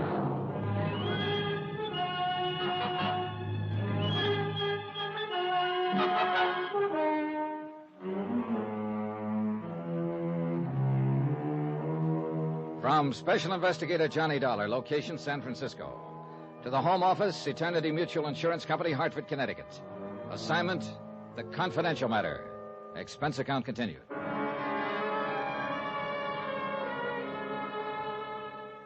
Item 9, $1.70 taxi from my hotel to the Drakeley Arms apartments. A snooty, high-priced joint where Ed Morgan had lived during the last 4 months of his life. Ed Morgan, a pipe and slippers bachelor who'd suddenly and strangely turned to champagne cocktails and high living. Who, as head of an insurance claims office, had found a way of swindling his employer out of $80,000 in 4 months. And who died a month ago as mysteriously as he'd lived.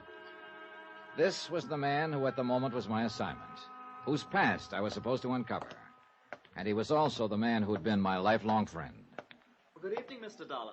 My, you did make excellent time. Now, look, if this turns out to be a runaround, so help me, Temper?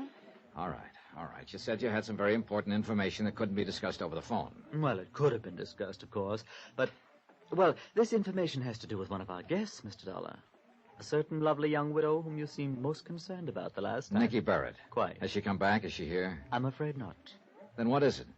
First, I must ask you what your intentions are toward Mrs. Barrett. Well, I'm not going to marry her. Please, I hardly thought you were. All right, then what's the point? Simply this. I happen to be in a position to put you in touch with Mrs. Barrett. Do you know where she's hiding out? Hiding out? All right, I'll drop the implication. You know where she is. I do. Well, then let's have it. Why do you wish to find her? Because she's the only lead I've got on the Morgan case. She and Ed were thicker than thieves during the 4 months before his death. And she was with him the night he was killed. Earlier in the evening, at least. Are you going to have her arrested? No. I just want to ask her some questions. I've got no case against her. Not yet, at least. Mr. Dollar, can I depend upon you in one very important respect? What's that? Under no circumstances must you let Mrs. Barrett know that I told you where she is. What's the matter? Afraid the board of directors would bust you to bellhop and strip off your gardenia? That is not amusing. Nor too improbable, as a matter of fact. After all, the watchword of the Drakeley Arms is discretion. Yeah, well, all right. It's a deal. I won't tell her. Of course, there is one more little detail. Oh, now what? Well, the last time you requested information from me, Mr. Dollar, you were kind enough and generous enough. Well, really, this is a bit awkward. What is it, Hector? Is the gardenia fund getting low? Well, you did say, as I recall, that it was merely an item in an expense account. All right. Here's another $20. Oh, thank you, sir. Now, what about Nicky Barrett? Well, we just received a letter from Mrs. Barrett. She asks that her mail be forwarded to her in care of American Express, Panama City, Panama. Item 10, $20, gratuity. Item 11, $388.45, hotels, some telegrams, incidentals in San Francisco, and plane fare to Panama.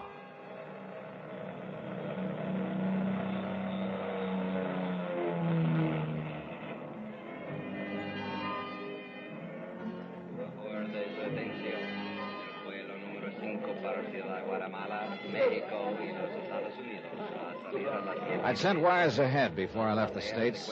It wasn't until after I'd cleared customs and was heading for the American Express office that I was certain the messages had produced any results. Dispénsame, por favor.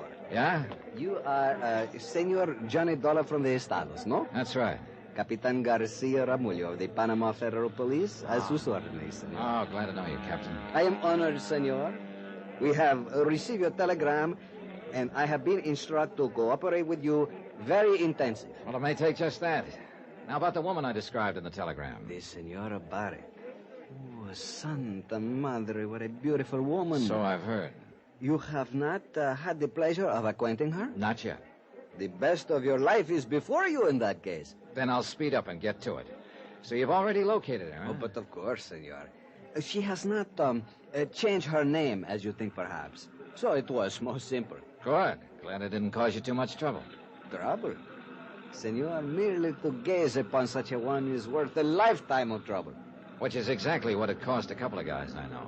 Such eyes, such hair, such lips, yeah. such... Well, what do you say we... Forgive me, senor. I am carried away with it. Well, where is this living little doll staked out at the moment?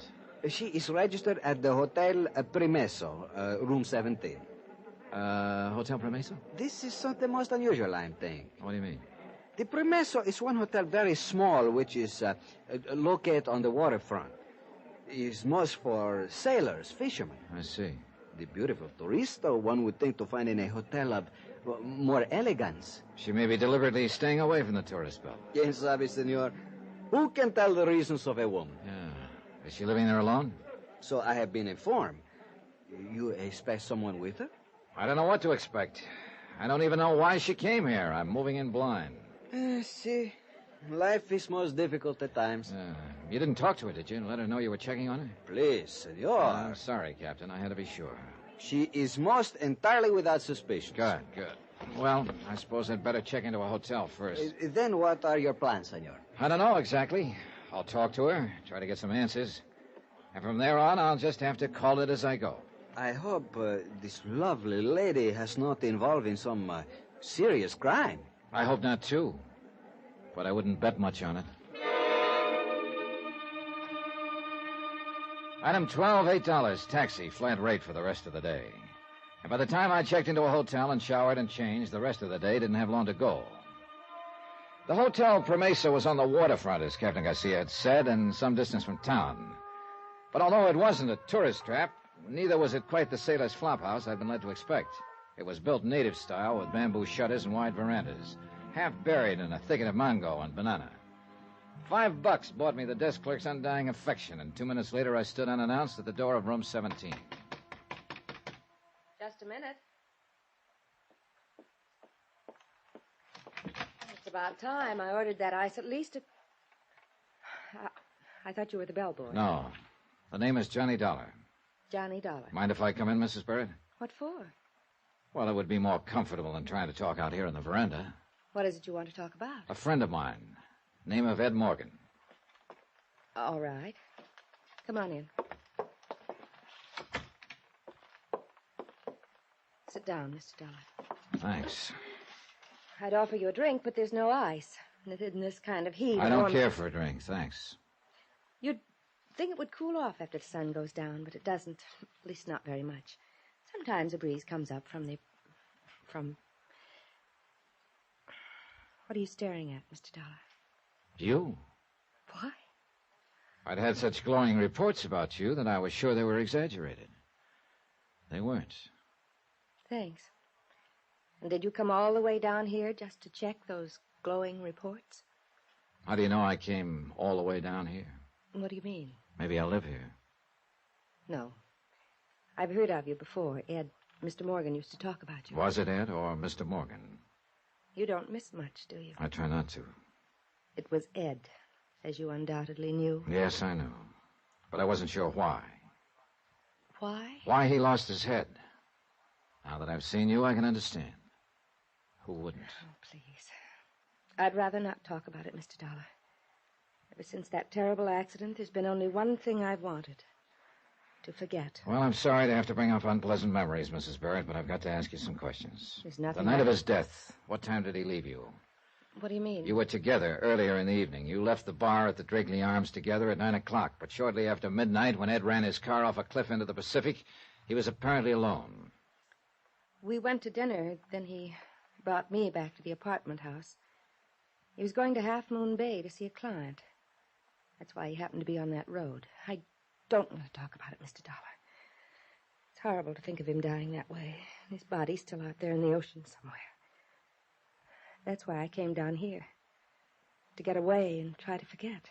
Then you thought quite a lot of him, huh? We were going to be married. I see. Well, it's too bad it didn't work out with all the wealth Ed had and the beauty you have. Well, I had the idea that he just worked for an insurance company. And lived the way he did? Oh, come now, Mrs. Barrett. Well, actually, I didn't really consider it. My husband had left me quite well off. How long were you married before he died? Only 10 months. Oh, you do have bad luck, don't you? I don't think this attitude of yours... Relax. Here, have a cigarette. I don't smoke. Oh? Do you mind if I do? No, of course not. Thanks. Do you have a suite here, Mrs. Barrett, or just this one room? Just this room. Why? Oh, and then this door must lead to the bath. What do you think you're doing? Empty, huh? Of course it's empty. Then the other possibility is that closet. Stay away from there. When I came in, there was cigarette smoke in the air, stubs in the ashtray. There's no one here. Stay away from there. Oh, look, Mrs. Barrett, turning out the lights may be romantic, but it's not the idea. What? You? I was still conscious but groggy, and I couldn't seem to get off the floor. I heard someone moving, heard the door to the veranda open and close. I shook my head, tried to clear it. I finally staggered to my feet and found the light switch. Nicky Barrett was cowering back against the wall, staring at me, scared, but not saying anything. I stumbled toward the door. The veranda was empty. There was no sign of movement in the shadows.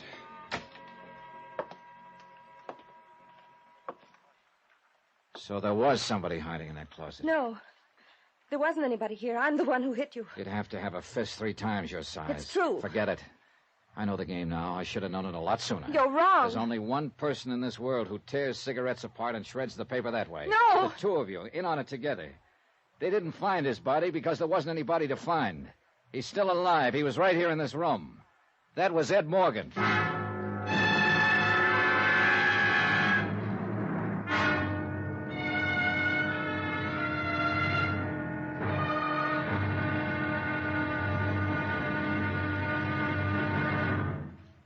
Now, here is our star to tell you about tomorrow's episode of this week's story. Tomorrow, a search for a dead man who intends to stay dead and who's willing to kill to do it.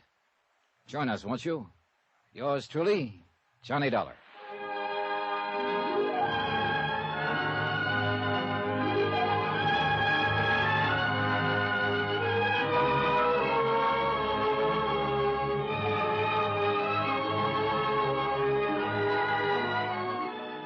Yours truly, Johnny Dollar, starring Bob Bailey, is transcribed in Hollywood. Written by Les Crutchfield, it is produced and directed by Jack Johnstone. Be sure to join us tomorrow night, same time and station, for the next exciting episode of Yours truly, Johnny Dollar. Hugh Brundage speaking.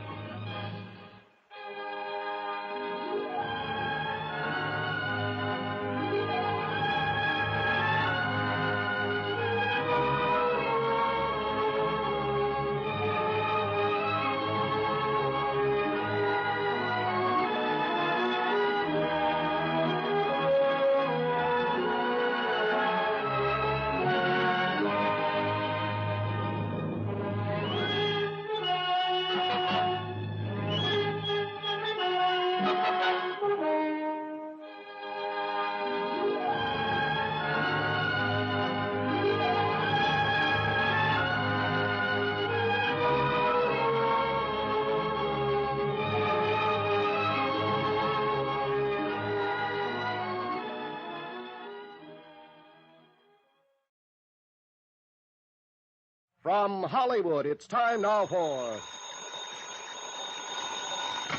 Johnny Dollar. This is Capitan Garcia Ramullo of the Panama Federal Police. Good. Your sergeant said he could locate you in a matter of minutes. I am never lost from contact, senor. You have talked with the beautiful turista, no? I have talked with her, yes, and I ended up getting socked in the jaw. These Americano women are so very much athletics. No, she didn't hit me. It was a guy who was hiding out in a closet. I understand, senor. Somehow I doubt it. Look, Garcia, it was the man I came down here to question her about. I'm sure of it. But, senor, you have told me... Yeah, I know. Apparently his death was faked. I think he's here, hiding out somewhere in Panama City. Do you think you can find him? When my men make the search, senor, even a little dog could not escape. Then go to it. His name is Ed Morgan, but he may be using another one. The charge is embezzlement. You know his description, senor? I ought to. He's been one of my best friends for years.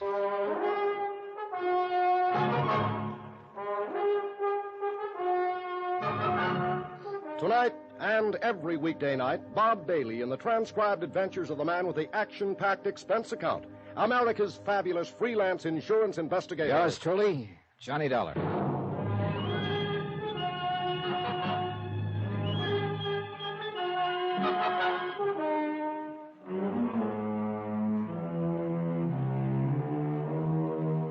From Special Investigator Johnny Dollar, location Panama. To the Home Office, Eternity Mutual Insurance Company, Hartford, Connecticut. Assignment, the confidential matter. Expense account continued. Item 14, $12.85. Telegram to Hartford. advising them that the case had turned in a completely new direction. I'd taken the case with the idea of digging up a man's past, a man who had been one of my best friends, of finding out why, after a life of complete honesty and loyalty to his company, he had suddenly gone wrong and embezzled $80,000. I'd found out that part of the why was probably a lovely young widow named Nicky Barrett. But I'd found out more. The man we thought dead, who'd supposedly drowned when his car went off a cliff into the Pacific Ocean, was still alive. So now it was a matter of filing charges, requesting extradition from Panama, and, of course, capturing the fugitive. That I left to Captain Garcia for the moment and went to bed.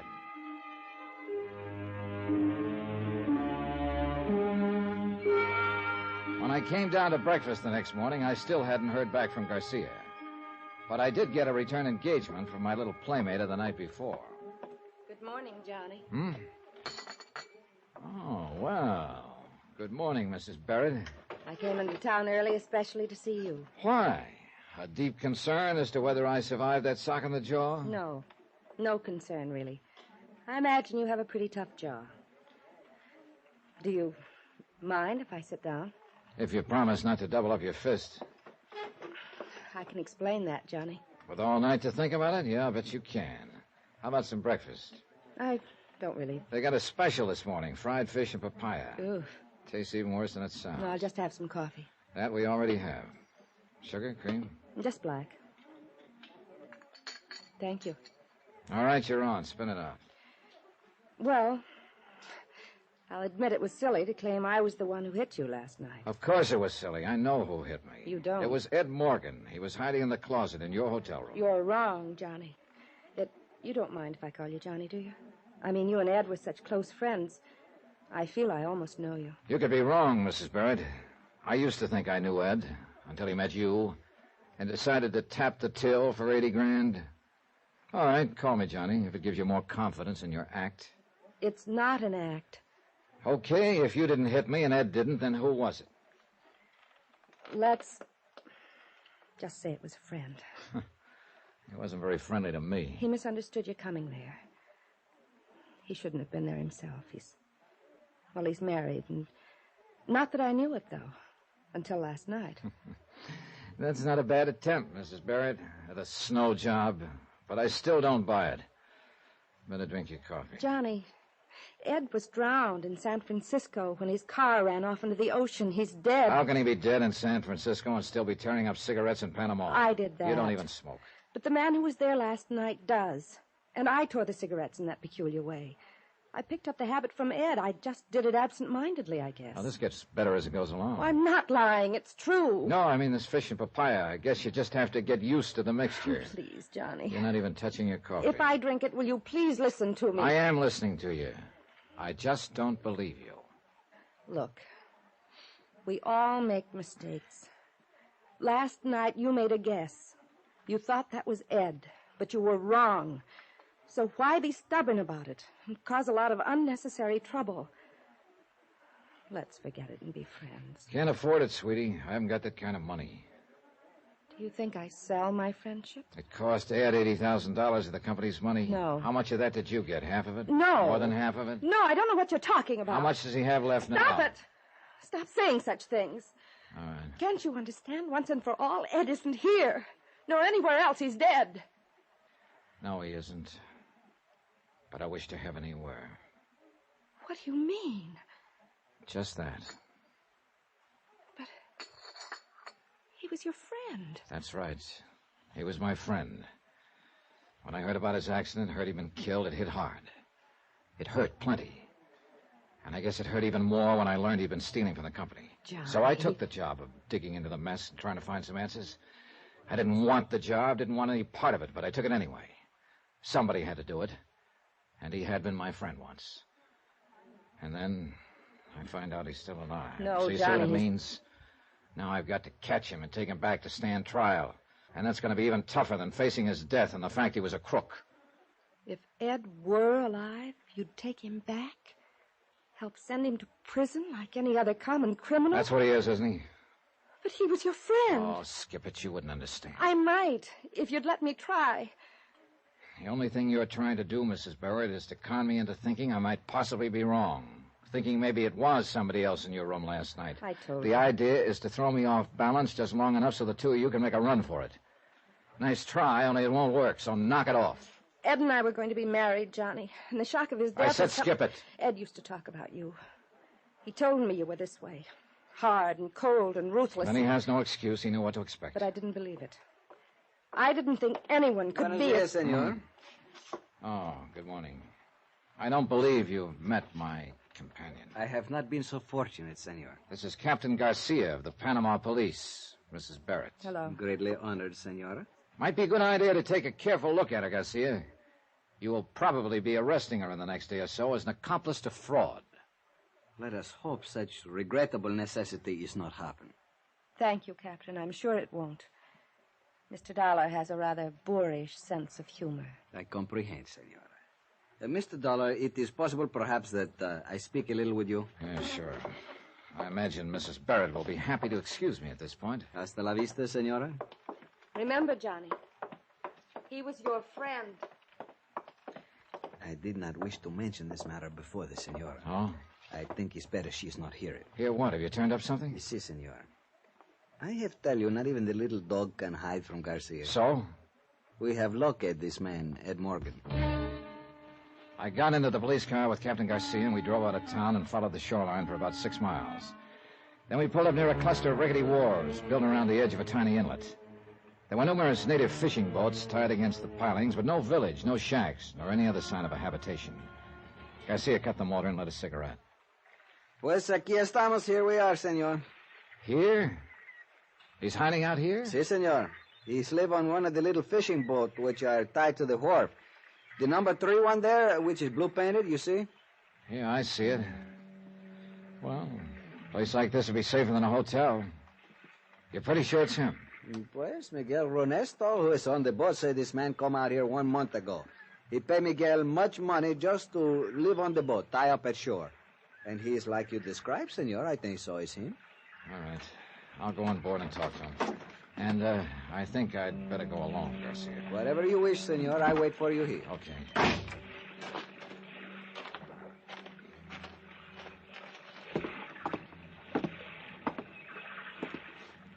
Ed? Ed Morgan.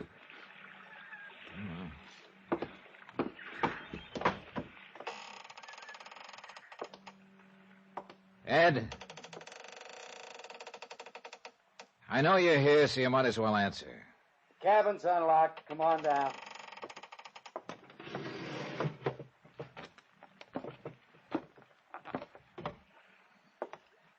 Been a long time, Ed.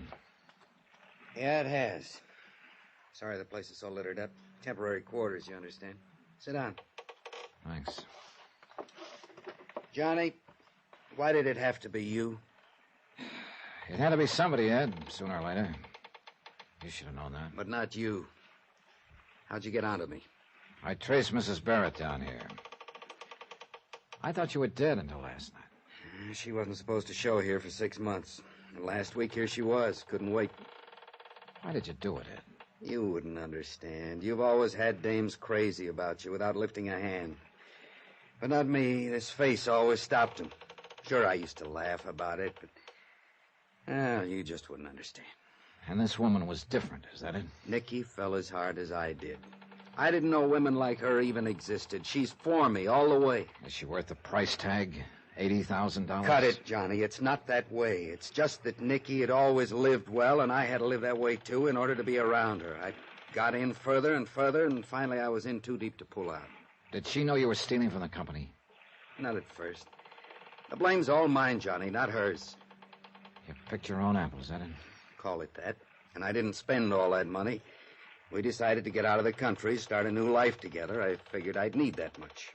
And Nicky agreed to that plan? Sure. That's why she's here. She sold out and came on down.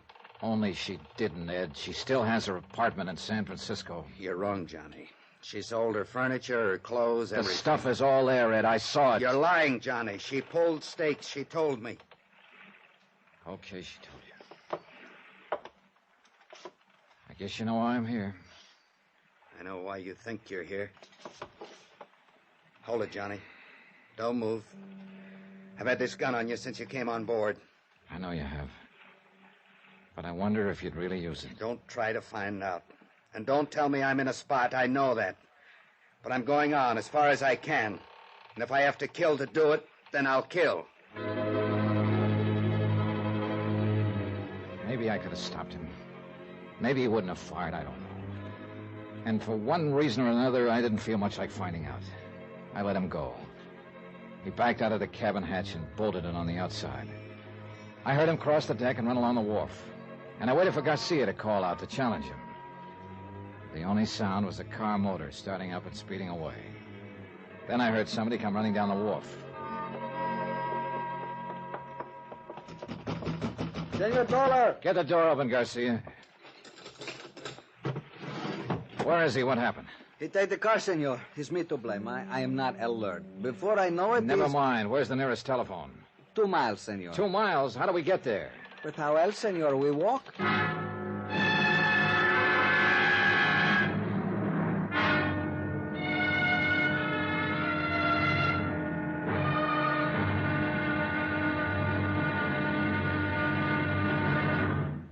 Now, here is our star to tell you about tomorrow's final episode of this week's story. Tomorrow, fate plays a devil's tune, collects a payment long overdue, and the music ends on a scream. Join us, won't you? Yours truly, Johnny Dollar.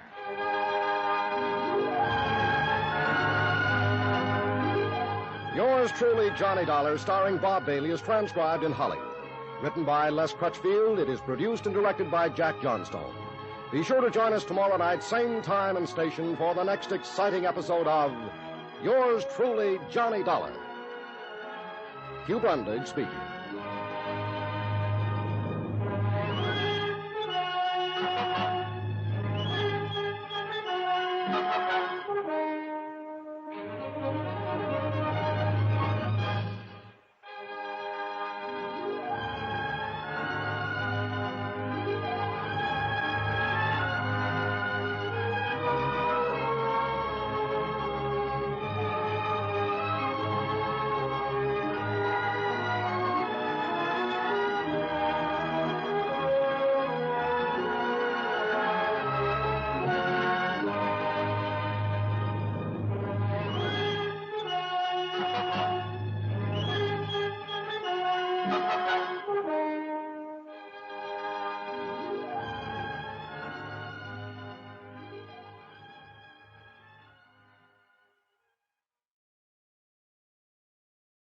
From Hollywood, it's time now for... Johnny Dollar. Capitan Garcia Ramullo, senor. Oh, Garcia. Of the Panama Federal Police. Tell me, have you... Senor, the most intensive troubles are being extended in this matter. Which means you haven't found him yet. Every man of the police is active alert. I'm happy to hear it. You may rest assured, senor, that the capture of this dangerous Americano gangster is occur at any moment. Have you found any trace of him? Senor, I wish to advise you that the entire resource of my policia is at the disposal of our good neighbor of the north. Thank you very much. Do you know where he's headed? It is only by cooperation that our two great Garcia. nations... Si, senor? Do you have any idea at all what's happened to Ed Morgan? No, senor.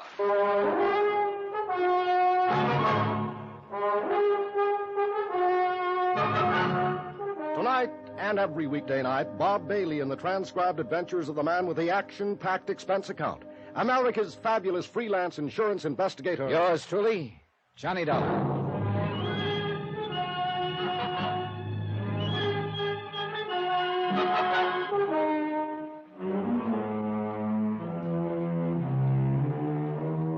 From Special Investigator Johnny Dollar, location Panama.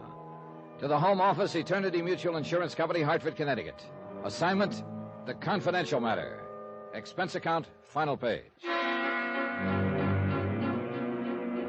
Item 15, $1.10, taxi from my hotel to Plaza Bolivar in the office of Captain Garcia, Commandante of Police.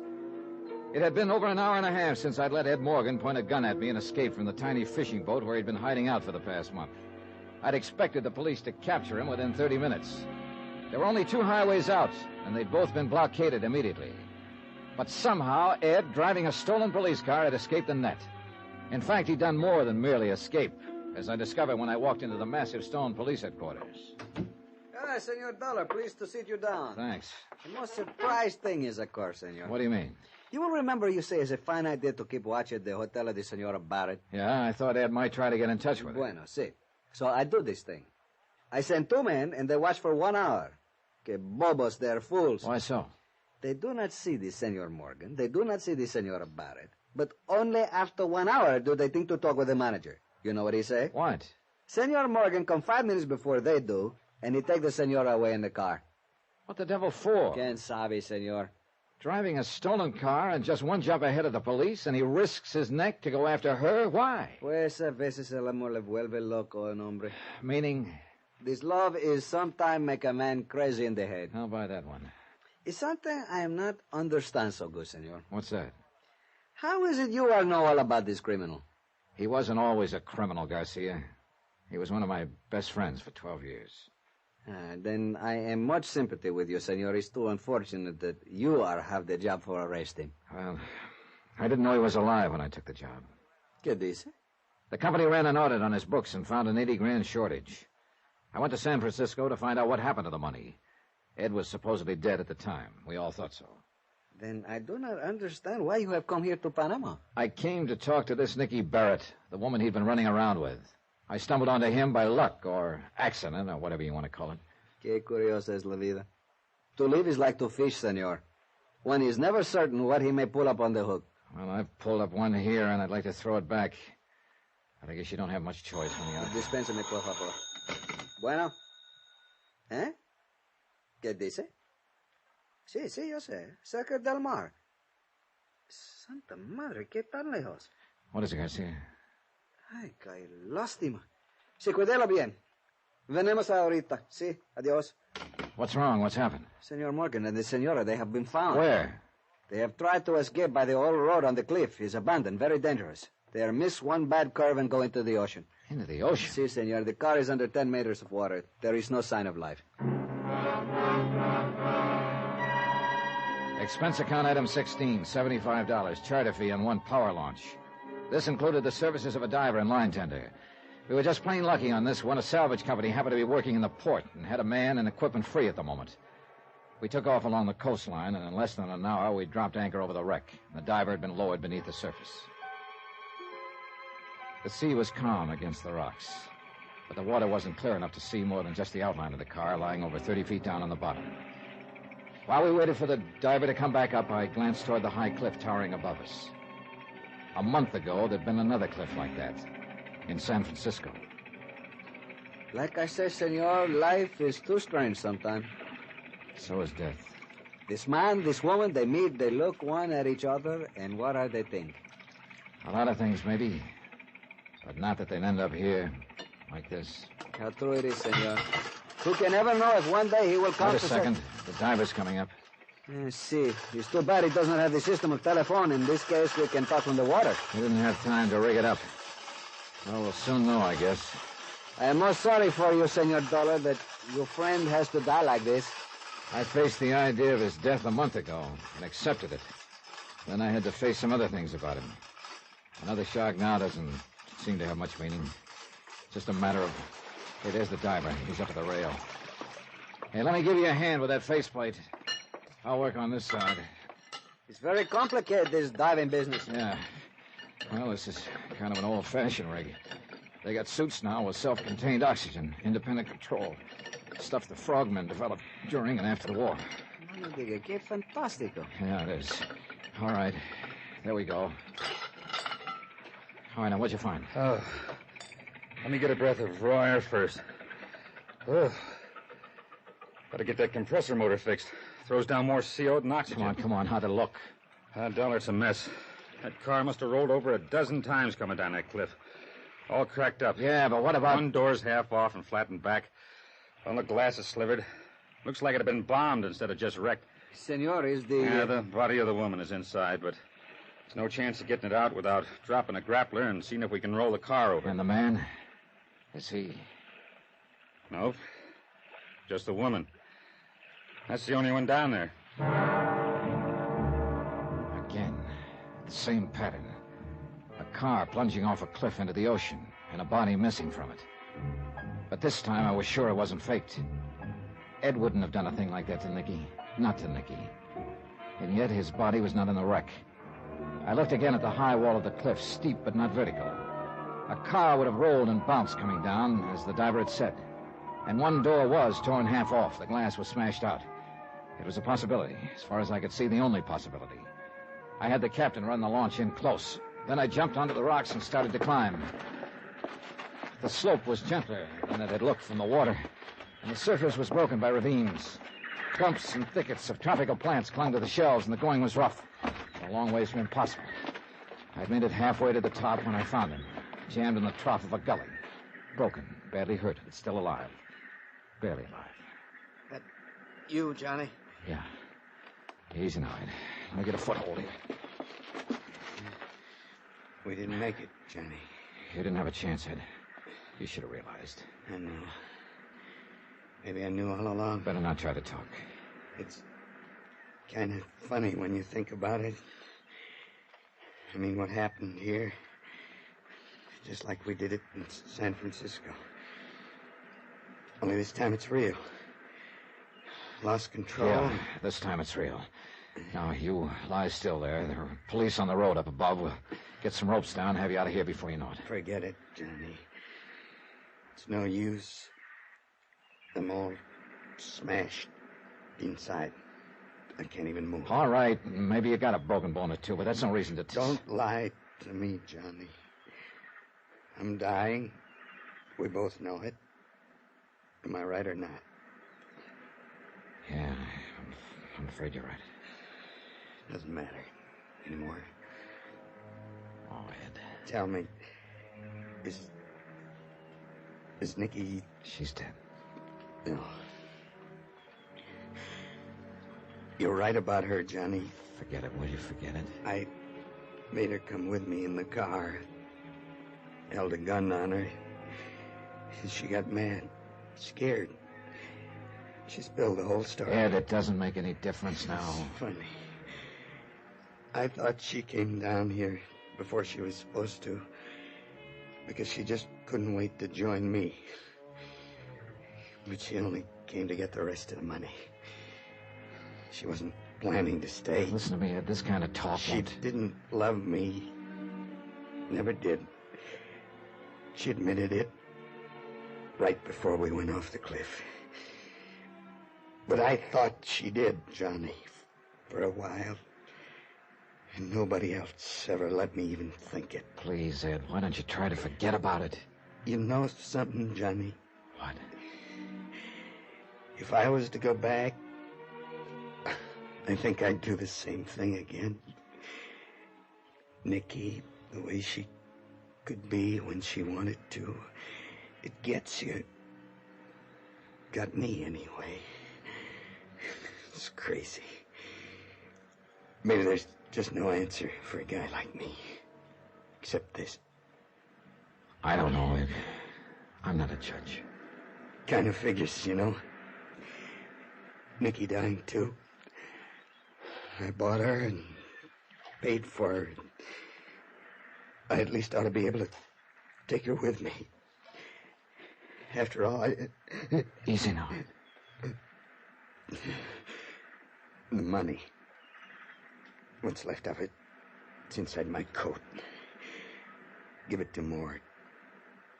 Tell him I'm sorry. Make him understand. He will, Ed. You too, Johnny. I'm sorry.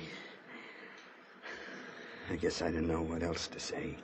Hey, forget it. But I still think I'd do it all over again. Crazy, eh? There are times we all go a little crazy. I got no right to ask, but if you would, I'd sure appreciate it. I mean, if you just shake hands with me. Oh, sure, Ed. Here you go. It's funny, I can't find your hand. It's dark. I can't see where... Right here, Ed. Right here. Oh. All right, shake, you ugly old son of a gun. Thanks, Johnny. Thanks for not...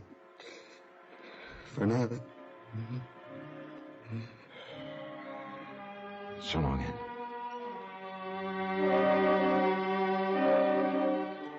Item 17, $487.25. Hotel and incidentals in Panama and transportation back to the States. Expense account total, $912.61. Am forwarding under separate cover by American Express, insured $62,112.30. End of account, end of report. Remarks?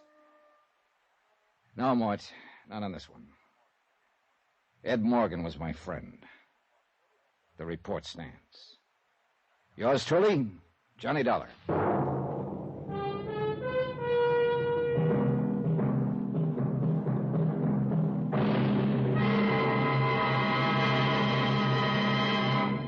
Now, here is our star to tell you about next week's story. Next week, the imperfect alibi matter. A real weirdie, where a big lie turns out to be the one real truth in the case.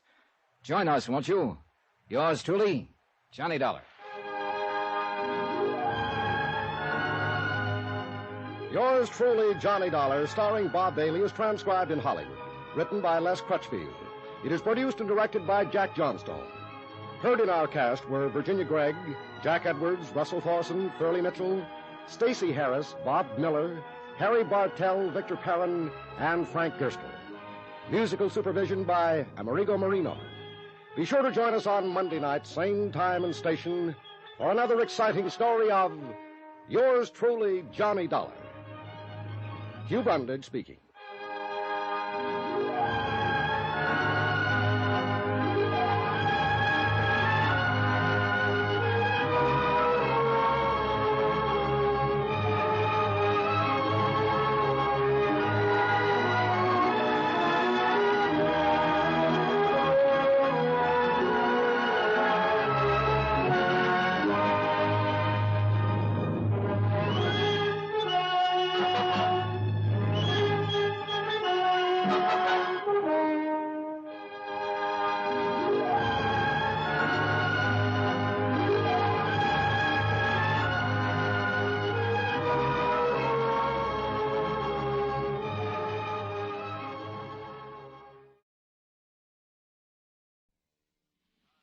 From Hollywood, it's time now for...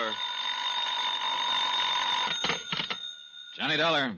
This is Joe McNabb, Northeast Indemnity. Hi, Joe. Good to hear your voice. It's not mutual, Johnny. And I always thought you cared. Whenever I hear your voice, it's because I'm in trouble. Oh, what is it this time? Ever hear of Harvey Stone? Sure, the Stone Corporation. And Stone Enterprises and the Stone Foundation. Sounds like he's a foundation himself. Practically. Late 30s, bachelor. Took over the management from his father, E.J., when the old boy got crippled up with arthritis last year. So? So the total amount of insurance we're carrying on him is over $100,000. So? He lives in New York, Westchester County.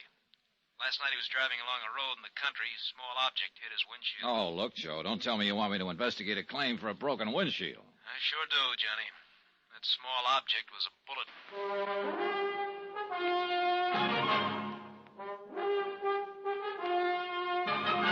Tonight and every weekday night, Bob Bailey in the transcribed adventures of the man with the action-packed expense account, America's fabulous freelance insurance investigator. Yours truly, Johnny Dollar.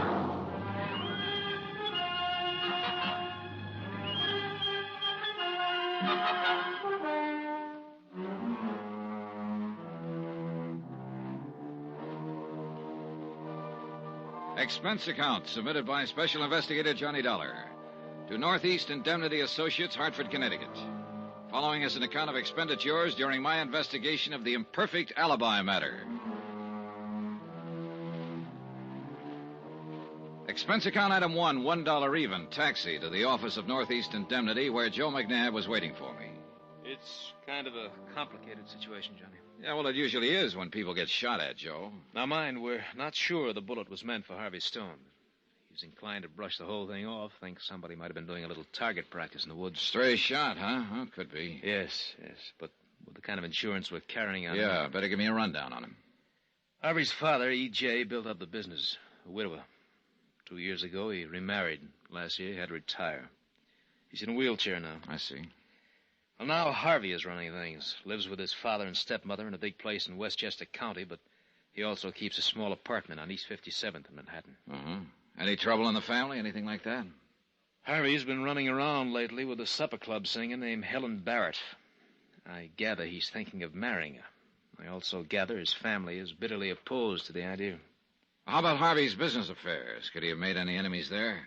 One, at least. Who? Dutch Krieger. Know him? Yeah, I sure do. A gambler with a lot of dough behind him and a couple of gunsels in front. That's the one. How come he get mixed up with a character like Krieger? He didn't. He refused to. Come again. Krieger's put on a big act about going legitimate. Young Stone was negotiating a sizable real estate transaction recently. Found out that Krieger was one of the associates in the deal.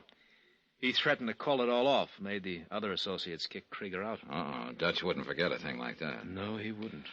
Who's the beneficiary on Stone's insurance policies? Father and stepmother jointly. Johnny, I smell trouble. I want you to go down there, nose around, see what you can turn up.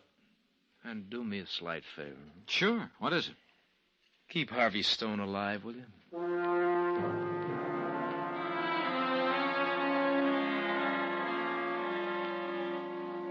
Expense account item 2, $12.50, transportation and incidentals to the Stone estate in Westchester County. It was one of those massive, dignified-looking places, nestling comfortably in about 10 acres of grounds. The butler showed me into a room only about half as big as Grand Central Station, so I wandered around inspecting the paneling and the Italian works of art. Then I zeroed in on one of the paintings. It involved a luscious lady, a bunch of grapes, and a pool of water. Nice, isn't it? Yeah? The painting, I mean. Quite nice, isn't it? Oh, yeah, if you like grapes. You must be... I'm Mrs. Stone, Mr. Dollar. Daphne Stone. Mrs.? I didn't know the wedding had taken place. My, you are behind the times. It took place 2 years ago. Well, I'm Mrs. E.J. Stone. Oh, I'm sorry. Well, is your, stepson here? Harvey, he should be back any minute. He had to run into the city. But let me give you a tip, Mr. Dollar.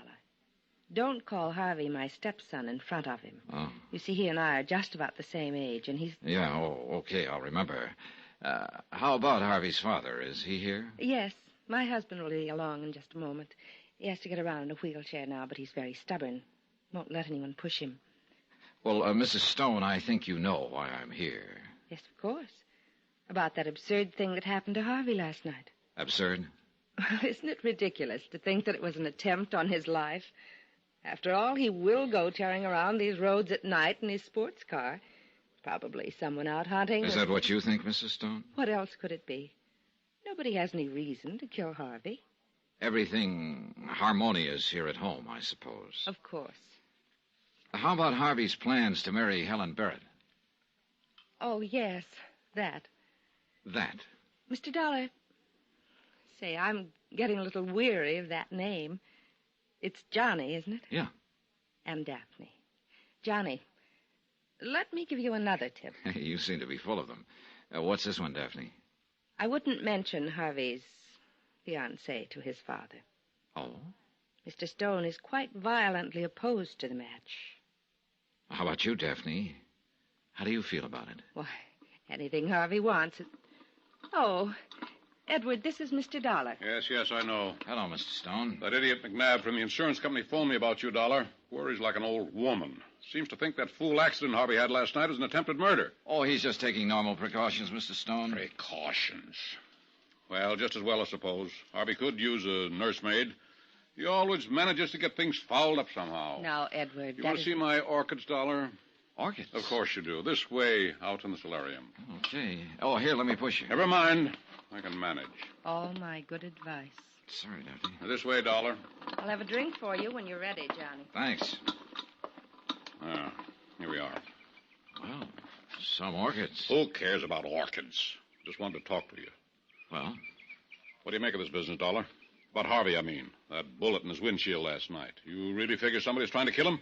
Well, I don't know, Mr. Stone. That's what I'm here to find out. Well, I don't know who it'd be. Harvey's not a bad sort, really. Terrible businessman. Oh? How so? Oh, I could run the Stone Corporation better than he does from my wheelchair. He, doesn't do things your way, huh? Nothing's like it used to be. Everything's done differently now. Maybe it has to be. Has to be. Business is business. Yeah. Well, how about his fiancée? I suppose you disapprove of her, too. Helen Barrett? No, by golly, I gotta hand it to Harvey there. Don't quite know how he managed to land someone like her. Wait a minute. You mean you're not opposed to his marrying her? More power to him. Chip off the old block, I guess. What's that mean? Oh, I did the same thing. That's what. Picked himself a Broadway girl. You mean Mrs. Stone, Daphne? Right out of musical comedy. I see. How does she feel about Helen Barrett? Yeah, won't seem to warm up to her. Oh, well, how can you figure out a woman? Yeah, how can you? So it's Daphne that disapproves of Helen. Well, that's very interesting. Interesting? It's a nuisance. Here's your drink, Johnny. Oh, thanks, Daphne. Mr. Stone, you're not having any? No, that fool doctor of mine says no. Edward, you look tired. Perhaps you'd better rest. Tired? Who's tired? Well, then just one more question, Mr. Stone. What is it? Do you know of anyone who might want to kill Harvey? Once in a while, I sure would. Edward. I tell you, when I think of how he's running that business into the ground, I could wring his neck. Edward, it's no time for jokes. Johnny, this whole thing is ridiculous. Harvey hasn't an enemy in the world. Well, have you gotten me nicely taken apart by now, people? Oh, Harvey, dear. Hello, Daphne. Father? This is Dollar, Harvey. Jimmy, isn't it? Johnny. Yes, I heard Mr. Dollar was coming. And why? How are you? You look tired, Harvey. Let me fix you a drink. Thanks, darling. Thanks, darling. You know, Dollar, sometimes I wonder which one of us is married to Daphne. That was a perfectly charming thing to say, Edward. Yes, Father, you seem to be in unusually good form tonight. This is for the benefit of our guests, no doubt. Look, if I could just talk to you for a moment, Harvey. Oh, don't mind these little exchanges, Johnny. If you're around this place very long, you'll get used to them. Good night. Good night, Father. Mr. Stone. Like a drink now, Harvey? Oh, never mind, Daphne. I can manage. All right. I'll go on up then. I hope we'll be seeing you again, Johnny. Oh, you probably will. Good night. I'm sorry about that business with Father just now, Johnny. Most of the time, he thinks it's fine that Daphne and I get on so well together, but sometimes he doesn't. I suppose now he's in the wheelchair, he feels the difference in their ages even more. Yeah. And ever since I've taken over the management of the corporation, well... Oh, I'm sure he must have made it very clear he doesn't approve of my policies. And he's probably right. Oh? Well, my heart's not in it, really, but somebody had to take over. Look, Harvey, you said you knew why I was here. Oh, sure. About that silly business last evening. Well, what exactly happened? Well, I have a new sports car that I'm fond of. I went for a drive. You know, there are some pretty good country roads around here. Mm-hmm. And I slowed for a sharp turn, and I heard what I thought was a backfire. But my windshield shattered. It was a bullet. Well, what'd you do then? I stopped to warn whoever it was to keep away from the roads. It didn't occur to you that somebody might be trying to kill you? Oh, well, good Lord, no. Look, Johnny, I used to roam these woods when I was a kid, taking pot shots at fence posts. That's obviously what happened last night. You didn't see anyone when you stopped? No, it was probably some kid. He's probably still running. And you can't think of anyone who might want to kill you? Of course not. How about Dutch Krieger? Krieger, the gambler? I understand he was involved in a business deal you were thinking of making. You refused to go through with it until his associates dumped him. Of course. After all, the name Stone does have a pretty honorable history. I couldn't very well have it connected with somebody like Krieger. Well, Dutch wouldn't forget a thing like that. Look, about your fiancée, Helen Barrett. Johnny, I suggest you confine your questions to subjects not quite so personal. All right, so I sound nosy, but you're heavily insured, Harvey, and that bullet last night could have been meant for you. My job is to find out if there's anyone who could possibly have any reason to kill you. There isn't. Do you know of anyone who's opposed to your marriage? I told you I'd rather not talk about that. Anyway, there's a good chance there isn't going to be any marriage. No. What do you mean? Look, Johnny, I have a good idea. It's almost time for the last train into the city. I'll drive you to the station. A polite but firm message that the interview was over. Harvey got called to the phone, and I went outside to wait for him. Daphne had lied when she told me Harvey's father opposed the marriage to nightclub singer Helen Barrett. It was Daphne who didn't like the idea. She and Harvey seemed pretty chummy, and the old man didn't seem to like that. Harvey had crossed a rough boy named Dutch Krieger in a business deal, and it's a cinch Dutch didn't like that. And now Harvey just told me there might not be a marriage, which indicated some kind of trouble there. All in all, it looked like a cozy little powder keg. Then as I started for Harvey's car, the keg exploded right in my stomach in the form of a fist. I couldn't see who they were, but the two of them really knew their business, the way they worked me over. Hard enough to hurt, not hard enough to put me out. Finally, I guess they got bored. One of them did me a favor. He put me away.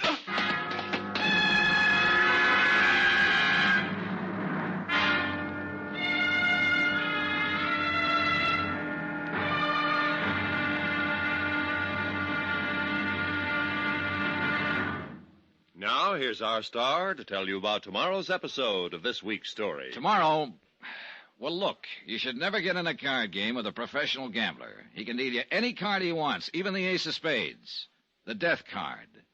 Join us, won't you? Yours truly, Johnny Dollar.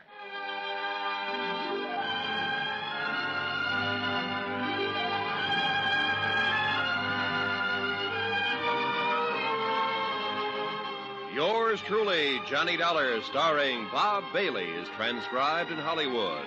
Written by Robert Reif, it is produced and directed by Jack Johnstone. Be sure to join us tomorrow night, same time and station, for the next exciting episode of Yours truly, Johnny Dollar. Roy Rowan speaking.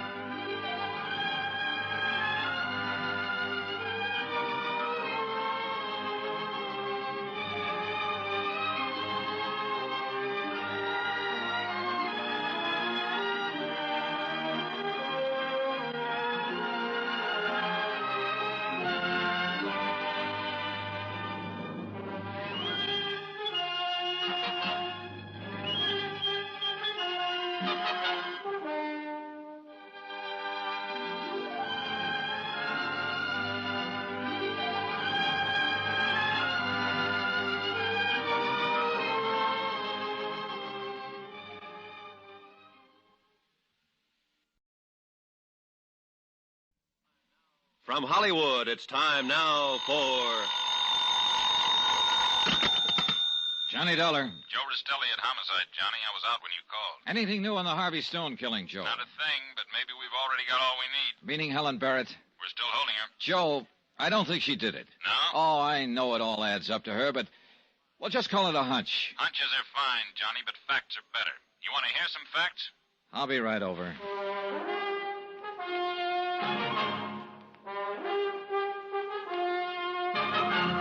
Tonight, and every weekday night, Bob Bailey in the transcribed adventures of the man with the action-packed expense account, America's fabulous freelance insurance investigator. Yours truly, Johnny Dollar.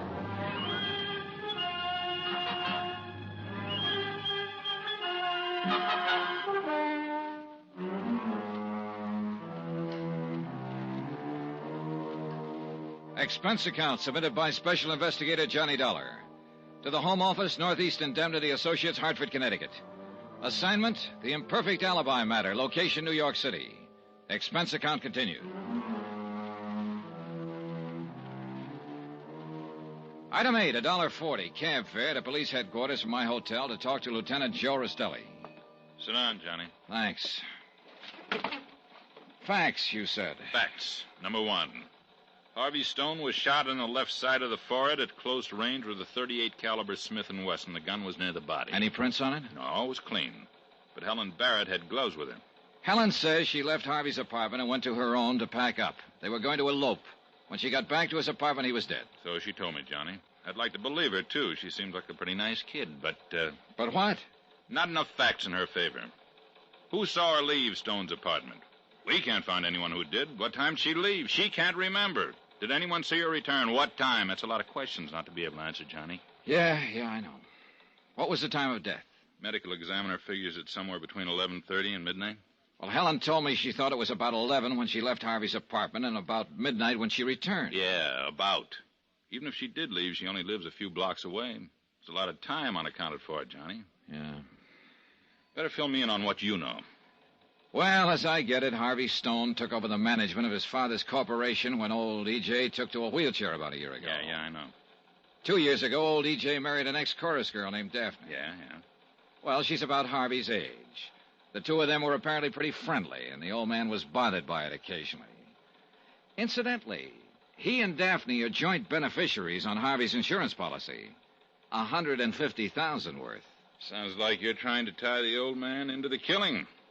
Be quite a stretch, Johnny, from his wheelchair up in Westchester County to Harvey's apartment on East 57. I know, but right now I'm more interested in Daphne. Oh? I told you last night I thought Dutch Krieger was mixed up in this. I went to his office afterward and spotted a picture of Daphne Stone on his wall. Inscription, All My Love. Signed, Daphne. You think Daphne got Dutch to do her and himself a favor, huh? That's a possibility, isn't it? Sure, it's a possibility. Trouble is, there are all kinds of possibilities. Right now, I got to stick with a probability. Helen Barrett. Uh-huh. How are you doing on motive for her? Not good, not bad. We know there was some question as to whether they were going to be married or not. Helen says the hesitation was on her part. But suppose it was the other way around. Harvey decided not to go through with the marriage? Yeah. Getting cut out of the Stone money would hurt some girls plenty. Maybe this was her way of getting even with him for breach of promise. You know, Joe, for a guy who loves facts, seems to me you're edging over into hunches, too. Well, I admit it isn't a closed case by a long shot. So let's get back to facts. Harvey was shot in the forehead with a .38 Smith & Wesson sometime between 11:30 and... Excuse me. Costelli speaking. Who? What about? Oh, well, send him in. Somebody wants to see me about the killing. Oh? You Lieutenant Rostelli? That's right. You're handling the Stone killing? Trying to. I want to talk to you about it. Sit down. Thank you. What's your name? Gentry. Alvin Gentry. So what about the Stone killing? I killed Harvey Stone. What? Let's have that again. I said, I killed Stone. I want to make a statement. Why did you kill him? He was making a play for my girl. I didn't like it. Your girl? You mean Helen Barrett? Who? Helen Barrett, Harvey Stone's fiancée. No, I don't know her. I mean my girl, Doris, a hat check girl at Barney's. Well, go on. Well, Stone was on the make for her. Every time he came in Barney's, he'd make a play for her. I told him to lay off, and he wouldn't. He asked her to go away with him. I went to his apartment, I killed him. How'd you kill him? I shot him. Where? I told you, in his apartment. I mean, where did the bullet hit him? Oh, in the chest. What kind of gun did you use?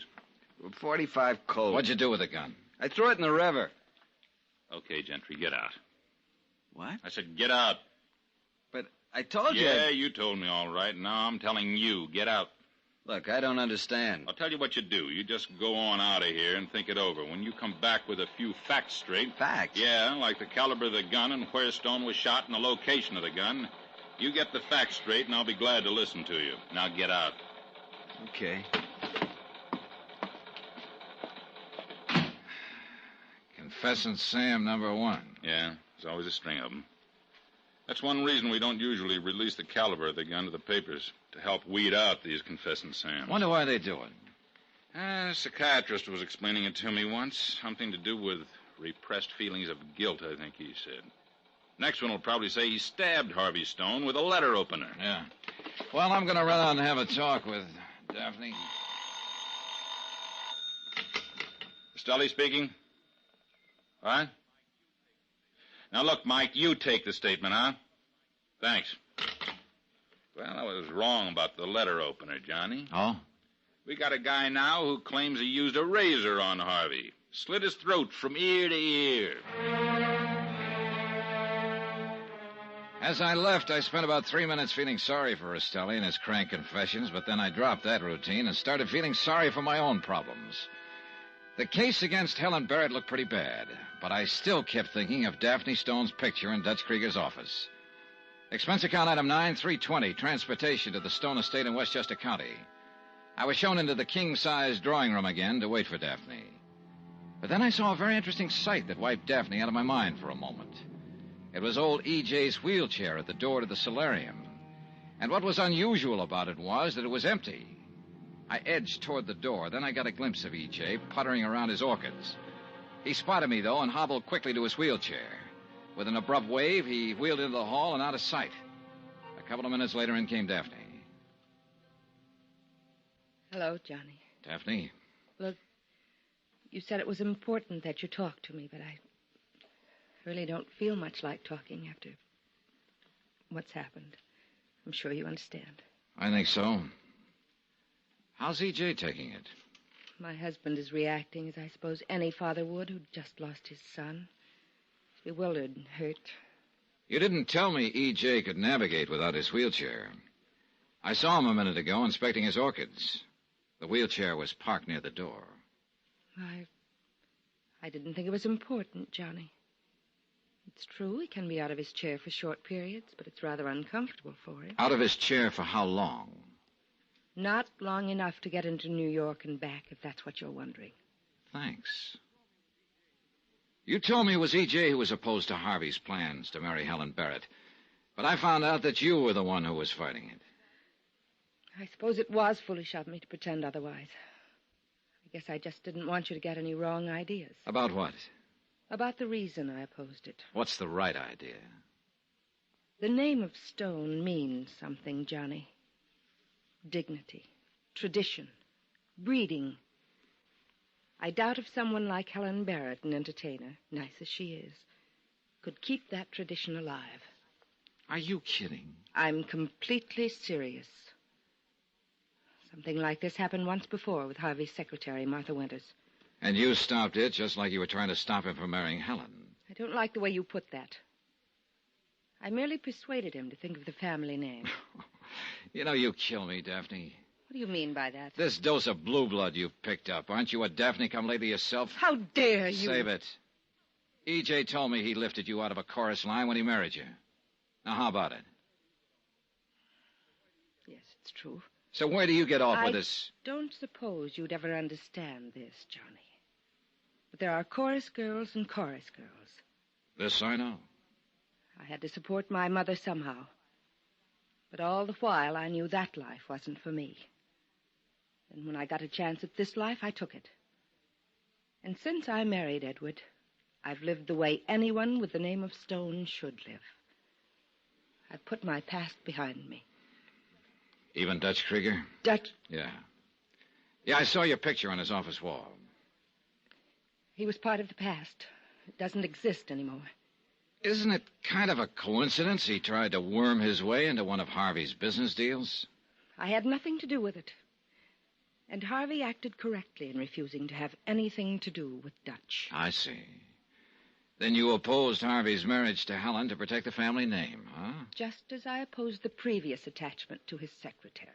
Sure it wasn't because you didn't like the idea of competition? It's a pretty low thing to say under the circumstances. Well, just what are the circumstances? It's very simple. I've lost someone who was very dear to me. Even though I was Harvey's stepmother, we were practically the same age. Sure. I know people talked about it, made crude jokes about it.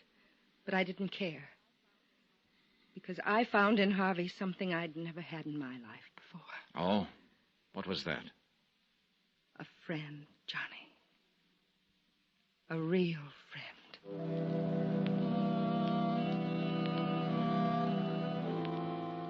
I went back into the city. If I could only find somebody to establish the time period Helen had been away from Harvey's place. I went over to her apartment house, figuring there's always one tenant who knows everybody else's business. 5 doorbells later, I found the one. Sure, I had to come in late, but I don't remember just what time. I was watching a program on the TV. There was this old man and woman. Yes. Really, what? You're sure it was Helen Barrett who came in? Well, I ought to be sure. She lives right under me. Besides, he was waiting for him. They had a talk. I couldn't quite hear what they were saying. She kept telling him to quiet down. Well, I mean, I wasn't really paying any attention. It was... No, of course not. You said he was waiting for her. Who do you mean? Friend of hers, at least he used to be. She used to go with him. Happen to remember his name? Sure. Gentry. Alvin Gentry. Alvin Gentry. It was Alvin Gentry who'd made the fake confession in Rastelli's office. At the time, there'd been nothing to tie him into the case. But now, according to Mrs. Carson, he was a friend of Helen's. My hunch about her innocence took a nosedive. Yeah. That confession he tried to make could be his way of trying to protect her. And that would add up to just one thing. Helen was guilty after all.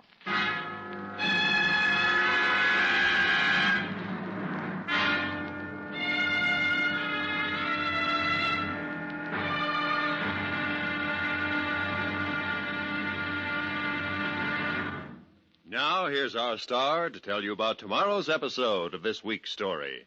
Tomorrow, up pops an eyewitness and drives the final nail into the wrong coffin. Join us, won't you? Yours truly, Johnny Dollar.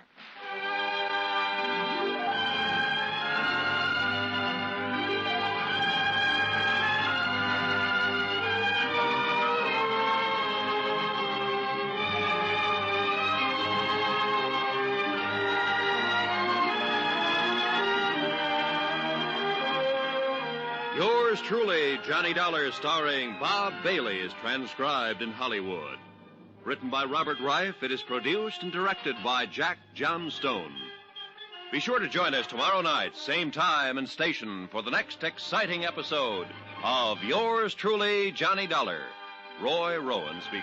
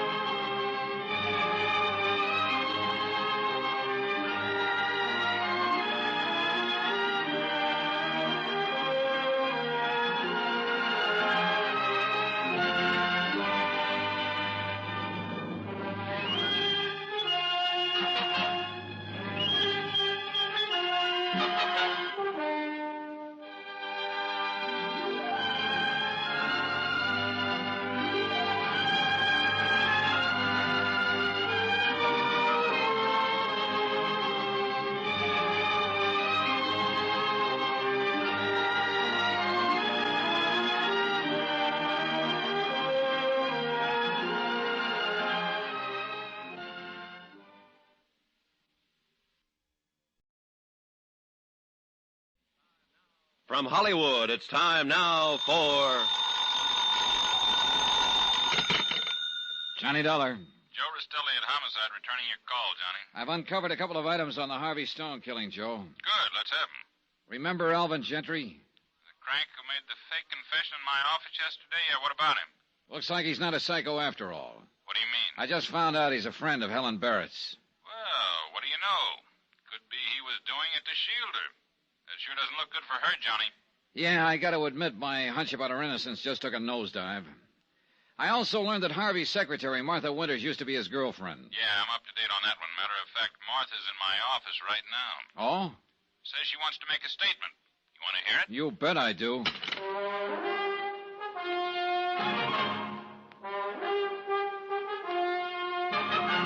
Tonight, and every weekday night, Bob Bailey in the transcribed adventures of the man with the action-packed expense account, America's fabulous freelance insurance investigator. Yours truly, Johnny Dollar.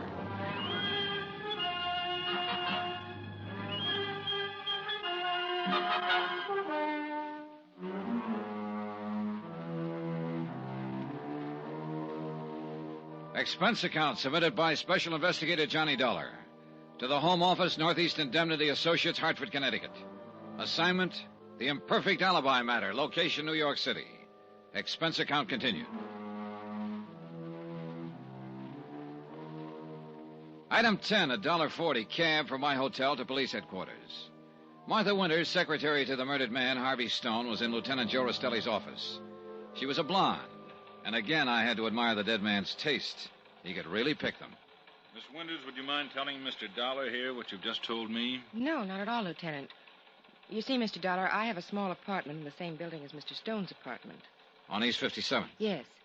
Harvey, as Mr. Stone, transacted most of the business at his apartment rather than the office when he was in town. That's mainly why he kept the apartment. And we felt it would be more convenient for me to be nearby. I see. Well, the night before last... The night of the murder? Yes. I'd been out to a show. I got home about 11:30. Go on. I saw Helen Barrett walking toward Mr. Stone's apartment. What? You sure about the time? Well, not right down to the second, of course, but I am positive it was within 5 minutes of 11:30. I see. Well, why did you wait until this morning to tell us this? Well, Come on, let's have it, Miss Winters. Well, naturally, no one likes to get mixed up in things like this. And I didn't want to make trouble for anybody. Helen Barrett always seemed like a nice person. But Mr. Stone was my employer and my friend. And after thinking it over, I could see what my duty was. You say Harvey Stone was your friend. Was he anything more than that? I don't think I know what you mean, Mr. Dollar. I think you do. I understand that at one time you and Harvey were planning to be married. That's true. But that's all in the past. Oh? Yes, we decided mutually that it was a mistake. We've been friends ever since, but nothing more than that. I see. Well... Heard enough, Johnny? Yeah. Okay, Miss Winters, that'll be all.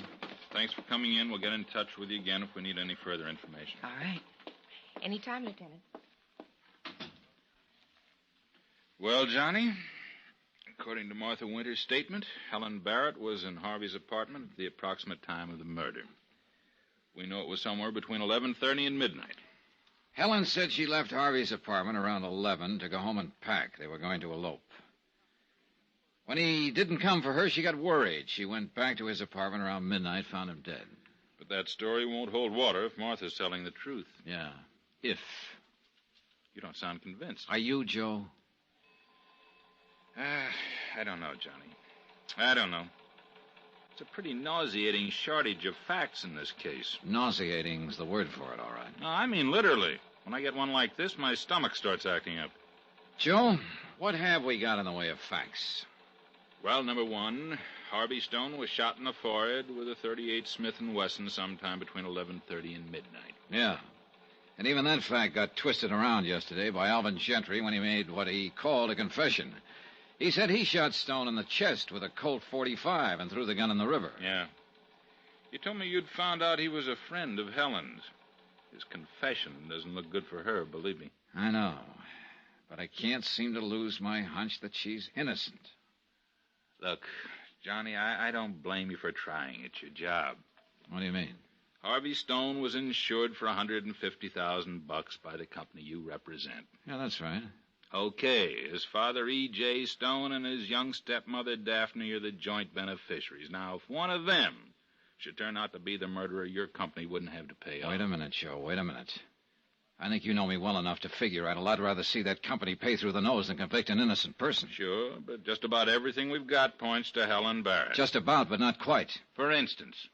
For instance, Harvey's father, E.J. Stone. He thought Harvey was running the business into the ground. He didn't like it. He also didn't like the fact that Harvey and his stepmother were pretty friendly. A man in a wheelchair is liable to resent a lot of things. Yeah, well, that's just the point. E.J. can get out of his wheelchair when he wants to. I saw him out of it yesterday. Huh? Sure. Then there's Daphne herself. She opposed the idea of Harvey marrying Helen. Said she wanted to protect the Stone name. But that sounds pretty fishy coming from somebody who used to be a chorus girl herself.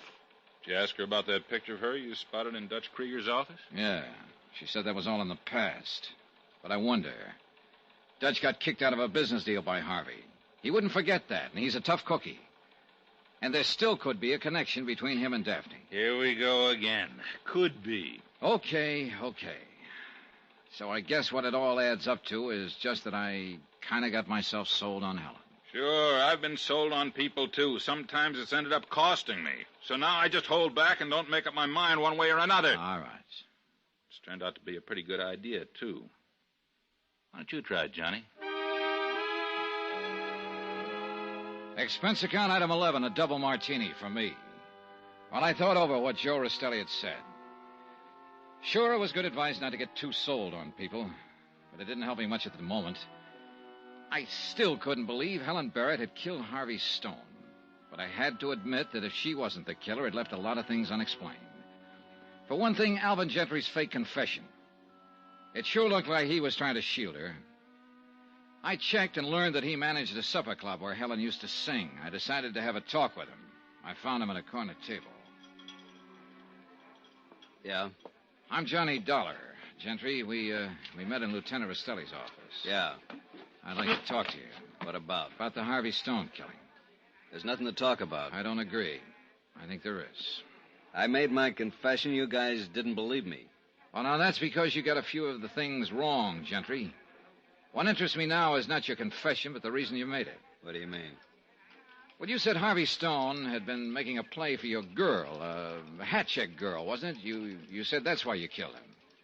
So? So, you said you didn't know Helen Barrett. I don't. But you're lying. Look, Dollar. We found out you're a friend of Helen's. You used to go with her, and you were waiting in her apartment the night of the murder when she left Harvey's and came home to pack. Well, how about it, Gentry? Okay, so I do know Helen, but she didn't kill Stone. How do you know? She couldn't have. She's not that kind. Oh, sure. You were waiting at her apartment that night. Why? I wanted to see her. What about? She used to sing here. She drew good crowds. I wanted her back. What kind of a mood was she in when she got to her apartment? What do you mean? Well, did she talk about Harvey Stone any? Did she seem mad or upset? I don't remember. Cut it out, Gentry. I want straight answers. Well, I guess they had a little argument. What about? I don't know. Anyway, it doesn't matter. Helen didn't kill Stone. She was with me. You mean for a few minutes at her apartment? I mean longer than a few minutes. She was with me at the time of the killing. Now, look, Gentry. I know you're trying to help Helen, but believe me, this isn't helping her. First, you make a phony confession, and now all of a sudden you're giving her an alibi. Sure, it was stupid of me to make that confession. You can say that again. But I realized later it wasn't necessary.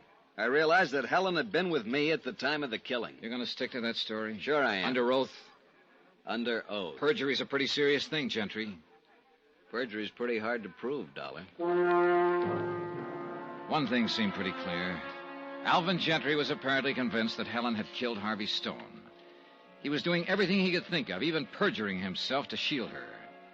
And the more he scrambled, the worse it began to look for her.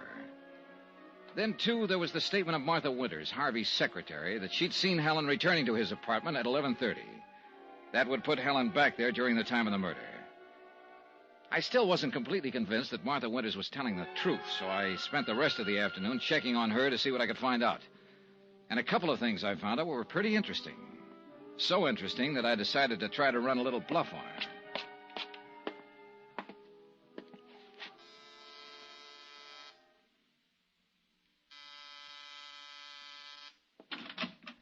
Oh, Mr. Dollar. Hello, Martha. I'd like to talk to you. Well, I was just on my way out. Well, this won't take long. All right. Please come in. Thanks. Well? It's about that statement you made to Lieutenant Rastelli this morning. Oh? Well, I really haven't anything more to add to it, Mr. Dollar. Look, I'm sorry, but I have an engagement now. Yeah. You told us this morning that you and Harvey Stone used to go together. But you called it off and were just friends after that. Yes, that's right. Now, look, Mr. Dollar, But that isn't the story I picked up at the office of the Stone Corporation a while ago, Martha. The office? Now, what right have you to go snooping around that Sorry, office? Martha, but snooping's my business. And you know, you pick up a lot of interesting information that way. Well, if you're going to listen to office For instance, gossip... I found out it was Harvey who called off the deal with you. No. And you've been carrying a torch for him ever since.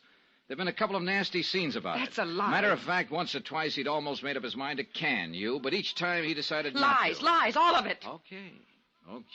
We'll let that go for a minute. Now, about your statement this morning. Mr. Dollar, I haven't time to stand here and repeat what I've already said. That's where you're wrong, Martha. You've got time to hear this. You'll take time. Now, what is it? You said you saw Helen heading for Harvey's apartment at 11:30. Yes, I did. Where were you at the time? Why, here? In your apartment here? But your apartment's around the corner of the hall from Harvey's. Well, How could you have seen her from here? Well, I didn't mean I was in my apartment. I was at the entrance, just coming in. The front entrance, huh? Yes. But Helen came in the side entrance. You couldn't have seen her from the front. Well, she's lying. Anyway, I hadn't reached the front entrance yet. I was outside. Sorry, Martha. The doorman and the cop on the beat both would have seen Helen. I tell you you... lied, didn't you? No. You didn't see her at all. Well, it had to be Helen. She's the one who killed him. I know she did. You lied, didn't you, Martha? If it hadn't been for her... If it weren't for her, maybe you'd be Mrs. Harvey Stone, huh? I didn't mean that. I meant Harvey'd still be alive. I just didn't want her to get away with it. You lied, Martha. You didn't see Helen at all. Yes, I lied, Mr. Dollar. I lied.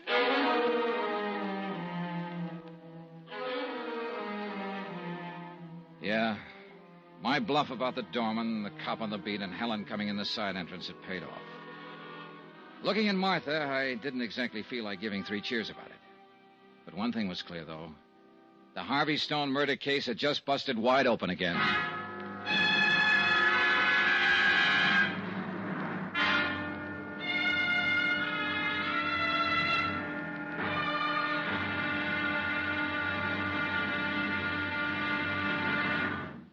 Now, here's our star to tell you about the final episode of this week's story. Tomorrow, the wind-up.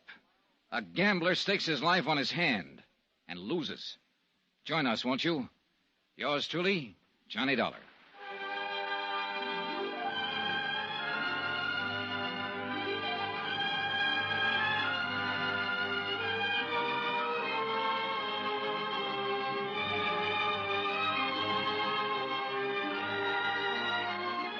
Yours truly, Johnny Dollar, starring Bob Bailey, is transcribed in Hollywood. Written by Robert Reif, it is produced and directed by Jack Johnstone. Be sure to join us tomorrow night, same time and station, for the next exciting episode of Yours truly, Johnny Dollar. Roy Rowan speaking.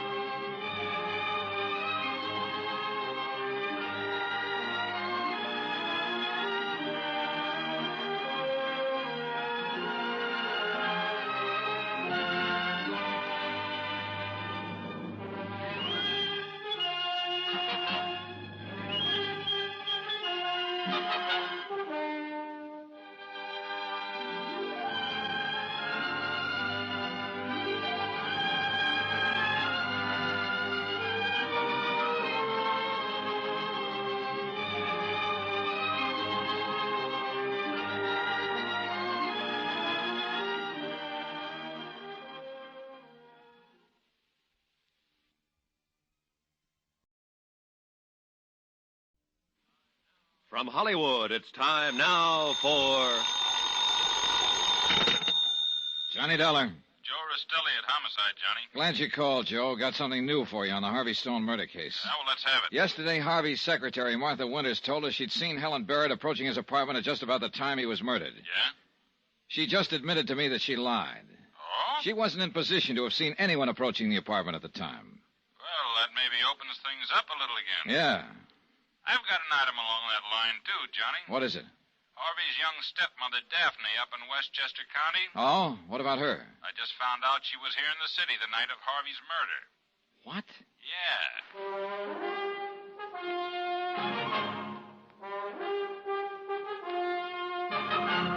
Tonight and every weekday night, Bob Bailey in the transcribed adventures of the man with the action-packed expense account. America's fabulous freelance insurance investigator. Yours truly, Johnny Dollar.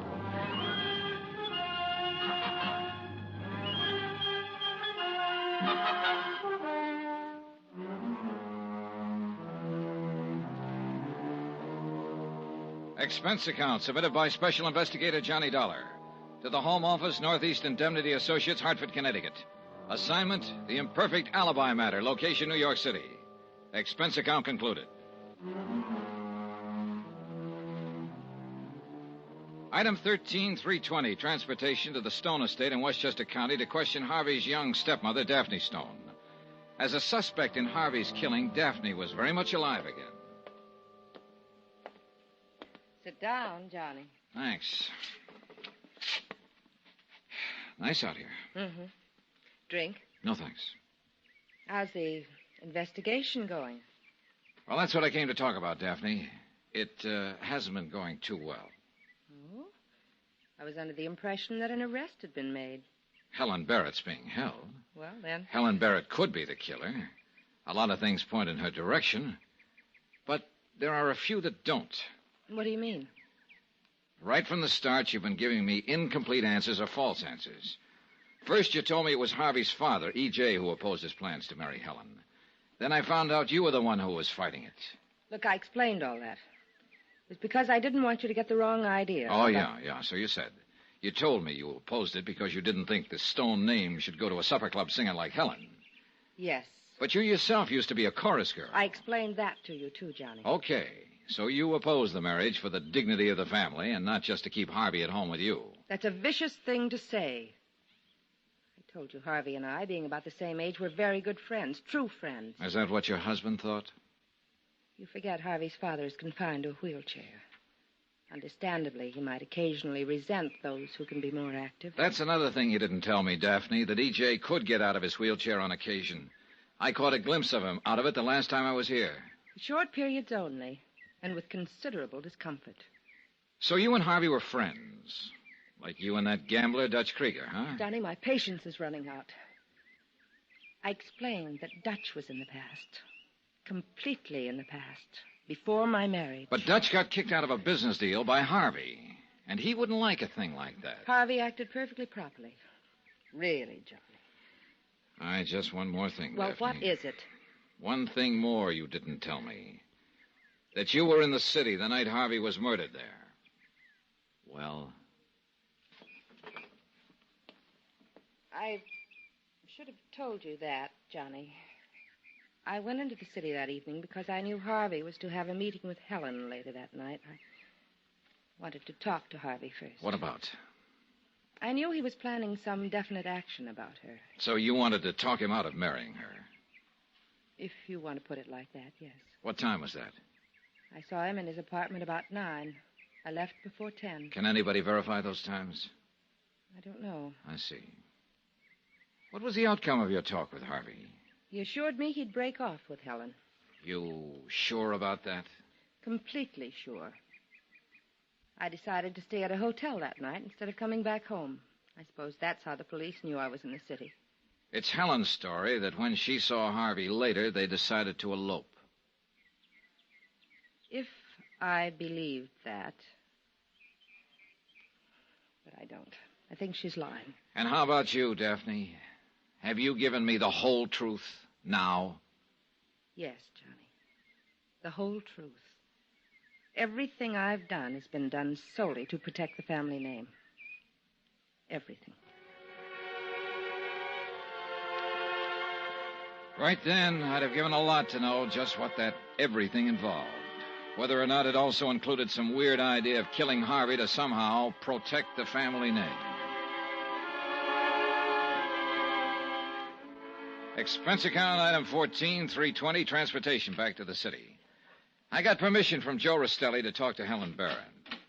When they brought her into the interrogation room, she looked pale and tired. Hello, Johnny.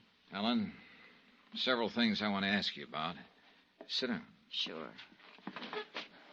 What? Martha Winters, for one. Harvey's secretary? What about her? Well, she made a statement that she'd seen you heading for Harvey's apartment around 11:30. That had put you inside there during the time of the murder. No, I'm sure it was later than that. Almost 12 when I got back there. Martha later admitted that she lied. But the question is, why? Still carrying the torch for Harvey? Yes, I guess she was. Next item is about Alvin Gentry. Lieutenant Rastelli told me about that confession Alvin made. He got all the details wrong. Caliber of the gun. Poor Alvin. What do you mean? Well, he'd always made it clear how he felt about me. But I didn't think he'd go that far. Well, how do you feel about him? I've always liked him very much. Used to go with him some. But I stopped when I started seeing Harvey. Did you talk to Alvin long at your apartment that night? No, just a few minutes while I was packing. You know, you just talked yourself out of an alibi. What do you mean? Well, after Gentry's confession didn't sell, he was willing to swear you were with him during the entire period the murder could have taken place. Johnny, why does an innocent person need an alibi? It helps in court. Believe me.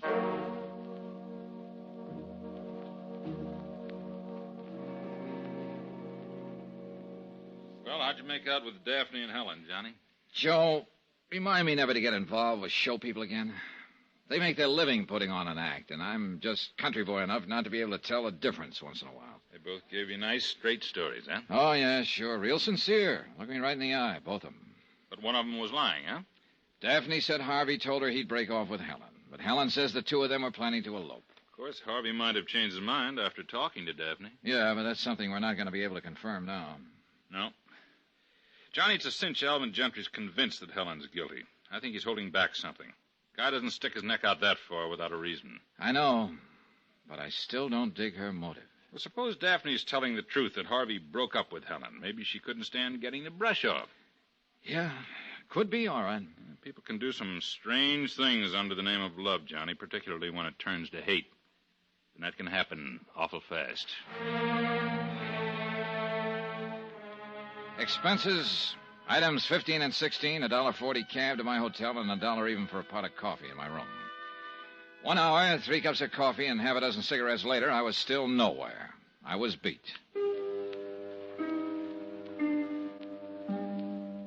And then a weird little idea began pecking away at me. A couple of things Rastelli had said suddenly started adding up to a pretty fantastic answer. Maybe it wouldn't stand the light of day, but it was night now, and it was the only idea I could come up with. I decided to try it on for size. I went to the club Alvin Gentry managed. Oh, hello, Dollar. I was sort of hoping you'd be around again. Oh? Yeah, I want to talk to you, but not now. It's almost closing time. Stick around, will you? I waited at the bar while the customers left. 20 minutes later, Gentry and I were alone. He slid onto a stool beside me.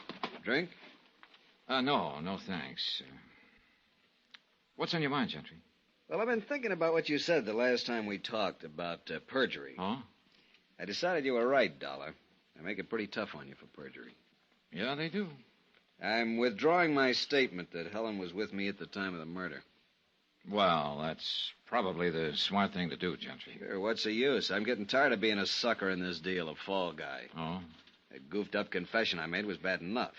Then I had to stick my neck out still further with that fake alibi for her, and for what? So you're withdrawing the statement, huh? Yeah. That's probably what you came to see me about, huh? No, that isn't why I came to see you at all, Gentry. And I wouldn't exactly call you a sucker. I think you're one of the smartest guys I've ever seen, in a sort of weird and twisted kind of way. What are you talking about? You played this whole deal real cagey right from the start. Everything you did was supposed to look like a cover for Helen. But instead of that, you were really trying to put a noose around her neck. You're out of your mind, Dollar. And that confession you made, Gentry, that's why I came to see you. To tell you it wasn't goofed up at all. You did kill Harvey Stone. You know, you got a real weird sense of humor. Have I? A couple of things Lieutenant Rastelli said added up in my mind a few minutes ago. Love can turn to hate fast. And you'd have to have a good reason to do what you did. You wanted Helen bad. When she told you that night she was going to marry Harvey Stone, you couldn't stand the idea. If you couldn't have her, nobody could. You're talking crazy. You went to Harvey's apartment and killed him. Then you made that fake confession to look like you were shielding her. Actually, you were framing her. No. You knew we wouldn't believe you, and we wouldn't believe that alibi you offered for her. It all made her look more guilty by the moment. Dollar, you're forcing me to say something I didn't want to. Oh, what is it? Helen was mad at Harvey that night. I was worried. I followed her back to his apartment. When I got there, she was standing over the body with a gun in her hand. She said, "Why did I do it?" She kept saying it over and over. That's why I made the fake confession, to protect her. Sorry, Gentry. It's a little too late for that story now. I keep telling you that confession you made was legitimate. Are you crazy? I didn't even get the caliber of the gun right. Yes, you did. What are you talking about? We made a mistake. Harvey was killed with a .45 Colt, just like you said. You're crazy. It was a .38 Smith. Yeah. A .38 Smith & Wesson. I know that. So do the police. So does the killer. But nobody else. It was in the papers. No, Gentry. It wasn't in the papers. You're dead wrong, Dollar. Dead wrong. He kicked a bar stool at me, and I dove behind the end of the bar. The lights went off. I had my gun out now, but I couldn't see anything in the dark. He couldn't get past me to the front door, but he could get out of the back. I had to locate him fast. Then my hand touched an ashtray at the end of the bar. I picked it up and tossed it toward the center of the room. I spotted the flash of his gun. Now I had him pegged. I found a lamp on one of the tables. Gentry was slumped in a corner. My shoulder. Help me. Don't worry, Gentry. You're not going to conk out. There's plenty left of you to stand trial.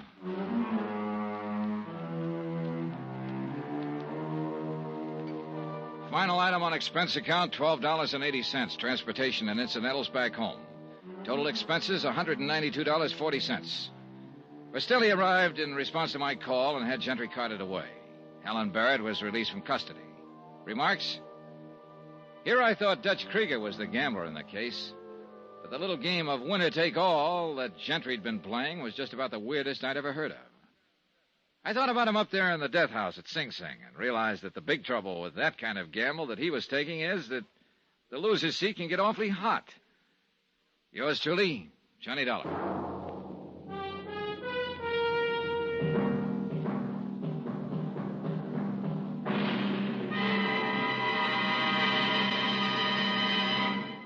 Now, here's our star to tell you about next week's story. Next week, one of the biggest, toughest, loudest characters I've ever met. A real two-fisted terror.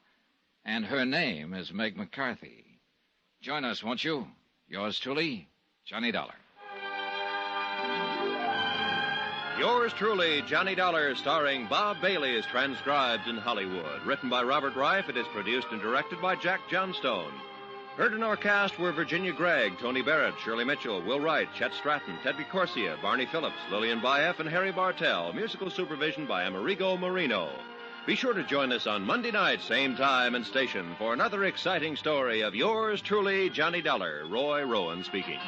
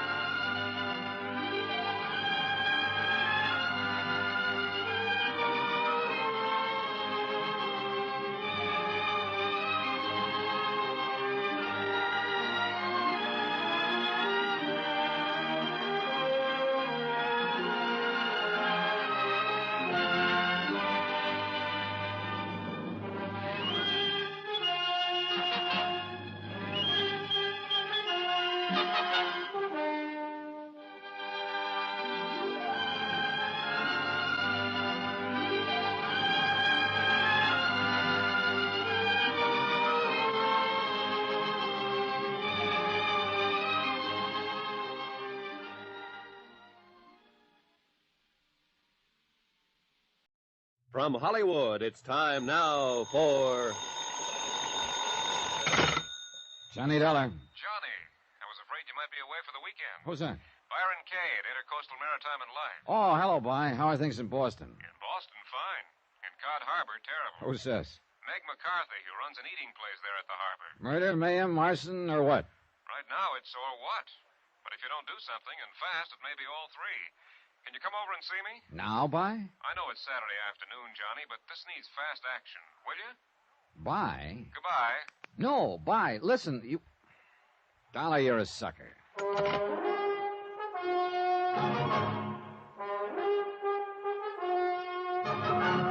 Tonight, and every weekday night, Bob Bailey in the transcribed adventures of the man with the action-packed expense account, America's fabulous freelance insurance investigator... Yours truly, Johnny Dollar.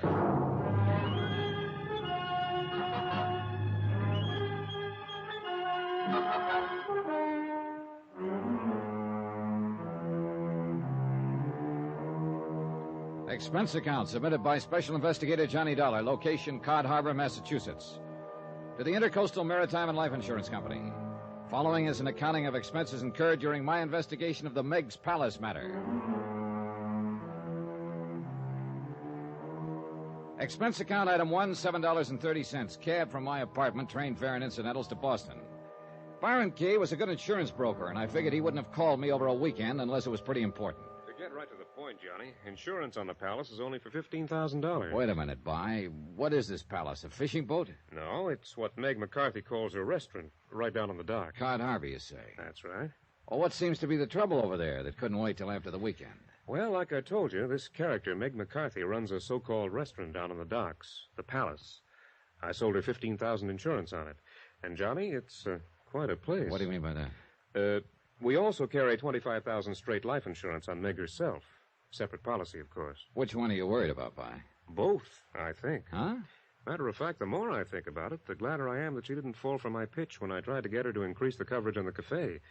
If she had, our necks would really be out. Well, what's the matter? Isn't it worth $15,000 now? Oh, sure, at least. Even if it doesn't look it. You know, the stoves, equipment, and all that sort of stuff are in the coverage, too. Then I'm afraid I don't see what The thing is this, Johnny. Meg has been threatened. By whom? How? Who knows? Anyhow, she's notified me that there have been a couple of attempts to set fire to her place. Since she lives upstairs in it, that means danger to her own life, too. Uh-huh. And the whole 40,000 is at stake. Yes. Will you go up there right away and see what you can do? Today? Tomorrow? Sunday? Look, maybe you can get in some fishing. I understand you're quite a fisherman. Oh, no. The last 3 times I was promised fishing while working on a case, all I did was cut bait. Proposition. If you don't get in at least a full day's fishing trip while you're up there, I'll double whatever you line up on your expense account. Sounds mighty tempting. How about it, Johnny? Okay, bye. You asked for it. Item 2, 1195, transportation back to Hartford, then on to Cod Harbor the next morning. Fine way to spend a nice warm Sunday. Nice place, too, if you lost your sense of smell. There were 2 or 3 dozen fishing boats of all shapes and sizes tied up at the long dock and piers that comprise the important part of the village. For housing, there was a scattering of weather-beaten shacks, 1 store. Meg's Palace turned out to be the biggest, most disreputable-looking of the dockside eating places, and since there was a close sign on the front door, I went around to the back. And I tell you, get off the clean scrub floor of me lovely joint your water is pasty below. I'm sick and tired of looking at that whole... No, look here, Meg. I just come back to apologize for the... But the next time that mangy, scurvy crew of the Lily Ann comes in here and gets drunk and brawls and carries on and busts up me fine glassware and china, to say nothing of a couple of wooden chairs and a fine listen table. to me, darling. Don't you darling me, you pig-faced squint No, Meg, put down the frying pan. No, sir, not until you get your filthy hide out of here. I'm running a respectable joint, and the likes of you and the ragtail crew of yours have got no place in it. What's more, and furthermore, I won't have you around. I only so come to pay for the damage my boys did last night. Now, look here. Hey, that's a laugh. Pay for the loss of me dignity, to say nothing of me Let trade. me, little buttercup, please. Now, get out of here, Willie. Get out. Okay. Hey, here's your money, Meg. Who wants your dirty, offensible money? Get! Meg, put down the frying pan. I'll put it down, Willie boy, if you don't get out of here. I'll Meg, cover your Meg, head. no! Get now, before I don't get out. Get out of here, Willie. Keep hiding.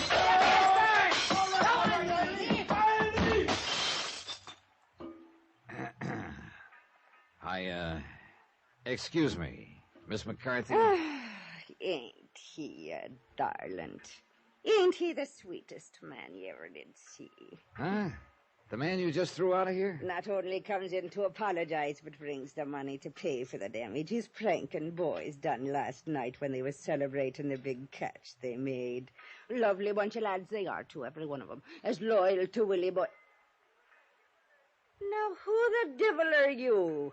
And what's the big idea of barging in here on a Sunday when anybody with eyes in his stupid head can see that the place is closed up? Now, and your eyes so blind in your head you couldn't see the sign out front? I saw it. And sneaking in here the back way this way. Who do you think you are? I wasn't now, sneaking. Get out and leave a lady alone of a Sunday. Go on! Don't get tough with me, Meg McCarthy. Huh? Just put down that pot and shut up for a minute while I tell you why I'm here. Put it down.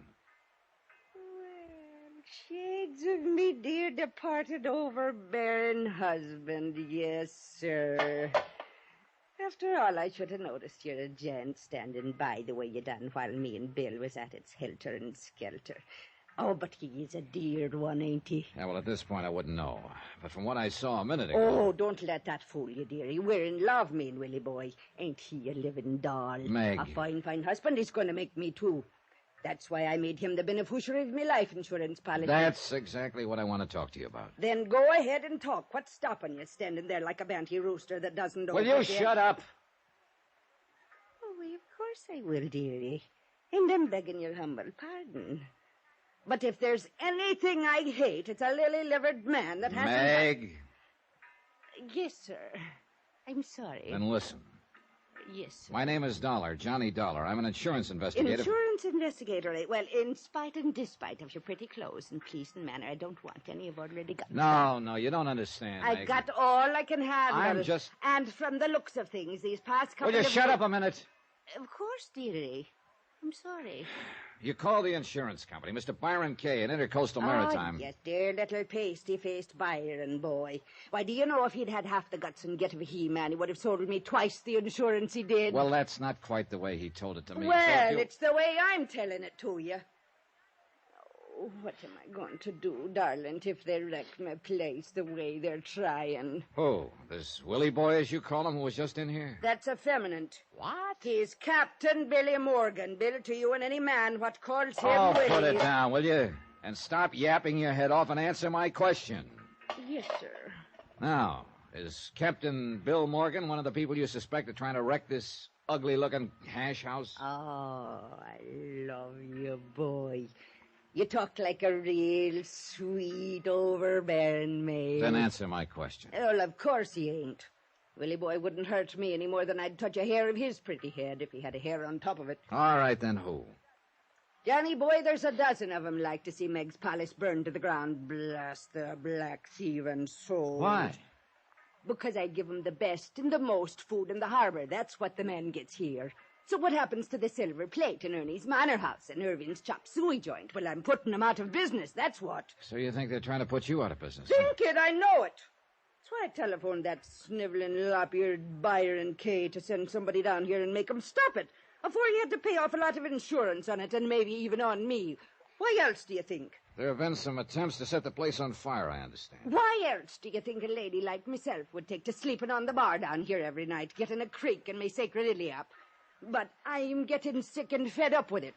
Don't know that I blame you. Now, look, will you... trying to keep awake all night every night to keep them from burning it out from under me, and me with it is making a fair shadow of me former self out of me. I'm losing me strength. But not your aim. Look, while we talk, I'll help you clear up some of this. Well, the devil you will. It's not the man's job, especially since you ain't romantically inclined towards me. But you would let Bill Morgan clean up for you, huh? Well, he was the cause of it, wasn't he? So if he and his boys don't show up before nightfall and take care of it, so help me, I'll keel-haul them every one. Besides, if he's going to be me old man when the fishing season's done, he's got to know how to keep in line. Now. You say there are people you suspect of trying to fire this building. 3. All right, 3. Now, who are they? The owners of the other restaurants here on the docks? Aye. First, there's Clem Harris, what runs the Silver Plate. Oh, and a sly one he is. Yeah, what do you mean? He's too soft and polite and soft-spoke. Me, I never trust a man unless he talks up like a man. I guess that's why I like you, dear. Well, who are the others? Ernie Turner at the Manor House Cafe. Oh, yeah. Is that the big place down at the other end? What? The little hole in the wall next to the bait stand. And half the time the customers don't know whether they're getting bad food or thawed-out bait. And the third one. Yeah? That stubborn mule that runs Irving's chop suey joint. Irving who? What's his last name? Irving? His name's Tony. His name...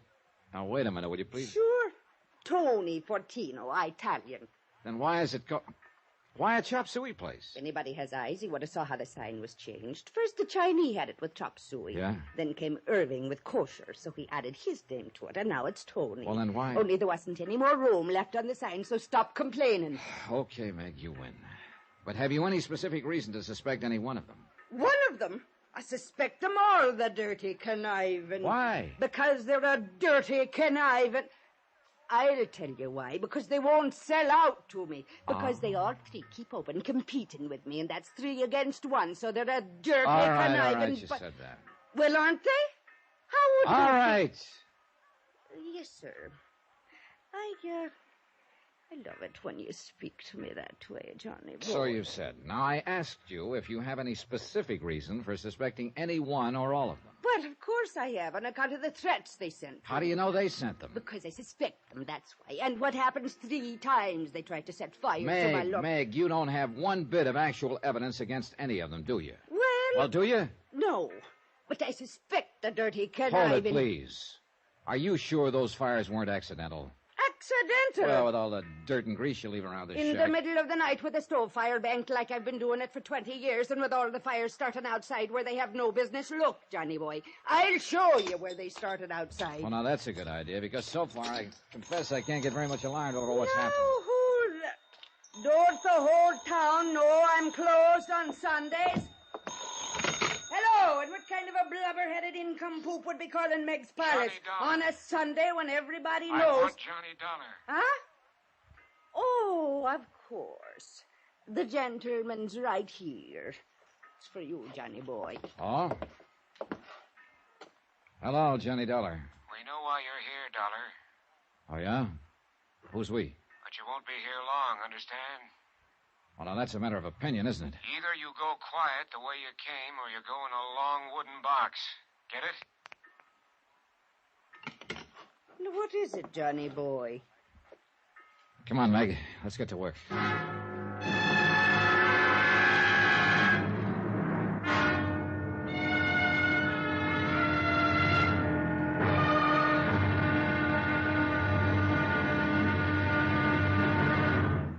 Now, here's our star to tell you about tomorrow's episode of this week's story. Tomorrow, well, they say that darkness can cover a multitude of sins.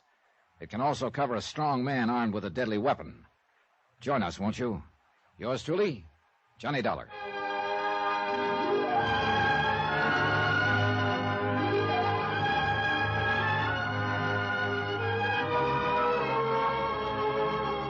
Yours truly, Johnny Dollar, starring Bob Bailey, is transcribed in Hollywood. It is produced and directed by Jack Johnstone, who also wrote tonight's story.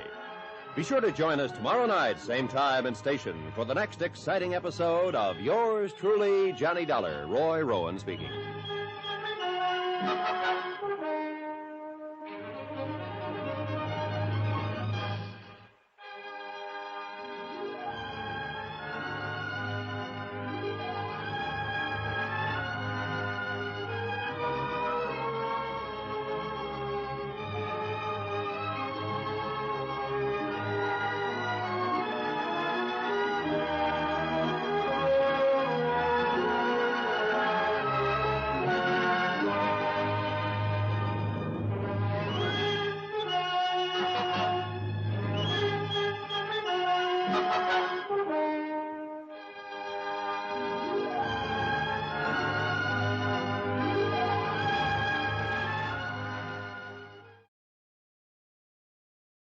From Hollywood, it's time now for...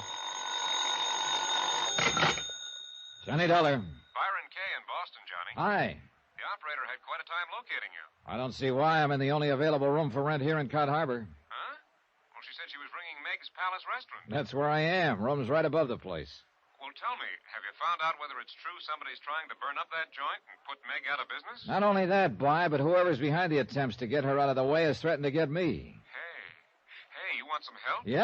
Yeah, I want you to send me something by truck soon as possible. Huh? And I want to be sure it arrives here quietly at night so that nobody in this little fishing village knows it arrives. Holy smoke, what? Listen carefully, Bly, and I'll tell you. I want you to send me 6 large...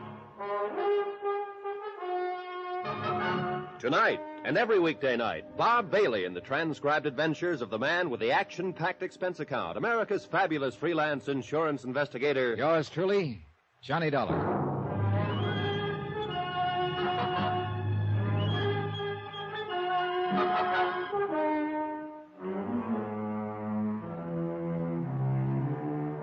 From Special Investigator Johnny Dollar, location Cod Harbor, Massachusetts.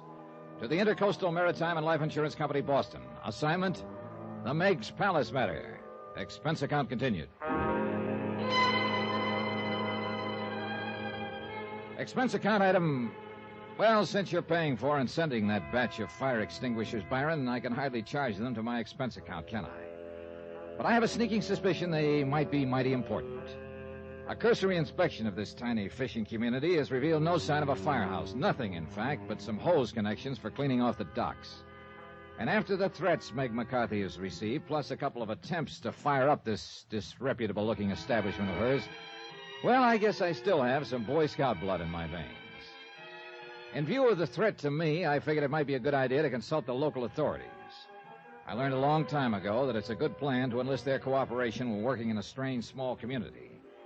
Inquiries from some of the fishermen mending their nets spread out on the long wharf led me to a small, shabby, unmarked frame shack that stood about a block away from the waterfront. Come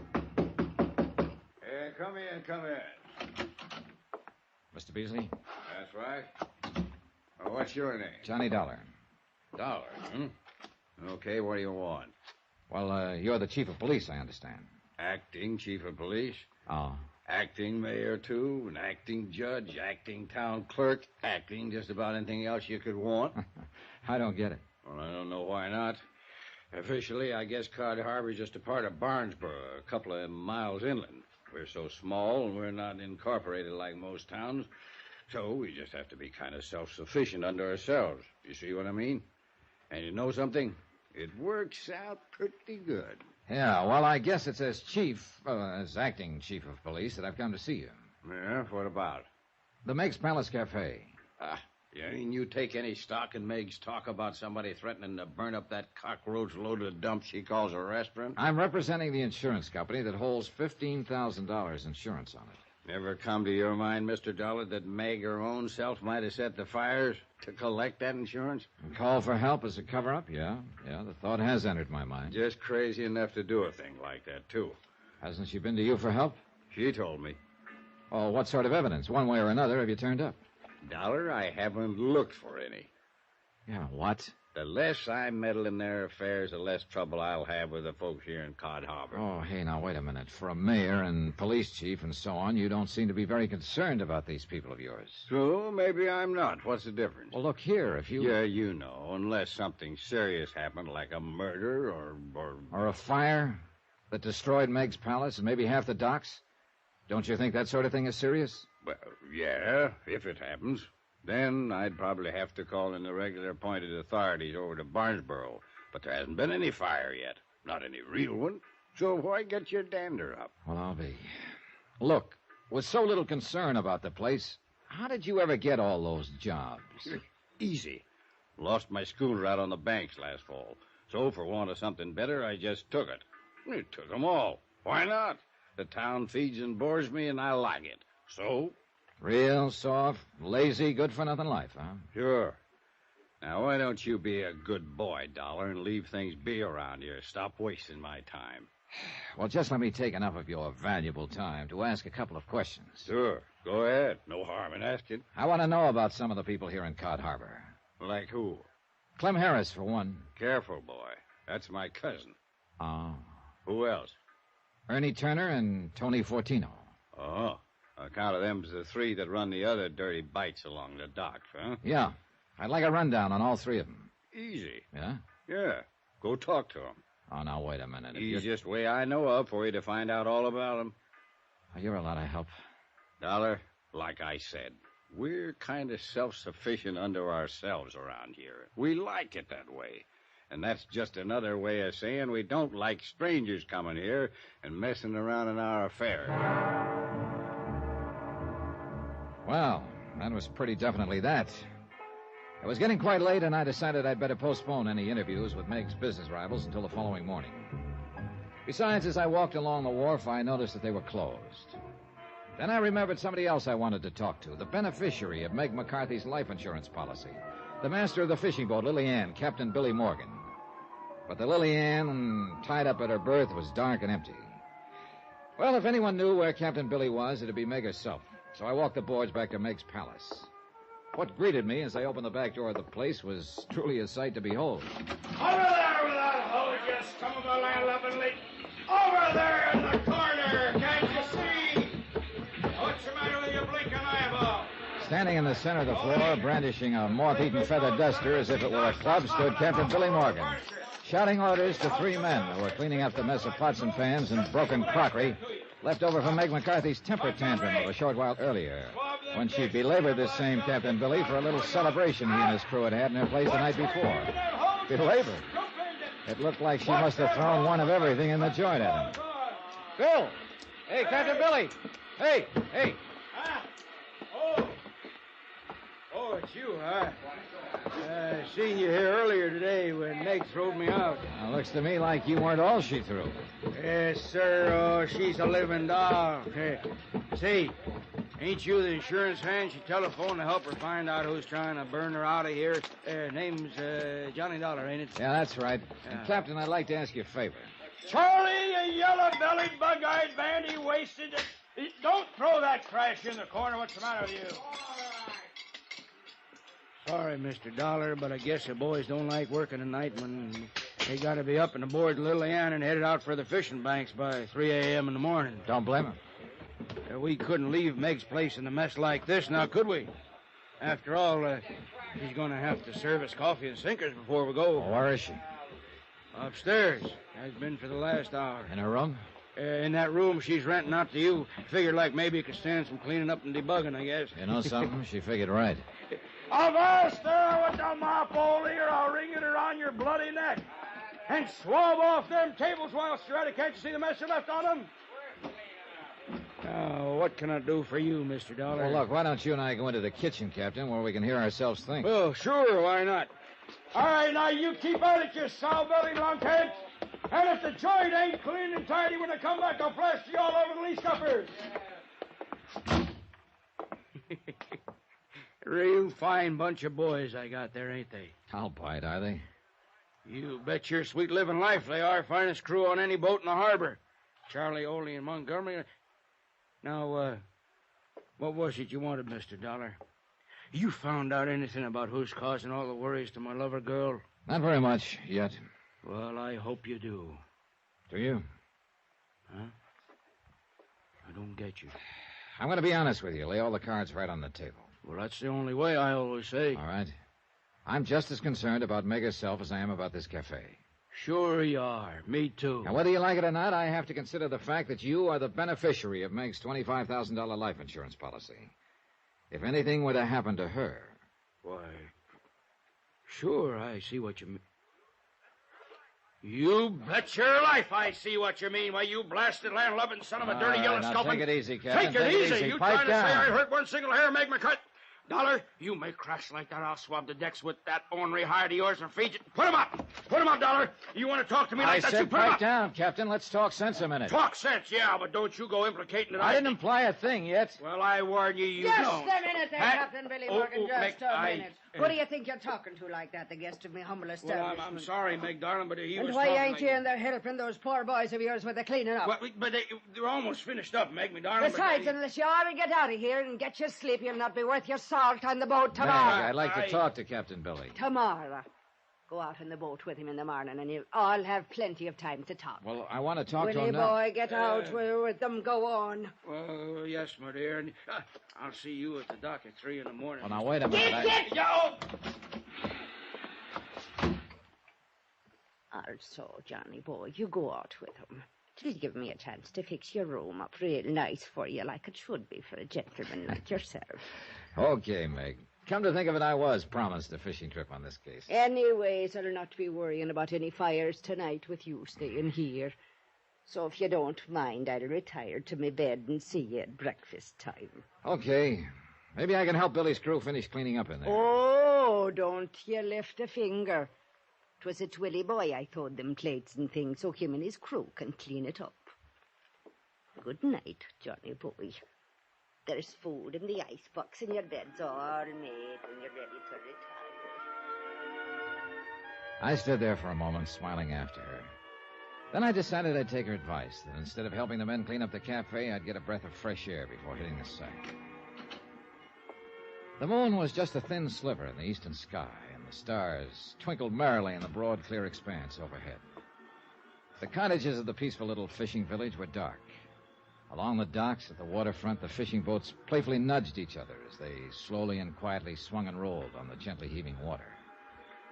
Their masts and rigging formed an intricate, ever-changing pattern against the occasional beam from the lighthouse and the point as it lazily swept across the night. Somewhere, far out on the landward breeze, an occasional seabird called. It was all so peaceful and serene that I couldn't help wondering how trouble could ever come to a... Then I saw it. A slight movement at the front corner of the old building. A silhouette hunched over, tensely watching the front door, waiting for home. Slowly, as quietly as possible, I crept up on whoever it was, hoping in the dim light to recognize him or her before I was discovered. Softly, I passed the side door. I could still hear the members of the crew inside at their work. But in my concentration on the person out front, I was too slow in my reaction when that side door suddenly opened behind me. Huh? What? Who are you? Oh, no, you... Oh! And very suddenly, it got very dark.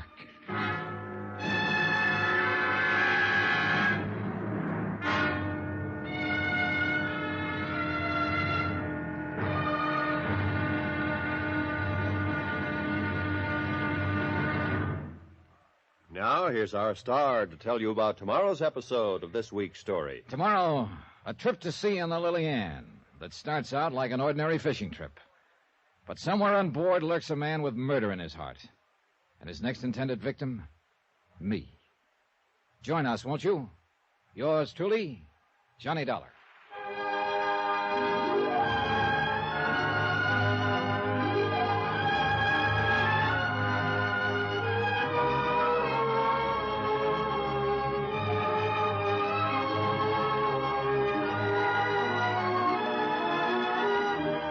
Yours truly, Johnny Dollar, starring Bob Bailey, is transcribed in Hollywood. It is produced and directed by Jack Johnstone, who also wrote this week's story. Be sure to join us tomorrow night, same time and station, for the next exciting episode of Yours truly, Johnny Dollar. Roy Rowan speaking.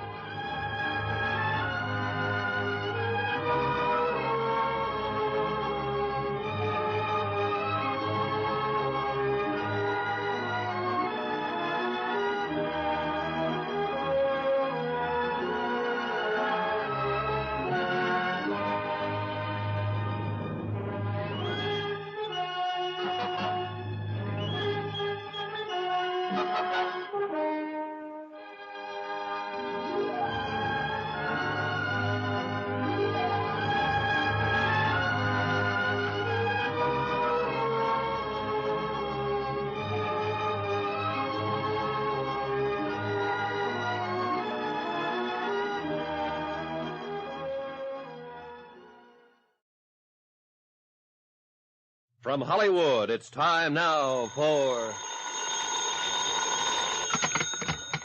Johnny Dollar. Mr. Dollar? Oh, listen, it's after midnight, and I don't feel This so is good. Tim Beasley. I want to talk to you. Oh, the oh-so-very uncooperative mayor, chief of police, and general do nothing in this town. Now, just a minute. Now, you just a minute. I asked you for help this afternoon in finding out who's threatening to put Meg McCarthy in a restaurant out of business. Dollar. What do I get? A snide warning from you that the people of Cod Harbor don't want outsiders messing in their affairs. Well, I don't believe it. If you'll only listen to me, I want to help Then you. why weren't you here a little while ago when somebody slugged me? I was. What? Who do you think picked you up in that alley and put you to bed at Meg's place? You? You want to come over here and talk to me now? I know it's late. Okay, Beasley. If my head stops spinning long enough, I'll be right over.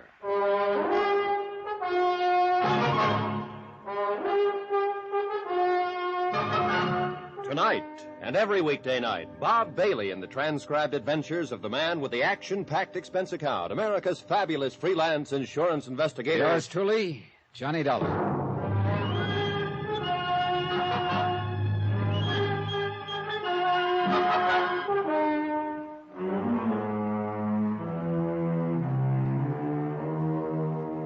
From Special Investigator Johnny Dollar, location, Cod Harbor, Massachusetts. To the Intercoastal Maritime and Life Insurance Company, Boston. Assignment, the Meg's Palace matter. Expense account continued. Expense account? Well, so far here in Cod Harbor, there's been little need for it. Meg McCarthy had given me a small room above a restaurant and provided all the food I could eat. My own 2 feet were the only means of transportation. The only shops were along the waterfront, but they were suppliers to the boats tied up at the various docks. And a motley lot of boats they were. Some were big schooners dating back to the last century and still carrying sail. There were power boats of all shapes and sorts and sizes, from 18-footers with one-lung gasoline engines to big 60 and 70-foot diesel jobs. Trouble of the sort I'd come to investigate seemed out of place in this otherwise peaceful little village.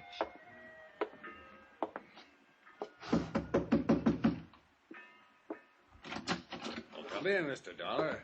So, you've suffered a change of heart, huh, Beasley? And you've decided to cooperate. Yeah, that's about the best way to put it, I guess. See, it's Now, this wait, way. wait. Before we go any further, what was this bit about picking me up after I got socked on the head a while ago? Listen, Mr. Dollar, after you left here this afternoon, I got to thinking. Maybe I was wrong in giving you the back of my hand, and maybe you was right in walking out mad like you did. Well, how would you feel?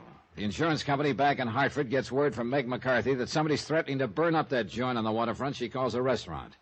It's insured for $15,000, and she's insured for $25,000. I know. Well, you see, it's this way. And when I get here, I learn that somebody has already tried a couple of times to set fire to the place. All right. I learned a long time ago that in a case like this, it's smart to enlist the help of the local authorities. Here in Cod Harbor, those authorities all seem to boil down to you. Why, I will never know. Yeah, like I told you. But now listen. And what do I get from you?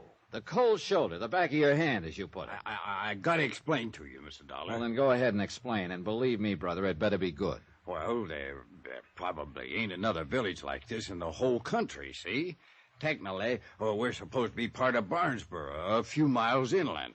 But we've always left them alone, and they've always left us alone. Any trouble happens, we settle it amongst ourselves. And because we're such a small place, it's get along with everybody or get out, see? So we just don't have no trouble. Not of any account, that is. Unless it's somebody comes in from outside and makes it for us.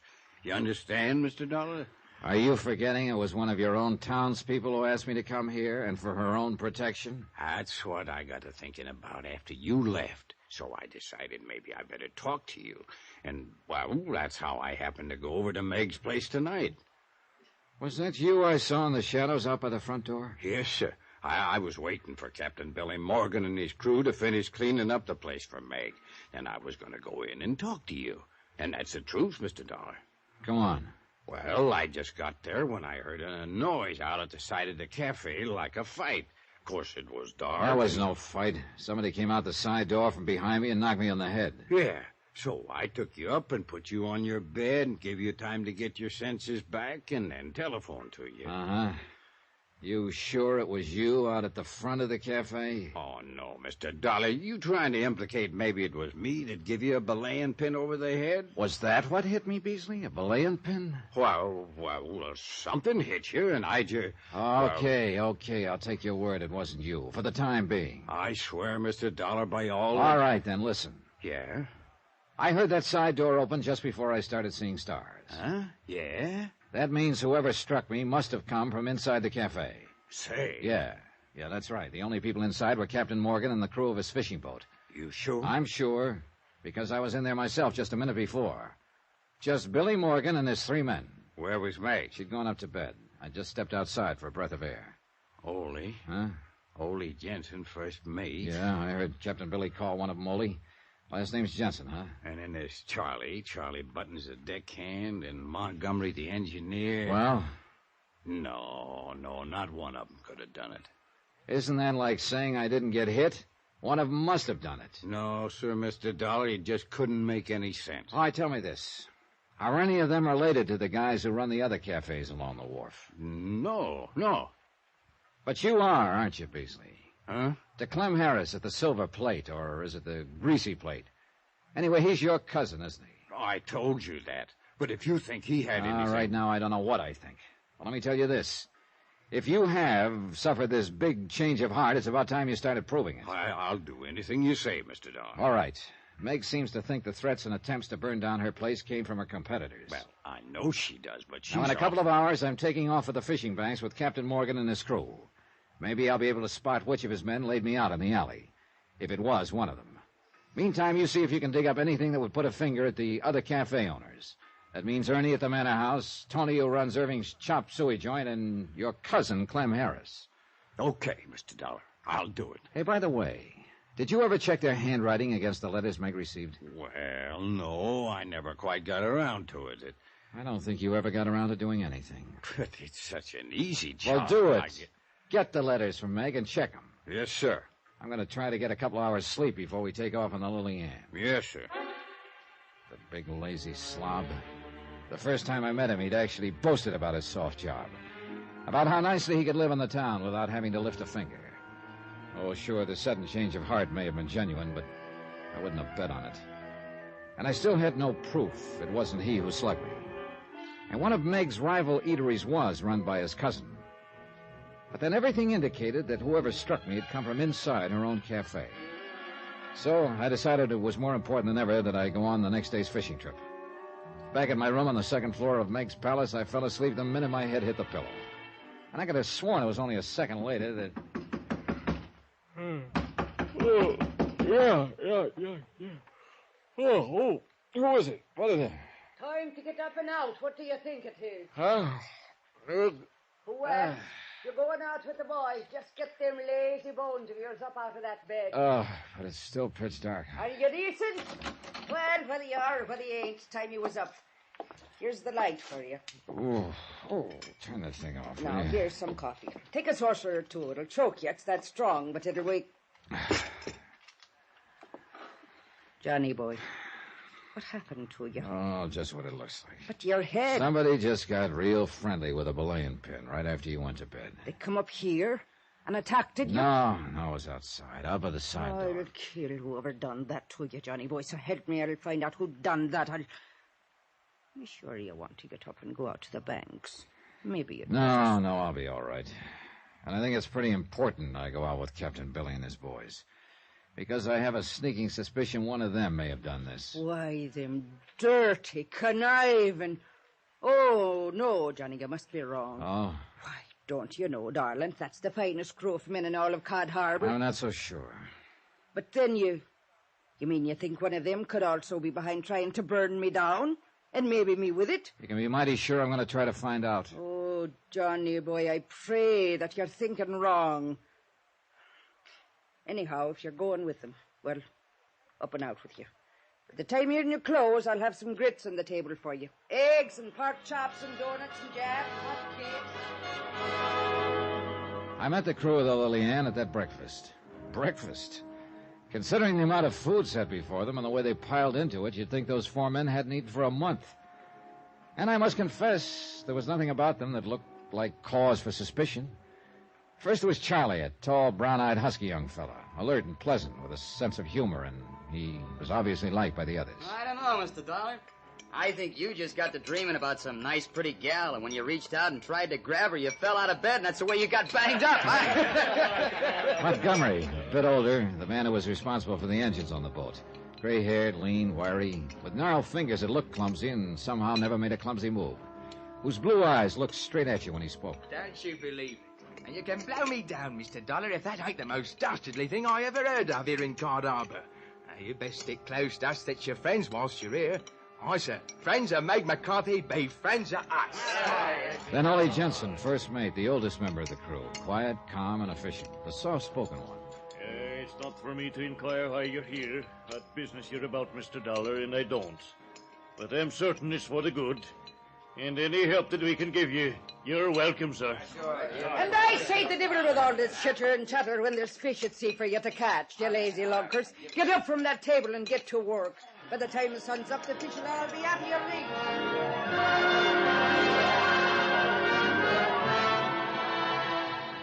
Within a few minutes, we cast off, and the Lily Ann put to sea.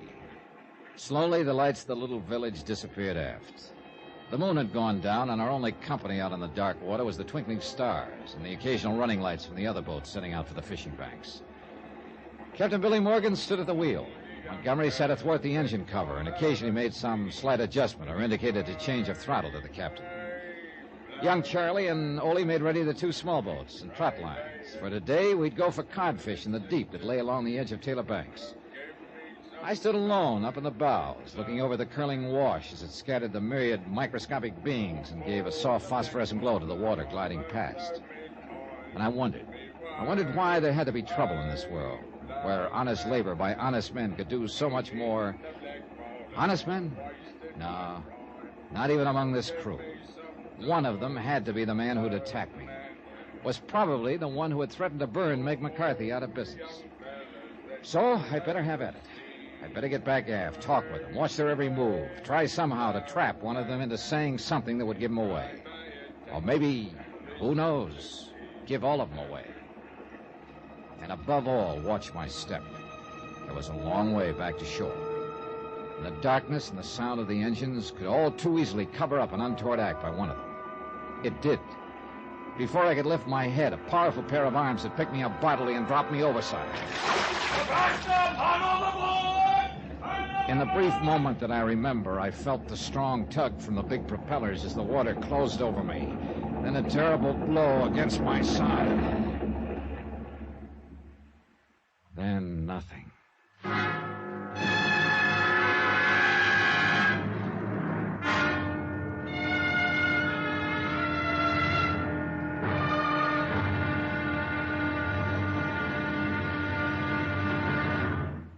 Now, here's our star to tell you about tomorrow's episode of this week's story. Tomorrow, The motives for arson and murder begin to take definite shape in the form of a confession.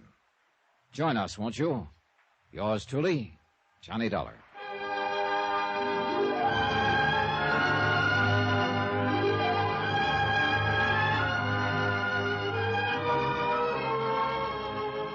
Yours truly, Johnny Dollar, starring Bob Bailey, is transcribed in Hollywood. It is produced and directed by Jack Johnstone, who also wrote this week's story. Be sure to join us tomorrow night, same time and station, for the next exciting episode of Yours truly, Johnny Dollar. Roy Rowan speaking.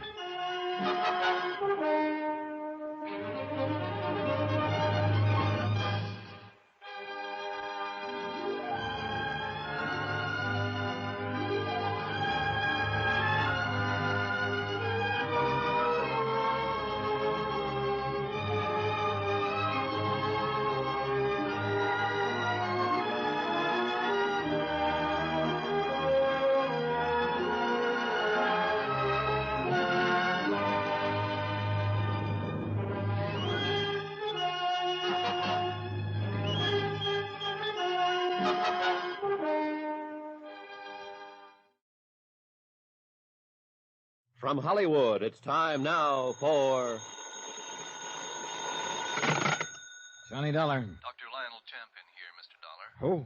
I'm surprised Meg McCarty didn't answer. I ordered her to keep you in bed there at her place until I could see you again. I am in bed. And I take it you're the doctor who bandaged me up this way, put on this splint. That's right. After I tangled with the propeller of Captain Morgan's fishing boat this morning. Yes, only it was yesterday. Huh? You were unconscious when the captain and his men brought you in. After treating you, I gave you sedation. Oh. Rest was the most important thing. How did you ever happen to fall off that boat? Fall? Doctor, I was pushed.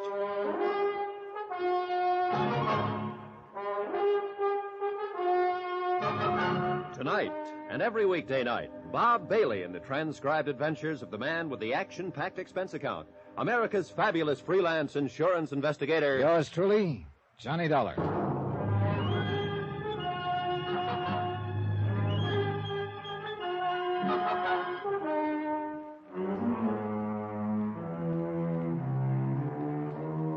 From Special Investigator Johnny Dollar, location Cod Harbor, Massachusetts, to the Intercoastal Maritime and Life Insurance Company, Boston. Assignment, the Meg's Palace matter. Report and expense account continued.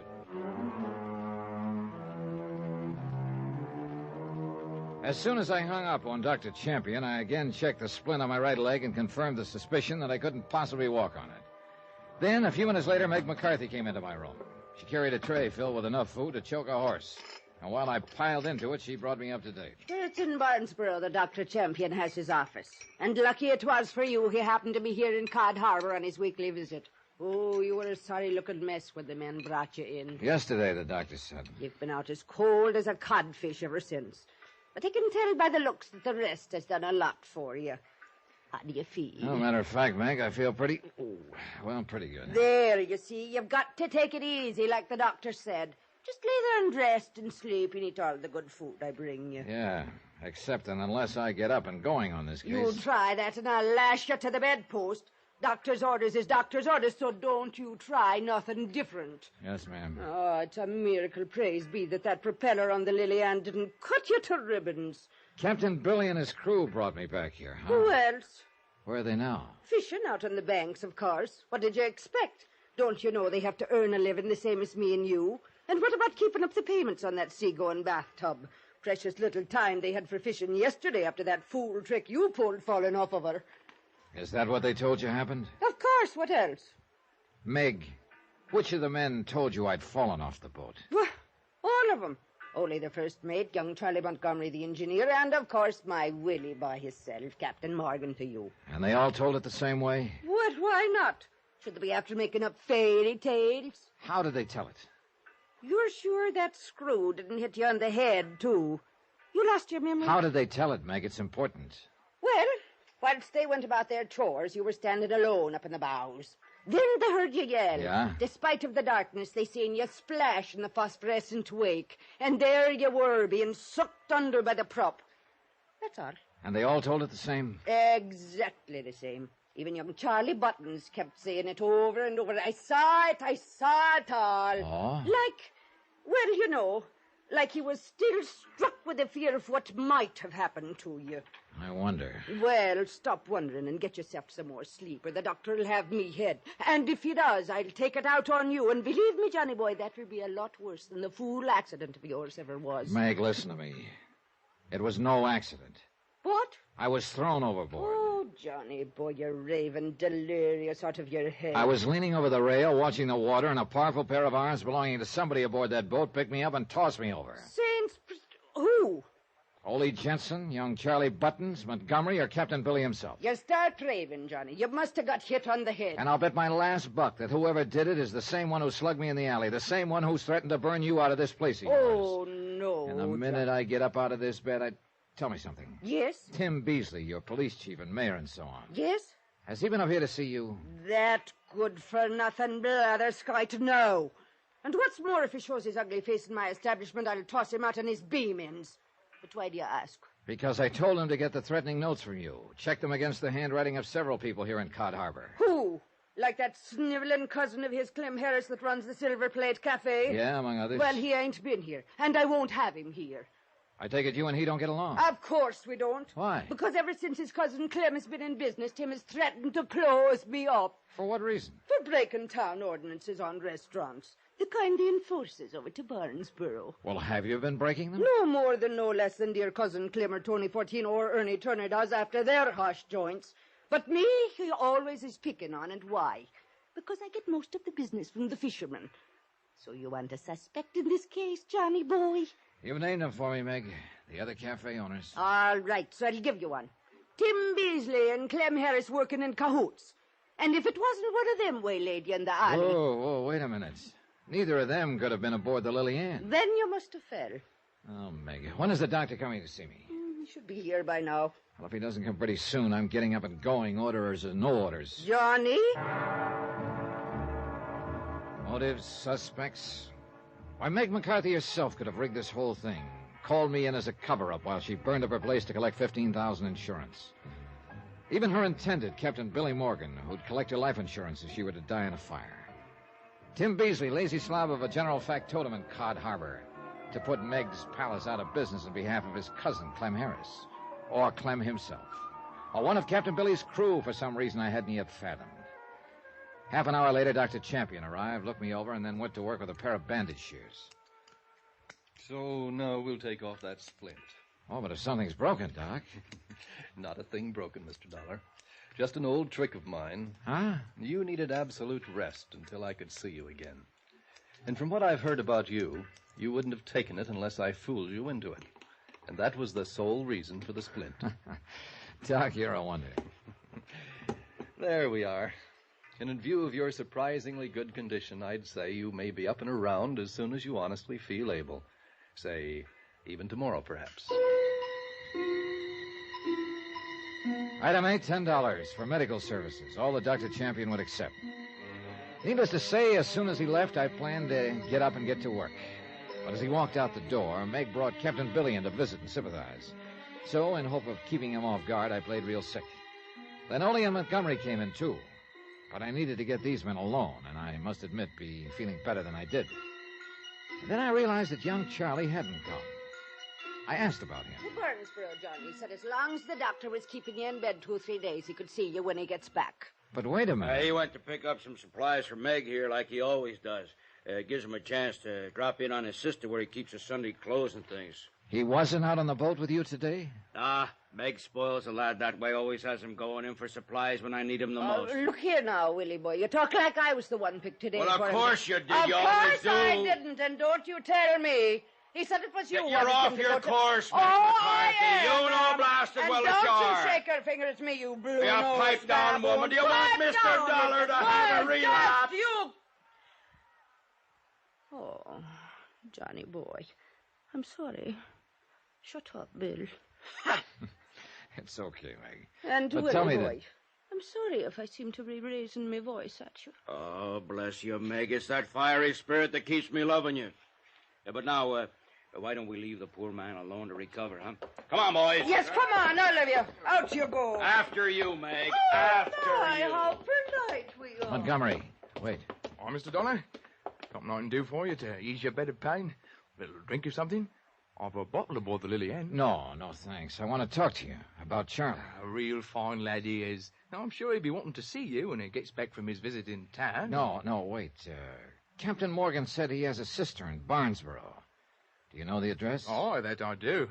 Many's a fine meal we've had from her on our time off. Well, I want to see her. You know, just a little personal thing. Oh, then here, I'll write down the address for you. She lives in a pretty little house on the corner of Rosewood and Maybe Montgomery was the wrong one to ask. I don't know. But I had to gamble somewhere along the line. And if my suspicions about Charlie Buttons was right, I hoped I wouldn't be too late. When Montgomery had left, I sneaked out the back door to avoid Meg and hurried over to Tim Beasley's office in the shack that functioned as Cod Harbor City Hall. He wasn't there. A woman who lived next door informed me he'd taken off in a hurry to Barnesboro.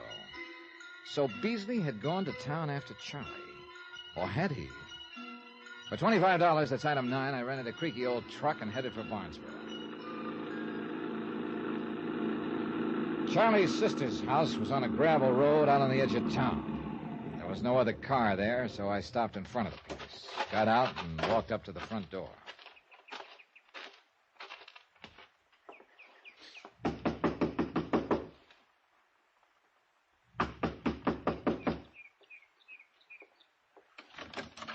Sorry, mister, but my sister... Mr. Dollar.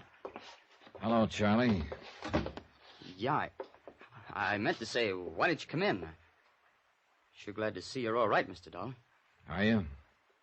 That sure was awful. You're falling off the boat that way. What's the matter, Charlie? Aren't you feeling good? Yeah, sure. Sure I am. You look a little pale. And say... Well... Packing up to leave, huh? Yeah, Well, I'm tired of the fishing business, Mr. Dollar. Gonna give it up. Go somewhere else to earn a living. Tired of it, yeah. Why did you do it, Charlie? Huh? I don't know what you mean. It took somebody who knew that boat pretty well to sneak up on me in the dark and push me overboard. Took a strong, young pair of arms to do it, too. Yours, weren't they? Well? I didn't want to do it, Mr. Dollar. So help me, I didn't want to. But he made me. Yeah? Who made you? He found out. He found out about me, about my record. What record? That I killed a man once, accidentally, when I was just a kid. And I'd run out and escaped from the reformatory. Look, now I'm grown. If they ever catch me, they'll hang me or the electric chair up for life, and he knew that. Charlie. If I didn't do anything he said, like slugging you or trying to start the fires or anything, he'd give me away. So I had to, don't you see? I couldn't help myself. He made me do everything. Charlie, who, Charlie, who? It's all right. You don't need to rough me up, Dollar. I knew I'd get caught up with someday. I'll go quiet with you. And maybe you'll help to try and get things easy for me. Charlie, who made you try to kill me? Yeah, I'll tell you. It was so he could get you out of the way and burn up Meg's palace and her with it. I'll tell you, Mr. Dollar, it was... Oh, no. Huh? There. At the window. Behind you. That old trick? Oh, no, you... Help! The boy fell against me, pinning me to the floor. And as I pushed him away, I saw the patch of red slowly spreading on the front of his shirt directly above the heart.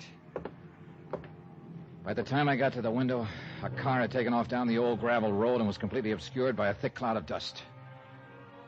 And I wondered for whom the shot that killed Charlie had really been intended.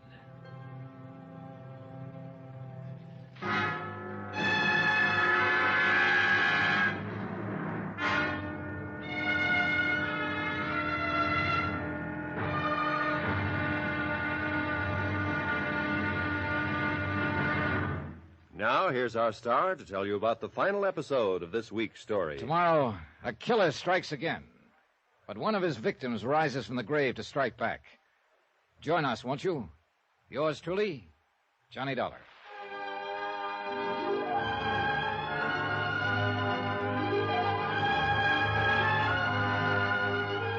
Yours truly, Johnny Dollar, starring Bob Bailey, is transcribed in Hollywood. It is produced and directed by Jack Johnstone, who also wrote this week's story. Be sure to join us tomorrow night, same time and station, for the next exciting episode of Yours truly, Johnny Dollar. Roy Rowan speaking.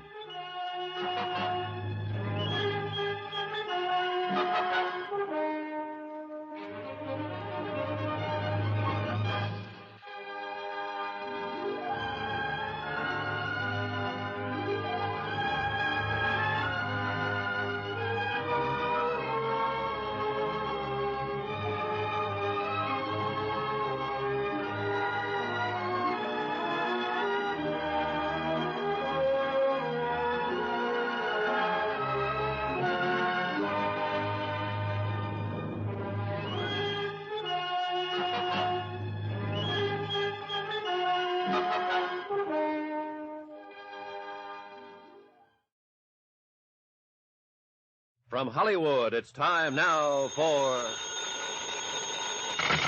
Johnny Dollar. This is Chief Walters, Barnesboro Police. You call me? Oh, yeah, Chief. I understand you're out at Sally Button's place on the edge of town. What can I do for you? Better get out here, Chief, fast. Oh? Yeah, to pick up a body.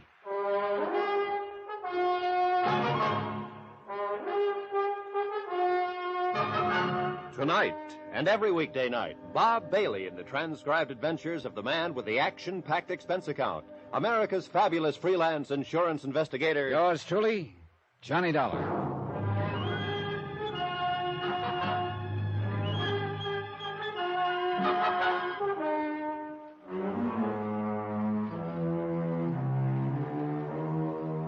From Special Investigator Johnny Dollar, location Cod Harbor, Massachusetts, to the Intercoastal Maritime and Life Insurance Company, Boston. Assignment, the Meg's Palace matter. Report and expense account continued. Whoever shot young Charlie Buttons there at his sister's home in Barnesboro had disappeared down the gravel road in a cloud of dust. Hence the call to the police. Chief Walters was in his late 30s and definitely on the ball. He made a quick call to the coroner, and then in his car we took off for Cod Harbor. We pretty much left him alone over there in Cod Harbor, Mr. Dollar, and so far they've always managed to keep the peace. This time... Yeah. Now listen, Chief, and I'll give it to you fast. Yes, do that. Meg McCarthy got some threats to burn her place down, notified the insurance company. They sent me out. Understandable. First night there, I spotted a prowler around the cafe, but before I could get to him, somebody slugged me from behind. You didn't know who? Not then, but the prowler turned out to be Tim Beasley, your deputy over there, I guess you call him. Sort of, self-appointed. Lazy lout. But didn't he know who slugged you? He said not. Was Meg herself there? She has a powerful right, Dollar. Yeah, I thought of that, too, but let me go on now.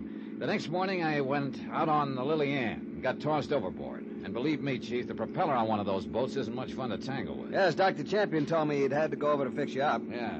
Anyhow, I was sure that whoever was after me was a member of that crew. Had to be. I see. When I came to back at Meg's, I had visitors. The crew, loaded with sympathy. The crew, that is, except for Charlie Buttons. And that's why you traced him to his sister's house? Uh-huh. And, Chief, he confessed. Then I don't understand. But he said he was forced to do those things by somebody who knew of his criminal record and was holding it over his head. Criminal record? Charlie Buttons? Yeah, it seems he killed a man once when he was just a kid. The point is, this other person threatened to expose Charlie unless Charlie did his bidding. So Charlie, not being very bright, didn't think he had a chance. You find out who this other person is? No. That's when somebody shoved a gun through the window and back of me, shot him, then took off in the proverbial cloud of dust. How are you doing on suspects? Oh, brother, too many. Meg, of course, named her rivals in the cafe business right from the beginning. Well, I wouldn't count them very good suspects. Then there's Captain Billy Morgan, her intended husband. What a pair. And if I know Captain Billy, he was just scrounging a lot of free meals. Say, incidentally, I saw him in Barnesboro just before you called. Well, Captain Billy is beneficiary of Meg's life policy. And he still owes a lot of dough in the Lily Ann, I understand. Who else? Tim Beasley. What? Yeah. Good Dollar. I know he's a good-for-nothing bum who's taken that job of acting mayor, acting police chief, acting everything else so he can live off the fat of the land over there. But... Did you also know that Clem Harris, who runs the other big cafe, is his cousin? His cousin, huh? Oh, and Beasley never kept his promise to dig up the threatening notes Meg received and compare them with the handwriting of the others. Doesn't look good, does it? What do you think, Chief? I'm beginning to wonder if Tim Beasley will be there when we get to Cod Harbor.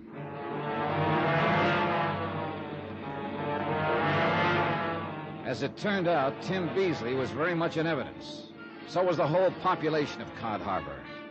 For as the lights of the little fishing village slowly hove into view, I saw another light down by the waterfront, a big reddish glow. And as we pulled in closer, we could see the long tongues of flame leaping up where they'd caused it. Yep, Meg's palace was on fire. Chief Walters stepped on it. We took the last few turns on 2 wheels. Hoses of all sorts and shapes and sizes connected to pumps aboard the nearby fishing boats were throwing powerful streams of water at Meg's palace, at the back where the fire had apparently started. But the flames continued to spread, even licking along the ground behind the building. That means arson, Johnny. Oil and gasoline spreading around back there. No doubt of it, Chief. Hey, how'd it start, Captain Billy? Who knows? But grab a hose and get to work. Get some hose off one of them boats. Montgomery, you crazy boy! Captain Billy Morgan was running the show, and every one of my prize suspects was in there working his head off. All of them taking orders from Captain Billy. And then I realized that Meg McCarthy was nowhere around, and I noticed something else. All the firefighting was directed toward the back of the building. The front, thanks to the wind, was untouched. But that's where Meg McCarthy's room was. Chief Walters. Hey, Johnny, where are you going? Come on, Chief, give me a hand. What? See that window up there? Well, I'm going to climb up on the front roof of the place. You'll burn to a crisp up there. Got to take that chance, because I think I can blow this whole case wide open. Now, clench your hands so I can step on them and hoist me up. But even right here, the heat is Come too on, much. man, quick, come on. Okay, Johnny, but I think you're crazy. Here you are. Now, up. Here you go. The heat was almost unbearable up on that roof. But I knew I had to do it. I crawled low along the shingles, hoping the rotten old roof would hold. A withering blast that felt like fire itself hit me full in the face as I broke the window of Meg's room. And there she lay, stretched out, unconscious on her bed. There was an ugly, livid mark across her forehead where somebody had struck her down, then left her there at the mercy of the fire. Johnny! Valerie, all right? The searing heat seemed to press in on me, engulf me. And the open window gave a draft to the flames that were already licking at the sides of the open door. Somehow I managed to wrap a blanket around Meg, covering her face, and stagger to the window, blindly groping for it. Johnny! This way, the window! Keep that hose on us here! All right, Johnny. You're all right now. I got you. It's all right, boy. All right.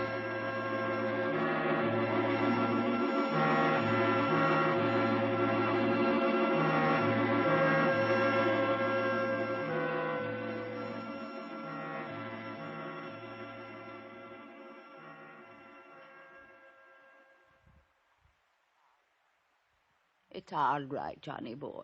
Outside of having your hair singed and losing a suit of clothes, you're all okay. Well, thank goodness you are, Meg. But tell me... Oh, now take it easy.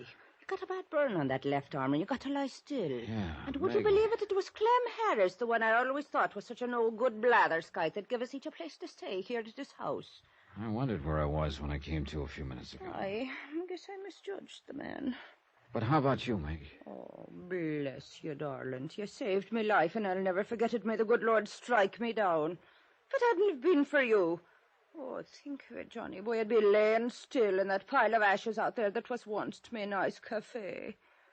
I love you, Johnny boy, and I'm humble and I'm grateful. Meg, that mark on your head. Ha! The dirty, blathering spalpeen who snuck up in my room and knocked me down and left me there. I'll murderize him when I find him, that dirty conniving. You don't know who it was? How could I when he snuck up from behind me? Oh, Chief Walters, come in, sir, come in. Well, I must say, you two look pretty good, considering. Ready for a visitor, Johnny? Yeah, Chief. Bring him in. Oh, now, Johnny, are you sure you want visitors until you're feeling better? Bring him in, boys. Right in here. Stop your pushing. Come on, get Why, Billy boy. What's the matter with you, Willie? That look on your face. Oh, and you, Chief Walters. What was the idea of locking up my Willie boy like some dirty scoundrel of a crook when he tried so hard to save my cafe from that awful fire? Who do you think you are? All right, Meg, simmer down. Don't simmer you talk down. to me like that, you young Meg. whisker snap. Yes, darling. Well, I won't simmer down. What was the big idea arresting me that way? Who do you think you are around here? And I'm talking to you, Dollar. You went too far, Captain Billy. I went too far. You're off your course. What are you talking about? Yes, Johnny boy, if you was responsible... Quiet, Meg. Yes, sir. I'm talking about arson, Captain Billy. And murder. and the motives behind them. What? Motives. They were all over the place by half a dozen people. But yours was the strongest, by far. You're off your head. The $25,000 insurance on Meg's life. That was the Why, big you... one. Let me out of... No, just a minute. You take your hands Take off it of easy, him. Meg, or I'll have to order you out. But listen, what he's saying is that Captain Billy was... Quiet! Yeah, let me finish this, will you, Meg? Played lover boy to her, didn't you, Captain Billy? To make sure you'd be her beneficiary. You're crazy. You're dirty. It looked like you right from the first, but I couldn't be sure until I compared the writing on the threatening letters with some of your handwriting I found. Oh, no. So that's the way you found out, you dirty underhanded... Yeah, Captain, that's right. Threatening letters. To make it look like somebody else was out to get her. Her competitors, for instance. And to leave the way clear for you. Willie boy. No, I didn't. I mean, I didn't mean to... Oh, no, Willie. Tell me it ain't true. Don't touch me. Oh. Why, Billy? Why'd you do it? I had to. I had to have the money or I'd lose my... What? You mean your boat was more to you? Go on, Billy, and quiet, Meg. Fishing. Fishing was my whole life. I had to save my boat. I had to get the money for it. How else could I ever... Rotten. No.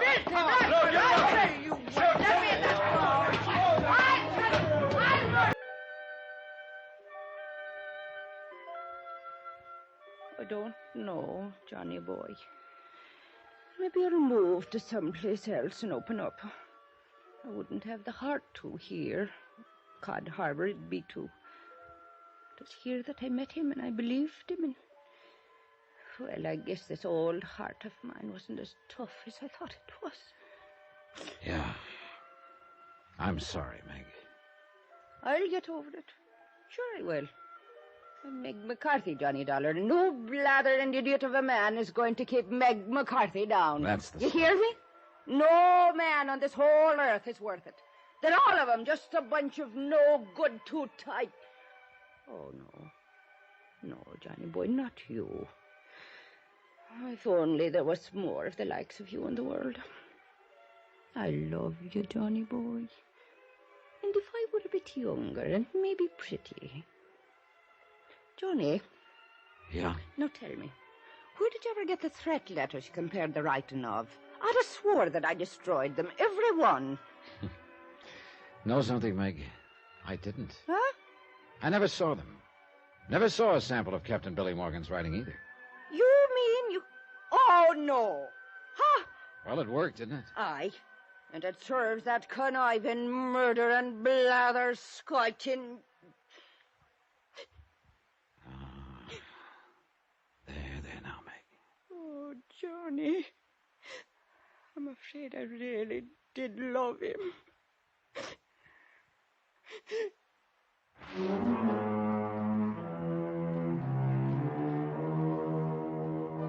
Yeah, it had been a long shot, and thank goodness it had paid off.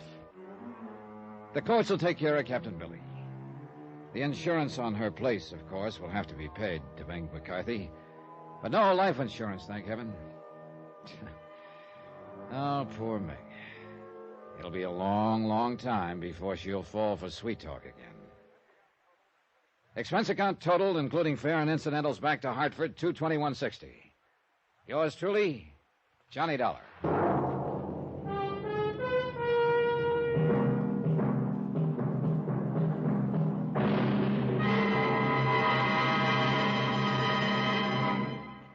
Now, here's our star to tell you about next week's story. Next week, well, they say that diamonds are a girl's best friend. But I wonder when they're a motive for murder. Join us, won't you? Yours truly, Johnny Dollar.